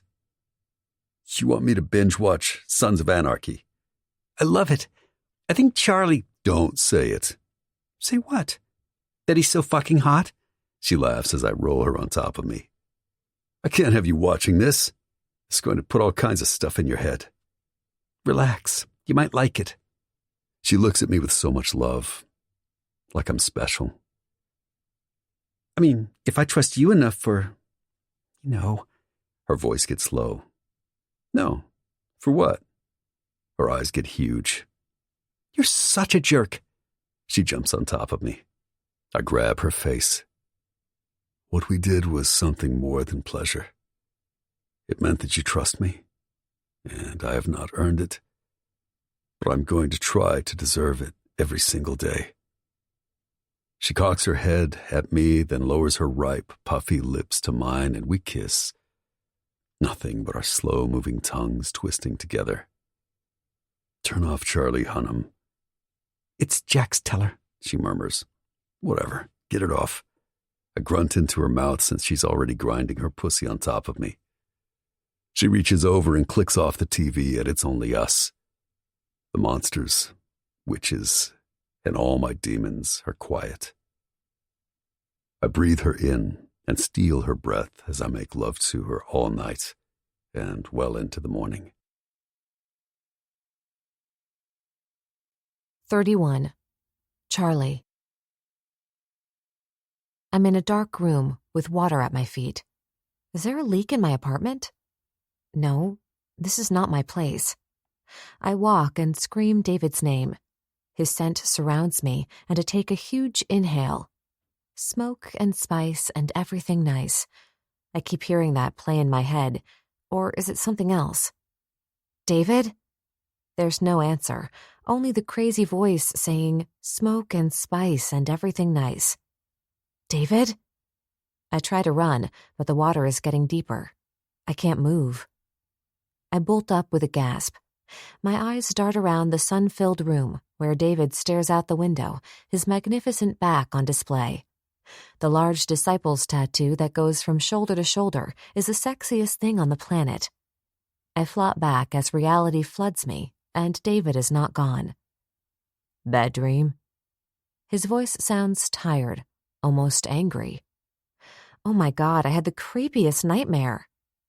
He turns his profile to me. A tremor, almost a slither of unease makes my body shake. What's wrong? Has something happened? This time he turns, and I see it. All that we've been sharing, exploring, is not in his eyes today. They're clear. He's sober, clean, and cold. He pulls out one of my chairs. It's usually piled with clean clothes, which I never seem to have time to put away. But the clothes are gone, and he sits. What? I almost scream, and yet it comes out not more than a whisper. He leans forward, resting both elbows on his knees. So beautiful, so goddamn perfect, and yet I think what he's about to tell me might make him a monster. I need a cigarette, he announces. Smoke in here, I don't care. What's wrong? As I scramble back, the cool metal of my antique iron rod bed sends a shudder through me. Pulling the sheet to cover me, I briefly notice it's stupid. He has been inside every part of me, but for some reason, I pull it up anyway. He takes a cigarette, and all I can do is watch, almost as if he's some sort of magician. He places it in his mouth, his abs ripple, and in one flick, he lights it. His eyes narrow on mine, and I think I might have stopped breathing. Little black dots appear as I take a quick breath. I woke up this morning, covered in sweat from one of my nightmares. He inhales deeply and exhales it out. So, I had one too. It happens. I sound defensive, and I have no reason to be yet. He takes a cigarette from between his teeth as he leans up to toss his phone on the bed. This morning, my brothers, the only family I have, took down the scum that did the actual blowing up of the laboratory, and I was not there. The words hang in the air like the smoke circling his face. I guess that's good and bad. My mind scrambles to catch up. He's so closed off, which angers me. It's not my fault he went down the rabbit hole. If anything, he should be thanking me. It's all over the news. They did exactly as planned. It went off without a hitch. No one knows anything. And do you know why that happened, Charlie? Stop talking to me like I'm a stranger. One of my hands is going numb, and I have to unclench them. Why? He doesn't even raise his voice, but it vibrates down to the marrow of my bones. No, I shout as I throw off the sheet and stand. Whatever happened, we can tackle together. If it's bothering you, you need to express it with words. Don't just... I invade his space, smelling him. Smoke and spice. Don't shut me out. We love each other. We're a team. I reach out to touch his cheek and he grabs my hand. Don't. Don't? Don't what? Tell you I love you? Tell you I will be there for you every day? Don't. He pulls me close and, gasping, I slap his chest. I'm not the one for you, Charlie. He gives me a hard shake. Stop looking at me like that. I told you from the beginning not to give me too much, that I would just take and take. Don't you dare. I jerk away, rubbing my wrist. Don't you dare try to pull this bullshit. Something happened. Tell me. I swear to fucking God, David, if you love me at all. His face is a blur through my tears. I hate that I'm crying, but I hate him more at this moment. I look around the room. I love my room. Nothing but sunshine, fresh flowers, and good things happen in this room. This can't be happening. I refuse to let it. I wipe my eyes and glare at him. You see, this is what I bring. There's no joy in this, is there? I don't want your love, beautiful. I don't want anyone's. He doesn't yell. Doesn't need to. David is so fucking powerful, so manipulative, so fucking selfish that it's a good thing there's nothing I can hit him with at arm's length. At the moment, I swear to God, I'm not responsible for what might happen. Shut up. I push his rock of a chest. He doesn't move, of course. I never will be what you want. I don't want kids. Fuck, I can't even look at Blade's kid without having a panic attack. I don't want marriage. As his words hit me, I back away. Maybe that will make him stop. He needs to stop before one of us says something we can't take back. You want all that. I see it in your eyes. I see the way you look at me. It's a waste. My back hits the wall. It's hard and cold on my bare skin, but considering the condition I'm in, it feels good. Better than what is coming at me. Why? Why are you doing this to me? I scream as he traps me, his warm body against my cold one. Because that day, you remember. His voice gets gravelly, and I want to scream at him to stop. But it's like I'm caught in some sort of nightmare, and rather than the dark water, it's his voice, his secret truths that are going to drown me. That day, you and I stole a forbidden kiss. That day, I should have died. All I hear and see when I close my eyes are bikes leaving, my baby crying, and my fucking baby mama pleading to get them or at least save Tabitha. His fist hits the wall right next to my head, and there's a sickening sound of either bones or maybe plaster breaking. I told everyone I didn't remember Charlie, because when I woke up in the hospital with burns and a fractured skull, that was true. But when I close my eyes, I see it. He moves in closer, his lips almost touching mine. I heard them pleading, crying, begging. He snarls it as I hear myself let out a sob. Begging. His hand goes to my throat, and I stare at him. He does nothing but hold me tight. No pressure, but enough so that I can't move. His lips capture mine. They're salty, filled with an agony that can only come from him. I love you. His eyes, those silver orbs, now teary, look almost startled at my declaration. Don't. He lets go of my neck and starts to turn, but I sink my nails into his bicep, causing a sound I've never heard before. Pain. It vibrates under my skin, and for 1 second, I wonder if I should have let him go. Before I can even understand, even compute what's happening, he's got me pinned, my legs wrapped around his waist as if they have a life of their own. Vaguely, I process that he is leaning back enough to unbutton his pants. Then he's inside me. Jesus Christ, he says as he fucks me. In and out he thrusts. My head hits the wall as I reach for what I need. This is no longer about us. It's pain, pure and primal, which only mating can heal. Fuck, your cunt is dripping down my balls. David, I scream as I come. It shakes my whole body. I'm raw, almost unhinged as I start to pulse. I might be losing it as I claw my nails down his back and tighten my legs. His cock pulses as he comes, and I can't let go, can't let my love go, can't let this end. It's done. The storm has erupted. In a wild fury, it's over, and all I'm left with is his breath taking mine as I try to get some back. Oxygen thief. He's been my crush, my wish, my need, and my soul. If he leaves me, I don't know how I will survive. Through it all, he's never been my deserter. Hold on to me, beautiful. He carries me, still locked around his strong arms, still nestled on his semi-hard cock. As we both fall to the bed, he pulls out. Are you okay? He wipes my tears, which can't seem to stop. I push his hand away as I sit up to look at him. Are you? He laughs, almost bitter, and sits up, reaching for his cigarettes. Beautiful, I'm so far from okay you have no idea. He lights up. Well, then I guess I'm not okay either. When he turns, our eyes lock, and I smile, trying to lighten everything. He's having a rough day.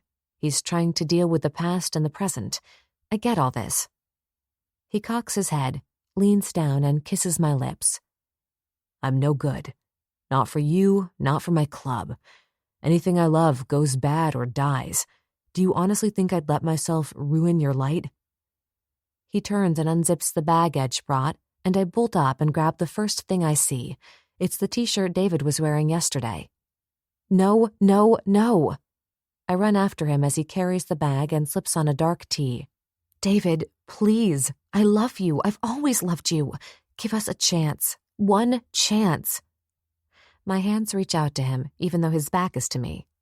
I know he hears me, feels me. He looks up at the ceiling, then turns. His silver eyes are filled with a pain that has hit him way more than it's hit me. How can I even try to compete with the ghosts that dance in his eyes? No, I scream and run to the door, blocking him. No. The tears that seem unable to stop make me stutter. No, I need you. Jesus Christ, Charlie. His eyes focus on me. This can't happen anymore. You'll despise me, beautiful. You need me? It comes out almost like a question. David, what we have will never be bad. I have always loved you. Don't you get it? I reach for him, but he steps away as if I might burn him with my touch. Stop. Look at yourself. Look at what you're becoming. I need help before I ruin everything that is us. Oh, God. I grab at my heart. He's breaking it into 1,000 little pieces. The pain is like someone has reached in and tightened my heart, yet won't rip it out to give me peace. I thought I was your light. I spit this at him. He cocks his head, and his silver eyes tell me everything he's not going to say. You are my light, but if I stay with you, I'll extinguish it. He takes my numb hand and gingerly moves me aside. I let him, to preserve what little dignity I have left. He's leaving, and I can't seem to stop him. He's leaving me, and the pain hurts so badly I think it might kill me. Pain, betrayal, all of these thoughts float in my head as I watch him. This is the worst thing that can ever happen, David. You're breaking my heart. This stops him. He hesitates, then turns, dropping the bag. In one step, he holds my face with both hands. If this is the worst that ever happens to you, Charlie, then I'd say you've lived a charmed life. Because, trust me, there are way worse things that can happen. Fuck you, David, you coward. You fucking coward. I'm not moving. I'm not even yelling. I think I'm frozen. His back straightens, and he hesitates but doesn't turn. He opens the door and walks out. I guess I follow for a few steps. I'm staring outside. There's nothing but emptiness there. It's void of him. At long last, I have enough sense to walk back inside and lock the door. Sliding down to the cool hardwood floor, I'm numb and can't breathe. He's gone with all my oxygen. I look down at my hands.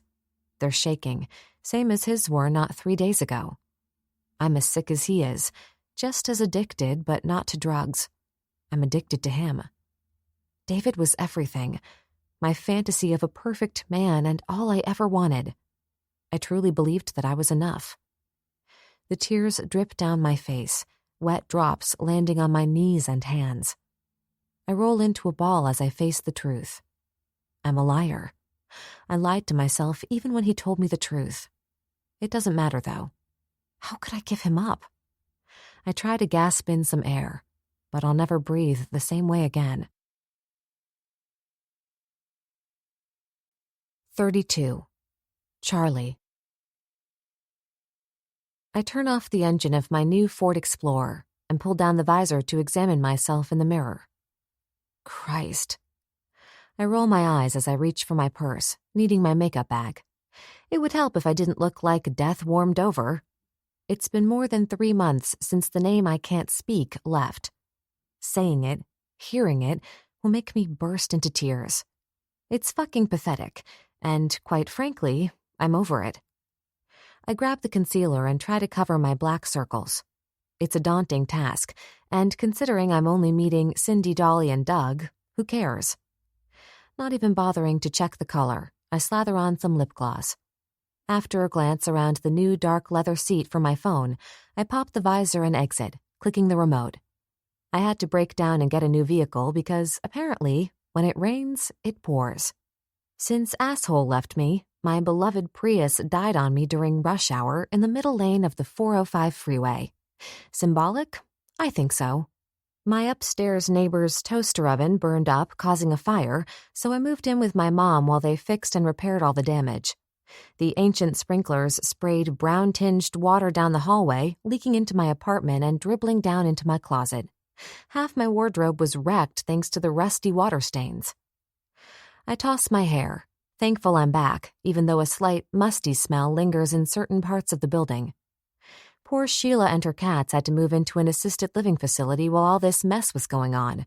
I still haven't heard if she's coming back, which is depressing. I spent a lot of nights crying in her lap about the name I never utter. Swinging open the door to Casa Vega, I have to blink to let my eyes adjust to the darkness inside. Charlize! I remove my large sunglasses to see Cindy and her big boobs in a red booth in the corner. Dimly lit in neon light, the bar has countless glasses hanging from an overhead rack. I wonder if I should order a round of shots for us to start with or wait for the waitress. Shh, she's coming, Cindy yells at Doug, who stares at me. If the wide-eyed look on his face is any indication, maybe I should have put on some more makeup. What? I frown at him as I slide in next to Dolly and they all scoot down. Are you like some sort of homeless woman now? I thought you moved back to your apartment this week. Doug, save it. I have a headache. I almost canceled, but I knew you'd keep calling, so here I am. I smile broadly. It's fake, and my right eye starts to twitch, so I stop. Am I the only one who has the balls to tell her she needs to eat? He stands up and motions for the bartender to come over. Dolly tugs on his shirt until he sits back down. What? I'm ordering some nachos and we need more chips and guacamole. He snips. Whatever, I'm not hungry. Did you order drinks? They all look at each other. I sigh and lean back. What? If it's bad, I don't want to know. Tell them, Cindy. We have so many things going on at the diner, I can't handle anything bad. Here we go, my friends. The cute, dark-haired bartender arrives with margaritas. Someone was smart enough to order 2 per person, so we all have doubles. He happily sets them down along with 3 baskets of chips. Enjoy. I look around at all of us and almost burst out laughing.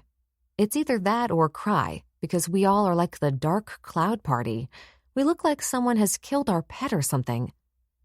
To Tuesday girls' night. Doug holds up his margarita. You're ridiculous. I grab mine and start to guzzle it. That went down way too easy. I guess I'm Ubering. I reach for a chip. We started having girls' night pretty much after he left me. To be honest, this is my sanity, a reason to get up and get going. All of us seem to be in the same boat. Misery loves company, I guess. A couple of days after my disaster, Ryder was pretty much missing in action. Much like everything else that hurts her, Cindy smiles and says it never happened. On one of our girls' nights, I tried to corner her after I bared my soul at the table. She didn't even blink, simply downed a shot and excused herself to the restroom. If I wasn't so caught up in my own shit, I would insist she talk about it. But seeing as I'm holding on by a thin thread... So, I slap my hands on the table. I know that I have been doing a lot of, holy fuck, I love this song. Doug interrupts me and stands up to dance. I look over at Dolly, who does, in fact, look like a doll tonight. She's perfect. Her skin is glowing. Her eyes are clear. Wait, I know I was late, but are you back with Edge again? Doug motions to the bartender for another round and looks down at me. Tell them. She smiles and looks around until her eyes land on me. I think I might have met someone, and if I can move on, you can too. She raises her margarita glass and drinks.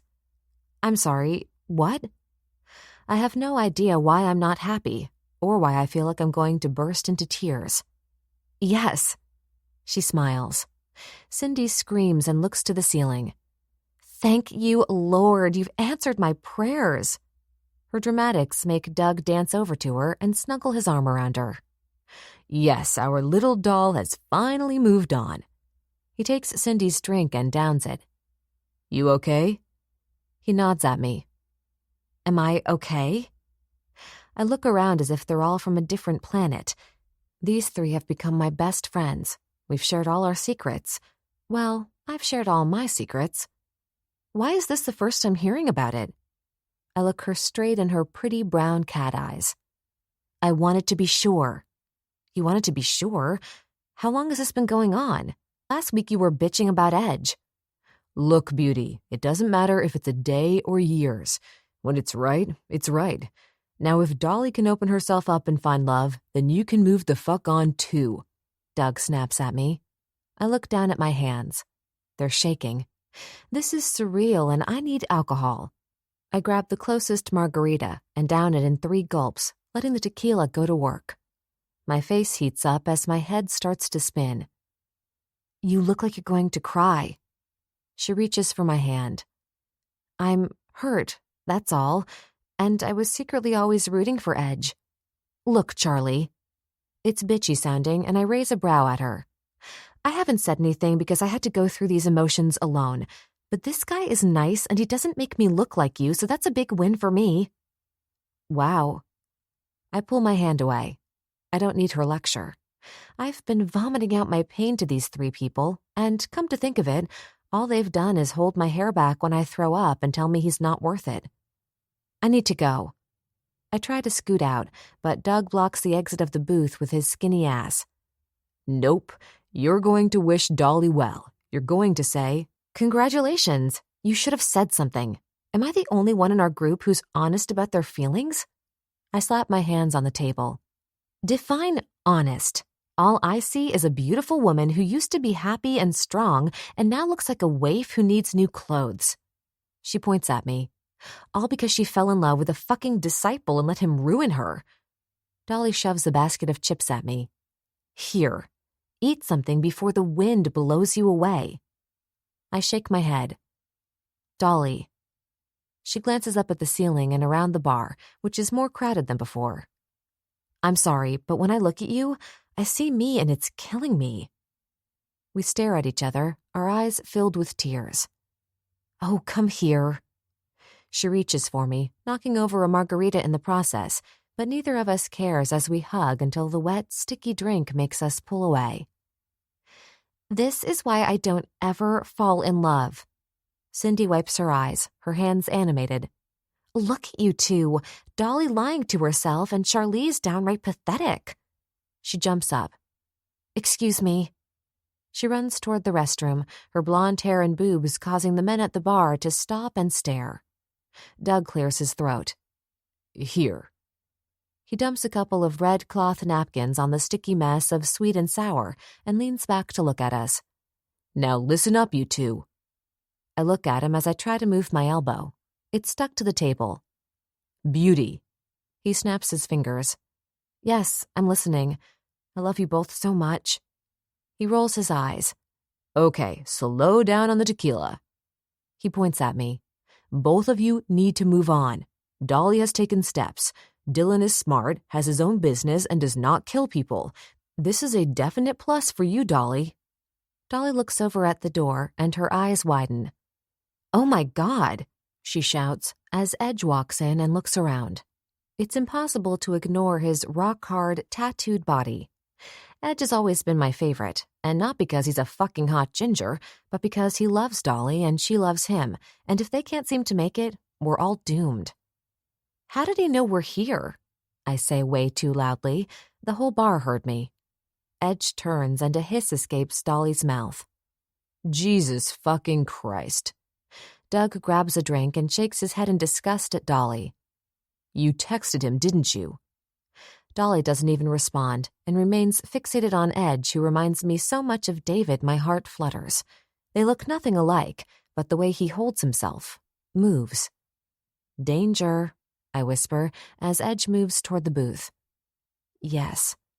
Dolly bites her red bottom lip. I didn't even realize I said it out loud, but that's what these men are. They are fucking hot, dangerous bad boys who steal your very breath. Don't worry, I'm here for you. I grab her warm hand. Doug snorts in disgust. She brought him here. You're on your own tonight. He looks bored as Cindy comes walking back.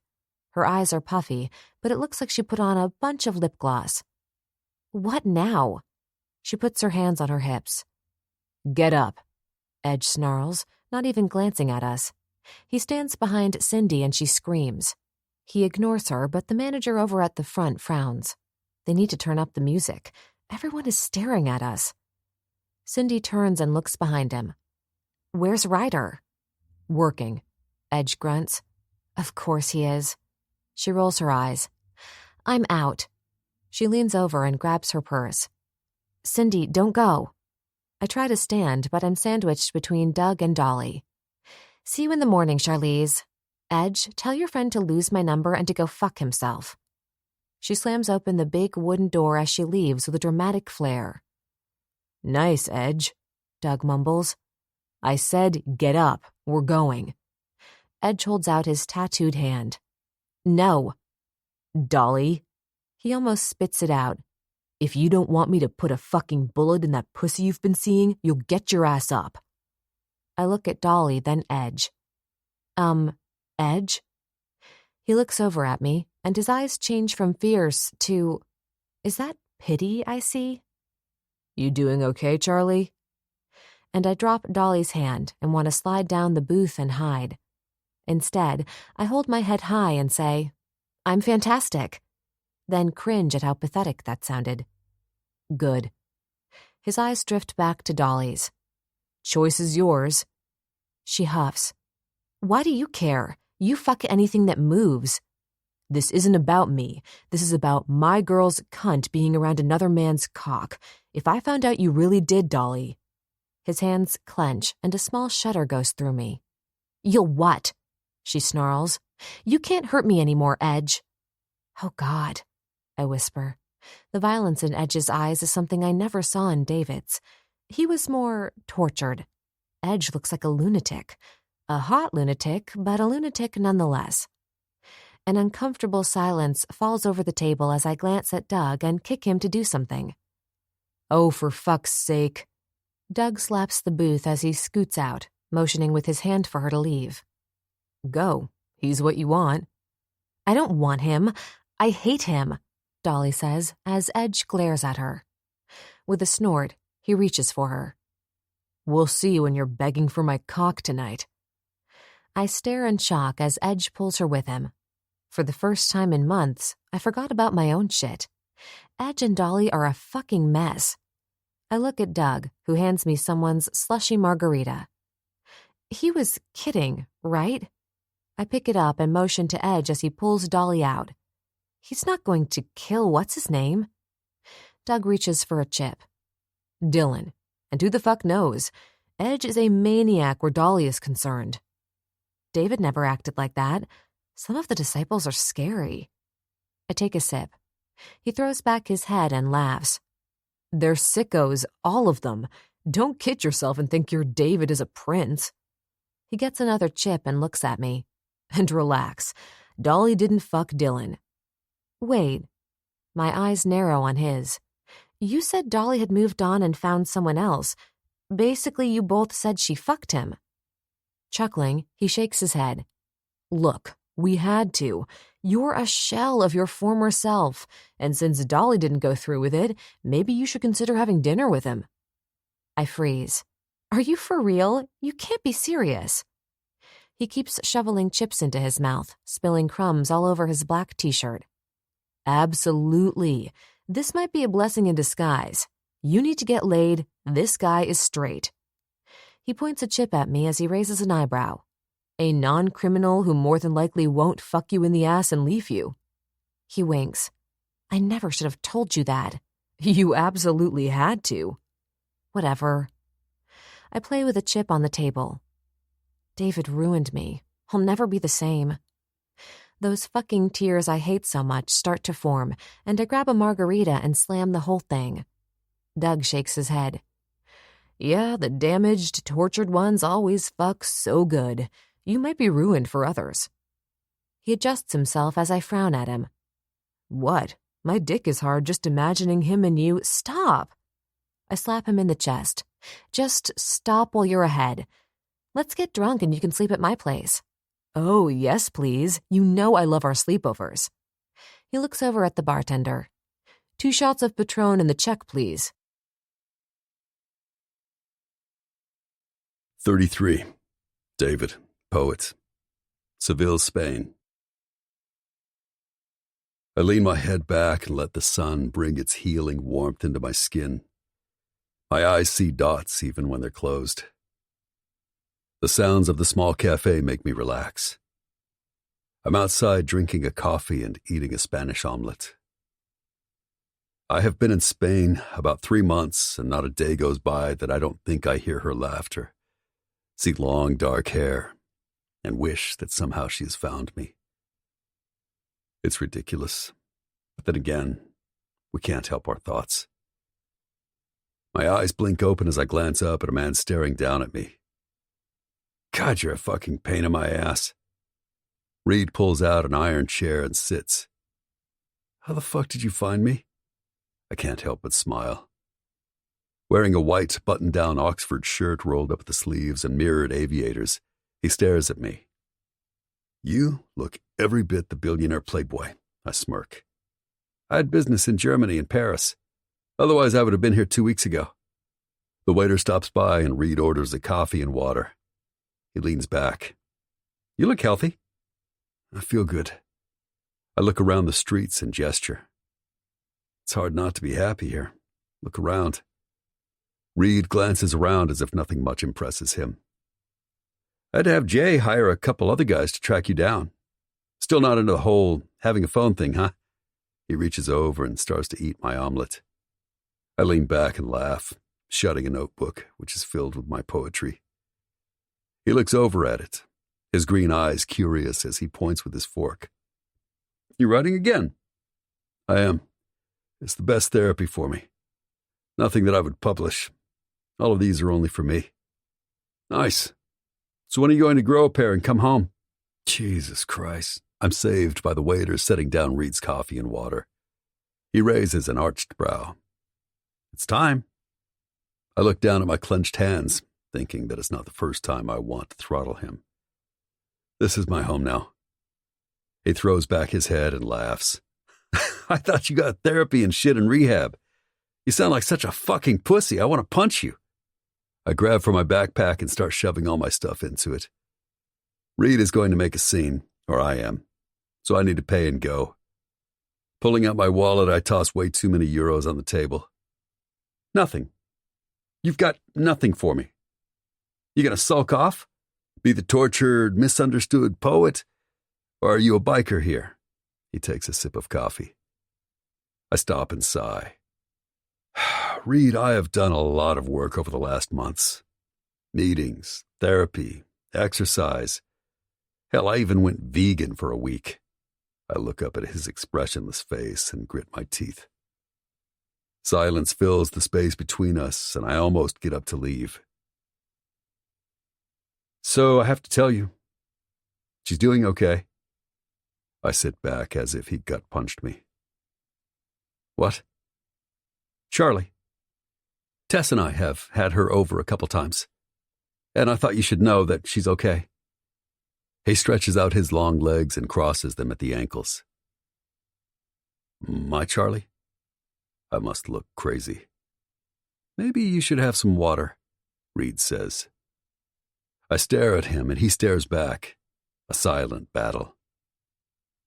You love her? He's not asking. Yes. My voice sounds like someone dumped a spoonful of sand in my coffee. But loving her was never the problem. I sit back, almost winded. You need to make this right, brother. You've been running, escaping for so long you think that's what you are. But you're wrong, and she knows it. I stand, preparing to get the fuck away. You can't do this anymore. I won't let you. Reed's voice stops me as I turn. Don't you get it? I can't forgive myself. What I did was, I look up at the blue, cloudless sky. It was something that I handled wrong. Why? Because you left to get help? Yes. I fucking wasn't strong enough for her. I take a deep breath. Just like I failed my child, and on and on. I run my hand through my hair. Reed showing up is fucking with me, and his calmness is making it worse. He's never calm unless he has a plan. She loves you. She's way stronger than you give her credit for. And even though you fucking ripped her heart out, she truly wants you to be happy. What? I look around, wanting to leave, but my legs won't move. I crave anything about her. The desperate need to hear her name makes me almost sick to my stomach. She knows you got help. I stare blankly at him, not sure what or how I feel about this. Has she moved on? No. She's in love with a stupid fuck who thinks he deserves nothing but misery. This makes me lean my hands on the table so Reed can hear me clearly. She deserves the world. I left because of that. Do you not think that every second of every day I don't think about her? Worry about her? Want to go back to her? I'm trying to get well so that I can be the man she needs. I hiss this out into his expressionless face. Fuck it. It's why I left her in the first place. I was killing her, making her into someone she was not. He pushes his chair out and stands up. If I can do it, you can do it too.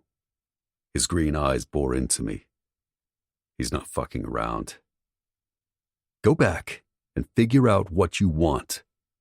Tell her exactly that. If it's not meant to be, at least you faced it. I know you can live with that. But hiding out?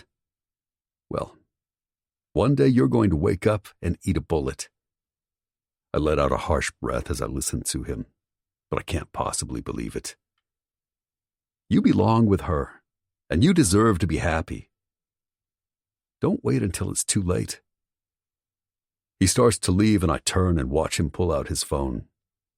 Glancing back at me, he says, "Nothing worthwhile is ever easy, brother. But you love her. You always have." A black SUV pulls up, and a driver gets out to open the door for him. "Let me know when you land in Los Angeles. I'll pick you up." Before I can respond, he shuts the door and the black vehicle is gone, as if I dreamed it. I look at his empty seat and half-full cup of coffee to make sure I'm not going insane. "Senor, can I get you anything else?" The waiter hands me the check and I blink at him.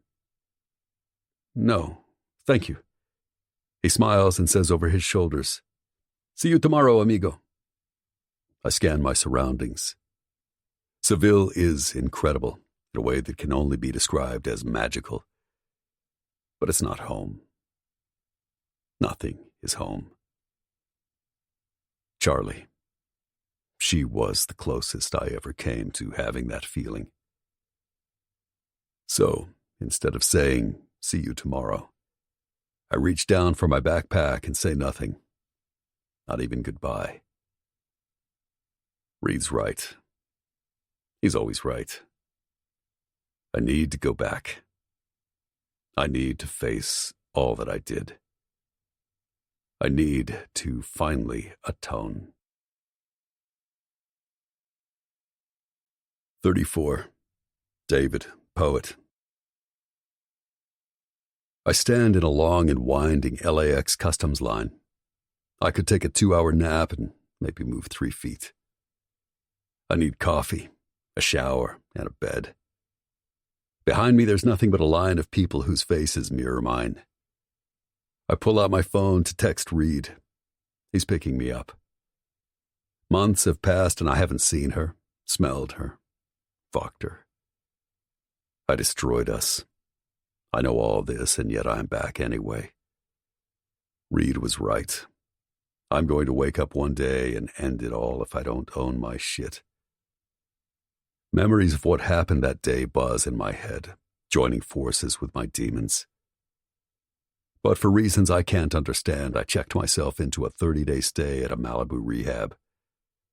Since I'd already detoxed, I spent most of the time in grief counseling and at a recovery group, where I finally dealt with the pain and fear about what happened with Tabitha. My pain about Charlie was another story. I was honest about my fear of commitment and all my other issues. I'm working on them every day. Not that it seems to matter. There's a void, a blackness inside me that only her light can fill. The need, almost self-preservation, to make contact with her after Reed left was almost unbearable. Good and bad. Lately it's been bad more often than not. I decided to come back and let my future be what it will. Charlie. I let myself have just the right amount of memories before I realize my limitations. She deserves way more than I can give her. For the first time in my life, I want to be a better man for her and for me. Have I achieved that? Looking around at the melting pot that is LA, I smile. It's good to be back. This is where I was born, and even though I have no address, Charlie is here, so it always feels like home. My phone vibrates. It's a text from Reed wondering if I've gone through customs. I look over at the numerous bodies before me and reply, no. The sun is going down and a small glare blinds me as I gaze out the glass windows and doors. My phone says 4 p.m. I left in the heat of the summer and am returning to the cool nights of daylight savings time. A wave of claustrophobia slithers up my back. Too many people jammed together always puts me on edge. Today is different, though. In my heart, I know it. Closing my eyes, I take a deep breath as I block out the smells of bodies that have been traveling too long and need a shower. The sounds are overwhelming. The cell phones ringing. People happily laughing and talking about their adventures and celebrating that they're home. I should think about my next move, where I should stay, what I need to do. After the rehab professionals gave me the green light, stating that I've successfully dealt with my pain and am not in imminent danger of using, I left rehab and got on a plane to Spain. Excuse me? You're next. A teenager points and I come back to reality. I look around and wonder how long I've been daydreaming. Sorry. Thank you. I move forward, handing over my passport. The woman takes one look at my passport and says, Welcome home. Home. A pair of golden eyes, shaped like a cat's, swim in front of me. I pick up my leather duffel bag and walk up the long incline to the baggage area. I have no other luggage, so I step out into the cool night of Los Angeles. Despite the hour, LAX is still happening, with car horns, people talking on their phones, and everyone in a hurry as they pull their luggage by. I need a cigarette. As I reach for one, I look over at a guy with arms crossed, leaning against a black Tahoe. What the fuck? You're not Reed. I state the obvious as I walk over to him. Poet? He nods. Blade. I exhale. We stare at each other. The last time I saw my cousin, well, we both had killed together. He pushes off the vehicle and looks me over. You look good, man. Spain must have treated you nicely. It did. I open the passenger door as Blade climbs into the driver's side. He starts up the truck and I roll down the window, watching Century Boulevard blow by. I should keep the conversation light, but it's stupid and uncomfortable enough already. Eve doing okay? At the very least, I should ask. Blade smiles at the mention of Eve. Yeah, she's ready to pop any day. You made it home right in time. We're having a girl. A girl. Blade and Eve are having a baby girl. With blonde hair and big blue eyes, I bet. But instead of feeling angry, I let myself smile and say, that's the best news I've heard so far. I'm really happy for you. He looks over at me, an eyebrow arched. So you're back? Reed wants you to stay with him. What are you going to do? I keep smoking as we merge on the freeway. Fuck if I know. David, he sighs. We need to talk about what happened. No. Blade's eyes dart to mine. Who the fuck are you to say no? I'm pissed. We had a plan. As soon as you killed Lucky, you completely forgot that we still had other shit to do. He looks at his mirror as he starts to speed. Thank fuck Reed was involved. Without him, it would have been messy. He got the FBI to take down Satan's seeds after the lab blew up. He looks over at me. Reed's a genius and a billionaire. It helps. I reach into my pocket for some gum. What do you want from me, Blade? I sound tired because I am. He's right. I did fail them. Getting pissed isn't going to change it. He snorts. How long are you staying? Shrugging, I say. I'll live in the moment. Shut up. He hits the steering wheel. Pull your head out of your ass, man. Get it together and make it right with Charlie. My heart automatically aches. If only it was that easy. Look, man, I don't want to fight with you. I already heard the lecture from Reed. I move around, my skin starting to crawl at where this conversation is headed. He shakes his head in disgust. You love her. Yeah, I love her. I lean my head out the window, letting the cool breeze kiss my face. But she deserves better. Love is not the problem. I get you, David. We're more alike than you think. I wasted so much time fighting my feelings for Eve. It's fucking juvenile. Blade. I turn my head to look at his profile as he weaves in and out of traffic. I'm not you. Charlie wants things that... I clear my voice as I tell him my fears. Charlie wants and deserves things that I'm not sure I'm capable of giving her. What can't you give? He frowns as if he truly is confused. Everything. Kids, a house, and knowing Charlie, a dog. All things I'm not sure I can do. My chest tightens as I rub at it and turn to look out at the freeway. Why? Why what? I snap. Why can't you do that? You're joking, right? I'm not even trying to hide my bitterness. I'm president of the best MC on the West Coast. I do all that. I snort and rub the back of my neck.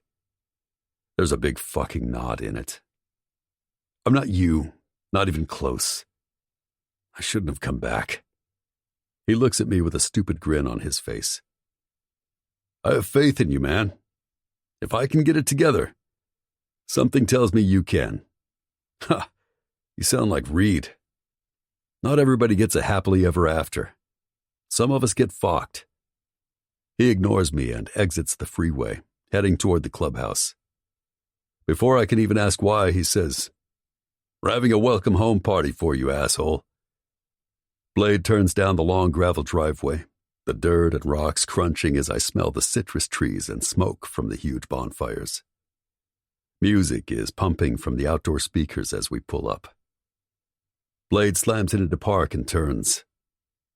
David, besides my wife and kids, you're the last of my blood. I think you should stay. Get your woman. Make a life. A slam at the front door makes me look up at the clubhouse porch as Axel comes out holding James Dean's hand. I blink and lean forward. Is that Axel with your kid? Axel laughs at something James Dean says like they are best buddies, even though James is not yet two. Yeah, it's fucking Axel. I swear to God he's got some kind of bond with my kid. I keep telling Eve he needs his own. He grumbles as he exits the Tahoe, moving toward them. Clapping his hands, James Dean runs right over to him, and again, that squeezing in my chest reappears. Blade lifts him and throws him in the air as his chubby legs kick and he lets out that addictive baby laugh that makes you laugh uncontrollably. Axel looks over at me. I ignore him. This place holds so many memories. Good, bad, but there is not a space, corner that I don't know. I guess this is my home. It has all the people I love, so why am I moving in slow motion? Why am I looking for the one thing I can't have? So, you're still alive. I turn to stare into Axel's startling blue eyes. Some people just don't die. I reach into my pocket for another cigarette. Well, if they keep trying, eventually they'll succeed. He walks away, grabbing a dark-haired girl and bringing her into the house. Fucking Axel. I clutch my pendant. The warm metal makes me take it off to look at it. Closing my eyes, I ask for her forgiveness for the 1,000th time. But this will be my last. I shove it into my pocket. Smoke, burgers, and citrus fill my senses, and it's at this very second that I know what I need to do. All the ghosts still reside within me. They will always be my friend or my foe. They don't take over anymore, but remind me that every second matters. Go do it. Get it over with. My eyes jerk to edges. We're silent, letting the magnitude of his words sink in. It's time, man. You're never getting over it. Trust me, I've tried. Go do it. He tosses me the keys to his bike. As I catch them, I realize this is how it was always supposed to play out. I'm not scared. Edge has always been the one to understand me. Always gets that sometimes things don't happen the way you think they should. You either deal with them, or you take your brother's keys and do everybody a fucking favor. Fuck you, Edge. My eyes get misty. He nods and grabs me in a tight hug. You always were the strong one. He beats my back with his fists. I pull back and walk to his bike. A few disciples greet me. I guess beating Lucky to death has made me a hero. It doesn't matter now. Nothing matters now. I know why I came back. Everybody will feel a huge relief after it's done. It should have happened 10 years ago, but I'm finally fixing it now. Edge's bike roars as I start it, and I twist the throttle a couple of times. My eyes find his. Brother to brother we nod, and I drive away, heading into the darkness, heading for my peace. 35. Charlie. I wake, not because the alarm went off, but because Doug tossed his arm over my stomach, almost making me want to throw up. Shit. I sit up and push his arm off me as I rub my temples. We probably did not need those last 2 shots of Patron on our way out last night. It was girls' night again, and Doug slept over like he does almost every girls' night. As I reach for the phone, the screen shows it's earlier than I need to be up. Still, I'll get some coffee going and relax in a hot shower before I have to open. It's Saturday, so our mornings are crazy. As I push the button on the Cuisinart, I search my fuzzy memory. I'm sure I asked my mom to come in early in case Cindy and I need help. God, I hope I did. Yawning, I strip out of my clothes from yesterday. Guess I passed out still wearing them. Doug must have done the same. He rolls over still in his black tee and pants. Although, come on, he's still wearing his Converse. I shake my head as I start the shower and do some stretches to get the blood pumping. But I need Advil, coffee, and not to keep drinking tequila. When I step in, the soothing heat makes me sigh. If Doug wasn't passed out in the other room, I'd masturbate to take the edge off. It only makes me feel better for about a minute. I'll close my eyes and see him, and that's usually all it takes. God, I groan. I'm slightly hungover, but let's face it, I'm depressed. I miss him. I don't even hate him anymore, but I wish things were different. I know he's alive, and I know he got help. That should make me feel better, yet nothing does. You don't simply fall out of love even if you know that person is never coming back. After showering, I step out and look at myself in the mirror. Doug and Dolly are right. I need to get healthy. Brushing my teeth, I decide to actually put on some makeup today. My eyes are two dark holes, and my mom is hopefully going to be there. It upsets her if I look like shit. She still hasn't got past the "I told you so" looks. It's been months and she's still telling me so. Pulling on panties and a bra, I go to get some coffee and hear Doug groaning and cursing all tequila. "You want coffee?" I yell from the kitchen. "God, yes. I'm taking a shower. Be out in a minute." After pouring us both a steaming cup, I walk into my closet and pick out a pair of white pants and a tight black glittery tee with Jim Morrison on the front. On a whim, I pull on a new pair of pink Adidas, which I bought the other day. They looked cute, and I'm desperate for anything that makes me a little bit happy. Walking out, I find Doug sitting in the kitchen vaping and drinking his coffee as he reads on his phone. "Dolly wants to come to the diner for breakfast." He doesn't look up, so I grab a cup of coffee and call over my shoulder. "I'll be ready in 10 minutes. 2 hours later, the breakfast crowd is almost cleared out, and it's mostly our regulars. Dolly and Doug sit at the counter arguing about the pros and cons of sleeping with Edge. "Charlize?" I look over at my mom, who motions that she needs to take a phone call. I nod as I stand at the counter getting ready to print out our sales. Holy Mother of God. Cindy drops a cup. I look over as she stands frozen, eyes wide, and I frown. "You okay?" She doesn't move. Her eyes do, though. "Oh my God," Dolly breathes out, causing Doug to look up. "Well, motherfucker, there really is a fairy godmother." Doug shakes his head as if he's seeing things. My eyes scan the room, and whatever has my friends freaked seems to have captured the whole counter's interest. Goosebumps form on my arms as I try to catch my breath. Oxygen thief.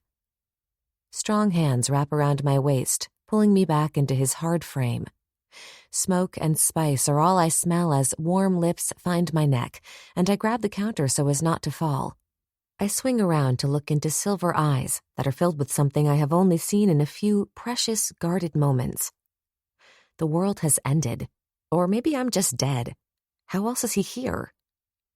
David is standing in front of me, cupping my face, holding me prisoner as I vaguely hear my mom scream and Cindy's calm voice as she tries to reassure her. "What are you doing here?" It sounds ridiculous. He doesn't answer, but brings his mouth to mine. His lips are warm, and he pulls my face closer to his. Our tongues tangle, and I taste smoke and cinnamon. It's relentless, as if he's scared to let me breathe, and we groan into each other's mouths. My hands find his neck as he lets go of my face to deepen the kiss. I'm swimming on shock and hope. Oxygen thief. It rings in my head as I taste my own tears. Finally, he lifts his head. His thumb wipes away my tears as I hear a person ask for a check and Cindy shushing them. David stares down at me, his eyes open, clear, and not holding anything back. "I love you. I left to become a better man for you, but I'm just a man." He leans down to kiss my lips, and as he talks, he steals my breath, then gives it back. "I want to tell you everything is going to be perfect, but all I can tell you is that you are my light, my very reason for standing here today, and if you will have me, I'd like to spend every day with you for the rest of my life."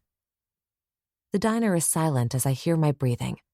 I will myself to stop crying and start to think. Beautiful? I look up into his eyes, and I'm trapped, ensnared. Nothing matters, only this.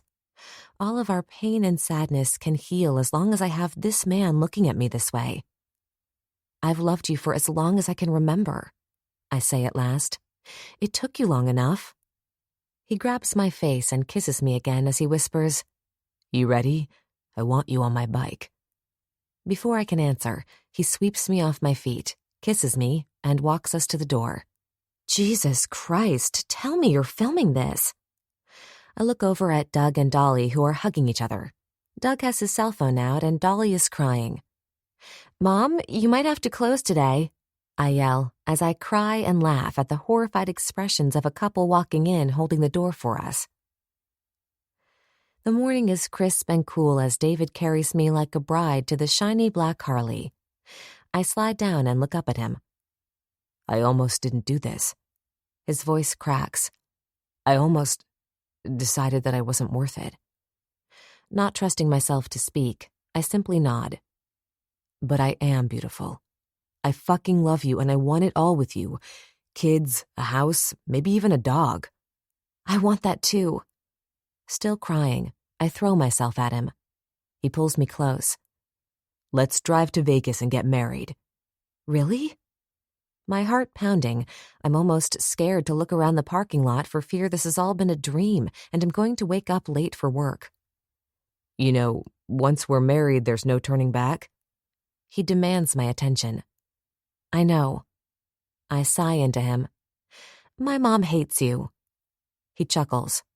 I know. I guess I'll have to work on that. Guess so. I climb on the back of his bike. When's your dad coming home? Who knows? His eyes caress my face as his hands move to my neck. His silver eyes darken, and again, my breath stutters. Maybe we should make a pit stop at your apartment, he says slowly as he climbs on the bike and starts it up. I thought you wanted Vegas, I yell. I want you, beautiful. Only you. Epilogue. David, poet. 1 year later. It's 5 a.m. as I bury my nose in my wife's neck. I do this sometimes when the monsters try to come out and play. I snuggle into her light and let her zap them away. Grinning, I roll to my back and visualize Charlie as my fantasy superhero. She always has nothing but biker boots and a lacy black G-string that matches her wild raven hair. Her red lips are glossed with poison that only my lips have immunity to. Her real power comes from her heart. It's a deadly light that can melt any monster or demon that wants to fuck with me. I snort back a chuckle, causing my beautiful to groan and turn on her side. My hand reaches out to caress her ivory skin. She wiggles her ass against my hard cock as I caress her stomach, which carries our baby. Charlie is 6 months pregnant with my son. A son. I breathe in her vanilla scent as I let my hands slide up to full breasts and start to rub and pinch her rock-hard nipples. David, she moans as she arches her back like a cat. Her full tits fill my hands as I attack her neck like the vampire I am, sucking and whispering how much I love her. Keep your eyes closed, beautiful. I bite her earlobe, causing her eyes to pop open. I can't help but grin at how absolutely perfect she is. Close, I whisper as I lick her ear, my hand leaving her delicious tits and sliding down her belly until I'm at my favorite spot. Open, I command. Yes, she purrs as she lifts her leg. My 2 fingers find her ripe clit. She's wet. Her arousal is constant. Pregnancy hormones make her greedy, and I love every fucking minute. I finger fuck her as she rides my hand until she pulses and jerks all over my fingers. That's it, beautiful. I lean over her as she turns to her back and my mouth goes right to her ripe nipples. Charlie hates her tits, so having them swell during pregnancy excites her beyond belief. I suck and lick one, pulling it lightly with my teeth, careful since it's sensitive. Oh, David, she sighs. I love you. Fuck. Spread your legs wide, baby. I'm going to make you see stars. Her legs immediately spread and I have to make myself breathe. My wife is so stunning, so magnificent that I need to worship her for a moment. I want to open my eyes, she pants, her chest flushed with excitement. I grin. I lean down as I try to go slow, but she's like a feast. Her pink clit and fucking magical pussy make me act like a fucking barbarian preparing for his last meal. Oh, my God. So fucking good. I pull her ass closer as my tongue goes inside her, replacing my fingers as I fuck her. In and out until I suck on her juicy nub. Yes. She rides my face as my cock leaks with its own need to fuck. Yes. She leans up and opens her eyes. I'm coming. Her head goes back, and long, thick, raven strands tumble like a waterfall. I don't give her time to recover. Instead, I lie down and guide her swollen cunt onto my leaking cock. Fuck me. I grunt into her, my hands digging into her hips as the pleasure of her silken walls almost makes me jet my seed deep inside her. She looks down at me. She's glowing. Pregnancy agrees with my wife. Her red lips part as she smiles down at me with a wicked grin. You want me to fuck you? She rocks her wet cunt back and forth on me. I don't want. I'm demanding. I cross my arms on top of my head. You think you can handle it? I can try. She lifts herself up and slams down on me. My hands go to her hips, all playfulness gone. Charlie, fuck, don't you dare. She starts to laugh and cock her head to the side. Your cock can't hurt the baby. I keep telling you this. She continues to rub herself on me. Just make love to me. I lie back, almost scared. You lie back and let me handle everything. She leans forward, her lips next to mine, her eyes so fucking beautiful as they narrow. I'm gonna make your eyes roll back in your head. She slides up slowly and gently moves as I relax, although I still hold her delicious hips to be on the safe side. David, you can let go of me. I hesitate. Trust me. Slowly she rises up and down. Her beautiful tits bounce as I lean up to suck on her hard nipple. She pushes me back, her hands on my chest as she uses it to lift up and down, and I let her set the pace. Jesus Christ, I growl as I reach down with my thumb to rub her slick clit. Oh, yes, David. I love it. She goes faster and harder. My balls are so tight, and my stomach muscles clench as I grab her hips. Fuck yeah! I let go, allowing her magical cunt to guide me. My body jerks, and I come hard and deep inside her. A sheen of sweat covers her fucking beautiful body. She's breathing hard. Now that I've come, her greediness is not over. Come, I demand, my thumb rubbing her clit hard. She does instantly. Her legs tighten as she freezes, collapsing on top of me, her stomach resting on my chest. I let her catch her breath as I drift to thoughts of our life together. Memories of her marrying me, then hating me after she realized I was here to stay. We worked through all of it. I let her rage, seeing as it's only fair, and she let me love her and heal. I bought us a house with a white picket fence, walking distance from Eve and Blade. David, I think that's your phone. Charlie lifts herself off me as our bedroom comes into focus, and yes, there it is, the annoying sound of my phone. We live so that our bedroom faces our backyard, which is nothing but green grass and flowers. The French doors allow the morning light to flood in. I kiss her lips as her phone starts going off as well. A slither of dread comes over me. It can't be past 6 a.m. Nothing good comes from phone calls at 6 a.m. Charlie's eyes are huge as she blinks at me. Relax. I reach over and grab my phone and look at the missed call. My eyes meet hers as it starts to ring again. Her breathing is shallow as I bring the phone to my ear. Hello? Jesus Christ! Blade snarls loudly.